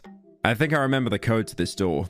8684. Thankfully, like we've established, the protagonist is an outsider and he still has some tricks up his sleeve. This radio tower must have been secured by the outsiders, otherwise the protagonist wouldn't have known the code. Walking in, you can see more heavily overgrown radio equipment, but the interesting part is that there's another underground entrance here, the entrance to the underground tunnels. Going inside, you'll be thrown into a familiar environment, feeling almost like a continuation of the tunnel behind the bunker door. In fact, going left, you can see a blocked section. The further path of this tunnel is blocked by roots and rubble, which is likely the very same block we encountered back before we had to detour into the swamp. There's also a crate next to the entrance you can unlock, containing a military flashlight and a note. 22:15 hours. 2 people came via the tunnels after the hideout near Village 3C. they were attacked. 2310 hours. The hideout near Village 3C has been compromised. At least 12 locals have entered the hideout cellar, mostly mud-covered savages. 3 among them were wearing unusual clothing, weird rags. We lost 1 man, the door to the tunnels has been shut, and none of the locals managed to break through further. We're getting ready for evac. 0130 hours, evac successful. The door is locked with a code, we're going home. The hideout mentioned is the one we've been staying at during our time in the swamp. This explains why the outsiders had to abandon the swamp entirely, as their hideout was being overrun by savages and were seemingly aware of the tunnel entrance. What's interesting is another mention of the 3, which also explains that cowbell we found in the tunnel right behind the area restricted door. This might also tie into that drawing of the bunker door we found in the area near the base of the tower. The forest might have been influencing the 3 to try and open the bunker door, effectively flooding the tunnels with savages from both areas. Now, you might find it weird that the 3 were leading the attacks that ultimately caused the outsider evacuation, since to us, the player, they've only been helpful acting as a trader. But you have to remember, we've become part of the forest ever since we injected ourselves with essence for the first time. And even if you didn't level up once in the entire game, there's still a canon event in the beginning of the game where the doctor forces an injection onto you. It might be possible that the 3 know this somehow. After all, they're clearly much smarter than regular savages. The closing of the tunnel door was probably the reason why so many savages piled up against the radio tower and stopped attacking the hideout at night. We already established that the forest communicates with them. Haven't you figured out I don't speak your fucking language? Once that door got closed and the area was locked off, the radio tunnel entrance was the only other way out of the region. In fact, if the forest wanted to spread the plague further, it would need to get access to this hatch, locked behind a giant metal door. I do want to give a quick shout out to this metal door though. It managed to survive 2 entire years with no maintenance and literally hundreds of savages beating their heads against it, practically saving the world from the plague possibly spreading even further. So we're not the goat of Darkwood. It's this door. Now, you might ask, why does the forest not just send a stronger enemy than a malnourished, insane human? Is it stupid? I mean, surely a couple of chompers would probably take care of that door easily. Well, this could be a bit of a plot hole, or we can assume that all the other creatures aren't under the forest's direct control. The savages are the closest thing to an actual human in the game. There's still some consciousness inside them, meaning they can be influenced to do things, even after going completely insane. All the other enemies, which seem to come directly from the forest or from infected corpses, like for example chompers, act more like animals with no agency other than instinct. There is of course the Banshee, which was actually showing some emotion, but to be fair, small bird wings, they're not really gonna do much against a metal door. I can't believe I've spent this section of the video just glazing a metal door. There's also the issue of the protagonist knowing the code. I did mention earlier, and while he could have been a part of that evacuation, I think it's more likely that the code was given to operatives if they needed an emergency exfil point, or maybe in case they ever needed to come back into the swamp again. This might just be me coping, but I like to think the devs had it all thought out, and this really does make sense. Coming back to the tunnels, you can finally continue the journey you started all the way back in chapter 1. And just like how you were warned before opening the bunker door, the protagonist again remarks how there's no coming back. This may be a one-way road. Yep, I know last time I did that, it was a tease for another chapter, but please, I promise I am not doing another fake out. I really am trying to keep this video under 10 hours. Eventually, you'll end up in front of a metal door, which will prompt the protagonist to make another note in the journal. I found a floodgate in the tunnel. I'm afraid I will only have one shot of getting further down the passage. I feel like it will lead me to the right place. You can't open the floodgate unless you lock the door you just came through, which means you have to effectively lock yourself in and hope that there really is an exit at the end of the tunnel. Going through leads you to yet another door. This one is blocked from the other side. Trying to take the side tunnel won't take you anywhere either, as the only thing there is a gaping maw. You can look inside it to get a piece of odd meat, and after you walk away, it speaks to you. Now, the last thing to try here is a metal lever overgrown with fungus. To use it, you have to get rid of the growths by hitting them with your shovel, just like how you solved pretty much every other problem in the game. But doing so causes the mushrooms to burst, releasing spores into the air and putting you into another dream sequence. You wake up right where you got knocked unconscious. But the tunnels seem different. The lever is gone, and the floodgate is locked shut behind you. The door leading deeper in is still barricaded. But what used to be that dead-end side tunnel now expands into a nicely paved walkway. The only item you have now is a military flashlight. which seems to run on the dream logic of infinite battery power. But other than being able to see, you're once again completely defenseless. I can hear someone calling incomprehensibly from the depths of a corridor.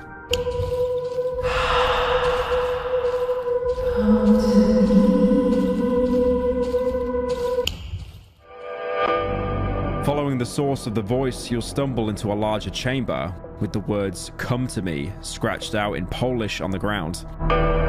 There's also shiny stones on the ground, one here and one more in the following cave. These mark your way forward. And trust me, if you stray off this path, you are going to get punished hard.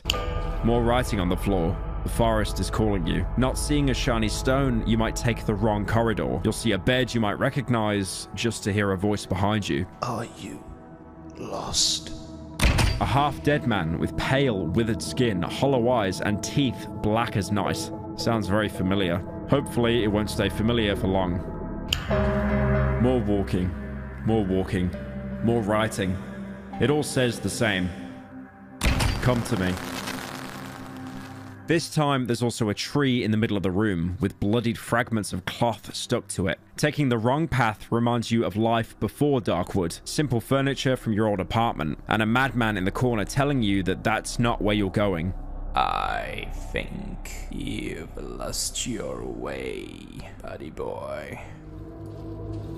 More shiny stones. Another split-off path. But this time, instead of your apartment, it's just a large chamber. What do you think you're doing here? Once again, a voice calls out behind you. Got lost, poor fella. Just for another one to speak when you turn to face it. Instead of corpses or madmen, these are villagers. Villagers who, in some way, you probably condemned to death. Instead of them disappearing peacefully, you can hear a shrill scream in a tunnel at the end of the chamber. Turning around to run away, you remember there's never just one enemy in the woods.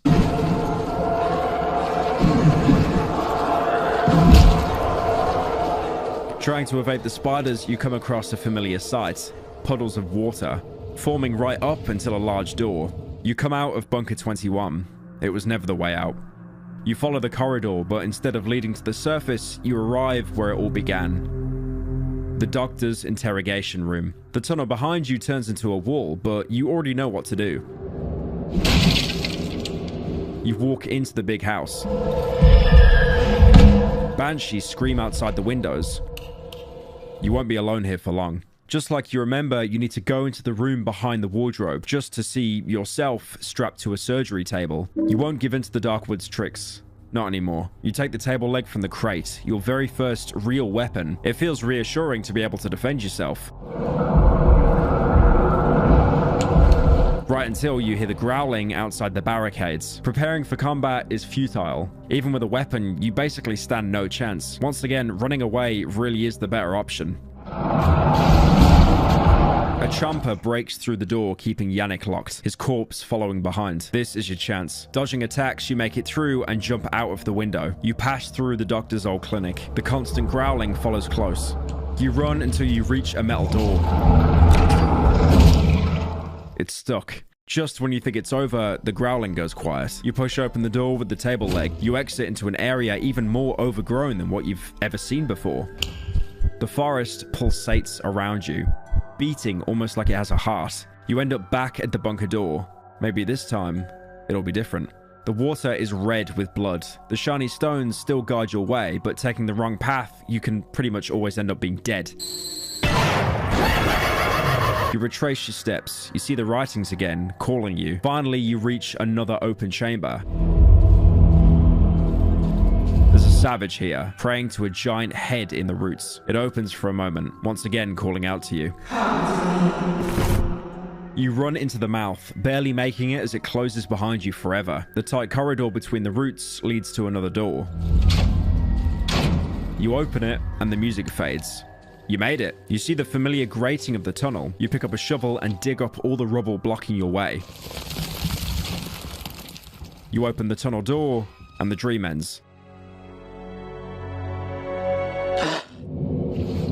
You wake up in front of the lever. The blockaded door is now wide open. Once again, your dreams have directly affected reality. That lever you cleared only opens the floodgates behind you in case you wanted to leave, which would be most first-time playthroughs. As, like I said, that protagonist was not lying. You really only had one shot. Like I said, if you died in the dream, this door will stay closed forever, and you'd be forced to go back and burn the talking tree anyway. This is why this alternate path is so hard to get, because you basically have one chance at the very end of the game, and if you want to try again, you basically have to load up a new save on Darkwood. That, or you could edit save files, but don't do that, you fucking coward. But again, that doesn't matter anymore. You made it. The tunnel is right in front of you. Reaching the end, you see the number that's been following you the entire game, 21. You actually reach a sort of hub for the tunnel network, with what looks like a service tunnel running through it. You can reach tunnel 22, but although similarly to 21, it's full of collapses, making it impassable. Fortunately, there's a ladder here to take you to the surface. You emerge in the burnt remains of an old hideout. Only the oven is still standing. There's a backpack nearby where you can find a note.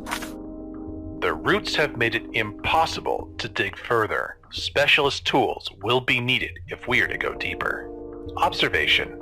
The roots of individual trees intertwine to create bundles or braids with a thickness of 120 centimeters. The ones we analyzed always grow towards the northeast. Taking into account the results from the dig sites from other regions, we can assume that the bundles come together in Sector 0. We have accumulated about 5 liters of the substance that flows through the roots. As expected, it has lost its shape-shifting abilities after being disconnected from the root, or from the stream to be exact. Throughout the game, we've been speculating about the mechanisms of the forest. We've seen the white substance everywhere in the game, and this note just put all of that into context. You know how I said the doctor's notes were the biggest lore dumps of the game? While this note is much shorter, it contains massive confirmation of something we've been suspecting for a long time. The substance can shapeshift. All of Darkwood's creations are, in a sense, clones. Concepts imperfectly merged together and brought to life by the substance, creating the abominations we've been encountering all throughout the game. You can see it as early as Chapter 1. The very first example you could have found was a weird replica of the Dry Meadow hideout appearing in the old woods. Although back then you may not have even paid mind to it, thinking it was just a random building. The more obvious examples would be the Mushroom Granny and her house in the glade. All of those being copies of a normal woman who died in the swamp long ago, fused with the mushrooms. Another copy is the man in the tunnel between the chapters. He was the copy of a dead man we find in the swamp stairwell, presumably a villager who tried to leave through the tunnel just to be shot by the outsiders. There are many copies of that one man embedded into the walls of that tunnel, talking to you as you walk past, repeating the exact same dialogue. These copies are often made imperfect. For the granny and the man in the tunnel, this manifested as a weird softness to any copied object or person. But the imperfections can also be simple distortions, like with the snail, another copy. This time of the man at the junkyard cottage fused with his last meal, snails. You can see that there are actually multiple copies of the snail as you approach the cottage, all of them covered in the white substance, but stuck in place as unfinished caricatures that can't even move. Interestingly, these copies seem to come out much more accurately when the forest doesn't actually focus on copying the person exactly. After all the swamp's enemies are fusions of humans and various animals, as seen in the savage's ritual markings, but they're all devoid of any kind of identity. They're faceless predators out to kill you. Even if some seem to show emotion, they still resemble animals much more than actual sentient human beings. You can sometimes find some unfinished versions of enemies in the swamp, possibly defected like the copies of the snail, but even then there are way more proper working copies out there. Another important aspect of the substance is also the consciousness that it gives the copies. In the case of most characters, it just gives them the original's memories, like the snail believing that he's a person, or the Mushroom Granny talking to us about memories of her original copy's family. But in some cases, it can make the copy completely detached from the original, instead keeping only some attachments but not full memories or personality. One character that this pretty explicitly happens to is the Wolfman. Up to this point, you might have not even thought he was a copy, although there were a couple of indicators. Despite him never talking about his past, he has an insane obsession with the pretty lady, never being fulfilled until he could, you know, consume her.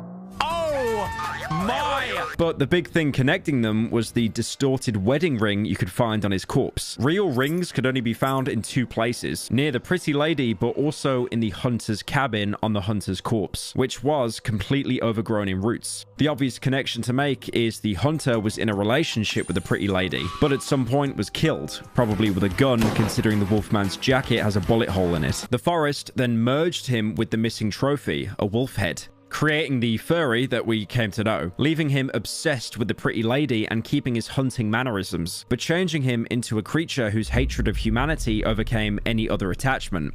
If anything, the forest distorted him so much that when he was made a copy, the biggest thing he wanted to hunt were other humans. Another copy you might remember is the trader. Him being fused with his mask and covered with shrooms is a pretty dead giveaway that he's a copy. And by looking at the items he drops, it becomes clear why he was so friendly towards us. He's a copy of us, the protagonist. He had both a copy of the journal and the Bunker 21 key, both slightly distorted as we discussed earlier. I mean, look, even his death pose is exactly the same as ours. It couldn't be any more on the nose. Even the talking tree, which we thought was everyone absorbed in the village, wasn't. It was a copy. We already knew that imprints of these swamp villagers were embedded into the tree somehow. You might even remember a piece of dialogue where you kick the tree and some white gooey substance leaks out, just for the piece you broke off to regrow immediately. These regenerative properties are something we also see in the human spiders, when they replicate by chucking torsos at you. But this also confirms the origin of the talking tree and why it grew so much faster than the rest of the forest. Not only did it grow on the bodies of the villagers, but the substance merged them with the tree, creating this weird fusion and accelerating its growth. All of this came from just one note, by the way, and there's still an entire area left here to explore.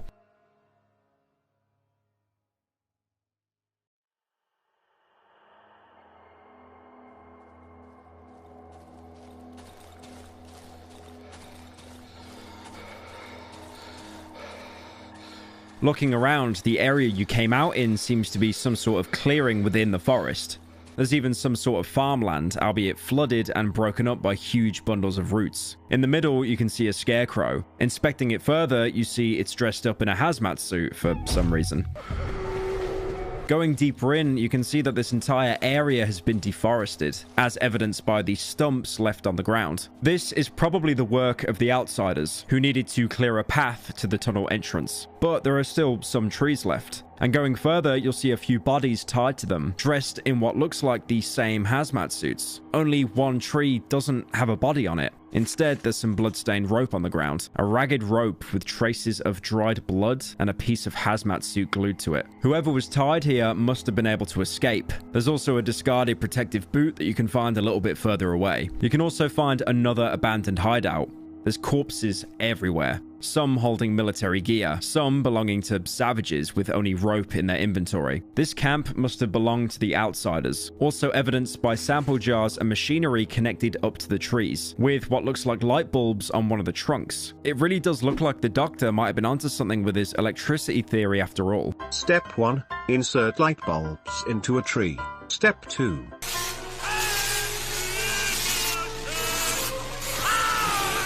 Going inside the hideout, you'll see more remnants of the campsite, as well as the familiar oven. Unfortunately, inspecting it, you'll see it's completely destroyed. A destroyed oven. The jar with the protective substance lies shattered on the ground. There must have been a fight here, a surprise attack, judging by the, half-eaten sandwich on the table. By now, you might remember the very first journal entry you got. I don't remember anything since the attack on our camp. This is our camp. This is where your entire story started. The corpses you found around here used to be your fellow soldiers. That rope you found had your blood on it. You were left to die tied up to that tree just like them. How you escaped is unclear. All that matters is that you somehow managed to outrun the savages and in the end make it back here. The entry also mentions changing your clothes. Somehow I'm wearing a coat, so I must have changed my clothes on the way here. That hazmat suit left on the scarecrow and the protective boot used to belong to you. You probably swapped the clothes to blend in with the population better, as the hazard suit was damaged and would be instantly recognized by villagers. As sad as it might be to see your camp destroyed and mission failed, you can still get out yourself and survive. Before doing so, you can find one more note inside the hideout in a black room. The structure resembles a honeycomb. The surface of particular cells varies from 80 to as many as 360 square kilometers. The cells gradually divide into smaller ones. It can be assumed that with time, the forest will achieve a homogeneous form. Trees grow with remarkable regularity, forming walls with the average thickness of 50 meters. The distances between trunks are never higher than 10 centimeters. According to preliminary analysis, only 15% of the total volume consists of actual trees, although this figure is hard to verify.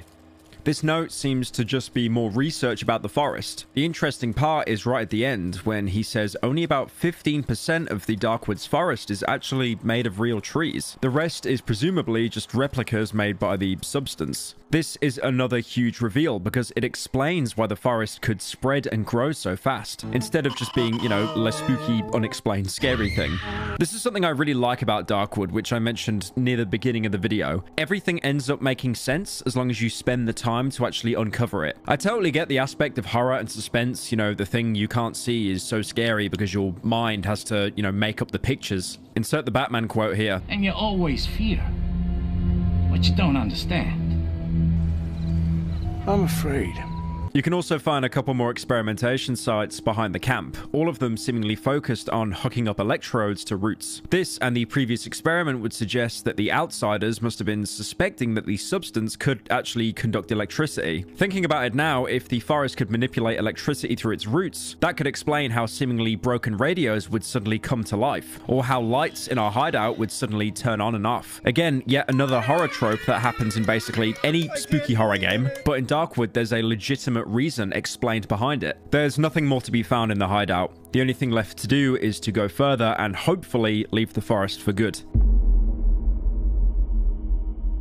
There's a small building you can find with a barricade blocking the door. Removing the barricade lets you through just to spit you out on the road home. The same road that if you burnt down the tree. This is really weird because you might remember finding the journal page of the doctor ripped out in his camp near the radio tower, and it mentioned this. The trip will be exceptionally long. We're taking one of the longest tunnels. It almost reaches to the last zone. This means that the camp must be very, very deep in the forest. So how is it possible that there's a convenient exit right here? The forest should be at its most dangerous after all. But for now, that doesn't matter. Maybe it's just a coincidence. Before going to the epilogue, you can walk back on the footpath that would normally lead you here if you burnt the talking tree. Obviously, the tree is still standing, and you'll see the three standing before it with their signature bell audible in the ambience. The three are staring at the tree. They pay no attention to me. Once again confirming their ties to the tree and the person it copied. You can also approach the tree itself. In the shadows, I notice the pulsating vastness of the gigantic tree trunk. In the distance above the roots, I see the destroyed roofs of the flooded village. The area is shrouded in almost complete silence. You've spared us. The voice is coming from between the dark boughs, but I can't see its owner. This road will lead you home. Nothing will stand.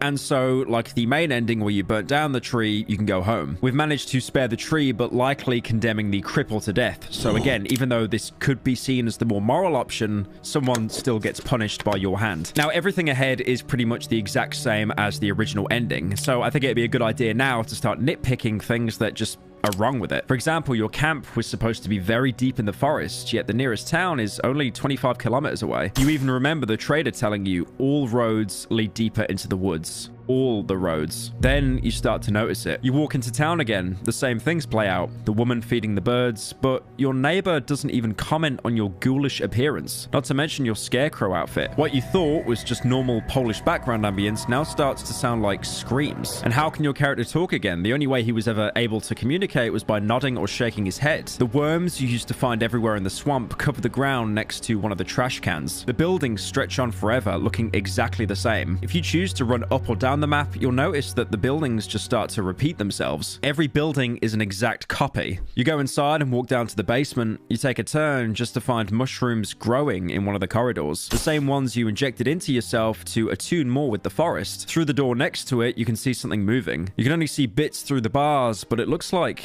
a chomper? Despite this, you go deeper, just like how you've done in the entire game. Every door is locked until you reach the last room. It looks like a pantry, having potatoes and even a nice jar of jam labeled Zemic? God, I hope I said that right. There's also a radio that you can switch on. It mostly just plays weird variations of static, but changing the frequency one too many times and it starts to emit the same noise you heard back with the swamp radios. It starts talking to you.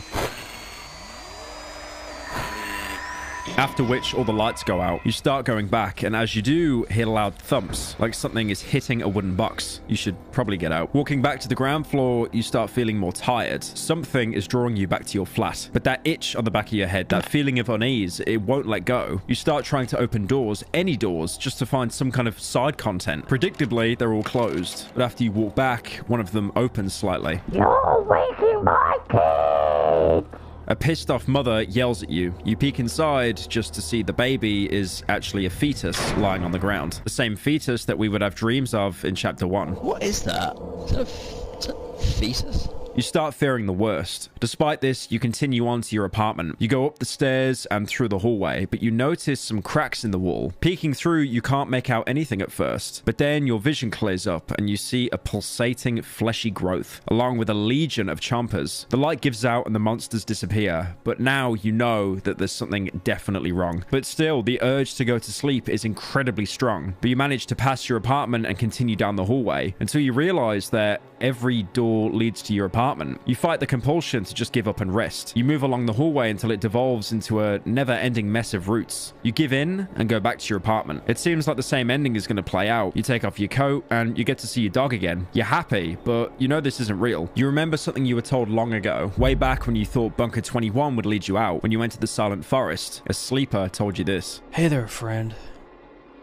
In the last hideout, look for an exit beneath the floor. Back then, it made no sense, but finally you see it. You drag away the furniture, revealing bundles of roots infiltrating your home. But this isn't enough. They're growing out of the floor panels. To get rid of them, you'll have to go deeper. You can take off the rug and try to remove the flooring, but you'll need tools for that. You go to the kitchen, and instead of cooking delicious soup, you check the cupboards, and under the sink you find a screwdriver. Once again, you go back into the living room. You see that your dog has vanished. The illusion is starting to shatter.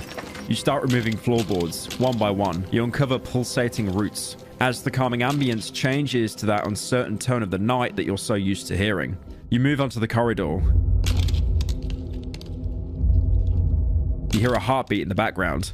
The network of roots spans your entire apartment, and they all converge in your bedroom. You enter and remove the floor inside. They all lead to your bed. This was always a trap. You examine your bed, but this time, instead of sleeping, you look closer. Fighting off sleepiness with difficulty, I lean over the bed. The springs creak noisily under the weight of my hand. As I cast my glance on the light brown construction from plywood, I notice familiar features. They are elongated and arched. I can still smell the fresh sheets and the pleasant warmth of the quilt.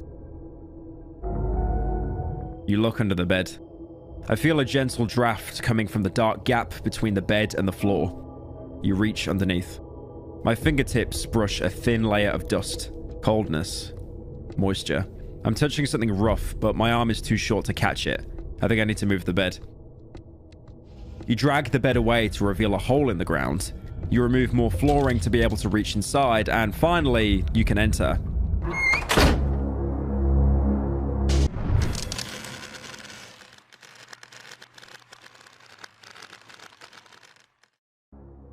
Like any Rust character, you wake up completely naked, lying on the floor made out of entwined roots. Back inside the forest, or more accurately, underneath the forest. You're surrounded by other people, all of them naked and sleeping. Anytime you saw those huge open ravines pulsating with roots, that was the heart of the forest, and now you're here. It's obvious that when you went to escape the forest, you actually passed out and became a sleeper. Now, I know you're all gonna rush to the comments and say, oh my god, look, he made another all-in-the-head game, but the difference is the events of this game did actually happen. The only difference being when you actually left the Darkwood and made it to the town, the forest had a countermeasure and turned you into a sleeper, dragging you to its center. Even though you're naked, you can actually see the Scarecrow outfit near your character. So the game did happen. It was just the Soviet bloc part that was a dream sequence. You can go up and inspect any of the sleepers around you. The man is fast asleep. He's smiling. He's hugging his knees with skinny, dirty arms. A swarm of flies is covering a black sore on his back. You can try to wake him up, but it's no use. The man doesn't react. I'm unable to wake him from his slumber.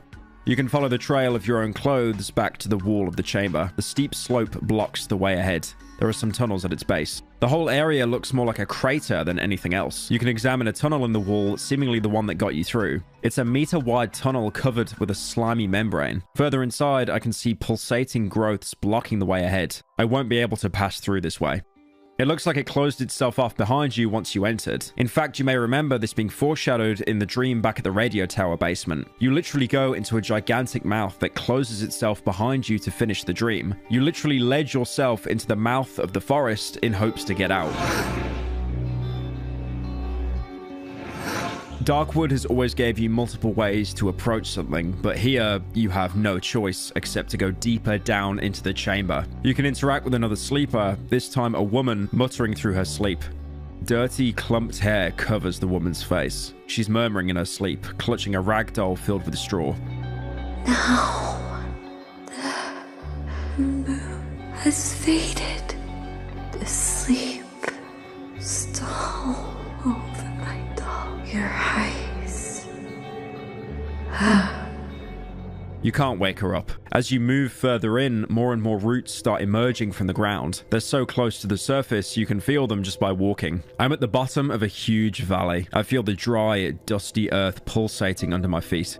Soon, the roots overtake completely. There's no ground to speak of anymore. Both the walls and the floor are entirely made out of roots. You see many more different figures lying on the ground. Their old, weathered clothes lying discarded nearby. Its face is covered in mud and sticks. It clutches a shiny stone in its hand. Right next to the figure, you can find a shiny stone. Items that have accompanied you throughout your journey in the forest and have been great value to traders. But there's always been something strange about them. You could see that both savages and villagers seem to hold them in high regard, going so far as to worship them and put them into shrines. And like I said, traders would give you a lot of rep for them.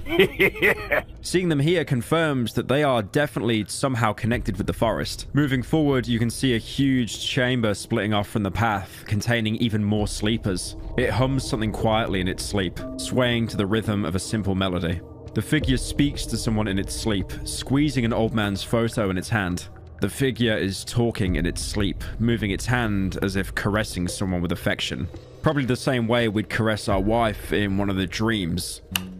This sleeping man looks like a skeleton coated in skin. He smiles widely. The emaciated figure sleeps soundly, embracing the remains of a child. The figure sleeps on a muddy ground, resting its head on the chest of a skeleton next to it. It clutches a muddy brass cross in both hands, repeating some incomprehensible words in its sleep. I hear a faint whisper. Stashik, my little Stashik. Sleep, Stashik, sleep. None of them can be woken up despite your best efforts. Even if you wanted to use force, your entire inventory has been stripped from you. Going back to the main path, you walk alongside the root walls and more sleepers. They're asleep. They seem happy. Even though they're emaciated and dirty, some of them lie dead. All of these people likely suffered a fate similar to yours. They were all drawn here in one way or another. Maybe they were trying to escape. Maybe, just like the snail and the savages, they were called here by the voice. You can even remember the cripple back at the swamp village talking about people walking on the road blocked by the talking tree. This is probably where they were heading, and probably why the savages were also trying to enter the tunnels. They were being called here, but couldn't access the road home after the talking tree blocked it. The ones that made it were deceived by comfortable dreams, just like how the forest tried to do the same with you. The other sleepers gave into the forest, forced into a deep sleep, never to wake up as they starved to death, only to be consumed by the roots that surround them. By the look of it, you're the only character that's managed to resist. To move further, you have to walk across a trunk bridging the gap between the root platforms. As you step on it, you can look down into the canyon, but there's no dark earth or rock at the bottom. Instead, you see something moving. Fleshy growths are spread out all the way under the roots, constantly pulsating. You continue on. Soon you see a bright glow in the next chamber. A pleasant warmth washes over me. Once you enter, you can see its source, a huge white ball seeping substance. This is the heart of the forest. This is the being. I'm standing in front of an enormous being. I feel an overwhelming, soothing feeling of security and happiness. The vast valley at the bottom of which I stand curves upwards, closing over my head. The rust of distant trees turns into a single, silent murmur. I feel I'm coming home, to my flat, to my room with a window and a bed. Something like a sound, continuous and low, is coming my way. In the depth of the pulsating space surrounding me, I can see vague shapes. Their outline blurs and fades away every time I try to focus on them. Suddenly, the sound envelops me, only to instantly disappear a moment later. I can feel someone's presence far above me. I'm drowning in an illuminating, pulsating whiteness. I squeeze my eyes shut, but the vast brightness continues to blind me.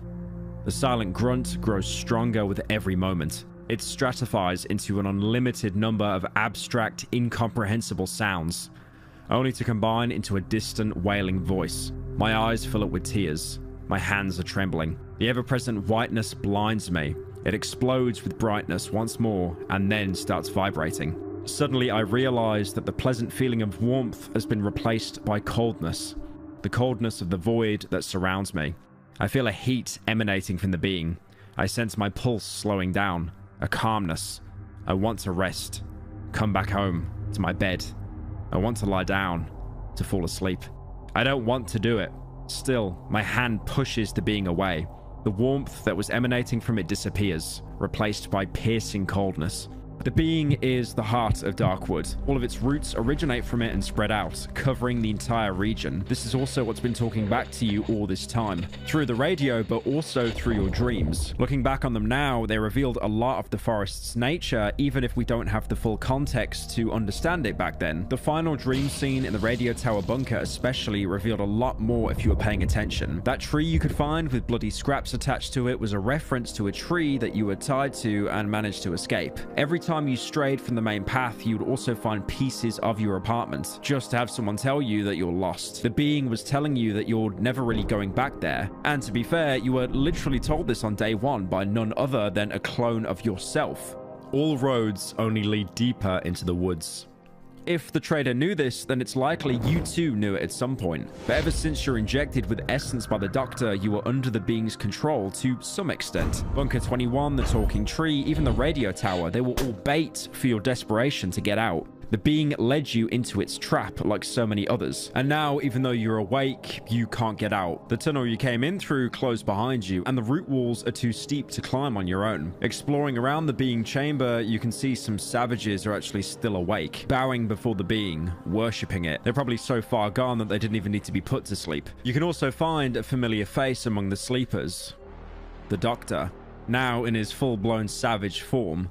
Weirdly enough, though, he's here even if you killed him, which, to be fair, does bring into question, is the entire game all in their head? But I really doubt it, because again, you can find your character's clothes when you wake up here. The events of the game did happen. This could be just a continuity error, or more likely, he was revived by the substance. We already know that the substance has insane life-altering properties, like making your blood acidic or emitting such a scream that you'd scare all the local wildlife. So it wouldn't be too implausible to think the Doctor was found, dragged down here, and then revived just so he could be another food source for the being. Going to an adjacent corridor, you can find another named sleeper, Marciek.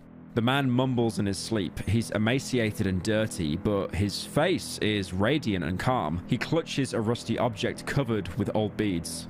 Some weapon? The man is talking in his sleep. These are only snippets of sentences, single words spoken gently and slowly. It's hard to find any meaning in them. You can try to push him to wake him up. Leave. Without opening his eyes, the man clumsily waves his hand at me, then covers his head with it and freezes. He's in a deep trance like the others, but instead of trying to wake him up, you can try to take what he's desperately holding onto. Leave. The man waves his hand again. This time he grabs my arm. Without opening his eyes, he turns his head towards me. I recognize him. He's one of us. Marciek is actually a name that appeared way back in the game. Back in the old woods hideout, you could find a note about someone named Marciek going insane and running off into the woods with a flamethrower. You know what you need to do now. You can try to snatch the weapon from Marciek, but he's obsessed with it. Leave! Can you fucking hear me? I won't let you take her! The man clenches his teeth with the fury of a maniac. Saliva flows from his mouth. It's hurting her! You will tear her arms out! But you have a purpose now. You might not be able to leave, but that doesn't mean you're just going to give up. You need that flamethrower. Don't leave her. No! So you punch Marciek and take it. As you walk towards the being, he calls out to you. I beg of you, give her to me. He starts chasing you, but he's so emaciated and starved, he basically has no chance of catching up to you. What are you doing? Give her back. Sleepers start waking up and calling out to you. The being knows what's about to happen, but it can't stop you anymore. What are you doing? What are you doing? Leave us alone.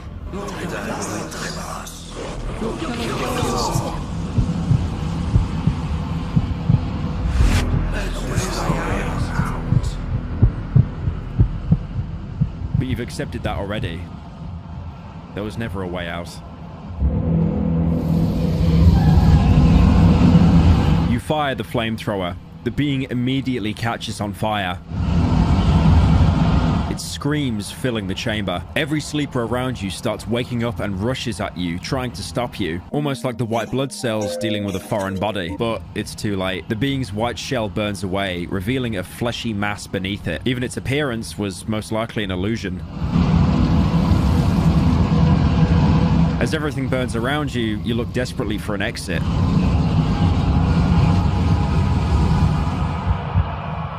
But the option was never there. You could never get out.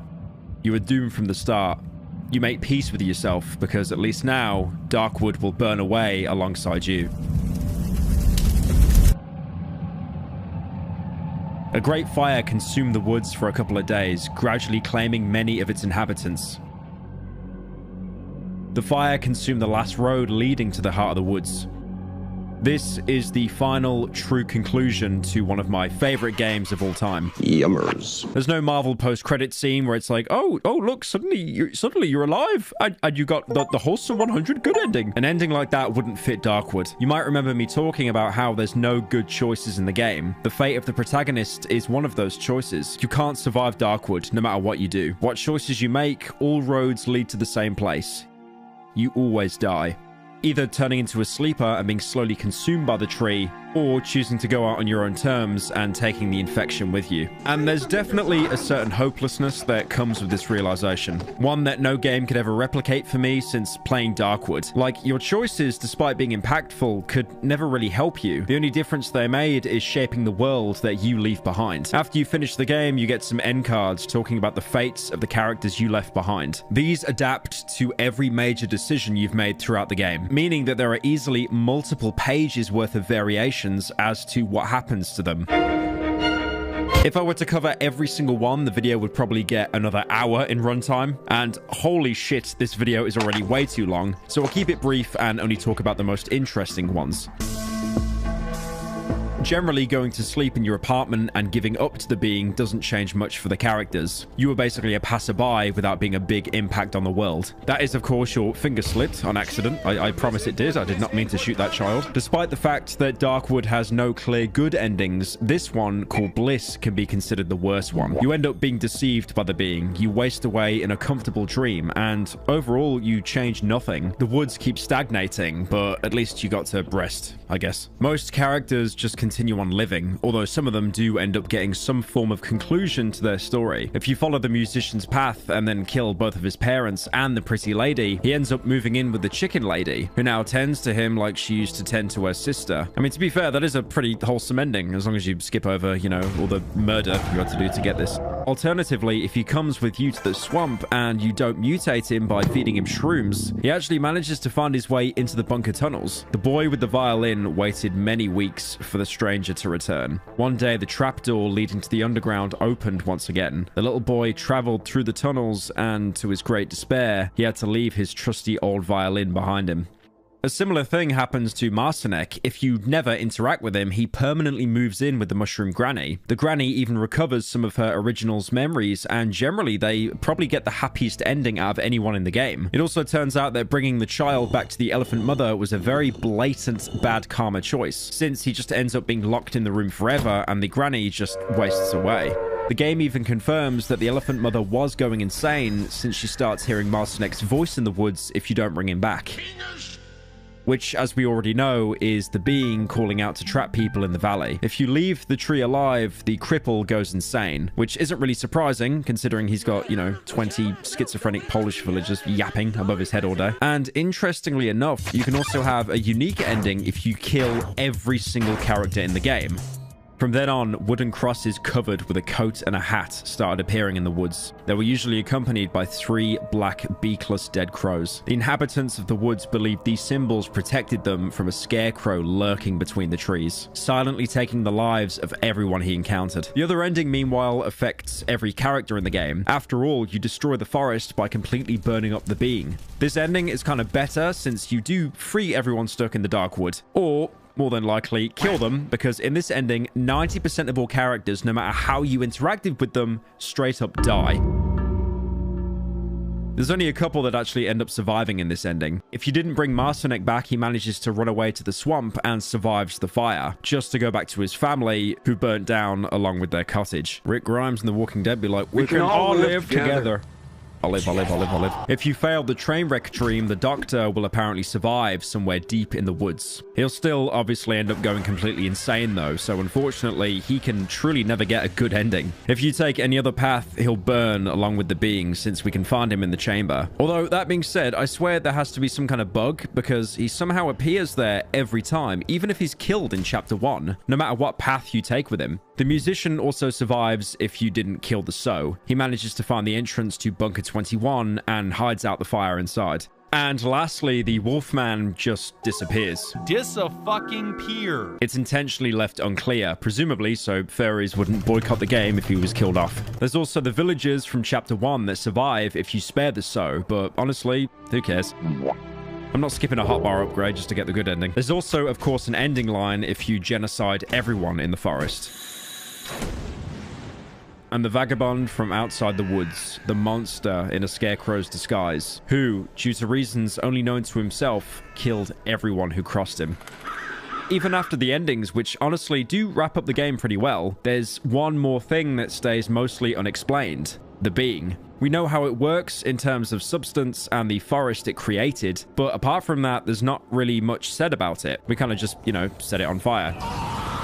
This is where we do a bit of a game theory, because even though there's loads of notes around the game, like this is why the video is so long, because I went into agonizing detail to find and explain every single bit of lore. There's not a single note or character that gives a bunch of lore, and they've purposely kept it ambiguous. I'd love to meet a character that goes, oh, Lamau, it came from Uranus, the planet, XD. It seems like its existence is a secret even to the outsiders, but there's one item in the game that actually connects the being back to its origins. Back in the swamp village inside the original Granny's house, we could find some paintings. All of them were of flowers, except for one, which shows a white ball of light moving across the sky. Obviously, this is all a bit of a game theory, but it's very likely that this is a painting of the being. This would suggest that it's not a native part of our world, but rather extraterrestrial. And it collided with the Earth the same year the painting is dated, 1975. Knowing this, we can even speculate that the shiny stones could be shards of the being that split off when it impacted into the ground. I do say speculate, but this was literally confirmed by the devs in a Reddit AMA, so yeah, that wasn't even really a theory to begin with. I kind of just stole it from Reddit. Funnily enough, that pile of rubble you dug into the first time when you went into Bunker 21 was probably the closest you ever were to escaping. That's because the bunker tunnel only leads deeper in, so this cave was in fact the way back that collapsed under the pressure of the roots. Keep in mind as well, the dream in your apartment, there was a TV broadcast talking about stars falling from the sky and falling into the palm of your hand, the same shiny stones that you'd pick up. I believe when the being impacted into the planet, it did hit the forest of Darkwood. And because we know the main way it functions is by copying and replicating everything around it, it assimilated the forest, so only around 10 to 20% of the actual forest was real. And then after the forest, it moved on to replicating everything around the forest, including the homes, people, and animals. But during this assimilation, something went wrong. The closer you get to the center of the Darkwood, the more corrupted everything is around it. From stray dogs to big dogs to chompers to human centipedes. Then Gandalf the Grey and Gandalf the White. The being is an alien entity. I mean, that's pretty apparent. And like most animals, it just wanted to survive. It was making the forest even bigger. It was seemingly bringing people back from the dead. But these people probably never would have died if the being never landed on the earth in the first place. And on top of that as well, an animal needs food. Hence why it drew so many people to the center to turn them into sleepers, giving them a blissful dream of their best fantasies. But in exchange, slowly killing them, making them fall into a coma until they were basically just a shriveled up corpse with no energy left. If anything, it draws parallels to the Zone in the 2018 film Annihilation. This ever-expanding zone that didn't have any malicious intent, but still caused mass death and devastation to everyone inside it. It couldn't be understood, it was completely alien, and if it went unchecked, it would have definitely consumed most of the planet. The reason why the plague affected people so differently is because it was an alien trying to understand how bodies worked. Maybe it was infecting them to weaken them so they'd be a better food source. Maybe the only reason some turn into chompers is because of a deep-rooted hatred, especially within the villagers, and you can see many of them turning into chompers, mostly because there is a huge food shortage. And some are even hinted to turning into cannibals just to survive. If it really does want to beckon people closer to the center so they can be broken down and used as a food source, why is getting to the center so difficult? The talking tree, for example, directly blocks the way to get to the being, but that is a creation of the being itself. I don't think it's a malevolent entity with a huge grand plan. I just think it's something that's confused and lost. I don't even think it has the ability to have a conscience apart from just basic survival instincts. All it really wants to do is feed, and by putting people into a blissful trance in the process, well, that serves both parties. Most people that are called to the being aren't actually called by the being itself, but more a placeholder. With the doctor, it was his daughter, and for many people in the game, it's a loved one that they haven't seen in a long time, either because they died or got cut off from the woods. The being itself is completely incapable of any kind of speech, only being able to communicate through radios, and most of the time it makes no sense, and its basic dialogue more like echoes of people that it previously killed and assimilated, almost as if it has no real free thought of its own. And I think that's the point of the being. It's not meant to be something that's understood. It's simply an invader in the planet that's just doing its best to survive, creating honey-like comb structures and luring people to the center so it can feed off them. The government knew about this for a while, and thankfully they were able to cordon off the Darkwood so it didn't spread any further. Stop! But it really does bring to question what would happen if the being went unchecked. It would probably start replicating inorganic structures as well. We already saw that the hideouts were being replicated, so it wouldn't be too much of a stretch to say that it would start replicating entire block buildings. And that might have actually happened if you weren't there to burn down the being and the entirety of the forest. If anything, it reminds me of the game Prey that came out in 2017. Spoiler alert, during that game you explored a space station while having to deal with this alien pathogen called the Typhon. But you actually later found out that the Typhon were able to spread to Earth and pretty much contaminate the entire planet. But to be fair, in Prey, there was no Polish man with a flamethrower, so... And with that, the game is pretty much done.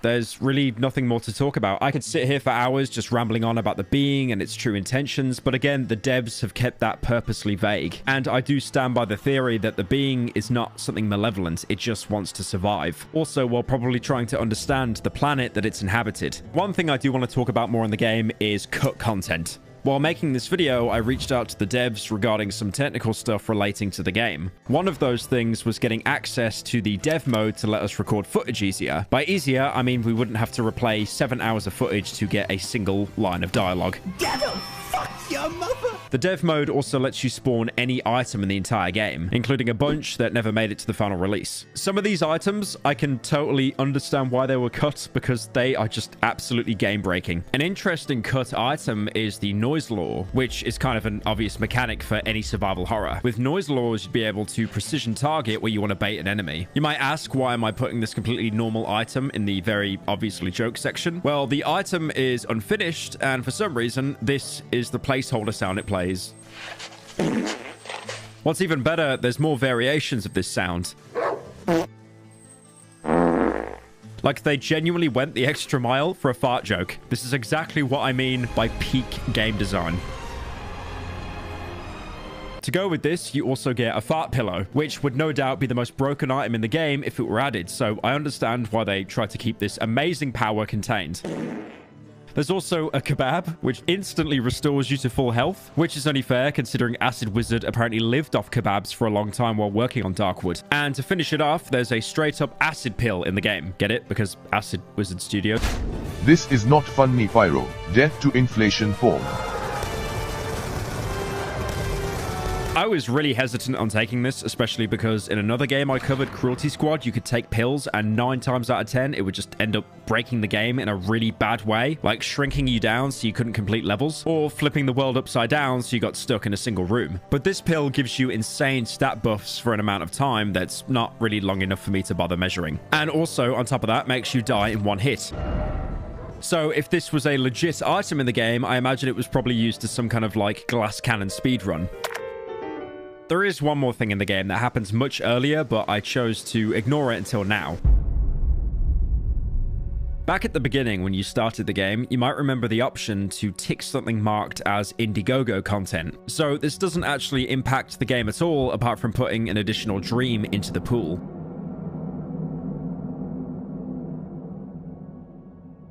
You'll wake up in a hallway and you can only go to a single open door. Walking in, you can see a small apartment along with 3 desks and some sick multi-monitor PC setups. This is the creator's office dream, a recreation of the Acid Wizard Studios office. You can find a lot of pictures lying around, photos of the devs, their families, and lots of other people associated with Darkwood's production, random food items, and what even looks like concept art. As for the Indiegogo part of the dream, there's a book you have to find to be able to exit the dream, which serves as a thank you to all of Darkwood's supporters. It's a very cool way of thanking the community, and it's interesting seeing the devs' office remade in their own game. There's also a couple of funny bits in the dream, thanks to the protagonist commenting on what he sees, like him not being able to recognize a modern electric stove because those didn't exist back in 1987. There's a lot of interesting stuff you can find here that would have me reading all the text out on screen, but it's definitely worth checking out yourself. More on the devs themselves, they are genuinely great people. I met up with them to interview them for this video, and they've been nothing but helpful with basically anything we asked about. And you can still see their dedication to Darkwood. Even though they have talked about lore a couple of times on various AMAs, they never give out anything outright to preserve the mystery around the game. This was also the case with our interview, and also the reason why I mark out everything lore-wise as a theory rather than fact. This air of mystery is integral to Darkwood's atmosphere and unique feel, and I can only respect the developers for keeping it up after so many years. So you might wonder what's next for them. Since Darkwood, they've released another game, Soccer Kids, which is described as a game about soccer made by people who suck at playing soccer. You suck!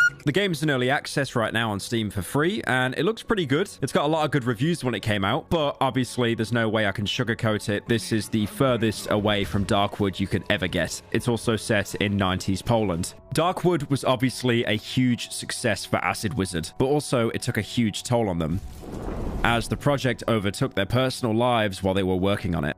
The production process was like really arduous for us. It was long. It was 5 years. A lot of it was crunch. We made a lot of promises during our crowdfunding campaign, and it was just too much for 3 guys to handle, you know? Yeah. Finishing the project was for sure like the most stressful thing. And pressure, yeah, we made so many promises after the campaign, so it was hard to do it to fulfill everything. Yeah, as good as we said it will be. Since releasing Soccer Kids, they've gone on a hiatus from game design.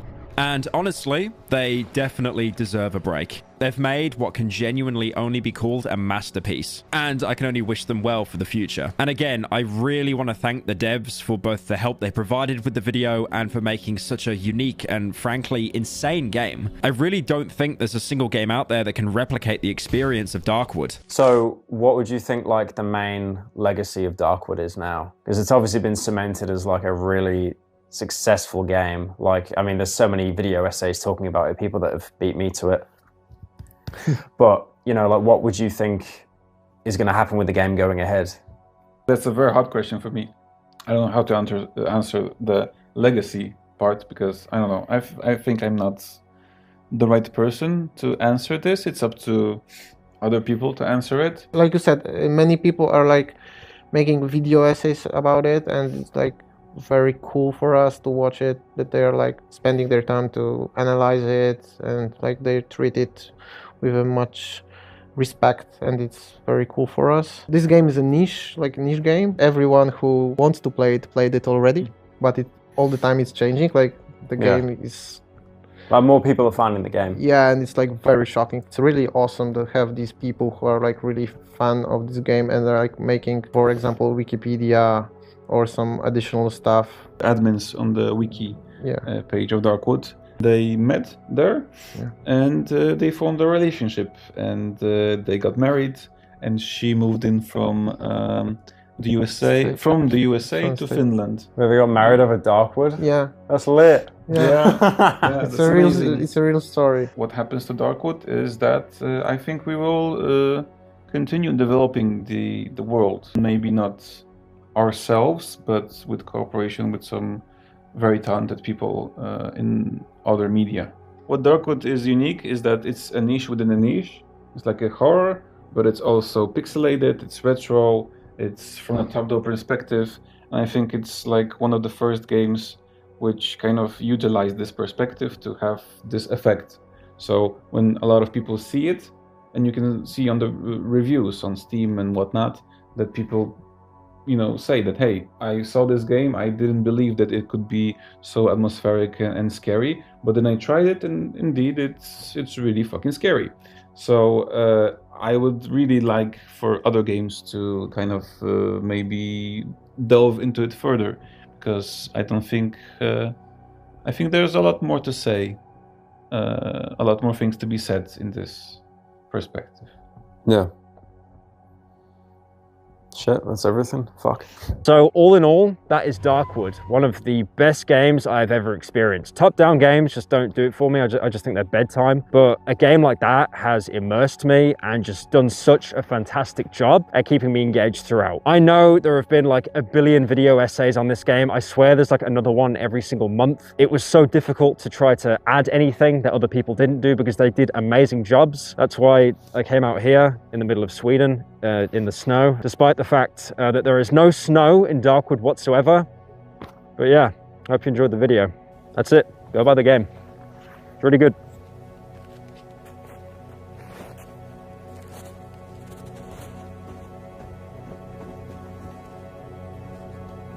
Polub is subscribing.